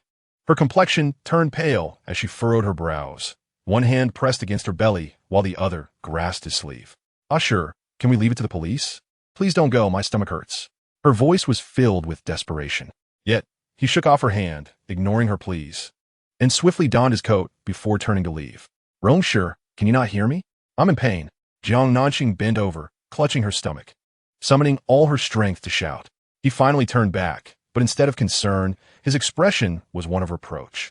Jiang Nanxing, can you not be so childish? With great difficulty, she raised her gaze to him, her heart aching. So, he believed her pain was merely an act, did he? I'm truly suffering from a severe abdominal pain, and she gradually crouched down, her eyes reddened, trembling as she choked back sobs. This is a matter of life and death, not a child's play. He furrowed his brow, dismissing her distress as mere childish tantrums. So, her life matters while mine does not. Is that it? She smiled, yet tears streamed down her cheeks. She genuinely wished to refrain from weeping before him. But what could she do? The pain was unbearable. Her heart ached, her stomach throbbed. Be obedient. I will return soon. Glancing at the time, Rong Shi hesitated no longer and strode directly toward the exit. Rong Shi's face turned ashen, and in agony, she collapsed onto the floor, curling into a ball. Watching him leave their home without a backward glance, he drove away at breakneck speed. Rong Shi, Jiang Nanxing screamed in fury, her heart shattering into fragments. The abdominal pain intensified, becoming increasingly unbearable. He chose not to save her. Once again, he opted for Xiao Chun over her. Jiang Nanxing, both laughing and crying, struggled to crawl toward the sofa in the living room. Her phone lay on the coffee table, and she needed to save herself. By the time she reached the table, her entire body was soaked in cold sweat. Gritting her teeth, enduring the excruciating pain, she picked up her phone, preparing to call Rong Shi or Chun Hui for help. Just then a call came in. Upon seeing the name on the caller ID, Jiang Nanxing's defenses crumbled in an instant. The moment the call connected, she finally cried out in pain. Chapter 57. Jiang Nanxing said, having AE is enough for me. After completing her surgery, Jiang Nanxing gradually awakened while being wheeled to the recovery room. Her consciousness slowly returned. Although she was not entirely alert, she could distinguish her surroundings. Doctor. Suddenly, a familiar voice filled her ears, brimming with urgency and panic. Instinctively, Jiang Nanxing struggled to turn her head toward the sound. Then, she beheld a scene that left her at a loss for whether to weep or rejoice. Not far away, Rong Shi was anxiously pleading for help from the doctor while holding the semi-conscious Xiao Chun in his arms. Xiao Chun was covered in blood, appearing on the brink of death. Upon hearing his cries, the doctor and nurses swiftly rushed to provide assistance. Xiao Chun was placed on a stretcher and hurriedly wheeled into the emergency room. Although her vision remained somewhat blurred, Jiang Nanxing could distinctly see the anxiety etched on Rong Shi's face. Why was he so anxious? Naturally, it was the fear of losing the one he cherished most. The pain pierced her heart like 1,000 arrows. Although the anesthesia had not fully worn off, she felt as if her very soul was convulsing, the agony threatening to overwhelm her. Jiang Nanxing painfully closed her eyes. If she chose not to see or think, would the pain cease? The two stretchers passed by each other. Nanxing? Rong Shi spotted Jiang Nanxing, his astonishment halting him in his tracks. Assure, Xiao Chun clutched his hand tightly, trying to regain his attention. The stretchers moved in opposite directions. Rong Shi decisively withdrew his hand from Xiao Chun's grasp and turned to pursue Jiang Nanxing. Sure. Xiao Chun attempted to rise, but was firmly pressed back down by the nurse, subsequently being wheeled into the emergency room. Rong Shi took 2 large strides to catch up with Jiang Nanxing's gurney. Nanxing, what has happened to you? He grasped the edge of the bed, halting its advance, his expression filled with concern and confusion as he gazed at her face, as pale as a sheet, furrowing his brows in urgent inquiry. How could she be in the hospital? Why did she appear as if she had just undergone surgery? She had seemed perfectly fine when he left. No, wait. She had mentioned experiencing abdominal pain before he departed. Could it be that was merely an excuse to keep him from leaving? Moreover, Rong Shi cast a cold glance at Gu Jing-yi, who was following closely behind the gurney. What was he doing here? Why hadn't she called him if she was unwell? Even if she didn't want to reach out to him, she could have contacted Shi or her grandfather. Why resort to Gu Jing-yi? Jiang Nanxing gently turned her face away, her eyes stinging, afraid to open them lest the tears that signified her weakness spill forth. She did not wish to see him, nor did she want him to rub salt into her wounds. Now he inquired about her condition. Belated concern was more worthless than weeds. She did not require it. Nanxing? Rong Shi furrowed his brows deeply. He knew she was awake. She needed rest. Guvink, Yisipo Kuli. Rong Shi had also witnessed the scene where Xiao Chun hurriedly entered the hospital. Thus, suppressed anger simmered within his gaze. What is going on? Rong Shi's countenance darkened as he turned to glare coldly at Gu Jingyi. You, as her husband, are asking me. Gu Jingyi chuckled at his accusatory tone, sarcasm dripping from his words. What do you wish to convey? The two men exchanged cold stares. A faint scent of gunpowder filling the air, the atmosphere taut and ready to ignite. Taking a deep breath, Gu Jingyi looked at Jiang Nanxing with concern and said, Rong Shi, acute appendicitis can also be fatal. If treatment is not administered promptly, it can lead to complications such as suppuration, gangrene, or perforation, subsequently resulting in acute diffuse peritonitis, which can be deadly. Even if luck is on her side and her life is not at risk, how long can she endure such excruciating abdominal pain? If he had not fortuitously called her, and she had fainted at home from the pain, the consequences would have been unimaginable. Acute appendicitis? Rong Shi was jolted. He turned to gaze at Jiang Nanxing, who had shut her eyes, unwilling to look at him. The image of her crouching on the ground, clutching her abdomen in agony, and pleading with him not to leave, involuntarily surfaced in his mind. She had said, Don't go, my stomach hurts. She had pleaded, Can't you hear me? My stomach hurts. She had also stated, So my life is life, but yours is not, is it? His heart twisted painfully. In this moment, recalling her desperate words felt like daggers to his soul, each syllable dripping with anguish. A surge of regret welled up within Rong Shi. How could he be so oblivious? He actually believed she was merely acting to prevent him from rescuing Xiao Chun. The anguish etched on her face was undeniably genuine. Why then did he perceive it as a facade? So, when she needed you, where were you? The fleeting regret that flickered in Rong Shi's eyes pierced Gu Jingyi's heart like a knife. At the same time, he gestured for the nurse to escort Jiang Nanxing into the hospital room. Rong Shi stood frozen in place. Where is he? Oh, he was saving another woman. Inside the room, Jiang Nanxing lay upon the bed. An intravenous drip attached her hand. Her eyes were closed, her complexion devoid of color, resembling a lifeless doll. Utterly devoid of vitality. The heart-wrenching sight that greeted Rong Shi upon entering the room filled him with pain. Even when he had seen Xiao Chun lying in a pool of blood moments earlier, he had not felt such profound sorrow as he did now. After the doctor and nurses had conveyed their instructions, they departed. Nanxing, Rong Shi stood by the bedside, gazing deeply at the fragile woman who seemed as if she might shatter with the slightest touch. I'm sorry, I thought you were pretending? She scoffed. Her voice was faint, ethereal, almost imperceptible. Had it not been for the faint smirk playing at the corner of her lips, Rong Shi might have doubted his own hearing. He attempted to explain, if I had known you were genuinely unwell, Rong Shi. She interjected sharply, opening her eyes and turning her head to regard him coldly. There's no need to utter such words to deceive me. Even if you recognize that I wasn't pretending, you would still make the same choice. I would not. My life does not compare to your beloved's. I have resigned myself to that, she retorted, her expression and tone colder than ever before. He loved Xiao Chun. She was acutely aware of that. Thus, when both she and Xiao Chun were in peril, he would undoubtedly choose Xiao Chun. She understood that. However, understanding and acceptance are two entirely different matters. Nanxing, Rong Shi furrowed his brow deeply, a profound sense of helplessness washing over him. Go take care of your beloved. I do not need you here. I have and that is enough. Jiang Nanxing spoke with a calmness that was unsettling, devoid of any sorrow or joy. I have and that is enough, Jiang Nanxing. Rong Shi was profoundly provoked by her final words. Yet, she simply closed her eyes again, refusing any further conversation with him. Rong Shi ground his teeth. Step outside, he commanded. Gu Jingyi, with utmost gentleness, pulled the blanket over Jiang Nanxing. Can you not see that she is suffering? Gu Jingyi quietly reminded Rong Shi, implying that he should refrain from adding salt to her wounds. Rong Shi and Gu Jingyi made their way to the safety corridor. Bang! Chapter 58. Rong Shi declared, She is mine. Gu Jingyi landed a fierce punch on Rong Shi's face. Rong Shi stumbled back 2 steps uncontrollably, a sharp pain at the corner of his mouth.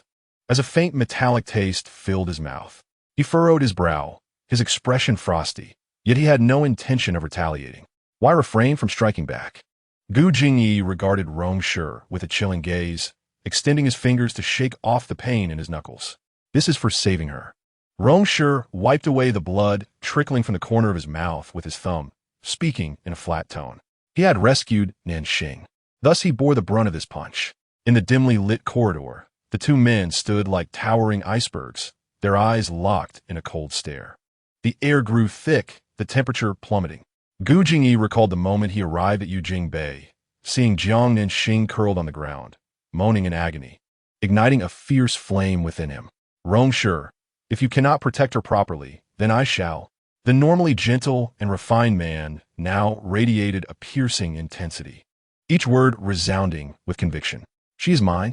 Rong Shi immediately asserted his claim, an aura of chill emanating from him. Yours? What about Xiao Chun? Gu Jingyi scoffed. It's none of your concern. So, does young Master Rong intend to play both sides? My affairs do not require your explanation. And what of Nanxing? Does she not deserve an explanation either? The matters between her and me do not concern you. The atmosphere turned frigid, the two equally exceptional men standing like opposing armies. Unable to determine a victor, Rong Shi, my lack of competition arises from her assertion that marrying you brings her happiness. However, should there come a day when you fail to provide her with that happiness, I reiterate, I shall step in. Gu Jingyi coldly declared war. You will not have that opportunity. Even with a bruised face, Rong Shi maintained a commanding presence, his words dripping with authority. We shall see. With that, Gu Jingyi turned and departed first. Rong Shi stood in the corridor, hands on his hips, using his tongue to touch the painful corner of his mouth, his spirits plummeting. Huh? Does Gu Jingyi truly think he can vie for her affection? Such arrogance. Jiang Nanxing drifted in and out of a hazy slumber. When her mind finally cleared, it was already the following afternoon. She furrowed her brow, groaning in discomfort, her throat dry and parched. Nanxing, a voice filled with concern, echoed beside her, followed by the worried visage of Rong Shi. Upon recognizing him, her eyes instantly clouded with frost. Are you unwell? Do you wish for water? Or are you hungry? Leave. Her response, barely a whisper, severed his concern. What? He leaned closer to her lips, straining to hear. Leave? I do not want to see you. She struggled to articulate her words, her throat feeling as if it were filled with gravel, every breath painful. He finally sensed her coldness and distance. Sighing heavily, Rong Shi gazed at the pale, frail woman with a heart full of sorrow, helplessly stating, Nanxing, I understand you are angry, but could you at least allow me to explain? Jiang Nanxing silently scoffed. Explain? What is there left to explain? His choices are so unequivocal and transparent. Is there truly a need for explanation? Explanation is but a facade. While the act of piercing her heart with a dagger is genuine, is it not? Do they harbor some profound enmity in their past life? Must he relentlessly wound her in this lifetime? At that moment, a familiar voice resonated from the doorway of the hospital room. When Rong Shi turned around, his handsome face instantly darkened. It was Aunt Li from the Xi family. What brings you here? Rong Shi asked coldly, irritation evident in his tone. His gaze was so frigid that Aunt Li involuntarily shivered. The young lady said she feels unwell and is in pain all over. She hasn't eaten breakfast or lunch. If she is unwell, why seek me? Find a doctor. Rong Shi snapped, his impatience palpable. The young lady said she wanted to see you, Aunt Li stammered, her courage faltering. Am I a doctor? No, I mean Mr. Rong, the young lady. Aunt Li was somewhat bewildered. She had assumed that Mr. Rong harbored affection for the young lady, given that he always rushed to her side whenever something occurred. He not only gifted her property, but was also willing to risk his life to save her. If this isn't love, then what is? Yet if Mr. Rong truly loved her, why was he suddenly indifferent? Since the moment he brought the injured young lady to the hospital yesterday, he had not appeared again. Upon awakening and discovering his absence, the young lady had thrown a tantrum, nearly wreaking havoc in the ward. Lying in a hospital bed, Jiang Nanxing suddenly let out a scornful laugh, dripping with sarcasm. What are you pretending for? Is there any point in putting on a show in front of me now? Hearing the meaning behind Jiang Nanxing's derisive laughter, Rong Shi felt a headache coming on. Clearly, she was now even angrier. Get out! Rong Shi roared at Aunt Li, his anger boiling over. Aunt Li, frightened by his piercing gaze, hurriedly turned and fled. She rushed back to the fourth floor, her heart racing wildly. The furious Mr. Rong was genuinely terrifying. Where is Ashur? Xiao Chun eagerly inquired, gazing towards the door as Aunt Li entered. She was half reclining on the hospital bed, her head and arms bandaged, presenting a rather severe appearance. However, in reality, Her injuries were superficial. She had deliberately asked the doctor to wrap her up this way to create a grave illusion, hoping to evoke Rong Shi's concern and guilt. "Young lady, Mr. Rong." Aunt Li's brow furrowed, her expression conflicted and hesitant. "Where is he?" Xiao Chun's face fell, twisting in distress as she sensed something amiss. "He hasn't come." "Only raplia Dimitri. Did you not tell him I was unwell?" Her voice turned sharp, demanding an answer. "I did." "Then why hasn't he come?" "What did Mr. Rong say?" "He said." "What?" "To find a doctor." Aunt Li cast a timid glance at the increasingly menacing Xiao Chun, stammering. "What?" Xiao Chun stared wide-eyed. Disbelief etched across her features. Swallowing hard, Aunt Li, steeling herself, spoke. "Mr. Rong mentioned that if you feel unwell, you should consult a doctor. He is not a doctor." With a crash, Xiao Chun swept everything off the bedside table onto the floor. "Jiang Nanxing, you wretched spirit, you scoundrel!" She cursed vehemently, her fury erupting after a night of pent-up rage. It was undoubtedly that Jiang Nanxing who had detained Shi, preventing him from being by her side. It had to be so. This scoundrel seemed to be everywhere. Could she not perish elsewhere? Why must she be in the same hospital? Scoundrel! Aunt Li, witnessing this terrifying side of Xiao Chun for the first time, stood frozen in place, paralyzed by fear. "Get out! Just get out!" Xiao Chun screamed hysterically, hurling a pillow at Aunt Li with all her might. Startled, Aunt Li hurriedly retreated from the ward. Through the small glass window in the door, she observed Xiao Chun completely losing control. She smashed everything within reach to the ground, her eyes bloodshot, her face contorted, cursing as if in a fit of madness. Watching Jiang Nanxing and Gu Jingyi display their affection so openly left Rong Shi utterly disheartened, his jealousy spiraling out of control. Chapter 59. Tomorrow, I will go to the Civil Affairs Bureau for a divorce. However, feeling guilty, he refrained from expressing his anger. Thus, he spent the next 3 days in a state of pent-up frustration. During this time, he felt like a mere bystander, helplessly and enviously observing Gu Jingyi's attentive care for her. There was nothing he could do. She only desired Gu Jingyi. His presence felt utterly superfluous. When Gu Jingyi went downstairs to fetch medicine, only the two of them remained in the ward. Jiang Nanxing, who had been feigning sleep, suddenly frowned, appearing somewhat restless. "What is it?" Rong Shi asked, stepping forward with concern. She ignored him, treating him as if he were invisible. As she opened her eyes and attempted to rise from the bed, the pain from her surgical wound hindered her movements. "Do you need to use the restroom?" He inquired again. After 3 years of marriage, they still shared some understanding. She remained expressionless, silent, solely focused on getting out of bed. "Let me carry you," he offered, extending his hand, only to have it coldly brushed aside. The gesture was slight, yet the rejection was resolute. Rong Shi's hand hovered awkwardly in the air. He felt that all the patience he possessed in his lifetime had been exhausted over these 3 days. He regretted causing her sorrow. Yet even a condemned prisoner is afforded a chance for self-defense.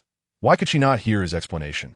It was clear that she not only wished to avoid speaking to him, but also refused to listen to his words. Sighing heavily, he suppressed the irritation and frustration within. Gazing deeply at her pale face, gently ruffling her hair, he coaxed, "Shall we not have a tantrum anymore?" "Tantrum?" Jiang Nanxing scoffed silently. "Oh." She lowered her eyelids, coldly uttering a single word.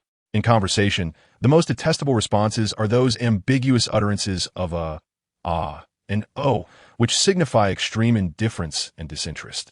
However, her response was not merely dismissive. It was laced with mockery. She mocked his insincerity, his pretentiousness, and his lack of integrity. What she thought was something he could easily fathom. "Nanxing, I have already apologized." Rong Shi's expression darkened, his patience gradually wearing thin. He genuinely felt for her, not out of feigned concern. "Jiang Nanxing, oh, I admit that I was in the wrong, and it won't happen again. Oh." She never once lifted her gaze to meet his, rendering him transparent to her. Apology? Did he truly understand that not all apologies are worthy of forgiveness? Moreover, his assurances had lost all credibility in her eyes. The incessant ohs drained the last vestiges of patience from the man. "Say oh again." He ground his teeth in frustration, glaring at her with a mixture of love and hate. At last, she raised her eyes to him, but her gaze was devoid of warmth, almost provocatively elongating the final syllable. Rong Shi felt a surge of blood rising to his throat. His perception of the petite woman before him shifted dramatically. He had always thought her charming and delightful, yet he had not anticipated her capacity to infuriate him so. What must I say for you to believe me? Rong Shi furrowed his brow, an unfamiliar sense of defeat rising within him. For the first time, he found her to be even more difficult to manage than the most challenging business deal he had ever encountered. Jiang Nanxing remained silent. I didn't mean to. It no longer matters. His further explanation was cut short by her light, airy voice. What? He did not catch her words clearly. She lowered her eyelids, whispering almost inaudibly, intentional or unintentional, it no longer matters. Indeed, it no longer matters. From the moment she had humbly pleaded with him not to leave, only to be scolded for her childishness, everything ceased to hold significance. Her voice carried the profound sorrow of a heart that had been irrevocably shattered, ethereal as if it might be scattered by the wind at any moment. Rong Shi's heart tightened painfully at the sound of her anguish. Just then, Gu Jingyi returned. What happened? Sensing the oppressive atmosphere within the room, Gu Jingyi approached and inquired. Jiang Nanxing immediately raised her gaze, casting a pleading look in his direction. I want to go to the restroom. At that moment, her dependence and trust in Gu Jingyi struck Rong Shi's heart like a dagger. A wave of unprecedented jealousy surged within him. I'll help you. Gu Jingyi promptly set aside the medication he was holding and moved toward Jiang Nanxing, who was attempting to get out of bed. All right, she nodded obediently. But just as Gu Jingyi's hand was about to reach her arm, Rong Shi intervened. I'll do it. He blocked Gu Jingyi's hand, taking his place. No need. Jiang Nanxing resolutely brushed his hand away. Rong Shi felt as though he had been soundly slapped. Unable to maintain his composure, he glared at her in anger, grinding his teeth. Jiang Nanxing, I am your husband. How could she expect another man's assistance in such a matter? Jiang Nanxing scoffed coldly. Isn't that so? His eyes simmered with anger, feeling that his pride and dignity had been insulted. When you abandoned me to rescue Xiao Chun, did you ever consider that you were my husband? Rong Shi was momentarily at a loss for words. When I needed you the most, you were absent. Now, you are nothing more than a winter fan or summer charcoal to me. Superfluous.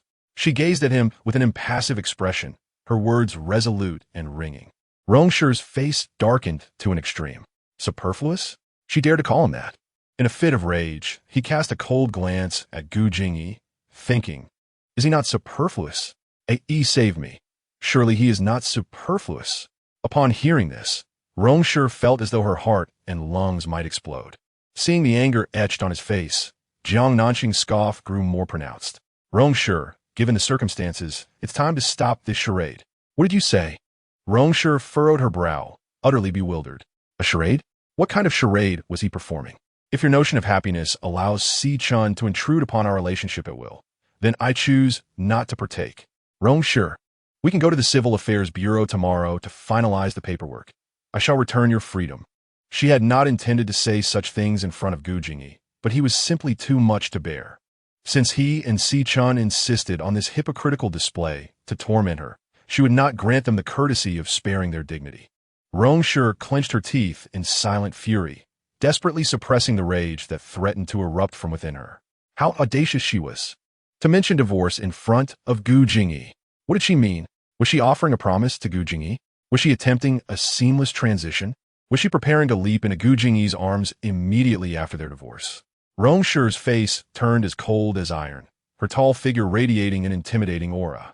The already tense atmosphere became palpably strained. Worried about asset division? Rest assured, I shall not claim a single word of your money. Noticing his tightly pressed lips and his silence, she took the initiative to express her stance. Upon hearing this, Rong Shi's expression darkened even further. Having said all that needed to be said, Jiang Nanxing placed her hand on Gu Jingyi's arm and got off the bed. Rong Shi remained motionless, like an iceberg blocking the way between her and Gu Jingyi. Excuse me, she uttered coldly, her tone laced with indifference and detachment. He did not budge, his gaze fixed intensely upon her. In her urgency to use the restroom, she pushed him aside in frustration. Get out of the way. With a forceful shove, she inadvertently aggravated her injury, causing her face to pale in an instant.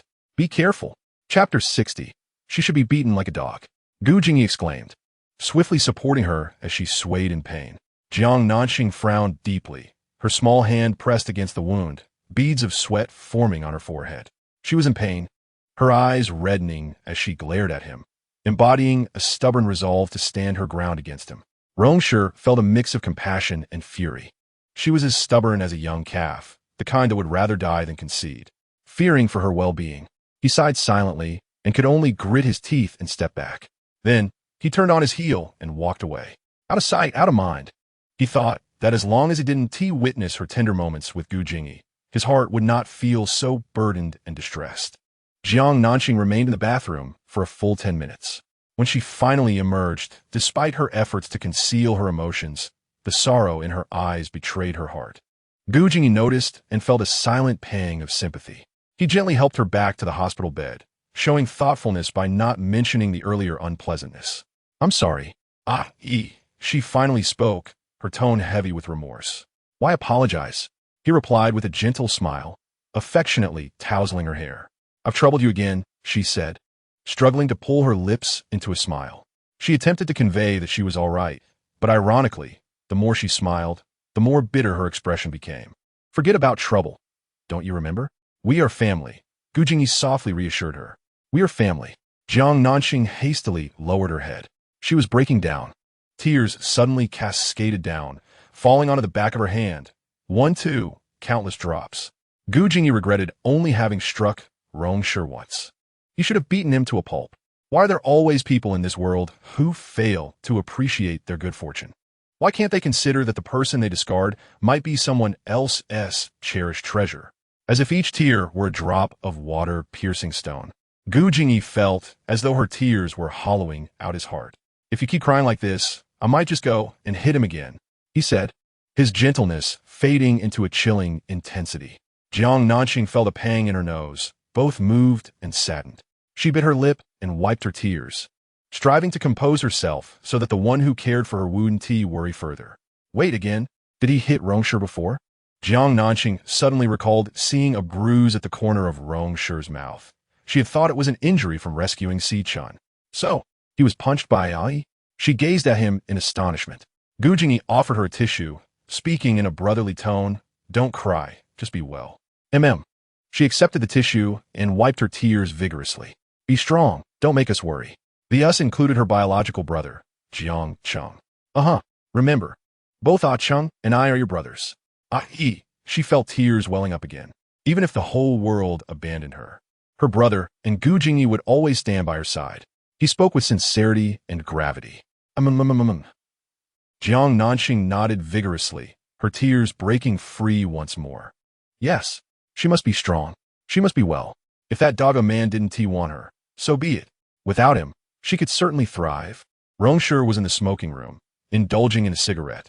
With each inhalation, he drew the smoke fiercely and rapidly, the nicotine searing his throat with its acrid bitterness. His brows knitted tightly, an indescribable sense of frustration enveloping him. He felt as though he were ensnared in a trance. His mind consumed by the image of Jiang Nanxing's indifferent and detached face, along with her frigid voice. No, she was not always like this. Once, she had radiated warmth, akin to a cheerful little sun, playfully teasing him and exuding exuberance, rather than regarding him with such cold disdain. She had declared, "If your well-being hinges upon Xiao Chun's ability to intrude upon our relationship, then I choose to forego it." Her eyes could not tolerate the presence of sand, nor the intrusion of Gu Jingyi. Their marriage seemed to have reached a precarious precipice. Suddenly, a melodious ringtone shattered his reverie. Checking his phone, the name Xiao Chun flashed before his eyes. He furrowed his brow, a flicker of impatience crossing his features. He did not answer, taking a deep drag from his cigarette instead.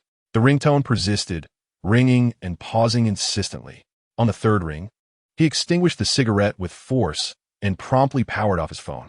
In the blink of an eye, Jiang Nanxing was ready for discharge. Gu Jingyi was on a business trip and could not pick her up.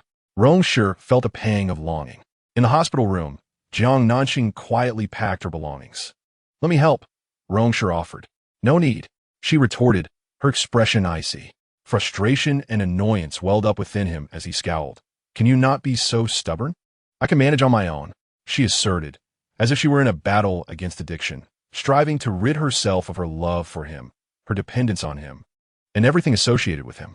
It was a daunting task, yet she was resolute in her efforts.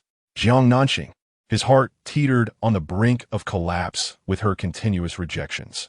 Maintaining a stoic expression, she continued to organize her things, her gaze unyielding as she coldly inquired, "Did you bring the household registration book? After we complete the discharge procedures, we should head directly to the Civil Affairs Bureau." Rong Shi gasped, nearly suffering a cardiac arrest at her abrupt topic shift. "I didn't bring it," he replied, his face as dark as iron, irritation seeping into his tone. Jiang Nanxing's hand paused momentarily before she composed herself, reaching for her phone. "I'll call she began, but her words were cut short as he snatched the phone away. "Get it back." Jiang Nanxing seethed.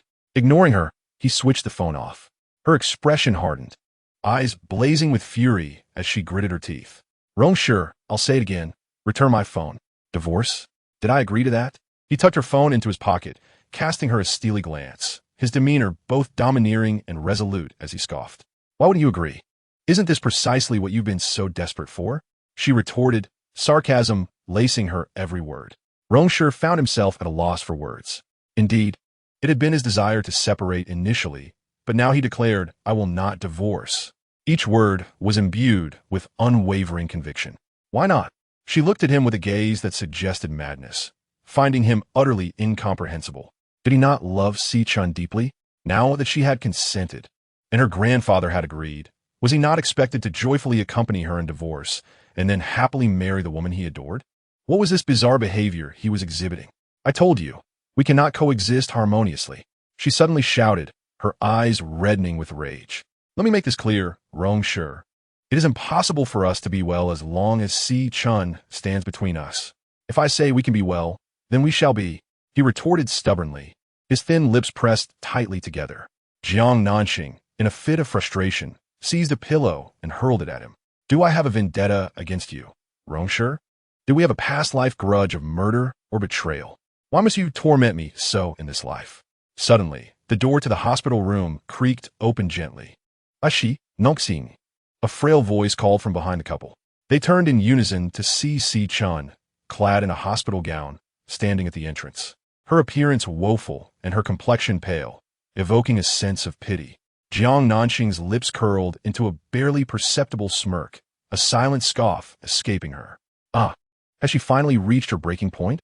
Both were in the same hospital, yet Xiao Chun arrived later than Jiang Nanxing had anticipated. She had expected Xiao Chun to come and interfere the very next day. Who would have thought she would arrive only now? Surely, Miss C must have timed her visit perfectly.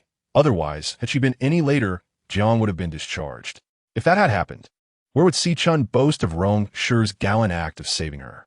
Therefore, how could Xiao Chun possibly let this opportunity to stab Jiang in the heart slip away? "Nanxing, are you feeling better? I heard you had acute appendicitis, and I was so worried. Are you all right now?" Xiao Chun entered the room, her eyes filled with concern, inquiring with feigned sympathy. One could easily mistake her for Jiang Nanxing's own sister. Jiang Nanxing felt nausea rise within her. She had encountered insincerity before, but the level of hypocrisy displayed by Xiao Chun was unprecedented. "Thank you for your concern, but I am quite well. I apologize for disappointing you, Miss C." Jiang Nanxing replied with a cold laugh, her tone laced with frost. "Disappointed? How strange, Nanxing. Why would I feel disappointed?" Xiao Chun feigned confusion, her portrayal of innocence and purity remarkably convincing. "Miss C, are you trying to play tricks on me like a cunning fox in a tail?" Jiang Nanxing's patience ran thin as she regarded Xiao Chun with a disdainful scoff. Nanxing Xiao Chun's eyes glistened with unshed tears, adopting an expression of wounded pride. "Worried for me? Perhaps you are concerned that I am recovering too swiftly?" Jiang Nanxing pierced through Xiao Chun's facade, exposing her true intentions. Xiao Chun silently ground her teeth in frustration. Endlessly mocked by Jiang Nanxing, she yearned to retaliate, yet with Rong Shi present, she dared not. Her gentle and kind persona could not shatter. Xiao Chun's eyes brimmed with tears, her expression a blend of grievance and innocence. "Nanxing, you misunderstand me. I am not that kind of person. What kind of person you are holds no interest for me."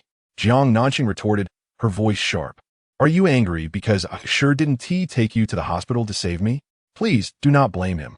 He merely has a habit of protecting me and did not intend to disregard you." Xiao Chun commenced her tea performance, plaintively uttering words designed to incite sympathy. With a sardonic laugh, Jiang Nanxing's fury transformed into mockery. Xiao Chun anxiously glanced at Rong Shi. Ah, sure, please explain to Nanxing. Miss C, with your penchant for theatrics, why not pursue a career in entertainment? With your talent. It would be a travesty if you did not win next year's Golden Horse Best Actress. Jiang Nanxing's words dripped with scorn. Xiao Chun's face blanched in anger and embarrassment. Do you truly possess no self-awareness? Are you oblivious to how much you're despised? Jiang Nanxing narrowed her eyes, lifting her chin toward the door. Now immediately leave. Each word resonated with authority. Throughout, Rong Shi remained silent. Xiao Chun seethed with frustration, her face flushed. Yet she could not lash out, only casting a pleading look at Rong Shi.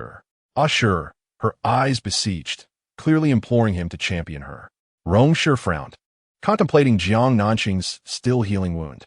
Such heightened emotions posed a risk of reopening her injury. The moment their gazes met, Jiang Nanxing erupted. Fine, she snapped, her cold laughter echoing. You wish to scold me on behalf of Xiao Chun, don't you? Huh, I shall not grant you that opportunity. With that, she turned to leave, only to have her wrists seized by a man. Jiang Nanxing raised her eyes to reprimand him, yet he spoke first. Xiao Chun, did you not hear? His words were directed at Xiao Chun. What? A flicker of surprise crossed Jiang Nanxing's eyes, while Xiao Chun stood frozen in disbelief. I assure you. It took her a moment to regain her voice, scarcely believing her ears. Was he possessed? How could he consistently favor that wretched Jiang Nanxing? Nanxing's wound has not fully healed. It is unwise for her to be angered. Rong Shi stated plainly, his stance unwavering. Xiao Chun found herself engulfed in a sea of jealousy. Yet under Rong Shi's indifferent gaze, she dared not overstep, retreating instead with a sense of defeat. Turning to Jiang Nanxing, she feigned humility. I apologize, Nanxing. I should not have disturbed you. Please rest well. I shall take my leave. Jiang Nanxing remained impassive, too indifferent even to roll her eyes. As Xiao Chun reached the door, she suddenly turned back, her eyes filled with hopeful desperation. Ah, sure, I am being discharged today. Will you take me home? Rong Shi's expression darkened slightly. Has Xiao not come? He inquired, his brow furrowing. I do not wish for him to give me a ride, so I shall take a taxi myself. In Rong Shi's indifferent tone, there lay an unmistakable hint of impatience and anger. Ah, sure. Xiao Chun was taken aback. Could he truly demand that she ride alone? Such a heartless statement had escaped his lips. Did he not realize the absurdity of his actions? Was this still the Rong Shi she knew, the one who loved her deeply? Xiao Chun, you must adapt, Rong Shi said, gripping Jiang Nanxing's hand firmly as she attempted to withdraw it quietly. Casting a cool glance at Xiao Chun. Adapt to what? Xiao Chun's heart sank, a wave of foreboding washing over her. Whatever the circumstance, face it alone. If you do not wish to live in City A, I can arrange for you to relocate to another city or even abroad, whichever you prefer. Upon hearing these words, Xiao Chun felt as though struck by lightning. You want to drive me away? She stared incredulously at the man before her, her voice trembling. You need a fresh start. No, I do not need that. Xiao Chun exclaimed passionately, shaking her head vehemently. She had painstakingly returned, exerting tremendous effort to be by his side. She would not leave empty-handed. To evoke his guilt, she had risked everything, using herself as bait to lure her ex-husband's son into kidnapping her. When she saw him approaching with money to rescue her, her heart swelled with emotion and joy. To avoid revealing any flaws, she deliberately injured herself to gain his trust. Fortunately, he had not suspected a thing. Even upon witnessing her bloodied state, he immediately abandoned the pursuit of the assailant, hastily rushing her to the hospital. So, if he truly loved her, why would he want her to leave? Aside from his visage, what could Jiang Nanxing possibly offer that compared to her? In terms of tenderness and thoughtfulness, Jiang Nanxing was but a fraction of her worth. With that spoiled and willful demeanor, what gave her the right to compete with her? Men are naturally drawn to women of grace. The fierce and unruly shall eventually be abandoned. Xiao Chun was indignant. She had sacrificed so much to return. How could she resign herself to being cast aside? No, she would not leave. Absolutely not. You need to. Rong Shi's countenance grew cold, his tone unyielding and authoritative. Ah, sure, I do not seek a new beginning. What I desire is you. Chapter 62. Could it be that I am pregnant? I belong to Nanxing. Jiang Nanxing? Xiao Chun. The man's nonchalant remarks struck the hearts of both women like a heavy hammer. Jiang Nanxing frowned, staring blankly at Rong Shi. Had he taken some medication that altered his senses? Or was he suddenly possessed? How dare he utter such words in front of Xiao Chun? Did he not fear her wrath? Xiao Chun's mind had gone blank. She seriously suspected her hearing had betrayed her. The Rong Shi who adored her could never utter such a thing. He was undeniably hers. How could he belong to that wretched Jiang Nanxing? She refused to believe it. She would never accept it. Let's go. As Rong Shi finished speaking, he grasped Jiang Nanxing's hand with one hand while lifting the neatly packed bag with the other, directly bypassing Xiao Chun. In a flurry, Xiao Chun reached out to grasp his hand, but he subtly sidestepped her touch with ease. Xiao Chun stood frozen, her eyes ablaze with fury, fixated on the retreating figures of Rong Shi and Jiang Nanxing. As she cried out in despair. Rong Shi, feigning ignorance, led Jiang Nanxing into the elevator without looking back. Xiao Chun's countenance twisted into a grotesque mask of rage. It was impossible. It couldn't be true. He would not be so heartless towards her. Surely, that wretched Jiang Nanxing must have threatened him. There was no other explanation. The man's hand was fervent and strong, igniting a tumult within Jiang Nanxing's heart, throwing her rhythm into disarray. He never released her grip. From the hospital room to the discharge procedures, and down to the underground parking lot, he held her hand the entire way. Several times she attempted to break free, yet his hold only tightened, leaving her no choice but to acquiesce. Her thoughts were in disarray, still lingering on his earlier assertion of I am Nanxing. He is hers? How could she have lost so utterly? Once inside the car, Jiang Nanxing cast a frigid glare at the man who skillfully started the engine. What is the matter? Feeling her icy gaze upon him, he navigated the vehicle into the traffic while softly inquiring. What do you mean? She challenged, getting straight to the point. I said, let us live well. He replied without pretense. Ha, live well, she scoffed, regarding him with derision. You play both sides, is that amusing? On one hand, you promise to treat me well, and on the other, you rush to protect your first love at the first sign of danger. Such indecisiveness is utterly shameless. Rong Shi, this is the last time. Jiang Nanxing frowned. What? From now on, I will only care for you, he stated, his gaze fixed ahead, his voice low. Jiang Nanxing was taken aback, her heart skipping a beat. Though she recognized his unreliability, she found herself almost powerless against such words. Clenching her fists tightly, her nails digging into her palms, she commanded herself to remain vigilant, refusing to be at his mercy any longer. A man's words are but deceitful lies. Do you think I would believe you again? She coldly retorted, gritting her teeth. Rong Shi fell silent. There were some matters he preferred to act upon rather than discuss. He recognized her distrust and knew that words alone would hold no weight. Rather than speak, he resolved to demonstrate. At the Rong residence, in the living room, Jiang Nanxing approached the elderly gentleman seated on the sofa. Xing girl has returned. The old man beamed at his granddaughter-in-law, his eyes brimming with affection. Jiang Nanxing nodded, obediently taking a seat beside her grandfather, even though she and Rong Shi had a rather unpleasant quarrel and would soon part ways. She always presented her best self in front of her grandfather. Cheerful, radiant, playful, and carefree. Feeling better? The old man gently patted his granddaughter-in-law's hand. His eyes filled with concern. It's merely a minor procedure. Jiang Nanxing shook her head, downplaying the matter to spare her grandfather unnecessary worry. At that moment, Rong Shi entered the living room after parking the car. I heard it was that rascal Jing who took you to the hospital? The old man raised his voice, intentionally provoking his grandson. Jiang Nanxing paused for a moment before nodding in affirmation. Rong Shi's expression darkened at the thought of how much she relied on and trusted Gu Jingyi during her hospitalization, igniting his frustration. Where on earth have you been? The old man shot a cold glare at his grandson, his voice sharp with reproach. Rong Shi was momentarily at a loss for words. This truly was a grandfather. When your wife needs you, you're nowhere to be found. What use are you then? The old man's ire flared upon seeing his grandson's aloof demeanor. Rong Shi glanced at Jiang Nanxing, who lowered her gaze, refusing to meet his eyes. The old man's face hardened, his gaze piercing. Young man, if you cannot fulfill your promises, do not blame me for being unmerciful. Hearing this, Rong Shi furrowed his brow in distress. Grandfather, dinner is served. Sir and madam, announced the housekeeper, Aunt Shui, with a bright smile. Come on, grandfather, let's eat. I'm so hungry, Jiang Nanxing urged, helping the old man to his feet as they made their way to the dining room. She wished to steer clear of further discussion between the old and young. Firstly, because she did not want to hear anything more regarding Xiao Chun, and secondly, she wished to preserve the pleasant atmosphere. She wanted to enjoy a meal with her grandfather, as opportunities to dine together would be scarce in the future. Although she would continue to regard her grandfather with the same respect and affection as her own, post-divorce visits would not be as convenient. Thus, she aimed to cherish this moment.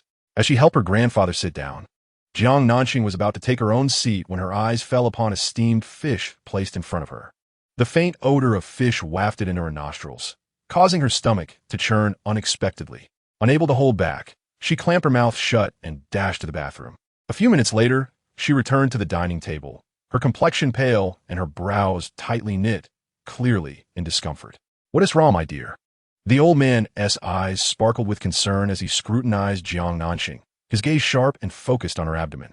"It's nothing. Perhaps I just caught a chill." Jiang Nanxing, still feeling unwell, failed to notice her grandfather's piercing gaze. "Nanxing, could it be that you're pregnant?" Chen Hui chimed in gently. With a sputter, Jiang Nanxing expelled the soup she had just sipped, coughing uncontrollably and wishing she could vanish into the ground. Rong Shi also stared at Jiang Nanxing in astonishment. Jiang Nanxing was at a loss for words, caught between laughter and tears. "No, really, I just needed to check." Chen Hui interjected, her eyes sparkling with excitement. That's not it. Go check. Tomorrow." The old man issued his command with an authoritative tone, leaving no room for dissent. Under the intense urging of both the old man and Chen Hui, Jiang Nanxing reluctantly made her way to the hospital for a simple examination. Little did she expect to uncover a shocking secret regarding Xiao Chun.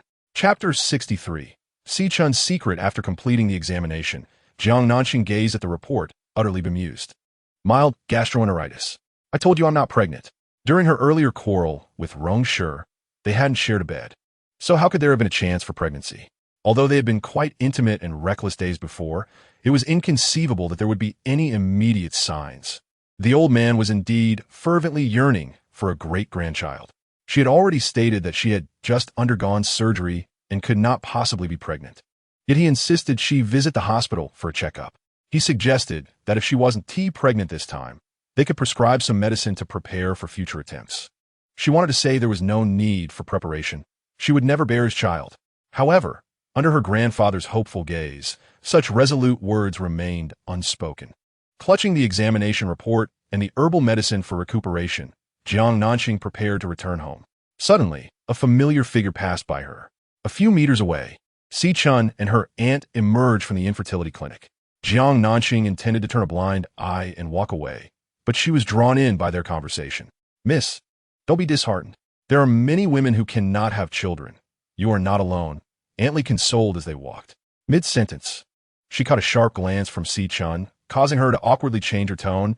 What I meant was, if this hospital doesn't work, we can always try another." Xiao Chun, however, coldly dismissed the suggestion with a nonchalant smile. "No need to try. My uterus is damaged. The doctor told me 3 years ago that I would never be able to become a mother." With a sigh tinged with sadness, she continued, "As a woman, if I cannot bear children for the man I love, it is indeed a regret. That is why I am unwilling to give up." Wanted to check once more. "Miss, life is truly unfair to you," Aunt Lee remarked indignantly, then added with a smile, "but at least you have Mr. Rong who loves you unconditionally. You are quite fortunate." Upon hearing this, Xiao Chun's face lit up with happiness as she nodded. "Yes, Ashur is the greatest blessing of my life." Yet, Aunt Lee sighed and shook her head. "What a pity." "What a pity about what?" Xiao Chun inquired. "Mr. Rong doesn't want a divorce for you." "No, he will," Xiao Chun declared emphatically, even raising her voice intentionally. "As long as Jiang Nanxing has a child, he will leave her." "Why?" Aunt Lee asked, puzzled. "Because I cannot bear children." The sound of a bag dropping to the ground abruptly pierced the air, startling Xiao Chun and Aunt Lee, who had been engaged in conversation. Xiao Chun turned around, her gaze colliding with Jiang Nanxing's, which was filled with astonishment. Jiang Nanxing's mind was in turmoil, her entire being chilled to the core. What had she just heard? Xiao Chun was incapable of bearing children. How could that be? She looked perfectly fine. How could she possibly be infertile? Furthermore, what did it mean that as long as she bore a child, Rong Shi would divorce her? Why must the divorce occur only after the birth of the child? Xiao Chun's words carried a heavy weight, and the more Jiang Nanxing pondered, the more anxious she became. A dreadful premonition scurried through her mind. She wished not to speculate in that direction, yet she found herself unable to resist. Upon seeing Jiang Nanxing, Xiao Chun feigned surprise, raising an eyebrow. "Oh, it's Nanxing. What a small world. We seem to run into each other everywhere." Xiao Chun's smile was insincere, a glimmer of malice flashing in her eyes. "What did you mean by that remark earlier?" Jiang Nanxing's expression hardened, her cold gaze piercing into Xiao Chun's face. "Did you hear me? Xiao Chun fin d'ignorance. I demand to know. What does it mean?" Jiang Nanxing radiated an intimidating chill, her teeth clenched. Xiao Chun suddenly smiled, stepping closer to her. "Since you've heard it, there's nothing left to hide. Jiang Nanxing, do you know why Rong Shi suddenly has no intention of divorcing you?" Jiang Nanxing clenched her jaw in silence.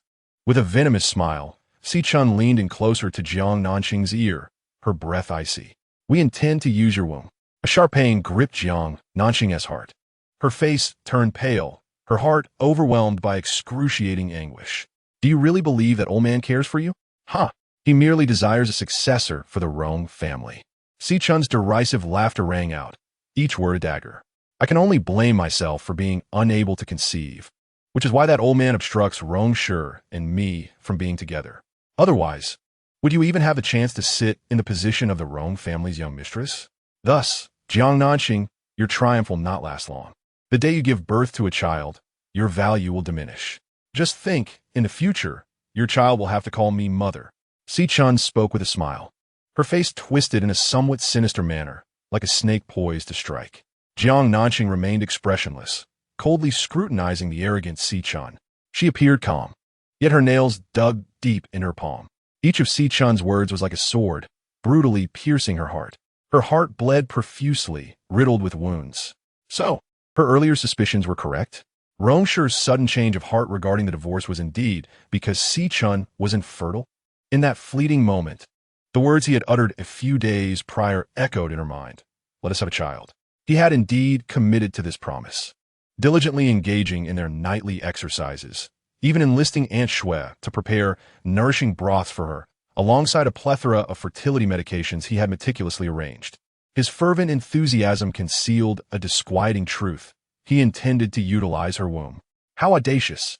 Given that Xiao Chun was unable to bear children, and the Rong family held vast wealth and power, he sought a son to inherit the family legacy, thus setting his sights upon her. In essence, should she ever bear a child, he would separate mother from child. What a heartless man! Jiang Nanxing felt her heart twist in agony. Just yesterday, upon her discharge from the hospital, he had publicly rejected Xiao Chun before her, proclaiming, "I belong to Nanxing," as if it were all a performance. How naive she had been to feel a flicker of hope, unaware that he had such a grand scheme in mind. He and Xiao Chun, a match made in heaven, two deceitful souls, truly.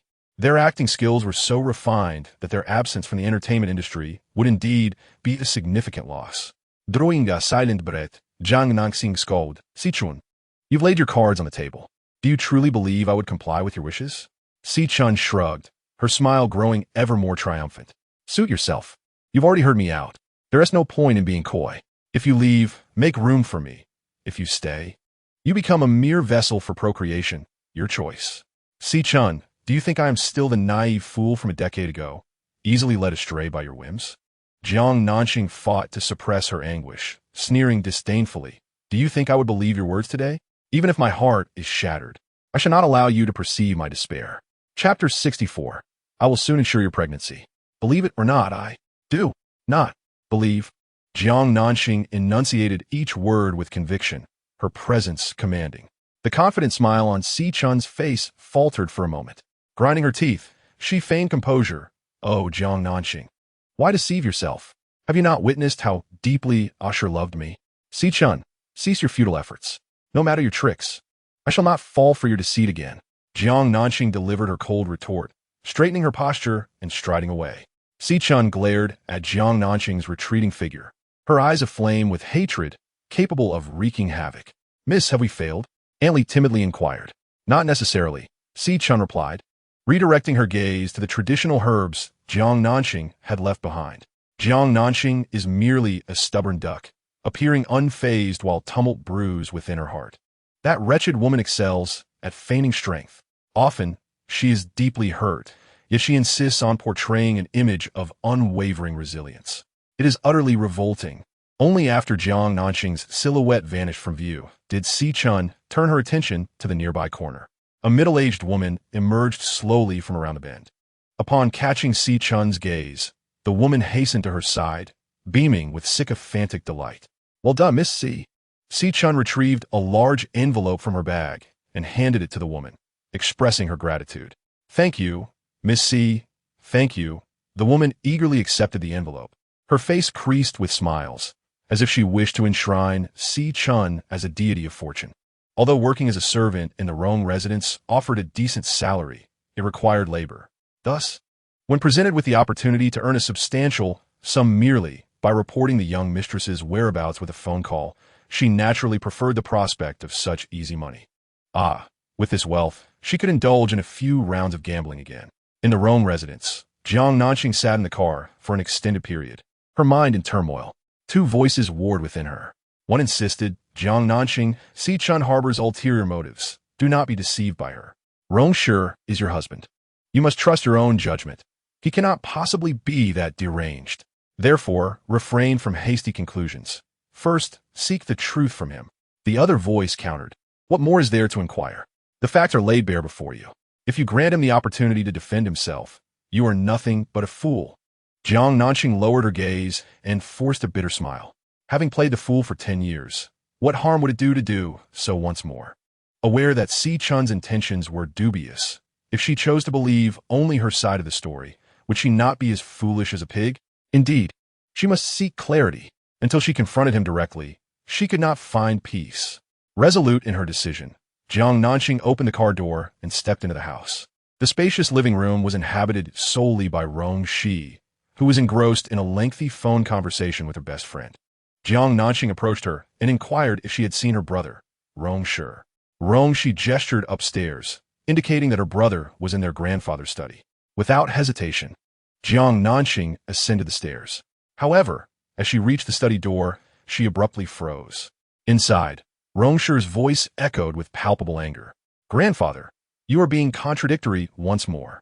Who told you to incessantly pester me?" The elder retorted, equally irate. "Grandfather, you young rascal, do not think I am oblivious. Your tricks may deceive her, but they cannot fool me." The two confronted each other, neither willing to relent. Rong Shi was exasperated. His grandfather's constant meddling in Xiao Chun's affairs had hindered her dance studio from opening. If Xiao Chun's life remained unstable, his feelings of guilt would never dissipate, and thus, he and Nanxing could never find peace. Taking a deep breath, Rong Shi lowered his voice, saying, "Grandfather, soon you shall have a great-grandson. Please cease troubling Xiao Chun. Is the girl truly expecting?" The elder's eyes brightened instantaneously. Just a moment ago, he wore a gloomy countenance, but now he beamed like a blossoming chrysanthemum. "This is impossible. She has just undergone surgery. Yet, I assure you, I will ensure she becomes pregnant post-haste." His words were emphatic and resolute. "Is that truly the case?" "Indeed." Rong Shi nodded, his expression serious and earnest. "Grandfather, you will soon have a great-grandson. Surely, you can spare Xiao Chun now?" The old gentleman was rather pleased with his grandson's demeanor. With a subtle glance at his grandson, he huffed, suggesting they would speak further once the starry-eyed girl was expecting. Suddenly, a faint sound, reminiscent of something colliding with the wall, reached the ears of the grandfather and grandson. Rong Shi opened the door, only to find the corridor empty. Observing the desolate passageway, he furrowed his brow, an inexplicable sense of unease stirring within him. As Rong Shi emerged from the kitchen with a cup of coffee, she chanced upon her elder brother descending the staircase. Why are you alone? Where's Jiang Nanxing?" she inquired casually. At her words, Rong Shi paused, a flicker of realization dawning. Nanxing had returned? His earlier discomfort intensified. "Indeed, didn't she go upstairs to find you?" Rong Shi nodded, savoring a sip of the rich, delectable coffee, a satisfied smile gracing her lips. Rong Shi frowned deeply. Nanxing had gone upstairs to seek him? Was the faint sound outside the study door a sign of her presence? Had she overheard his conversation with her grandfather? At that moment, a young maid, having overheard the siblings' exchange, spoke up. "Miss, are you referring to the young mistress? I saw her leave just a while ago." "Left again? Didn't she just return?" "And mealtime is approaching," Rong Shi said, her brow furrowed in confusion. She shot a glance at her brother, half-jokingly remarking, "You ought to keep an eye on your wife. She seems to spend all her time wandering about." Indeed, she felt a strange discomfort if a day passed without her teasing Jiang Nanxing. "Did you see which direction she went?" Rong Shi asked, his expression grave. The maid, intimidated by his piercing gaze, stammered, "I didn't pay much attention." But it seemed the young mistress was in a rather poor mood, looking quite disheartened. Before she could finish, Rong Shi had already dashed out of the house. "Grandfather, you will soon have a great-grandchild, so please refrain from troubling Xiao Chun any further. I assure you, I will ensure she becomes pregnant promptly." These words lingered in Jiang Nanxing's mind like a haunting spell, inescapable despite her desperate efforts to shake them off, causing her immense anguish. She truly felt like a fool, the most foolish one in existence. Just moments before entering her home, she had harbored a glimmer of hope, believing that the man she loved dearly could not possibly be that despicable. But it turned out that Xiao Chun's words held truth. He had suddenly ceased to pursue a divorce, unexpectedly expressed a desire to cherish her, and even wished to have children with her. All of this sudden change was for Xiao Chun. For her sake, he could disregard her very humanity. Such betrayal was nothing short of soul-crushing. Amidst the vibrant chaos of a bustling bar, Jiang Nanxing felt like a solitary vessel adrift in a tempestuous sea, engulfed by loneliness and despair. She drank, one glass after another, the liquor burning her throat as she sought solace in its depths. Her heart ached too profoundly. She longed to drown her sorrows in a bottle. Suddenly, a large hand descended from the sky, firmly grasping her small hand that was reaching for the bottle of wine. Chapter 65, i.e., I wish to divorce him. She furrowed her brow and looked up in discontent. A strikingly handsome face, filled with concern and affection, came into her view. It was Gu Jingyi. Gu Jingyi had come to this place for a social gathering. Jiang Nanxing, having consumed quite a bit, gazed dazedly. "Are you alone?" Gu Jingyi frowned deeply. "You silly girl, running off to drink alone. Do you not realize how dangerous that is?" "Ah." Jiang Nanxing blinked her hazy eyes and nodded. This bar belonged to the Yin family, and the staff here were mostly familiar with her. No one dared to impose any harm upon her. Although she was heartbroken and desperately wanted to vent her frustrations, she still possessed a modicum of awareness regarding danger. "Why are you drinking alone?" Gu Jingyi inquired. Jiang Nanxing lowered her eyelids, staring blankly at the drink in her glass, remaining silent. "What is the matter? Are you unhappy?" His large, warm hand gently caressed the top of her head, his tone imbued with tenderness. She still did not respond, yet tears began to cascade down her cheeks. In times of sorrow, the most daunting thing is often the concern and empathy of others. The inner sadness magnifies immensely. President Gu, the assistant, whispered, signaling that if he did not leave soon, the client in the private room would become restless. However, Gu Jingyi replied directly to his assistant. "I have matters to attend to, you handle this." The assistant glanced at the visibly intoxicated Jiang Nanxing and nodded, understood, President Gu. He had thought that only work occupied President Gu's thoughts. Yet the way he looked at this girl sparkled with more brilliance than securing a billion-dollar project.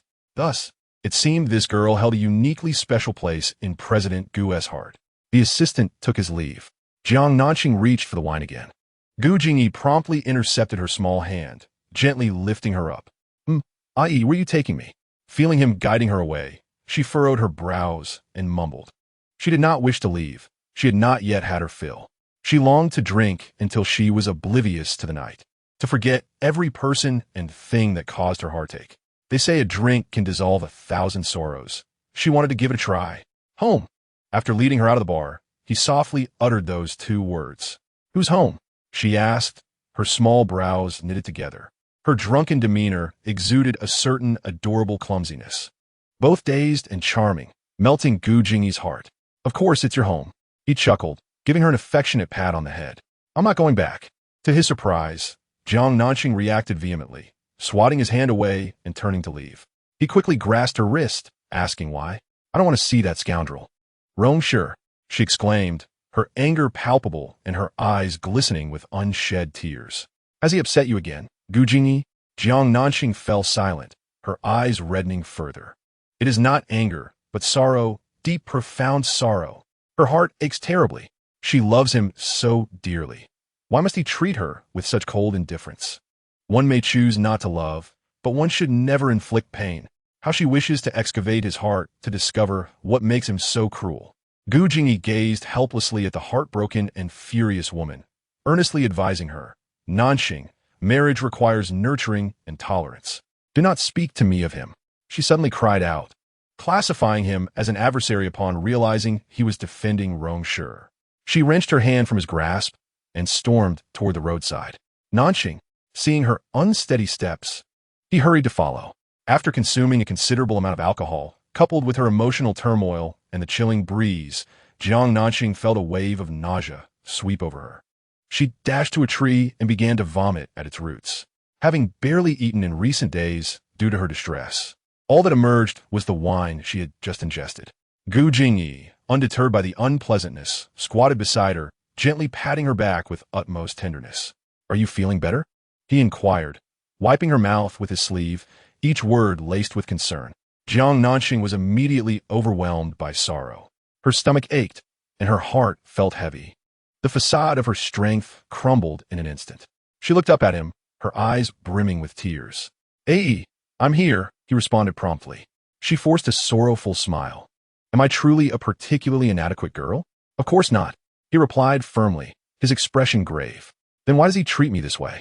I love him so much." She choked, tears cascading down her cheeks. Gu Jingyi tenderly ruffled her hair. "It is his fault. He does not deserve your love. But I love him regardless." Jiang Nanxing lamented, filled with self-reproach. Am I truly so disappointing?" "No, our Xingbao is simply too infatuated." Seeing her in such despair, Gu Jingyi's heart ached for her. He gently pressed her head against his chest, allowing her to lean on him and release her emotions. The moment her head rested against Gu Jingyi's chest, Jiang Nanxing's emotion shattered. Tears flowed uncontrollably, a flood unleashed. She had felt wronged for far too long. "I do not want this, I truly do not want this," she sobbed, her voice strained with suppressed anguish. She did not wish to be so weak, so humble, nor to love someone with such a lack of dignity. Yet, what could she do? She had fallen in love. In loving him, she had become the very person she despised. In loving him, she relinquished her pride and lowered herself to the dust. In loving him, she repeatedly forgave the pain he inflicted upon her. Such unrequited love inevitably leads to a disastrous conclusion. I know, Gu Jingyi murmured softly, once again regretting that he had not dealt with Rong Shi more harshly that day. Jiang Nanxing clutched Gu Jingyi's collar tightly, weeping with profound sorrow and despair. She did not embrace him as she cried, merely resting her head against his chest. Even in her utmost sadness, she still remembered to maintain the necessary distance between them. Gu Jingyi could only manage a pained smile, feeling a bittersweet ache. This girl was truly a source of both heartache and frustration. Love and hate were inextricably intertwined. I want a divorce. I want to leave him. Her voice trembled, her throat filled with gravel, each word escaping like a knife cutting through flesh. The agony in her voice resonated deeply, as if she were experiencing a brutal separation of bone and sinew. Yes, severing all ties with him was a pain that rivaled the very act of skinning and dismembering. Nanxing, divorce is not a trivial matter. Gu Jingyi furrowed his brow, momentarily at a loss for words, unsure of how to console her. "I will divorce Rong Shi, and then you will take me away, all right?" She suddenly lifted her head, her tear-streaked eyes resembling walnuts. "Let us go abroad. Let us go, Jiang Nanxing." A voice, filled with fury, abruptly interrupted from behind them. The two crouching figures turned to face the sound. Rong Shi approached like an enraged lion, his visage cold as frost, exuding an intimidating presence. Before Jiang Nanxing could react, she was forcefully yanked away from Gu Jingyi's side, colliding into Rong Shi's embrace. Lifting her gaze through her tear-blurred vision, she beheld the face that had shattered her heart. Seeing his countenance twisted with rage, she smiled, albeit with a touch of desolation. "Rong Shi, what more do you desire? Is it not enough to take my life?" He seemed intent on claiming even her very existence. It was clear that her life was next on his agenda. Rong Shi's expression was as dark as iron, consumed by jealousy. He did not question her. Instead, she was the one casting blame. Just half an hour prior, he had been nearly driven mad searching for her when he received a video from Kuyan. In the video, she was drinking alone, pouring one glass after another down her throat recklessly. He rushed over without hesitation. Upon arriving at the bar, he found her weeping in Gu Jingyi's arms. This he could endure. But the moment he heard her declare her intention to divorce him and follow Gu Jingyi, he could no longer restrain himself. Jiang Nanxing, I have explained so much, yet you refuse to listen. The root cause lies here, doesn't it? Rong Shi scoffed, his piercing gaze darting between her and Gu Jingyi. The implication of his words was painfully clear. Jiang Nanxing's face paled, the effects of alcohol dissipating. She looked at him, and, as she did, she began to laugh. She could not comprehend how a man like him could so brazenly accuse her of wrongdoing. It was he who had betrayed and hurt her. Yet now he sought to tarnish her reputation. Jiang Nanxing suddenly found the entire situation utterly tedious. The dynamic between them had become unbearably monotonous. With a heart heavy with sorrow, she fiercely wiped away the traces of her tears, shrugging her shoulders in resignation. If that's how you choose to perceive me, there is little I can do. What did you say? His voice rose sharply, a tremor of fury altering its pitch. Did this imply her acknowledgement? An admission of rekindled affection with Gu Jingyi? An affirmation that her insistence on divorce was a means to flee with him? Rong Shi's heart twisted painfully, an unbearable anguish surging within him. He suddenly realized he could not endure the thought of her belonging to another man, nor could he bear the notion of waking one morning to find her beside someone else. No, he would not allow such a fate to transpire. Observing the man consumed by rage, Jiang Nanxing felt an unexpected calm wash over her. Since you've already made up your mind, what more is there to discuss? She scoffed indifferently. Rong Shi's expression shifted, a mixture of green and white crossing his face. As long as you, young Master Rong, are satisfied. Jiang Nanxing. He enunciated each syllable. The composure he once prided himself on crumbling in an instant. The air thickened with tension. Gu Jingyi felt compelled to interject. Rong Shi, be silent. Yet, as he began to speak, Rong Shi's sharp command silenced him. Our marital matters are none of your concern. Before Gu Jingyi could voice his thoughts, Jiang Nanxing interjected. Who says he has no right to speak? Haven't you already insisted that I have something with Ai? Since he is directly involved, does he not possess the right to express himself? Nanxing. Gu Jingyi's reprimand echoed, his disapproval evident in his gaze. Jiang Nanxing flinched, as if awakening from a nightmare. What was she doing? Hadn't she promised herself that her issues with Rong Shi would not drag Ai down? Why was she now entangling him in this mess? Overwhelmed with regret, she lowered her head like a child caught in wrongdoing, murmuring, I'm sorry. Petulance solves nothing. Gu Jingyi chided gently, addressing both Jiang Nanxing and Rong Shi. However, in their heated states, neither took heed of his words. Jiang Nanxing's spirits plummeted, and after apologizing to Gu Jingyi, she swiftly hailed a taxi. Faced with the unfolding chaos, her only option was to escape. The taxi quickly blended into the flow of traffic. Without a moment's hesitation, Rong Shi returned to his car, pursuing her, leaving Gu Jingyi standing alone, his emotions a tumultuous storm. The following day, Jiang Nanxing returned to Yujingbei, determined to gather her belongings and move out. The studio had been renovated, providing her with a refuge, alleviating her fears of homelessness post-divorce. Ignoring the warnings about formaldehyde in the freshly completed space, she understood that, given her current circumstances, she could not afford to be finicky. Deliberately choosing to return during work hours, she sought to avoid further confrontations with him. 3 years of marriage had brought them to this point, a testament to their failures. Thus, she resolved to pack a few sets of clothes and stepped into the bathroom, initially intending to retrieve 2 sets of skincare products. She stumbled upon the folic acid tablets and other fertility medications nearby. The previous day, he had suggested they try for a child, and the following day he returned with these drugs, his enthusiasm leading her to believe that she would finally see the light at the end of the tunnel. Little did she know, this was a sweet poison, a tender trap lined with sharp blades. How naive she had been, blissfully taking the medication on schedule, envisioning a future where she would have a miniature version of him. Jiang Nanxing stared at the fertility medications for a full 5 minutes. Then, with a swift motion, she swept them all into the trash bin. Their existence felt like a cruel jest to her, a mockery of her foolishness. It was at this moment that Rong Shi entered the bedroom, witnessing her actions unfold. His already somber expression darkened further, becoming ominous and frightening. This is what women are like. So utterly hypocritical. She professed her love for him while still pining for Gu Jingyi, despite appearing eager to have a child with him. She secretly discarded the backup medications.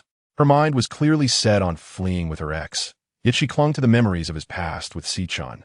The more he thought, the angrier he became. A tempest brewed in his eyes, his jaw clenched tightly, struggling to suppress the fury boiling within. He fixed his cold gaze upon her and demanded, "Where were you last night?" She had left alone in a car, and he had not pursued her. She had not returned all night, leaving him sleepless. The ashtray in his study was filled with cigarette butts, each drag only intensifying his agitation. He almost succumbed to his overactive imagination. In response to his inquiry, Jiang Nanxing remained expressionless, silent as a grave. Her silence only fueled his rage. "Jiang Nanxing, I'm asking you a question." He spat, his words dripping with menace. 3 o'clock this afternoon, the Civil Affairs Bureau. Be there. Chapter 67. Jiang Nanxing's intent to file for divorce finally. She lifted her gaze to meet his, her cold stare devoid of warmth. The words she uttered were infuriatingly resolute. Her indifferent expression bore no trace of the charm and tenderness she once possessed. "What do you want?" he questioned, his dark eyes narrowing dangerously, feigning ignorance. "Divorce." Though it was a response he had anticipated, hearing it spoken so firmly from her lips caused his heart to convulse unexpectedly. He could not fathom why the words Civil Affairs Bureau and divorce had become the most unbearable phrases for him. "Jiang Nanxing, there is no divorce between us, only widowhood," he declared coldly. Using her own words to silence her, Jiang Nanxing felt a torrent of frustration surge within her. "If that is the case, I have no choice but to file for divorce." She straightened her back, her tone as frigid as ever. "What did you say?" he thundered, fury etched in his eyes. Has she truly resorted to litigation to be with another man? Rong Shi, as husband and wife. I do not wish to make this any more humiliating than it already is, so do not force my hand, she declared, each word resonating with resolve and detachment. "I am forcing you?" He laughed bitterly, a chilling rage simmering beneath the surface. Emerging from the bathroom, she tossed her skincare products into her suitcase. "I have stated my desire for divorce. I will not claim a single penny of your wealth, rest assured." Rong Shi followed closely behind, his expression darkening to an extreme. When he first proposed divorce, she had demanded a substantial share of the Rong family's empire to avoid it. He had thought her mad. Yet now, she wanted nothing but to escape him as swiftly as possible. He felt himself teetering on the brink of insanity. Rong Shi gritted his teeth, glaring at the infuriating woman before him, and after a moment's silence, he could no longer contain himself. "Is it for Gu Jingyi?" Jiang Nanxing's brows furrowed deeply, her heart sinking. Does he never reflect? Does he only seek to place blame on others? Your sudden insistence on divorce is merely a ploy to be with Gu Jingyi. Isn't it? His gaze pierced through her, jealousy radiating from him. The memory of her weeping in Gu Jingyi's embrace last night, confiding her feelings, haunted him like an unshakable curse, leaving him restless and tormented through the night. Each word she had uttered conveyed a singular, potent message. Her past feelings for Gu Jingyi had rekindled. Jiang Nanxing, consumed by rage, laughed bitterly. "Yes, you are absolutely correct. It is because of A.E. that I wish to divorce you. I still harbor feelings for him, and I long to escape with him." Before she could finish her defiant words, he suddenly closed the distance, cupping her face and fiercely sealing her lips with his. He bit her. Jiang Nanxing felt a sharp pain in her lower lip, a metallic taste of blood flooding their mouths. Infuriated, she wanted to curse him, but he seized the opportunity. He was relentless, taking control, leaving her no room to resist. She was driven to madness, desperately pushing against him. Yet ultimately, her struggles proved futile against his fierce onslaught. He was domineering and ferocious, silencing not only her words, but even her breath. After what felt like an eternity, he finally released her lips, but his large hand remained firmly gripping her delicate waist. "Jiang Nanxing, do not forget your place. You are Mrs. Rong now." His heated breath brushed against her ear, filled with a menacing undertone. Jiang Nanxing, overwhelmed by the kiss, felt her strength wane, her body collapsing against the man's embrace, and had he not held her waist, she surely would have crumpled to the ground. She loathed herself for being so completely at his mercy, even more so for her own weakness. "Do not forget your identity." But but who is truly forgetting themselves now. Remind her that she is Mrs. Rong. Yet, why does he not remind himself that he is her husband, Jiang Nanxing? Jiang Nanxing's hands grasped Rong Shi's collar tightly, and after catching her breath, she forcefully pushed him away. Caught off guard, he staggered back 2 steps. Rong Shi, you need treatment. With reddened eyes, she furiously wiped her mouth with her sleeve and unleashed her anger, as she glared at him with deep resentment. The desire in the man's eyes dissipated, replaced by a fierce blaze of fury. The return of an old flame brings a different dynamic. How could she once have loathed his kiss so? In the past, she would have eagerly sought to please him, concocting surprises in their intimate moments that left him craving more. However, ever since Gu Jingyi's return, her demeanor towards him has drastically shifted. Rong Shi expressed his inability to endure this change. He refrained from analyzing whether it was due to his affection or a domineering nature that made it unbearable. All he knew was that he did not wish for a divorce. No, he did not want to part ways amicably and live separately. In the end, he warned her not to mention divorce again. Otherwise, a sinister glint flashed in his eyes, and after a brief pause, he coldly articulated his threat. Do not blame me if I take action against him. Upon hearing this, Jiang Nanxing was infuriated. What do you intend to do? She exclaimed, her eyes widening in shock and anger. I will not let him die, but I will ensure he wishes he were dead. Rong Shi, do not go too far. Jiang Nanxing's rage escalated, her emotions teetering on the brink of collapse. She understood his meaning. He aimed to target or undermine Yi's company in the business realm. The Rong family, with its deep-rooted influence and vast wealth, posed a significant challenge, especially as Yi and her brother had just transitioned their overseas ventures back home. The disparity in strength was substantial. If he intended to go after Yi, she would undoubtedly be no match for him. Is this what you call excessive? Rong Shi narrowed his eyes and scoffed. What have I done? Jiang Nanxing was rendered speechless. I'm still alive, yet you wish to leave with another man. What do you expect I have done? He gritted his teeth, his expression dark. Rong Shi, am I so lowly in your eyes? Am I unworthy of even a shred of comfort or sympathy? After you and Xiao Chun have hurt me so, do I not even have the right to weep to friends and family?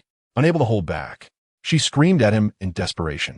When you are in a foul mood, you can seek solace from Yin Xin and me Nua. Why must you turn to Gu Jingyi? I did not seek him out. It was a chance encounter. Do you understand? Do you expect me to believe that? You can choose to believe what you wish. She shouted. In a fit of rage, her eyes began to glisten with tears, and not wanting him to witness her vulnerability. She turned away from him. Her shoulders trembled, leaving him uncertain whether she was angry or on the verge of tears. Rong Shi's heart tightened. Softening his tone, yet maintaining a cold demeanor, he replied, Fine, even if you did happen to run into him, how do you explain the embrace and the words exchanged? Could you perhaps elucidate the nature of your relationship with Xiao Chun? She abruptly turned, her eyes glistening with emotion as she retorted. Rong Shi furrowed his brow, instinctively responding. What is there to explain?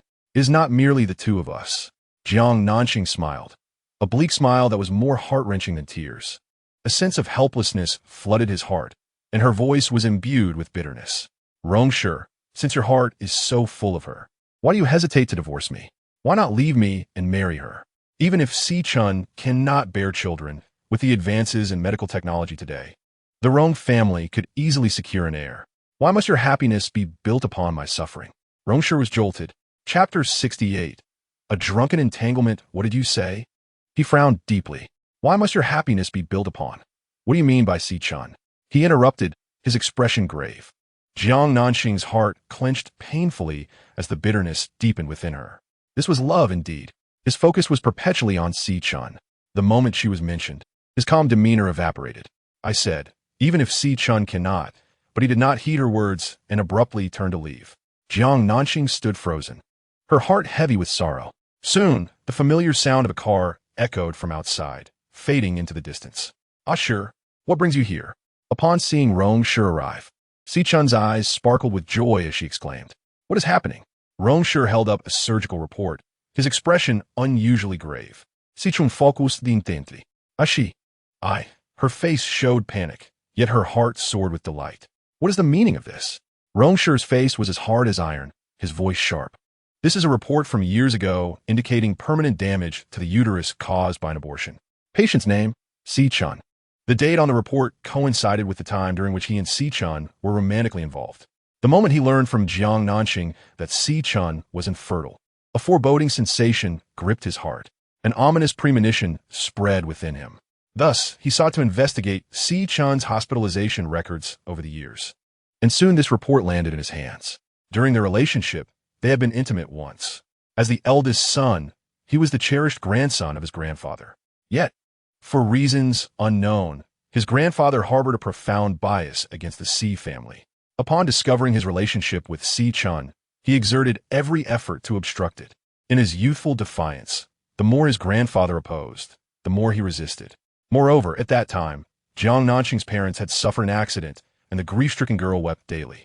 He wished to comfort her, but felt utterly inadequate, as her heart belonged solely to Guo Jingyi.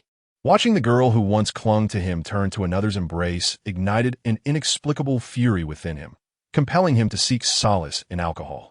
In a moment of carelessness, he became inebriated. Perhaps owing to his mood, he had not consumed much, yet he found himself utterly incapacitated. The next day, he awoke to find Xiao Chun beside him. Both were bereft of clothing, and a vivid crimson stain marred the pristine white sheets. Due to his grandfather's opposition, their relationship could only flourish in secrecy. Although they had tasted forbidden fruit, they never engaged in intimacy again after that initial encounter, which marked both their first and only experience from love to its end. Xiao Chun gazed at the report, tears welling in her eyes. Sure, I had intended to keep this buried within me for a lifetime, fearing it would burden you, and even more so, that you would come to despise me. Her head bowed, she sobbed heavily, her face etched with sorrow and grievance. Rong Shi's heart plummeted. Is it because of me? He inquired, his voice taut and restrained. Of course, sure, from the very beginning, I have only ever had you, in body and soul. It has always been you. Xiao Chun affirmed emphatically, her sincerity palpable. Rong Shi furrowed his brow. She had once been a wife. How could she claim to belong solely to him? As if sensing his thoughts, she wept in distress. He struck me because I resisted. I had repeatedly threatened to end my life. She left her words hanging. Rong Shi's emotions became increasingly tangled. With the information at hand, he swiftly deduced the sequence of events.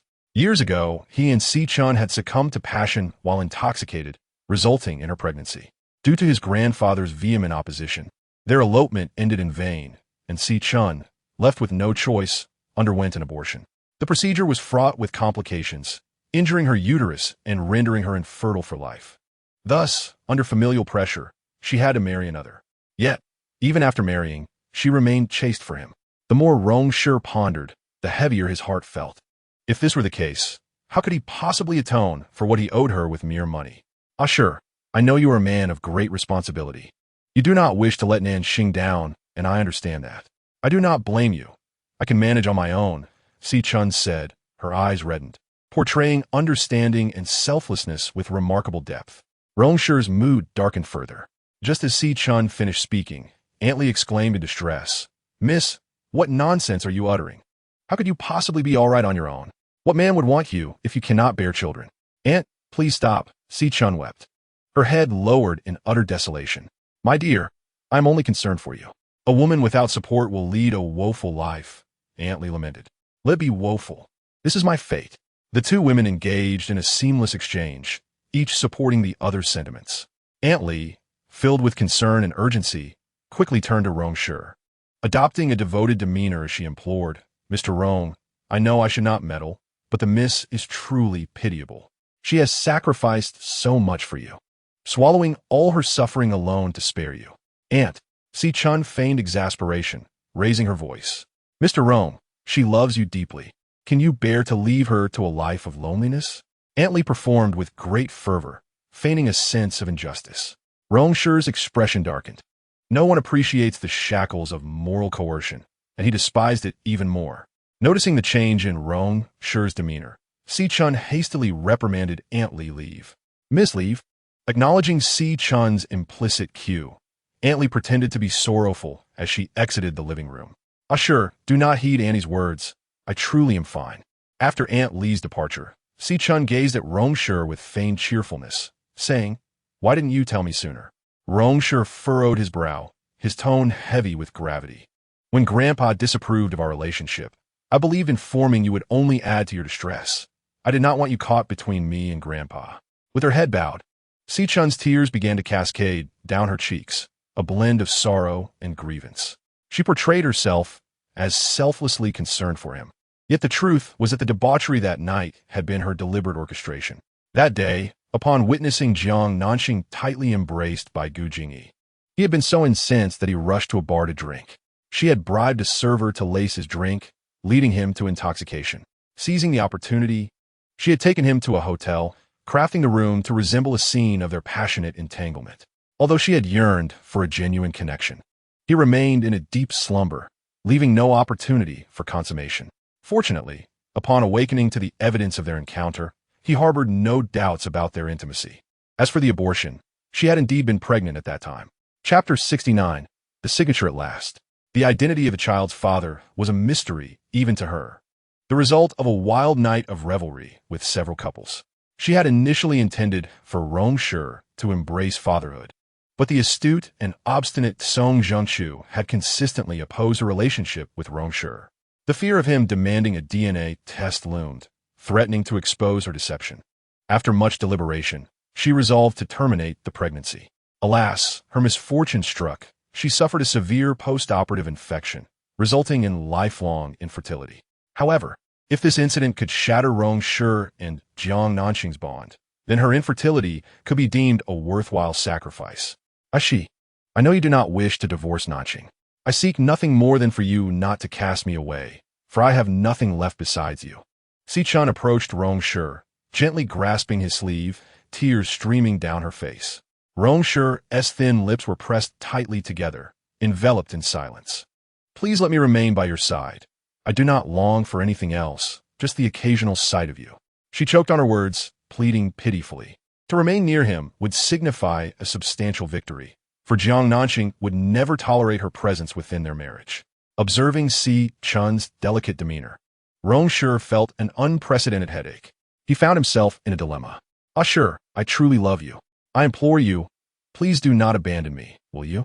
Xiao Chun's tears flowed like a fountain as she leaned desperately against his chest, pleading fervently.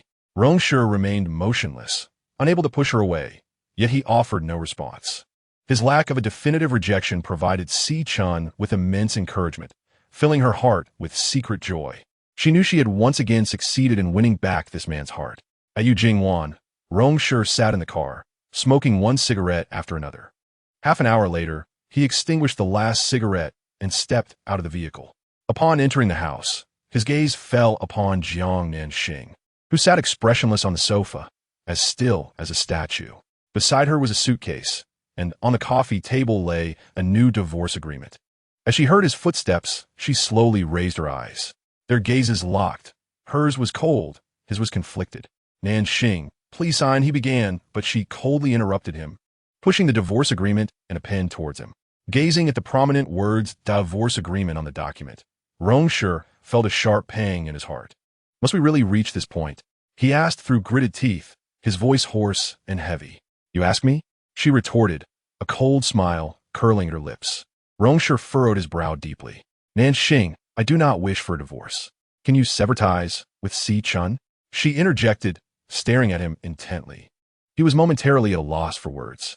Observing his reaction, Jiang Nanxing smiled, her eyes filled with derision. So, Rong Xiao, what do you intend? To have your cake and eat it too? Believe it or not, I have never wronged you. His expression turned serious, each word pronounced with conviction. Is that so? She scoffed, her laughter growing colder. Yes, he affirmed, his response firm and resolute. Witnessing the arrogance of the man before her, Jiang Nanxing felt the last flicker of hope extinguish within her. So, you mean to say that your concern for your ex is entirely justified, while my inability to accept it makes me unreasonable? You believe the pain I have endured during this time is merely a product of my own fragility? I have not harmed you. You wish to divorce me the moment she returns. Is that not harm? When I fell into the swimming pool with her, you chose to embrace her and left me to be ridiculed alone. Is that not harm? You have repeatedly deceived me for her, and that is not harm. Each accusation struck Rong Shi's heart like a heavy blow, causing a dull ache to resonate within him. He felt his throat dry, unable to muster a rebuttal. Sign the agreement, she insisted. He found himself at a loss for words, contemplating the agreement and pen on the coffee table, his hands slowly tightening in his pocket. He did not wish to sign. He did not want to become strangers with her. More than anything, he did not want to see her turn and seek solace in another's embrace. Observing his inaction, Jiang Nanxing's cold smile deepened. Without exposing his scheme with Xiao Chun, did he think she remained unaware of everything? Not confronting him is not a matter of lingering feelings. Rather, it stems from a desire to avoid further humiliation. After loving him for a decade, she finds herself in this disheartening predicament. If all were laid bare, the one most wounded would ultimately be herself. She yearns to preserve a final semblance of dignity. Therefore, she resolves to proceed in this manner. She seeks a swift resolution, believing that enduring prolonged pain is far less desirable than a quick release from their marriage. With a deep sigh, Jiang Nanxing coldly gazes at the man before her. If you do not sign today, I will go to grandfather and report you. I will place all the blame squarely on Xiao Chun. Jiang Nanxing. Rong Shi's anger flared. Consider how grandfather might deal with her. Think carefully. Meeting his fiery gaze, she smiled faintly, though her heart bled. What was once spoken about living harmoniously, what was said against divorce, were merely excuses he concocted to pave the way for Xiao Chun. He was willing to forsake his own humanity for her sake. After waiting 5 seconds and seeing his continued reluctance to sign, Jiang Nanxing took out her phone, feigning a call to her grandfather. Rong Shi was so enraged he could have shattered his teeth. Just as she was about to dial, he relented. He sat down, opened the agreement, and found the signature line. He lifted the pen, yet hesitated, his heart bound by an unyielding vine of reluctance. It was truly unbearable. Jiang Nanxing pressed the call button. Grandfather. In a swift motion, Rong Shi scribbled his signature, irritation evident in his strokes. As the last stroke fell, an emptiness engulfed him, as if he had lost something profoundly significant. Jiang Nanxing watched the elegant characters of Rong Shi flourish on the signature line, her heart twisted in anguish. His love for Xiao Chun was laid bare in this act. Just moments ago, he had refused to sign. Now, the moment it was mentioned that he would face consequences for his beloved, he signed with alacrity. She ought to feel liberated. Yet her heart ached, as if longing to be cast away. Nonetheless, from this moment forth, everything would come to an end. It was only after he had penned his name that she removed her phone from her ear. Nanxing Yu, observing the screen still displaying the ongoing call to 10086, Rong Shi felt a surge of frustration. Monday at 9, the Civil Affairs Bureau. Jiang Nanxing swiftly tucked the divorce agreement away, her voice icy as she threatened, Rong Shi, if you fail to keep your word again, do not blame me for being unkind to your beloved. With that, she placed the agreement into her bag, stood, and dragged her suitcase toward the door. Watching her leave without a backward glance, Rong Shi remained frozen in place, his heart wrenching painfully. Jiang Nanxing received an invitation to a wedding. The bride was a childhood friend, someone with whom she had a relatively close bond. The groom held a significant social standing in City A. Thus Gu Jingyi was also among the invitees. Hence, it was only natural that she became Gu Jingyi's companion. The wedding was understated, yet exuded opulence, adorned with exquisite flowers and fine wine, with guests aplenty. Jiang Nanxing gently rested her hand on Gu Jingyi's arm, and together they gracefully entered the venue. However, upon stepping into the banquet hall, she sensed a profound malice from fate. Not far away, Rong Shi was assisting Xiao Chun in arranging her hair, while Xiao Chun gazed at him with a coy smile, her eyes brimming with affection. Their intimacy was unmistakable, causing a sharp pang in Jiang Nanxing's heart. Chapter 70. Did Jiang Nanxing kiss Gu Jingyi? The bride and groom were mutual friends, so their presence was not unexpected. Yet, she was taken aback by their eagerness to flaunt their affection in front of everyone. It was one thing to embarrass her, but did they not care for their own reputations? Although Rong, with his elite status, often attracted attention, it was disheartening to see his beloved subjected to whispers and scorn as a third party. The moment Jiang Nanxing's gaze crossed paths with Rong Shi's, he noticed her and Gu Jingyi. Seeing her arm draped over Gu Jingyi's, his expression darkened instantly. Unintentionally, he tightened his grip, causing Xiao Chun to wince. Ouch! Sure. Be gentle. You're hurting me, she pouted playfully. I apologize, Rong Shi replied, retracting his hand, as if he had never been styling her hair moments before. Jiang Nanxing observed Rong Shi's feigned nonchalance, a smirk creeping into her heart. What's wrong?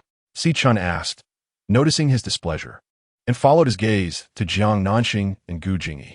Xiao Chun's face showed no surprise, but rather a hint of smugness. "Oh, is Nanxing here?" She feigned astonishment. But before she could finish, Rong Shi had already stepped towards Jiang Nanxing. Xiao Chun's smile faltered slightly. Once upon a time, Jiang Nanxing's mere presence would draw his full attention. But upon seeing Rong Shi approach with a darkened expression, she promptly took Gu Jingyi's arm and moved away.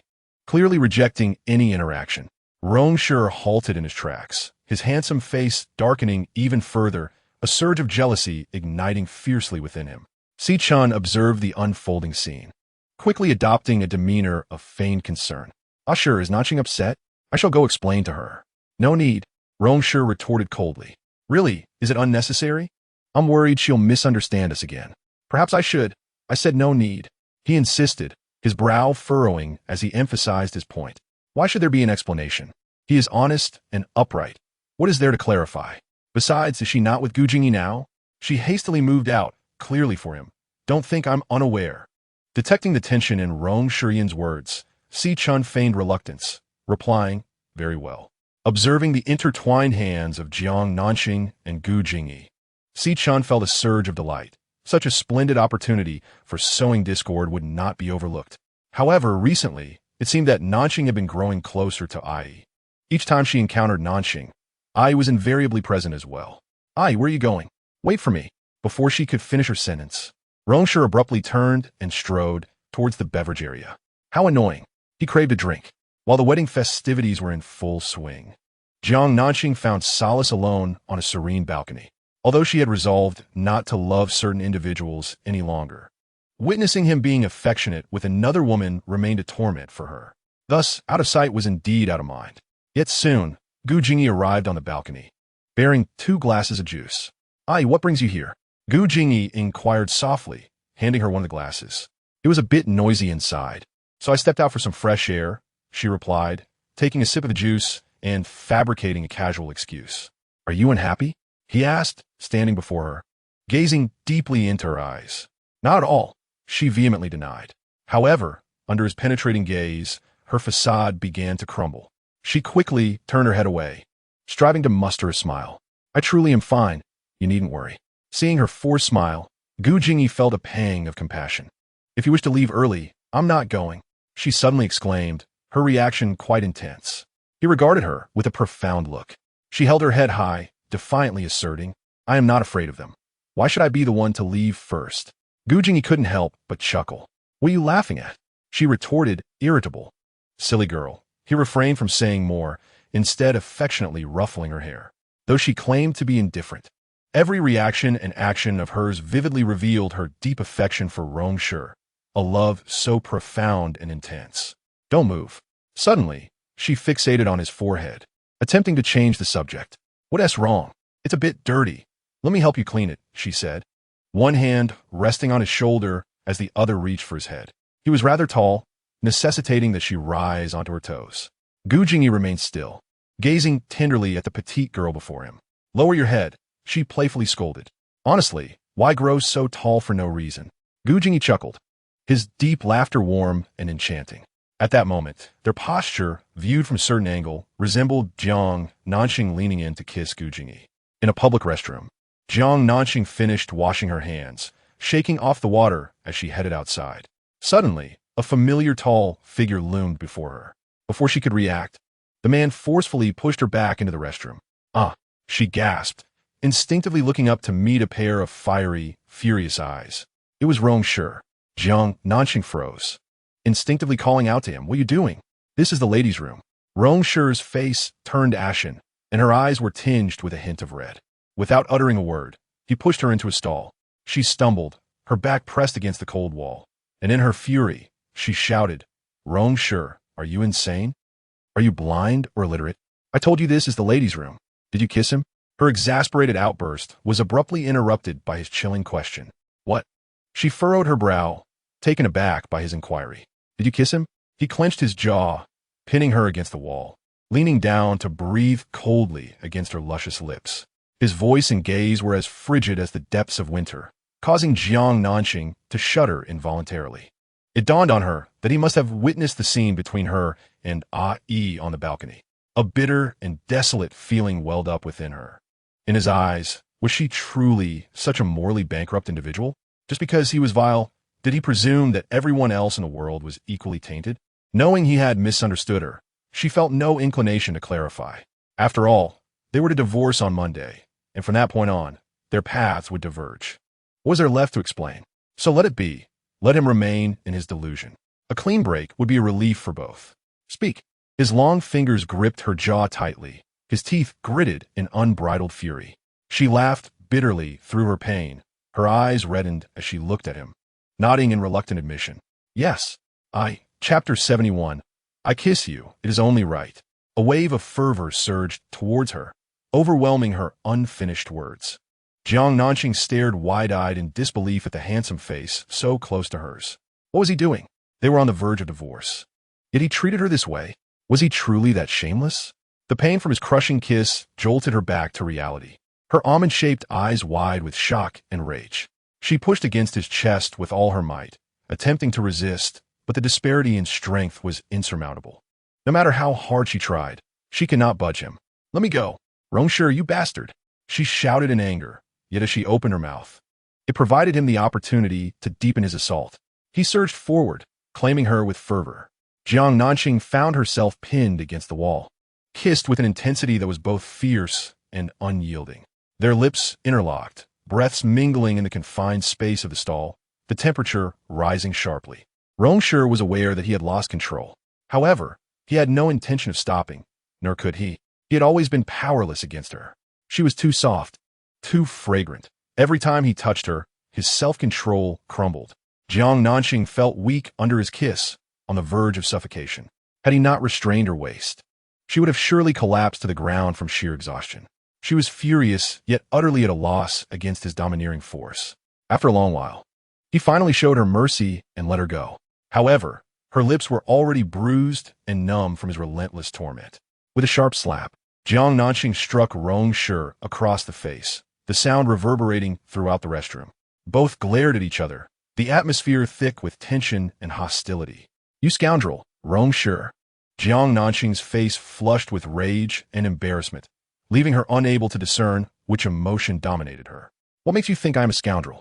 Rong Shi retorted, pressing his tongue against the painful spot on his jaw, his gaze fixated on her vividly red lips. How dare you treat me like this? She exclaimed in exasperation, clenching her fists and striking his shoulder with force. Yet her feeble attempts to harm him felt akin to mere tickling for a man of his stature. I am your husband, he declared, his tone resolute and unwavering. We are about to divorce. She shot back, her frustration mounting. Haven't we already agreed to it? As long as we are not officially divorced, I am your legal husband. It is my right to kiss you, he asserted, adamant in his stance. Jiang Nanxing was livid, wishing she could sink her teeth into him. Even if we are legally married, you cannot act against my will. Have you moved in with him again? He coldly redirected the conversation, glaring at her with clenched teeth. Yesterday, she had forced him to sign the divorce agreement before leaving Yujing Bay without a backward glance. He had called Mino and Yin Qin, subtly probing for information, but she had not sought them out. Therefore, she must have moved in with Gu Jingyi. This thought only fueled Rong Shi's anger further. Where I choose to go is my own business. It is none of your concern. Jiang Nanxing snapped, shoving him forcefully, but he remained as immovable as a mountain.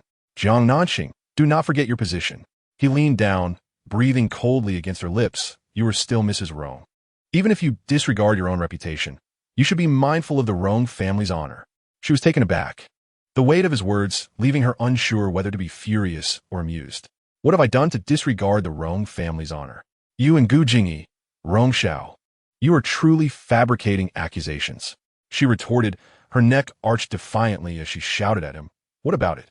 Is it permissible for the officials to set fire while forbidding the common people from lighting lamps? When you scold me, why don't you reflect on your own actions? Rong Shi remained silent, his lips pressed thin. When you openly flirt with other women, did you ever consider your own identity?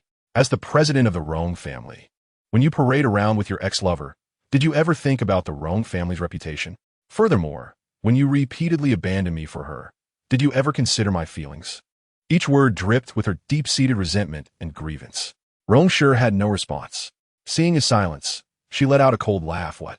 Have you nothing to say? My relationship with Xiao Chun is not as you imagine.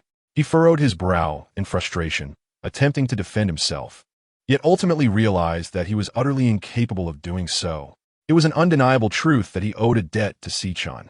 Equally irrefutable was the fact that he could not simply turn a blind eye to her. Did I even need to think about it? Am I blind? Jiang Nanxing let out a series of cold scoffs, subtly mocking his brazen denial.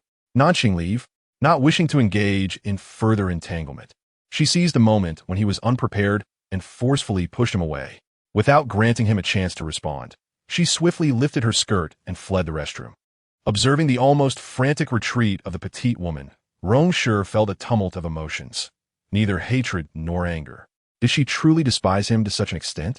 Was she so unwilling to exchange even a few words with him? And they weren't even divorced yet she treated him as if he were a venomous serpent.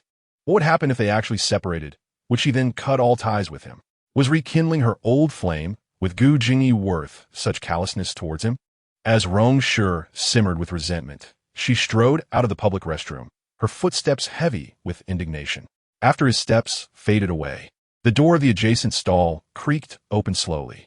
Si Chun approached the mirror, and upon seeing her reflection, her face had contorted into a grotesque mask of rage and envy. She had overheard every word exchanged between Rong Shi and Jiang Nanxing, along with that passionate kiss that left bystanders blushing and breathless. Clearly, she had underestimated Jiang Nanxing. She had always assumed that a delicate girl like Jiang Nanxing would never catch Ah Shi's eye, yet here she was, possessing the prowess to evoke such deep feelings in him. Shameless harlot. Did she think that by orchestrating these subtle manipulations from behind the scenes, she could win back Ah Shi's heart?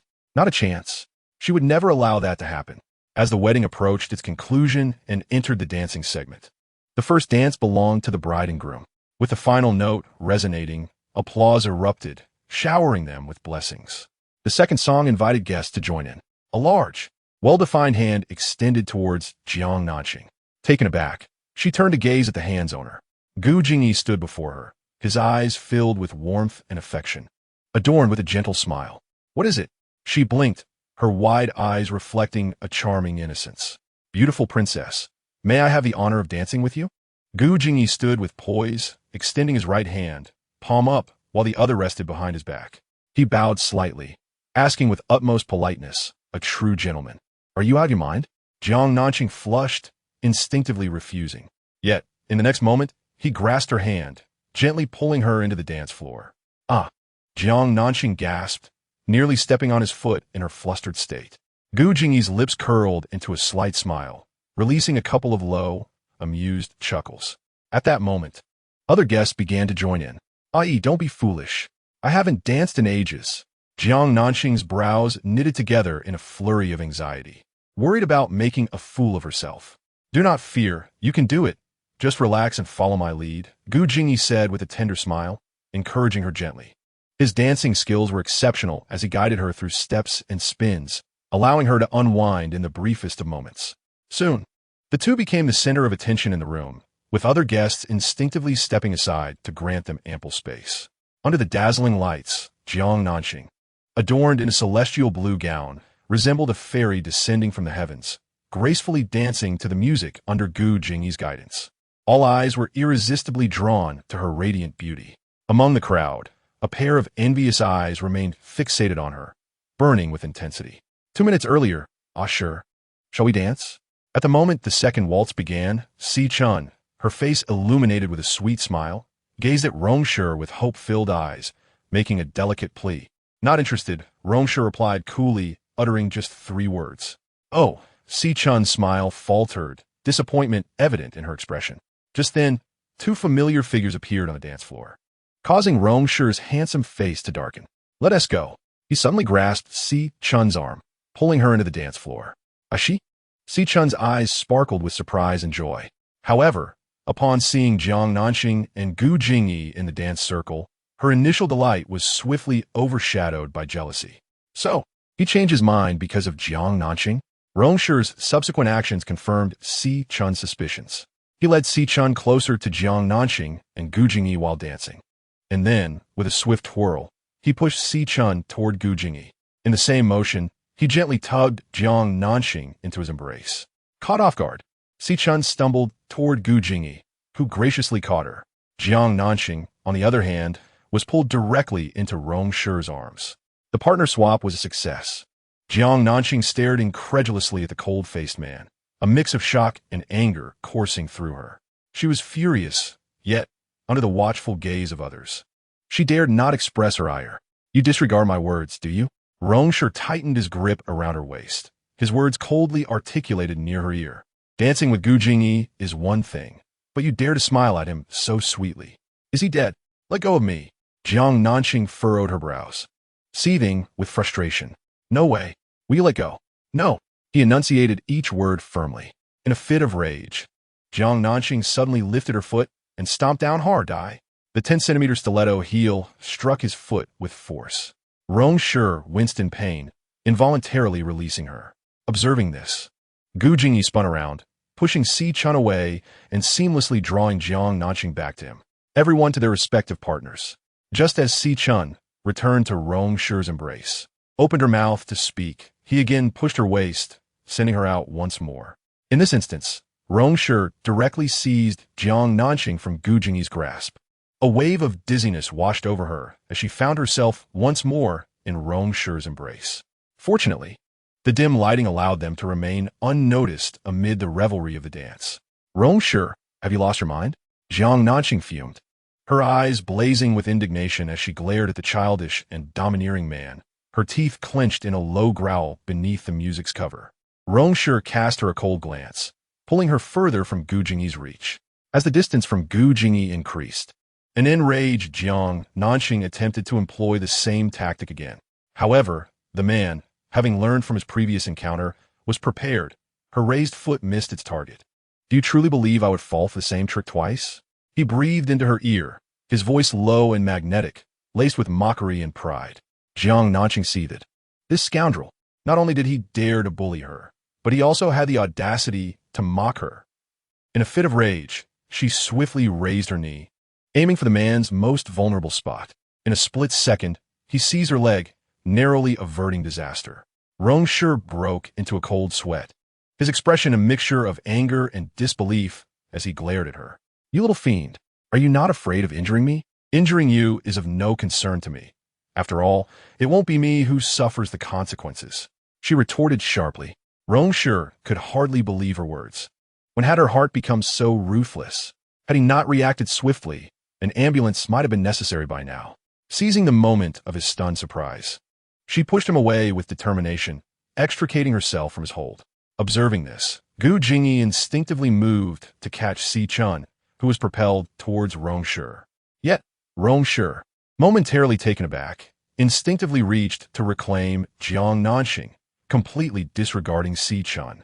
Consequently, Xiao Chun missed her target, crashing into the dance floor with a loud thud, landing in a most undignified manner. The guests scattered, the music ceased. Among the onlookers, some were entertained, others laughed, while whispers circulated. Xiao Chun, utterly humiliated, lay sprawled on the ground, tears of indignation welling in her eyes. Xiao Chun, Rong Shi furrowed his brow, abandoning his intention to retrieve Jiang Nanxing, and turned back to Xiao Chun's side. Are you all right? He asked, helping her to her feet. It hurts so much, Xiao Chun whimpered, her eyes glistening with tears.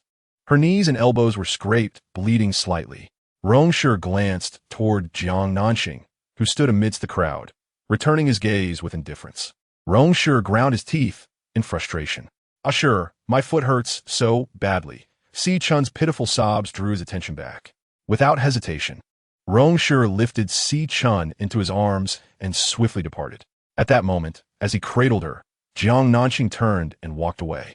Amidst the bustling crowd, two individuals walked in opposite directions, their bodies and hearts drifting further apart. At the Starry Sky studio, I have arrived. Jiang Nanxing unfastened her seatbelt, preparing to alight from the vehicle. Nanxing, Gu Jingyi called out to her. She turned back. Are you all right? He inquired, gazing deeply into her eyes. The air suddenly thickened with tension. After a moment, she shrugged and smiled sweetly. I'm just fine. However, Gu Jingyi felt a pang of sorrow at the sight of her forced smile. I am no longer a child, Jiang Nanxing said, her expression turning serious. She was no longer the innocent little princess she once was. She understood that no one could protect her indefinitely, and thus, she had to learn to grow on her own. She was not okay. She was profoundly sad. Yet, she knew she must bear all this alone. After all, the path of love with Rong Shi was one she had chosen for herself, and she could only endure the bitterness and pain in solitude. After speaking, Jiang Nanxing pushed the door open and stepped out of the car. Gu Jingyi furrowed his brow, momentarily at a loss for words to comfort her. He watched her enter the studio before he sighed quietly and drove away. Unbeknownst to either of them, a sleek black luxury car was parked silently across the street. Chapter 73. He called her Xing Bao upon returning to the studio. Jiang Nanxing brewed herself a cup of coffee, preparing to work late into the night on her design sketches. She was a jewelry designer. Her former mentor had praised her talent, yet she had devoted herself entirely to Rong Shi. In her quest to marry him, she sacrificed the opportunity to study abroad, an exceedingly rare chance. In a fit of anger over her refusal, her mentor severed their teacher-student relationship. For 3 years of marriage, she had relied on Rong Shi for her livelihood, never worrying about food or clothing. Now, as they approached divorce, she needed to reclaim the profession she had forsaken. In the face of survival, feelings of sorrow seemed trivial. Yes, she must learn to support herself. If a man does not love you, no amount of tears will elicit even a fraction of his compassion. Therefore, indulging in self-pity is futile. A girl must learn to love herself. If others do not cherish you, then you must cherish yourself. After downing a cup of coffee, Jiang Nanxing began to focus intently on her sketches. As she worked, darkness suddenly enveloped her surroundings. The power had gone out. Jiang Nanxing's nerves tensed instantly. In the vast studio, she was all alone.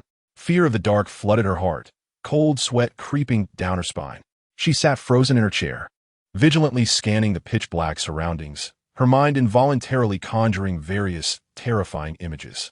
Her hands instinctively groped across the table, desperately searching for her phone. She yearned to turn on the flashlight, seeking a glimmer of light, for in that light lay her sense of safety. Yet, no matter how she searched, her phone remained elusive.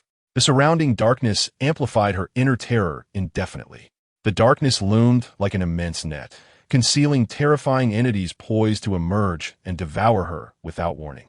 Crack! Just as her nerves reached their breaking point, a sudden sound of shattering echoed, sending her into a scream, instinctively curling beneath her desk to shield herself. Tap! Tap! Tap! Footsteps followed, faint yet distinct, drifting in from afar. Jiang Nanxing's face turned as pale as a blank sheet of paper, her entire being rigid, akin to a tightly strung violin string on the verge of snapping. In that instant, thoughts of Rong Shi surged to her mind. If only he were here, she would not feel this profound fear, nor dread the phantoms that haunted her. The footsteps drew nearer. Jiang Nanxing could not discern whether they were real or mere figments of her imagination. Her fear had rendered her incapable of distinguishing between the two. Trembling, she huddled beneath the desk, desperately covering her ears in an attempt to block out all sound. Yet, the more she sought to ignore it, the clearer the footsteps became, as if enchanted, burrowing into her ears with each advancing step. Step by step, they approached.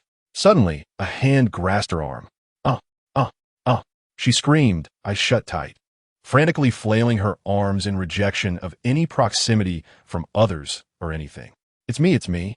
A familiar voice resonated suddenly, laden with tenderness and concern. Jiang Nanxing froze. This voice, it sounded like Rong Shi. In the next moment, a powerful tug yanked her from beneath the desk, and her trembling form was enveloped in a warm, broad embrace. The distinct scent of masculinity, hauntingly familiar, filled her nostrils. Jiang Nanxing's heart quivered, her nose tinged with sudden emotion. It was him, truly him. Don't be afraid, Xing Bao, don't be afraid, it's me. Rong Shi held the fragile woman close, soothing her with utmost gentleness. Rong Shi? She could scarcely believe it, lifting her gaze to him through the darkness. Don't be afraid, I'm here. He tenderly caressed her back, feeling an ache in his heart at the thought of the once spoiled girl, now reduced to hiding under a desk in fear. As her terror dissipated, a wave of sadness and longing surged within Jiang Nanxing. Her dependence on him was so profound.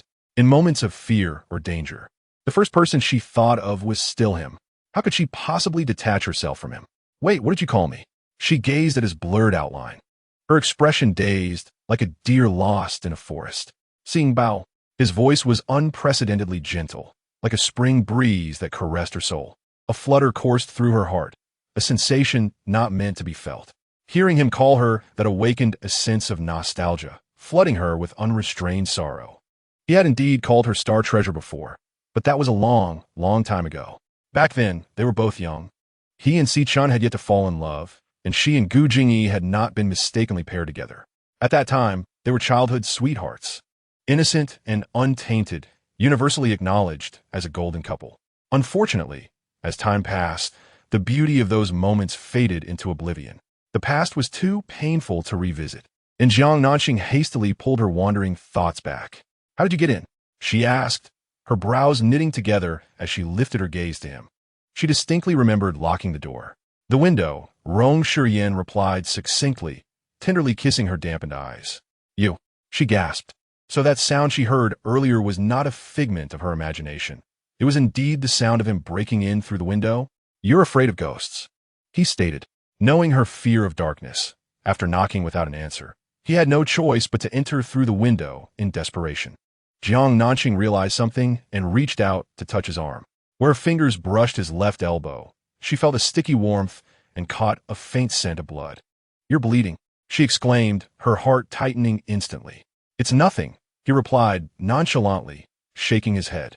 Frustrated, she stamped her foot. "How can you say it's nothing when you're bleeding so much?" "As long as you're fine." "I'm fine," he said. Jiang Nanxing's heart convulsed painfully, a mix of hurt and anguish swelling within her. After deciding to completely sever ties with him, she could no longer bear to hear him speak such words. His tenderness reignited the flickering embers of her once dormant heart. "Star treasure, just call me Nanxing," she retorted coldly, stepping away from his embrace. She reminded herself not to forget the pain after the scars had healed, to not allow herself to fall into the same trap due to his occasional whims of tenderness. Rong Shi's brows furrowed slightly, sensing that she had once again locked her heart away. Helpless, he changed the subject. "Where's the electrical box?" "Over there. Stay put," he instructed before turning toward the electrical box. Soon, he had restored power to the studio, bringing light back into the space. Upon returning to her, he gazed deeply into her reddened eyes and asked, "Are you really willing to divorce me?" His deep, hoarse voice struggled to contain a complex swirl of emotions. Jiang Nanxing turned her gaze elsewhere, at a loss for words. "Look at me," he demanded, gripping her chin and forcing her to meet his gaze. With nowhere to hide, her eyes reddened even more. "Nanxing, are you truly willing to divorce me?" Chapter 74. Jiang Nanxing said, "I concede." His piercing gaze seemed capable of penetrating her very soul, directly confronting her with unrelenting scrutiny.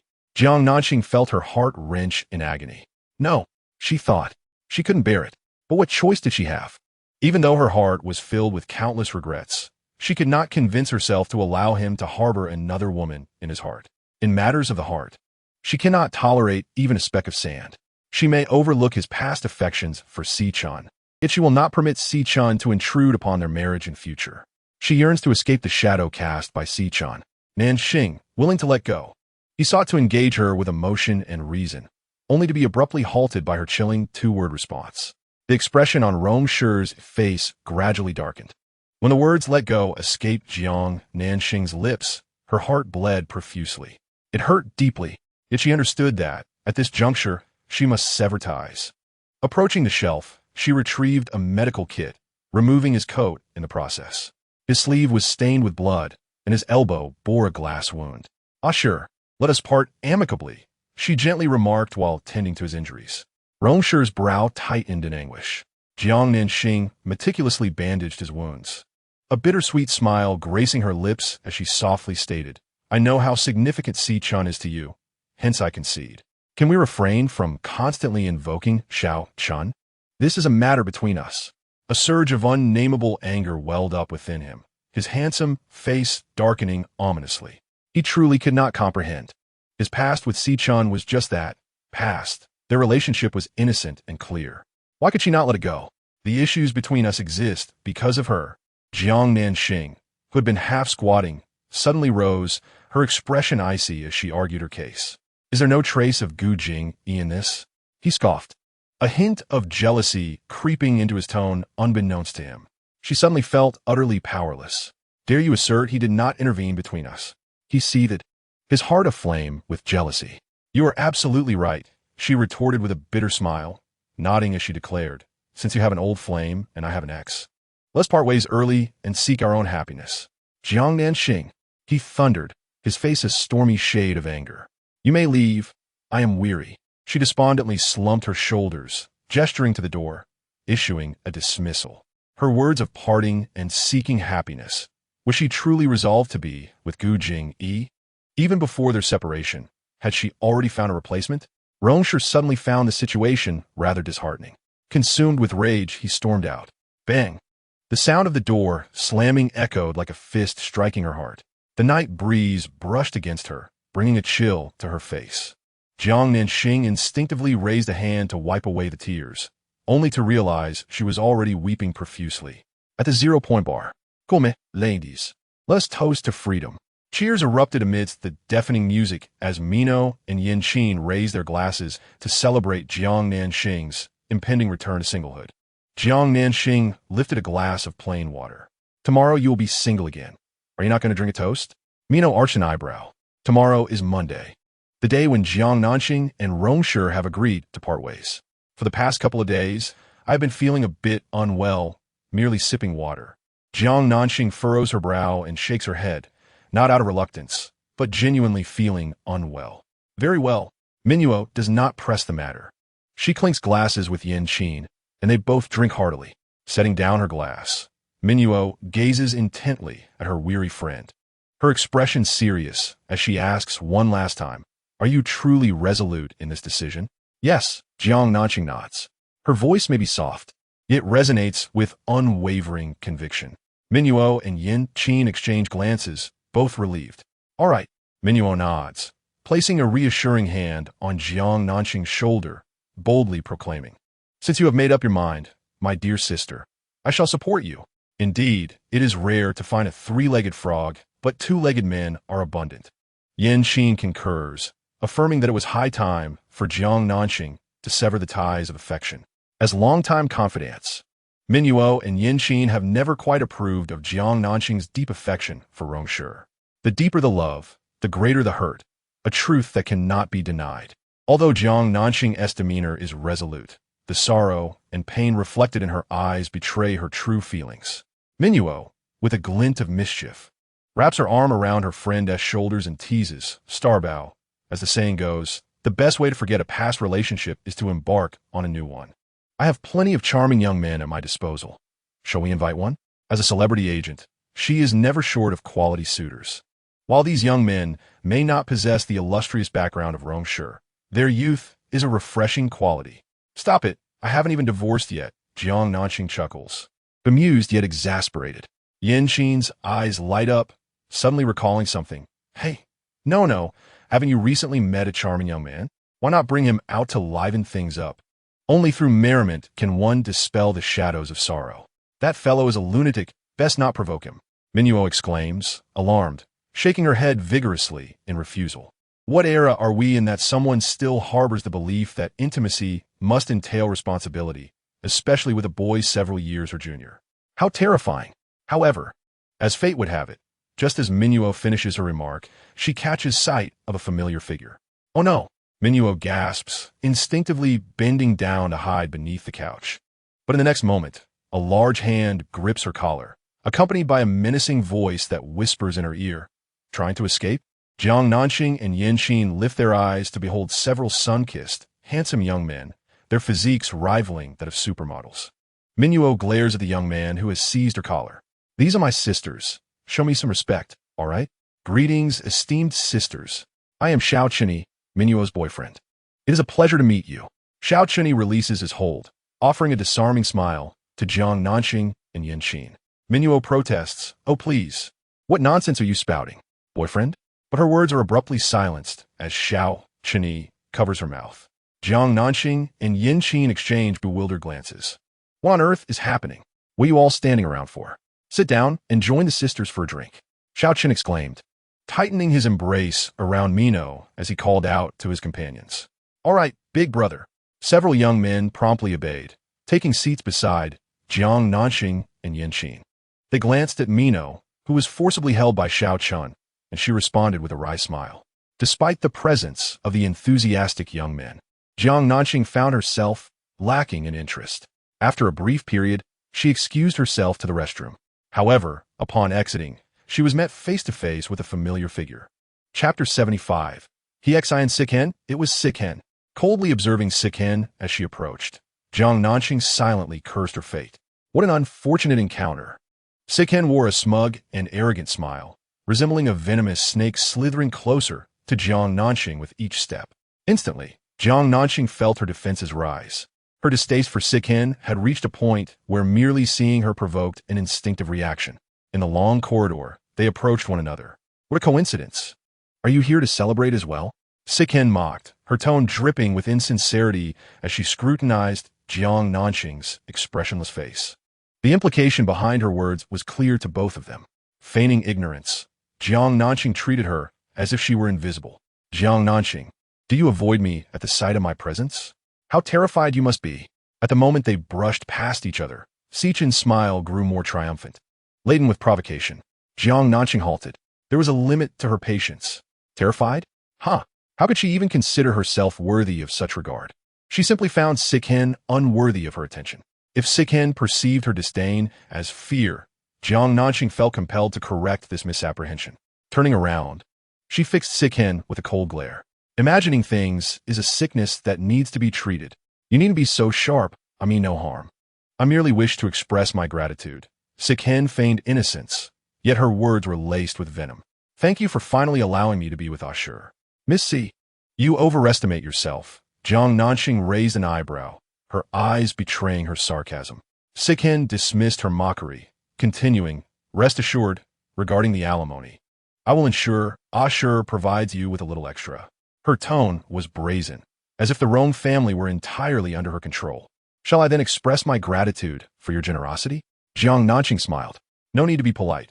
After all, you've shared a bed with Ashur for 3 years. So giving you a bit more money is only fair. Sikhen forced a smile, her words sharp as a dagger. The insinuation was clear. Jiang Nanxing was nothing more than a seller of herself. The air stiffened at her remark. Jiang Nanxing's expression turned icy in an instant. Her bright eyes narrowed dangerously, poised to retaliate, but a clear, ringing voice interjected. Our Xingbao does not require your charity, you despicable man and woman. Save that money for your own coffins. Mino, filled with righteous indignation, spoke with a voice that resonated with authority. You are cursed. Sichun's expression stiffened as she glared furiously at Mino.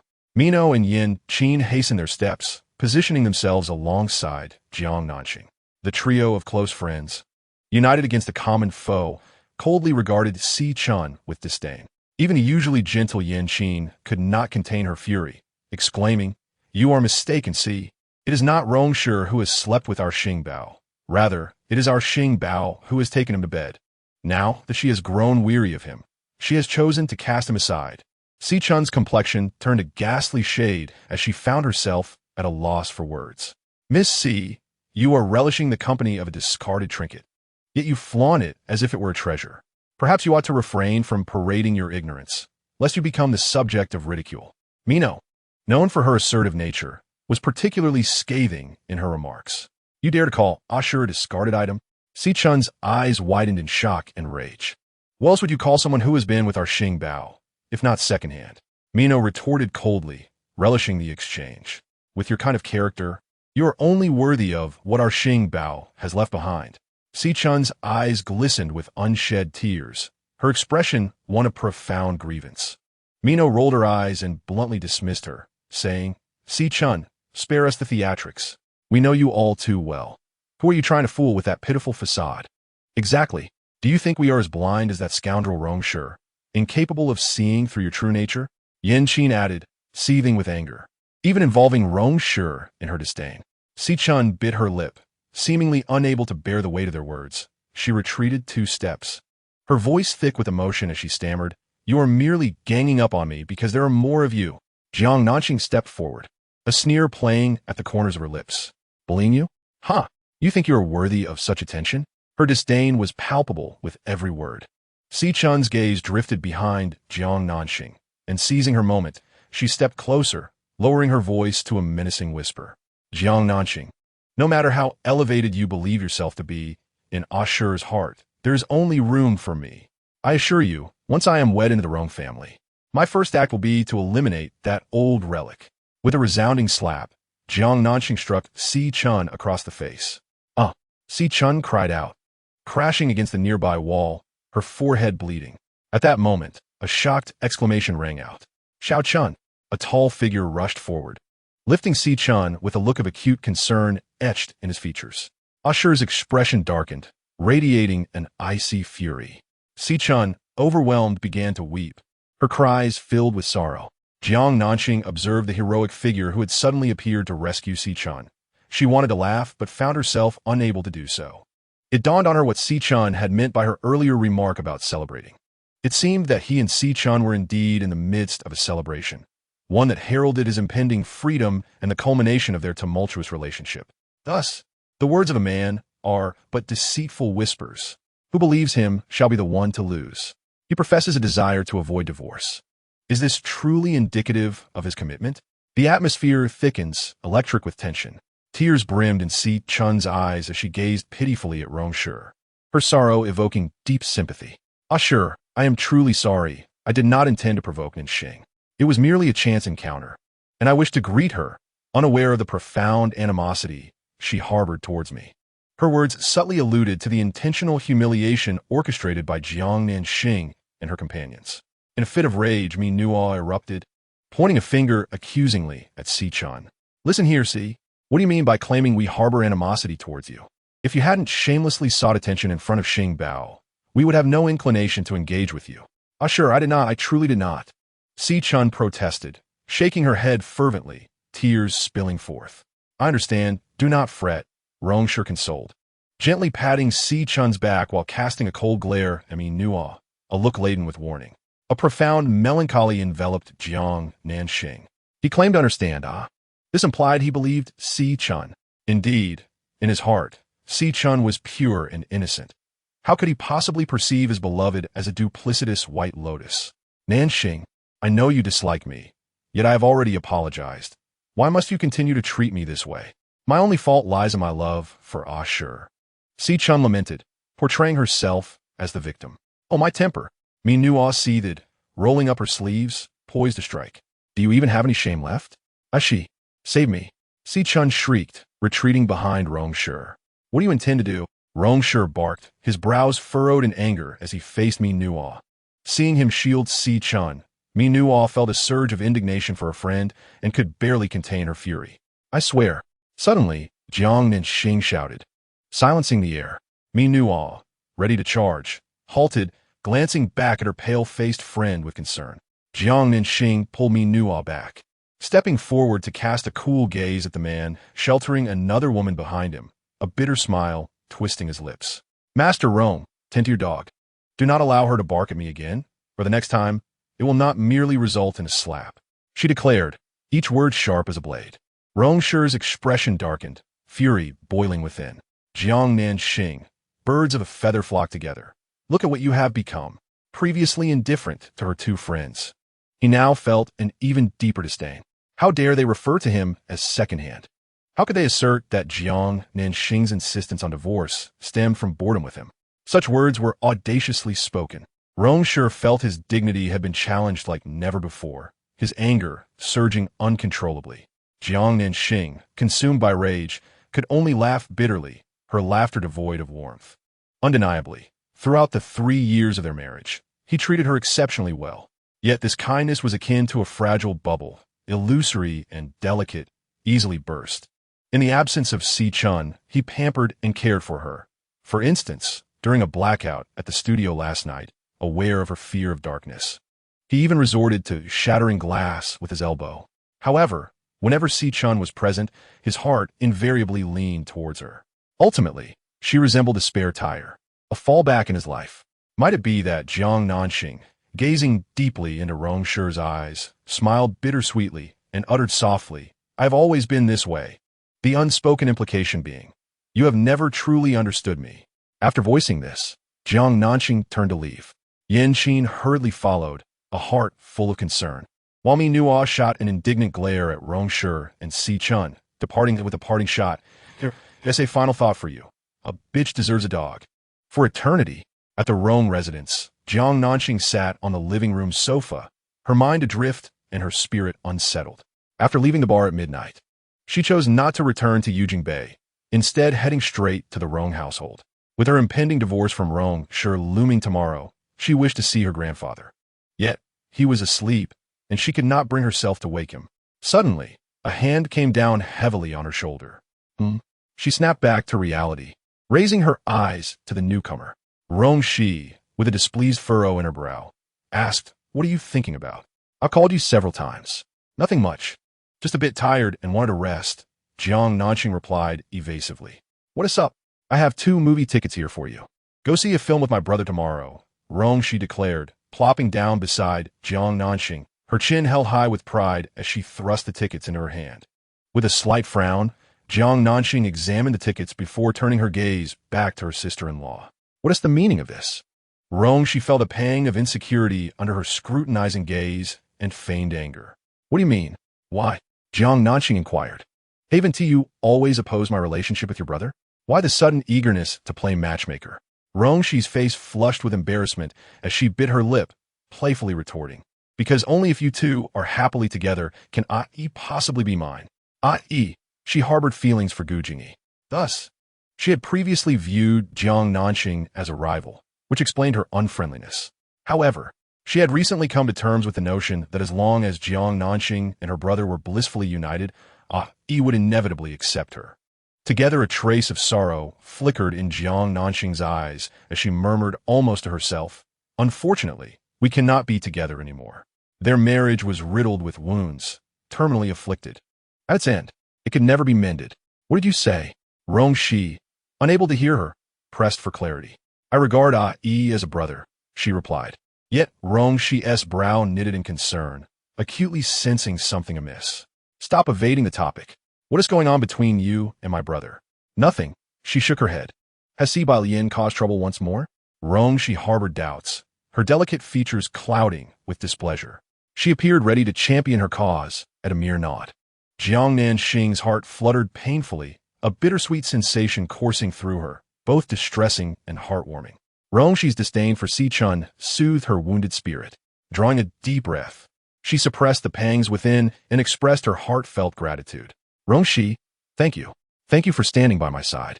Thank you for professing disdain while fervently protecting me." "Are you out of your mind? Why are you thanking me?" "Oh, my brother is back." Rong Shi's cheeks flushed with shyness as she feigned anger. Suddenly, the door swung open, revealing the familiar tall figure before them. Jiang Nanxing felt taken aback. Wasn't Xiao Chun nursing a head injury? How could he find time to return home instead of attending to her? Should she deem Xiao Chun unfortunate or simply unlucky? Just days ago, he had fallen in the dance hall, sustaining injuries, and now he had managed to injure his forehead. She had truly gone to great lengths to ensnare him. Was she not concerned that such fervor might mar her appearance? Rong Shi's expression darkened, his piercing gaze fixating on Jiang Nanxing's sister. "I just gave sister-in-law 2 tickets. Rong Shi smiled brightly as she approached her elder brother. "Return to your room." Rong Shi barked at his sister, his voice cold and commanding. Go back to your room," he thundered, exuding an intimidating presence. Rong Shi stood bewildered, her face a canvas of confusion as she stared at her brother, utterly perplexed by the unfolding situation. After reprimanding his sister, Rong Shi strode towards Jiang Nanxing, seizing her and propelling her upstairs. Jiang Nanxing, devoid of expression, offered no resistance, allowing him to lead her away. Even as he pulled her with considerable force, she remained silent. Upstairs, he ushered her into a room. Bang! The door slammed shut, and in the next moment, he flung her with considerable force. Jiang Nanxing, caught off guard, stumbled back onto the bed. Dizziness enveloped her as she lay awkwardly, her stomach churning violently. She pressed her hand against her abdomen, attempting to quell the sudden wave of nausea, her eyes glistening with unshed tears. "Jiang Nanxing, I have already agreed to the divorce. Why must you still torment Xiao Chun?" Before she could gather her wits, a stern inquiry assailed her. Chapter 77. Has he gone to confront Xiao Chun again? Torment? Jiang Nanxing abruptly raised her head. Disbelief etched across her features as she beheld the enraged man. The calm that should have prevailed within her heart was now besieged by a resurgence of pain.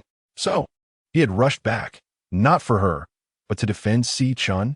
Ha, young Master Rong, a sound mind is indeed a treasure, Jiang Nanxing retorted coldly, her indifference a mask for the fury and sorrow brewing within her.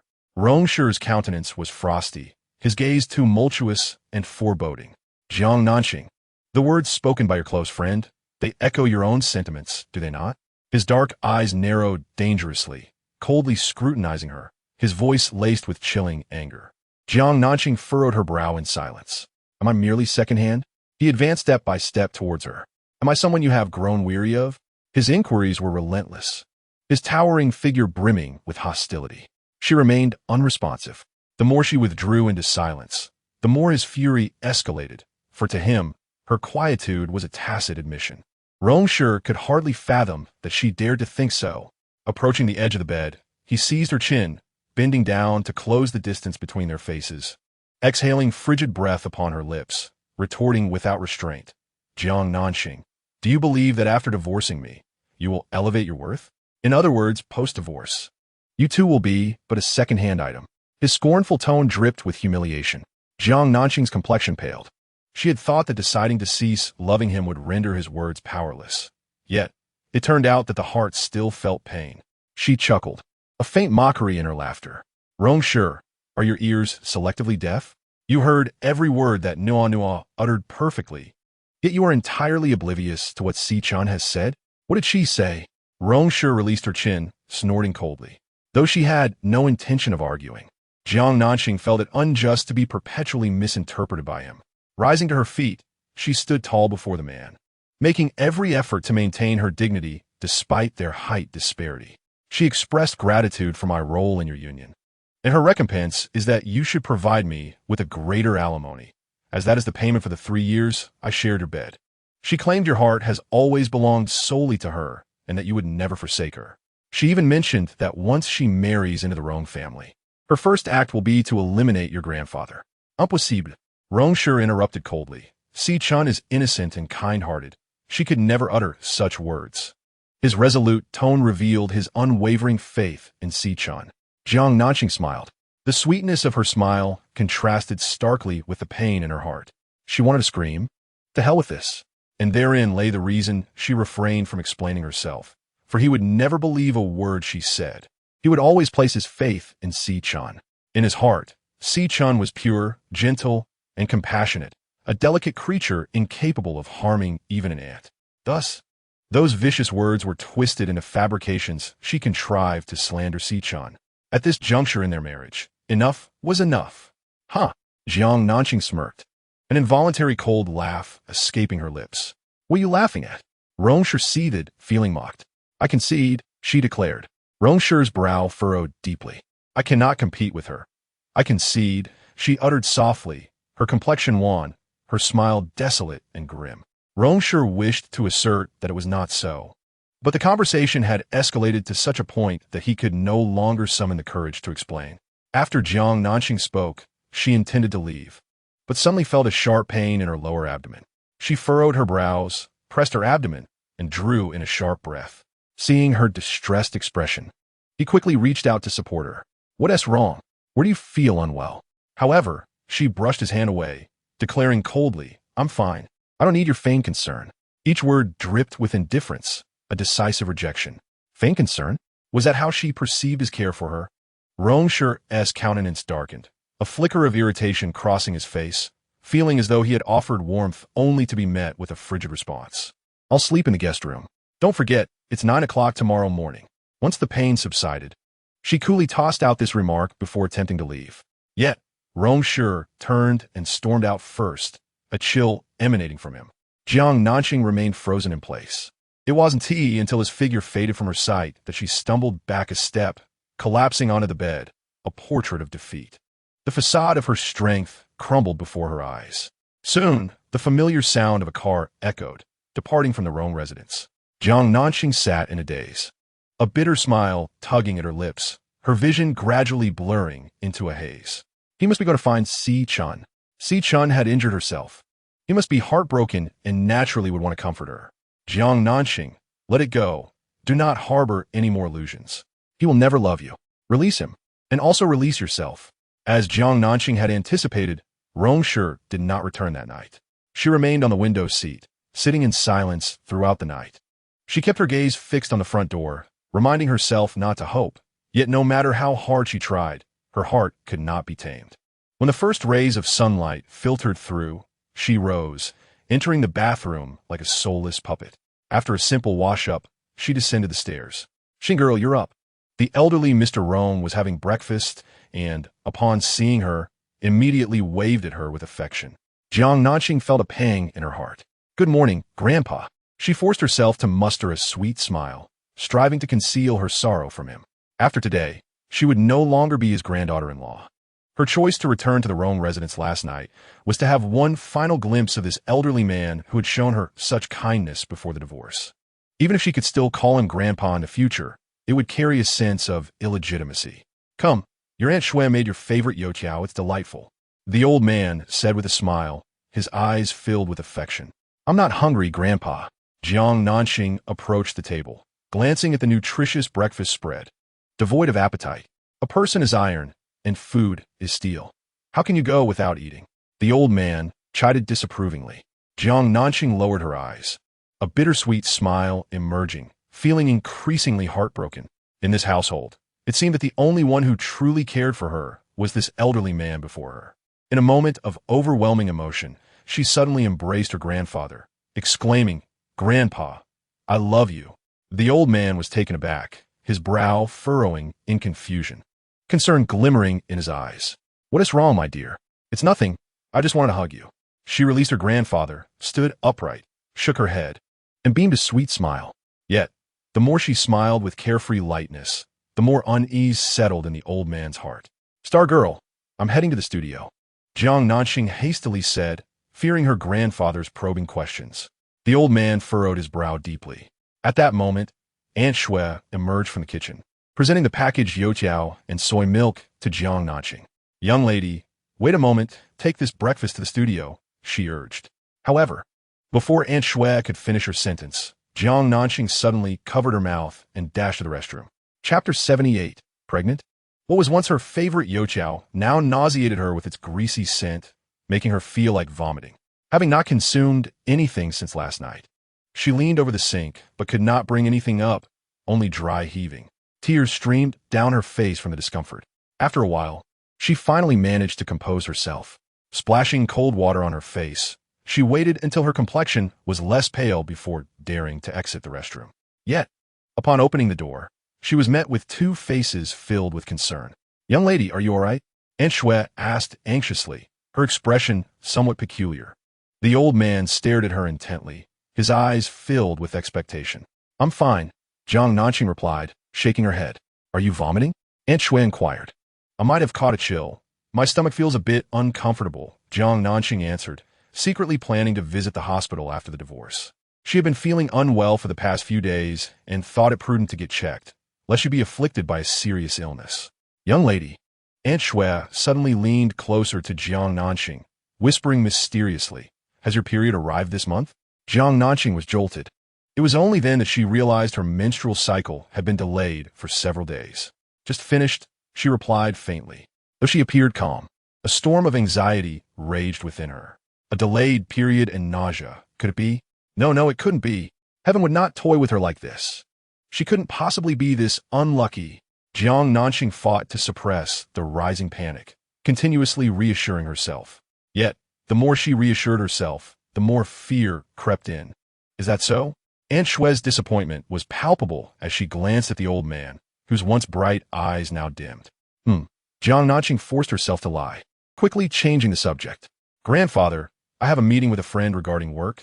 I must take my leave." "Oh, all right, take care," the old man nodded, offering his caution. "MHM," Jiang Nanxing replied absent-mindedly, turning to leave.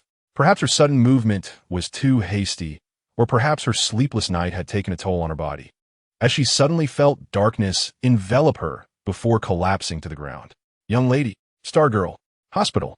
It felt as though she had been asleep for a century when Jiang Nanxing slowly awakened. Gradually opening her eyes, she was startled to find the bedside crowded with people. In the room were grandfather, grandmother Chen Hui, as well as Rong Shi and Aunt Shui, all gazing at her with expressions of sheer excitement. Jiang Nanxing furrowed her brows, utterly perplexed.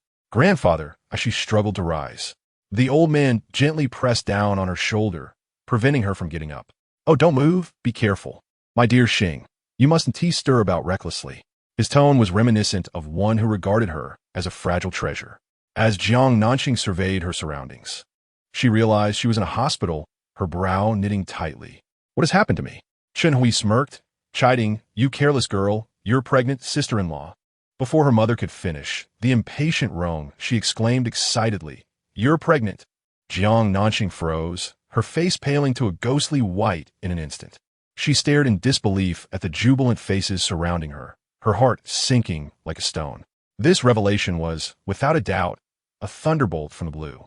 Had this news arrived a month prior, she would have been overjoyed. But now, she was on the verge of divorce with Rong Shi. This child, it was far too untimely. Oh my, I'm going to be an aunt, ha ha ha. Truly, heaven blesses us. I finally have a little great-grandchild. Rong Shi and the old man chuckled heartily, while Chen Hui and Aunt Shui beamed with joy. Only Jiang Nanxing wore a visage clouded with worry. After much hesitation, she resolved to be forthright. Grandfather, do not speak. The doctor has said you are too weak and need to rest well. Yet, as she began to articulate her thoughts, Grandfather tenderly patted her hand and smiled warmly. No, Grandfather, I am divorcing Shi today. Suddenly, the door swung open, and a tall, imposing figure rushed into the room. It was Rong Shi. What's wrong? He asked with furrowed brows, his gaze immediately locking onto Jiang Nanxing, who lay in bed, her face pale as a ghost. The moment she met his eyes, she shut hers in anguish. His hair was tousled, his coat crumpled, a stark contrast to his usual polished appearance, clearly resembling someone who had just been pulled from bed. He had not returned home last night, presumably having spent it at Xiao Chun's. Though she wished to dismiss such thoughts, she found herself unable to do so. Rong Shi hurried to the bedside, confusion and concern etched on his face. Nanxing, what's wrong? Bang! Before he could finish his sentence, the old man struck his leg with a cane. With a thud, he was caught off guard and fell to one knee beside the bed. You reckless boy, where the devil were you last night? The old man's face was ashen with fury, his voice a thunderous reprimand. Rong Shi was indeed furious, wishing he could give his grandson a sound thrashing. Just moments ago, his granddaughter had informed him that she had overheard the couple arguing again the previous night, apparently over that scandalous girl from the C family. After their quarrel, his grandson had driven off and hadn't returned home all night. Rong Shi also believed that his grandson must have gone to fool around with the girl from the C family. In a fit of anger, he struck the cane down hard. Rong Shi winced in pain, unable to stand for a moment. He wanted to explain that he had been in a foul mood the previous night and had indulged in a few drinks with Qian and the others, subsequently spending the night in the car. However, the old man did not grant him a moment to speak. Do you not realize your wife is pregnant? How could you spend the night away from home? What kind of husband are you? The old man glared at his grandson, his voice booming with authority as he reprimanded him. Rong Shi instinctively shook his head, confused, before suddenly realizing, his eyes wide with shock. He held his breath and glanced at his family, only to see his grandfather, mother, and sister smiling at him as if they had won a grand prize. He quickly turned to look at Jiang Nanxing, anxious and hopeful. Yet, Jiang Nanxing turned her face towards the window, unwilling to meet his gaze. To his grandfather and grandmother, her pregnancy was a momentous occasion. But for her, it was the exact opposite. Big brother, you're going to be a father, Rong Shi exclaimed, winking at her brother, filled with delight. The thought of becoming a father made Rong Shi's heart race wildly. That little rascal, your wife is pregnant, the old man confirmed, his disappointment evident as he struck Rong Shi's back with the cane once more, though this time it was much lighter. Rong Shi felt no pain, for all his attention was consumed by the words pregnant. After a brief moment of shock, he fixed his gaze on his wife, his voice trembling with excitement. Nanxing, is it true? Are you really having a baby? Chapter 79. Terminating the pregnancy, his eyes sparkled, filled with joy. Yet, the more he displayed his happiness, the more Jiang Nanxing's heart ached. Did he think he had finally fulfilled his wish? Xiao Chun could not bear children, and now she was pregnant. Did he believe that his plan to have a child through her had finally succeeded? The more she pondered, the colder her heart became. Rong Shi was overjoyed, grabbing his wife's hand and kissing the back of it fervently. "You're amazing," he praised, his mind, clouded by alcohol all night, suddenly cleared in that moment. They were having a child. Heaven had not forsaken him, knowing he did not wish for a divorce, so it had bestowed upon him a perfect reason to keep her. Yes, with a child on the way, there would be no need for a divorce. Even if she wanted to leave, grandfather would not permit it. Jiang Nanxing expressionlessly withdrew her hand, even wiping the back of her hand with her sleeve as if it had been sullied by his kiss. "Don't use your lips, which have touched Xiao Chun, to touch me." She felt disgusted. Noticing her revulsion, Rong Shi's handsome face darkened. Did she truly despise his affection so much? Moreover, why was there not a trace of joy on her face? Had she not longed for a baby? At long last it has arrived. Yet why does she wear such an expression? Observing Jiang Nanxing's frosty demeanor, the Rong family assumed she was still upset over Rong Shi's absence the previous night. Consequently, the elder patriarch struck his eldest grandson's back once more, then donned a conciliatory smile as he coaxed her. "Xing girl, be good. A pregnant woman must not be angered. Is this rascal not listening? No matter, once we return home, grandfather will give him a proper lesson." Rong Shi was speechless. He merely had a drink with Ku Yin and the others, hardly a heinous crime deserving of such punishment. However, he felt elated. As long as he could placate Nanxing, he would acquiesce to whatever grandfather said. Indeed, enduring a few more whacks from grandfather was of little consequence. He and Nanxing were expecting a baby. How wonderful. After a series of examinations, the doctor reassured them that Jiang Nanxing's pregnancy was relatively stable, with no significant issues, and that she could recuperate at home. Yet, the elder was uneasy, insisting that his granddaughter-in-law remain hospitalized for a few days of observation. Jiang Nanxing, citing the poor air quality of the hospital, declined.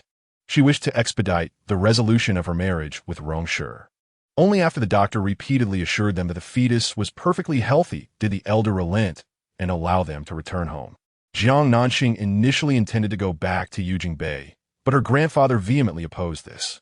He insisted that she, carrying the precious great-grandson of the Rong family, must remain under his vigilant gaze. Otherwise, he could not find peace. Not wishing to defy her elderly grandfather, Jiang Nanxing reluctantly acquiesced. Upon returning to the Rong residence, the car was parked in the garage. "Don't move." As Jiang Nanxing attempted to exit the vehicle, Rong Shi opened the door, wanting to embrace her. "No need." She coldly brushed aside his hand. He frowned. "You just fainted." "I said no need." Her countenance was as frigid as ice, her tone impatient. Rong Shi's expression stiffened slightly. This ungrateful little thing. Yet, recalling that she was pregnant and that expectant mothers were known to have volatile tempers, he patiently tried to soothe her. "Be good. Don't act up. Grandfather is watching." As he spoke, he reached for her once more. Just as Jiang Nanxing was about to rebuff him again, she heard her grandfather's robust voice carry over. "Let him hold you." The elder shot an exasperated glare at his eldest grandson. "What is a husband for if not to be at your service?" Rong Shi silently scoffed at the absurdity of such words, realizing well that he was indeed the favored grandson. Not wishing to reveal any signs of distress to his grandfather or cause him further worry, Jiang Nanxing ultimately relented. Rong Shi effortlessly lifted the petite woman from the back seat and strode purposefully into the house, pleased with her compliance. "Watch it, you little rascal. If you drop Xing girl, I want to let you off lightly." The elder called out loudly from behind, reminding his grandson to be cautious. Soon, Rong Shi gently placed Jiang Nanxing on the bed, tenderly tucking the covers around her. "Are you hungry? Shall I ask Aunt Shui to prepare some bird's nest porridge to soothe your stomach?" He sat on the edge of the bed, gazing deeply at her slightly pallid face, his tone unusually gentle, almost pleading. It was 3 o'clock in the afternoon when Jiang Nanxing blurted out what he momentarily failed to comprehend. The Civil Affairs Bureau. It was noon now. They still had time to go in the afternoon. "I will," she uttered lightly, her 3 words striking him like a heavy blow, shattering his tender feelings. In an instant, a layer of frost enveloped his face, and the temperature in the room plummeted.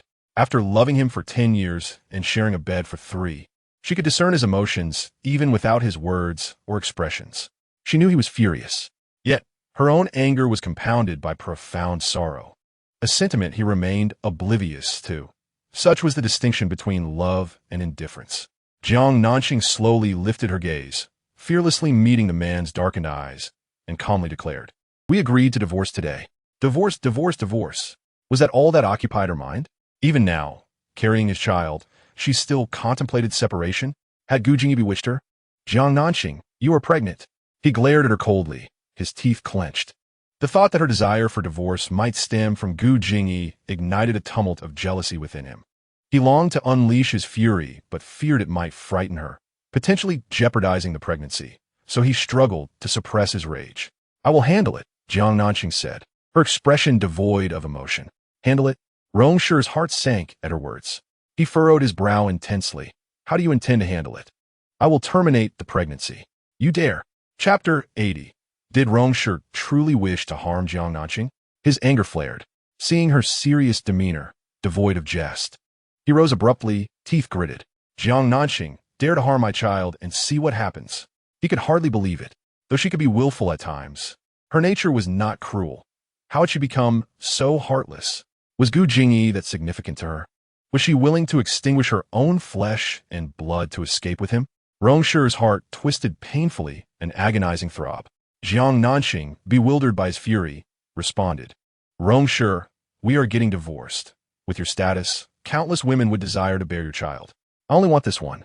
He gritted his teeth, veins bulging on his forehead, fearing their families would overhear and anxious that she might be frightened into miscarriage. He struggled to contain his rage. "But we are about to. Then we shall not divorce." "What did you say?" Jiang Nanxing was taken aback, her brows knitting tightly. "We will not divorce." His words were resolute. "Rong Shi," Jiang Nanxing exclaimed in anger, sitting up abruptly. "How can you go back on your word? You promised." "In this moment, circumstances have shifted. You are now with child, and divorce is certainly out of the question," Rong Shi declared. However, to Jiang Nanxing, these words took on an entirely different connotation. Certainly out of the question. Thus, his implication was that he had resolved to utilize her child as a means to pave the way for the woman he cherished. Was it not? Jiang Nanxing felt a tumult of anger and sorrow. "What about grandfather?" She interjected. He interrupted her. "Did you not observe how elated grandfather and mother were upon learning of your pregnancy?" This man was once again resorting to moral coercion. Infuriated, she retorted, "Rong Shi, this matter concerns only you and me. Must you involve those who are irrelevant? You consider grandfather and mother to be irrelevant?" He narrowed his eyes, deliberately misinterpreting her meaning. "You." She was at a loss for words. Rong Shi stood by the bed, looking down at the furious little woman, coldly warning Jiang Nanxing, "Although what resides in your womb is merely an embryo at present, it is nonetheless a living being. You would do well to extinguish any inappropriate thoughts." Chairman Mao once said, "Where there is oppression, there is resistance." How dare he issue her a warning? Who gave him the audacity? "Rong Shi, I shall say this one final time. I want a divorce. I will not keep this child." In a fit of anger, she straightened her back and glared at him, her words spilling forth in defiance. Whether to keep the child was another matter, but she was resolute in her decision to end this marriage. She would never allow their insidious scheme of surrogacy to succeed. To think she would allow her child to call Xiao Chun mother. How absurd. She would rather not bring her child into this world at all. Listening to her adamant declaration of divorce and her intention to terminate the pregnancy, Rong Shi's eyes blazed with fury. "You dare!" His face turned ashen, barely able to contain his rage. "Idudai!" She stood her ground, shouting back defiantly for the sake of the baby. Enraged, he raised his hand to intimidate her, gritting his teeth. "Jiang Nanxing, do you truly believe I wouldn't dare strike you?" To his surprise, she let out a cold laugh and thrust her belly forward, saying, "Go ahead, strike me here." Rong Shi was left speechless, his head pounding. This little troublemaker was infuriating beyond measure. Perhaps her movements had been too vigorous, or her emotions too heightened, but suddenly, Jiang Nanxing felt a sharp pain in her abdomen. She winced, her breath hitching. Observing her distress, Rong Shi's anger dissipated instantly. His demeanor softened as he hurriedly inquired, "What is it? Are you in pain? Should we go to the hospital? The doctor has warned you that during the early stages of pregnancy, emotional turmoil is inadvisable. Why do you not listen? Get away." She pressed her hand against her abdomen, her voice barely a whisper. "What? Is it very painful? Come on, let us go to the hospital." "Get away," she shouted, though the pain rendered her voice little more than a whisper. She swatted away his outstretched hand, her eyes red and filled with fierce indignation, a blend of anger and grievance. Rong Shi's expression grew slightly stiff. "I told you to leave. I don't wish to see you. Go away," she screamed in despair, her eyes tightly shut. Startled, Rong Shi instinctively retreated, raising both hands in a gesture of surrender. All right, I'll go. I'll leave right away. Please don't be angry. Just calm down." As he spoke, he continued to back away until he opened the bedroom door and stepped out. The doctor had advised that anger was detrimental in the early stages of pregnancy. And for her and the baby's sake, he complied. "You bastard." Jiang Nanxing cursed furiously, grabbing a pillow and hurling it at the man. However, the door was closed just in time, and the pillow struck the door panel instead.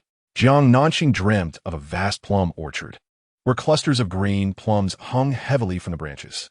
Temptation overwhelmed her. She rushed over to pluck two, wiping them casually on her sleeve before eagerly biting into one. The tartness mingled with a hint of sweetness, flowing down her throat, and she smiled contentedly. Yes, she had been craving this taste for several days. Recently, her appetite had waned, and she had an insatiable desire for sour flavors, particularly green plums and the trendy milk tea from a popular cafe. Lost in the delightful reverie, Jiang Nanxing kept swallowing, and as she did, she woke up. Instinctively, she smacked her lips, only to find no trace of that sour sweetness. Realizing it was merely a dream, disappointment furrowed her brow. She turned over, hoping to return to sleep, but in her hazy state, she suddenly caught sight of a dark figure standing by the bed. "Ah!" she gasped, jolting upright in fright. In the next instant, the lights blazed on. Rong Shi had turned on the bedside lamp, looking at the startled woman with concern. "What's wrong? Did I scare you? Are you out of your mind?" Jiang Nanxing exclaimed, pressing her hand against her rapidly rising chest, her anger spilling forth. "It's the middle of the night. Don't you know I'm afraid of such things? Don't you know that scaring someone can be deadly?" Indeed, outside the window, darkness enveloped the night. "I'm sorry, I didn't mean to. I was afraid of waking you, which is why I didn't turn on the light," he explained, his tone unexpectedly gentle, devoid of the anger he had displayed earlier. She was still rattled, her heart racing with fear, and she initially intended to scold him further. But her gaze fell upon the bloodstains on his white collar, her brow furrowing in concern. "Your neck." Yet he seemed oblivious to her words, focusing instead on the items arranged on the bedside table, speaking softly to her. "Are you hungry? Here, I brought you Wang Ji's green plums, the trendy milk tea from East Street, and the bird's nest porridge that Aunt Shui prepared for you." Jiang Nanxing stared in astonishment at the items that had appeared in her dream. Though fresh green plums were out of season, Wang Ji's canned plums were the most delectable she had ever tasted, bar none. Had he been in her dream as well? How else could he have known her cravings? Suddenly, a thunderclap erupted outside the window. Jiang Nanxing, caught off guard, instinctively flinched and gasped. With a swift motion, he enveloped her in his arms, tenderly stroking her back with a heart full of compassion. "Fear not, for I am here," he murmured softly, his voice deep and alluring. His embrace was broad and warm, infused with a masculine scent that resonated deeply within her, providing an overwhelming sense of security. In her startled state, she found it impossible to resist his gentle demeanor. Turning her gaze towards the window, she suddenly realized that a fierce storm raged outside, accompanied by torrential rain, thunder, and lightning. A typhoon was in full swing. Noticing her fixation on the tempest, he casually remarked. Jiang Nanxing's heart quivered. She glanced at the snacks on the bedside table, then at the bloodstains on his collar. So, had he braved the tempest to procure these treats for her? "Your neck,"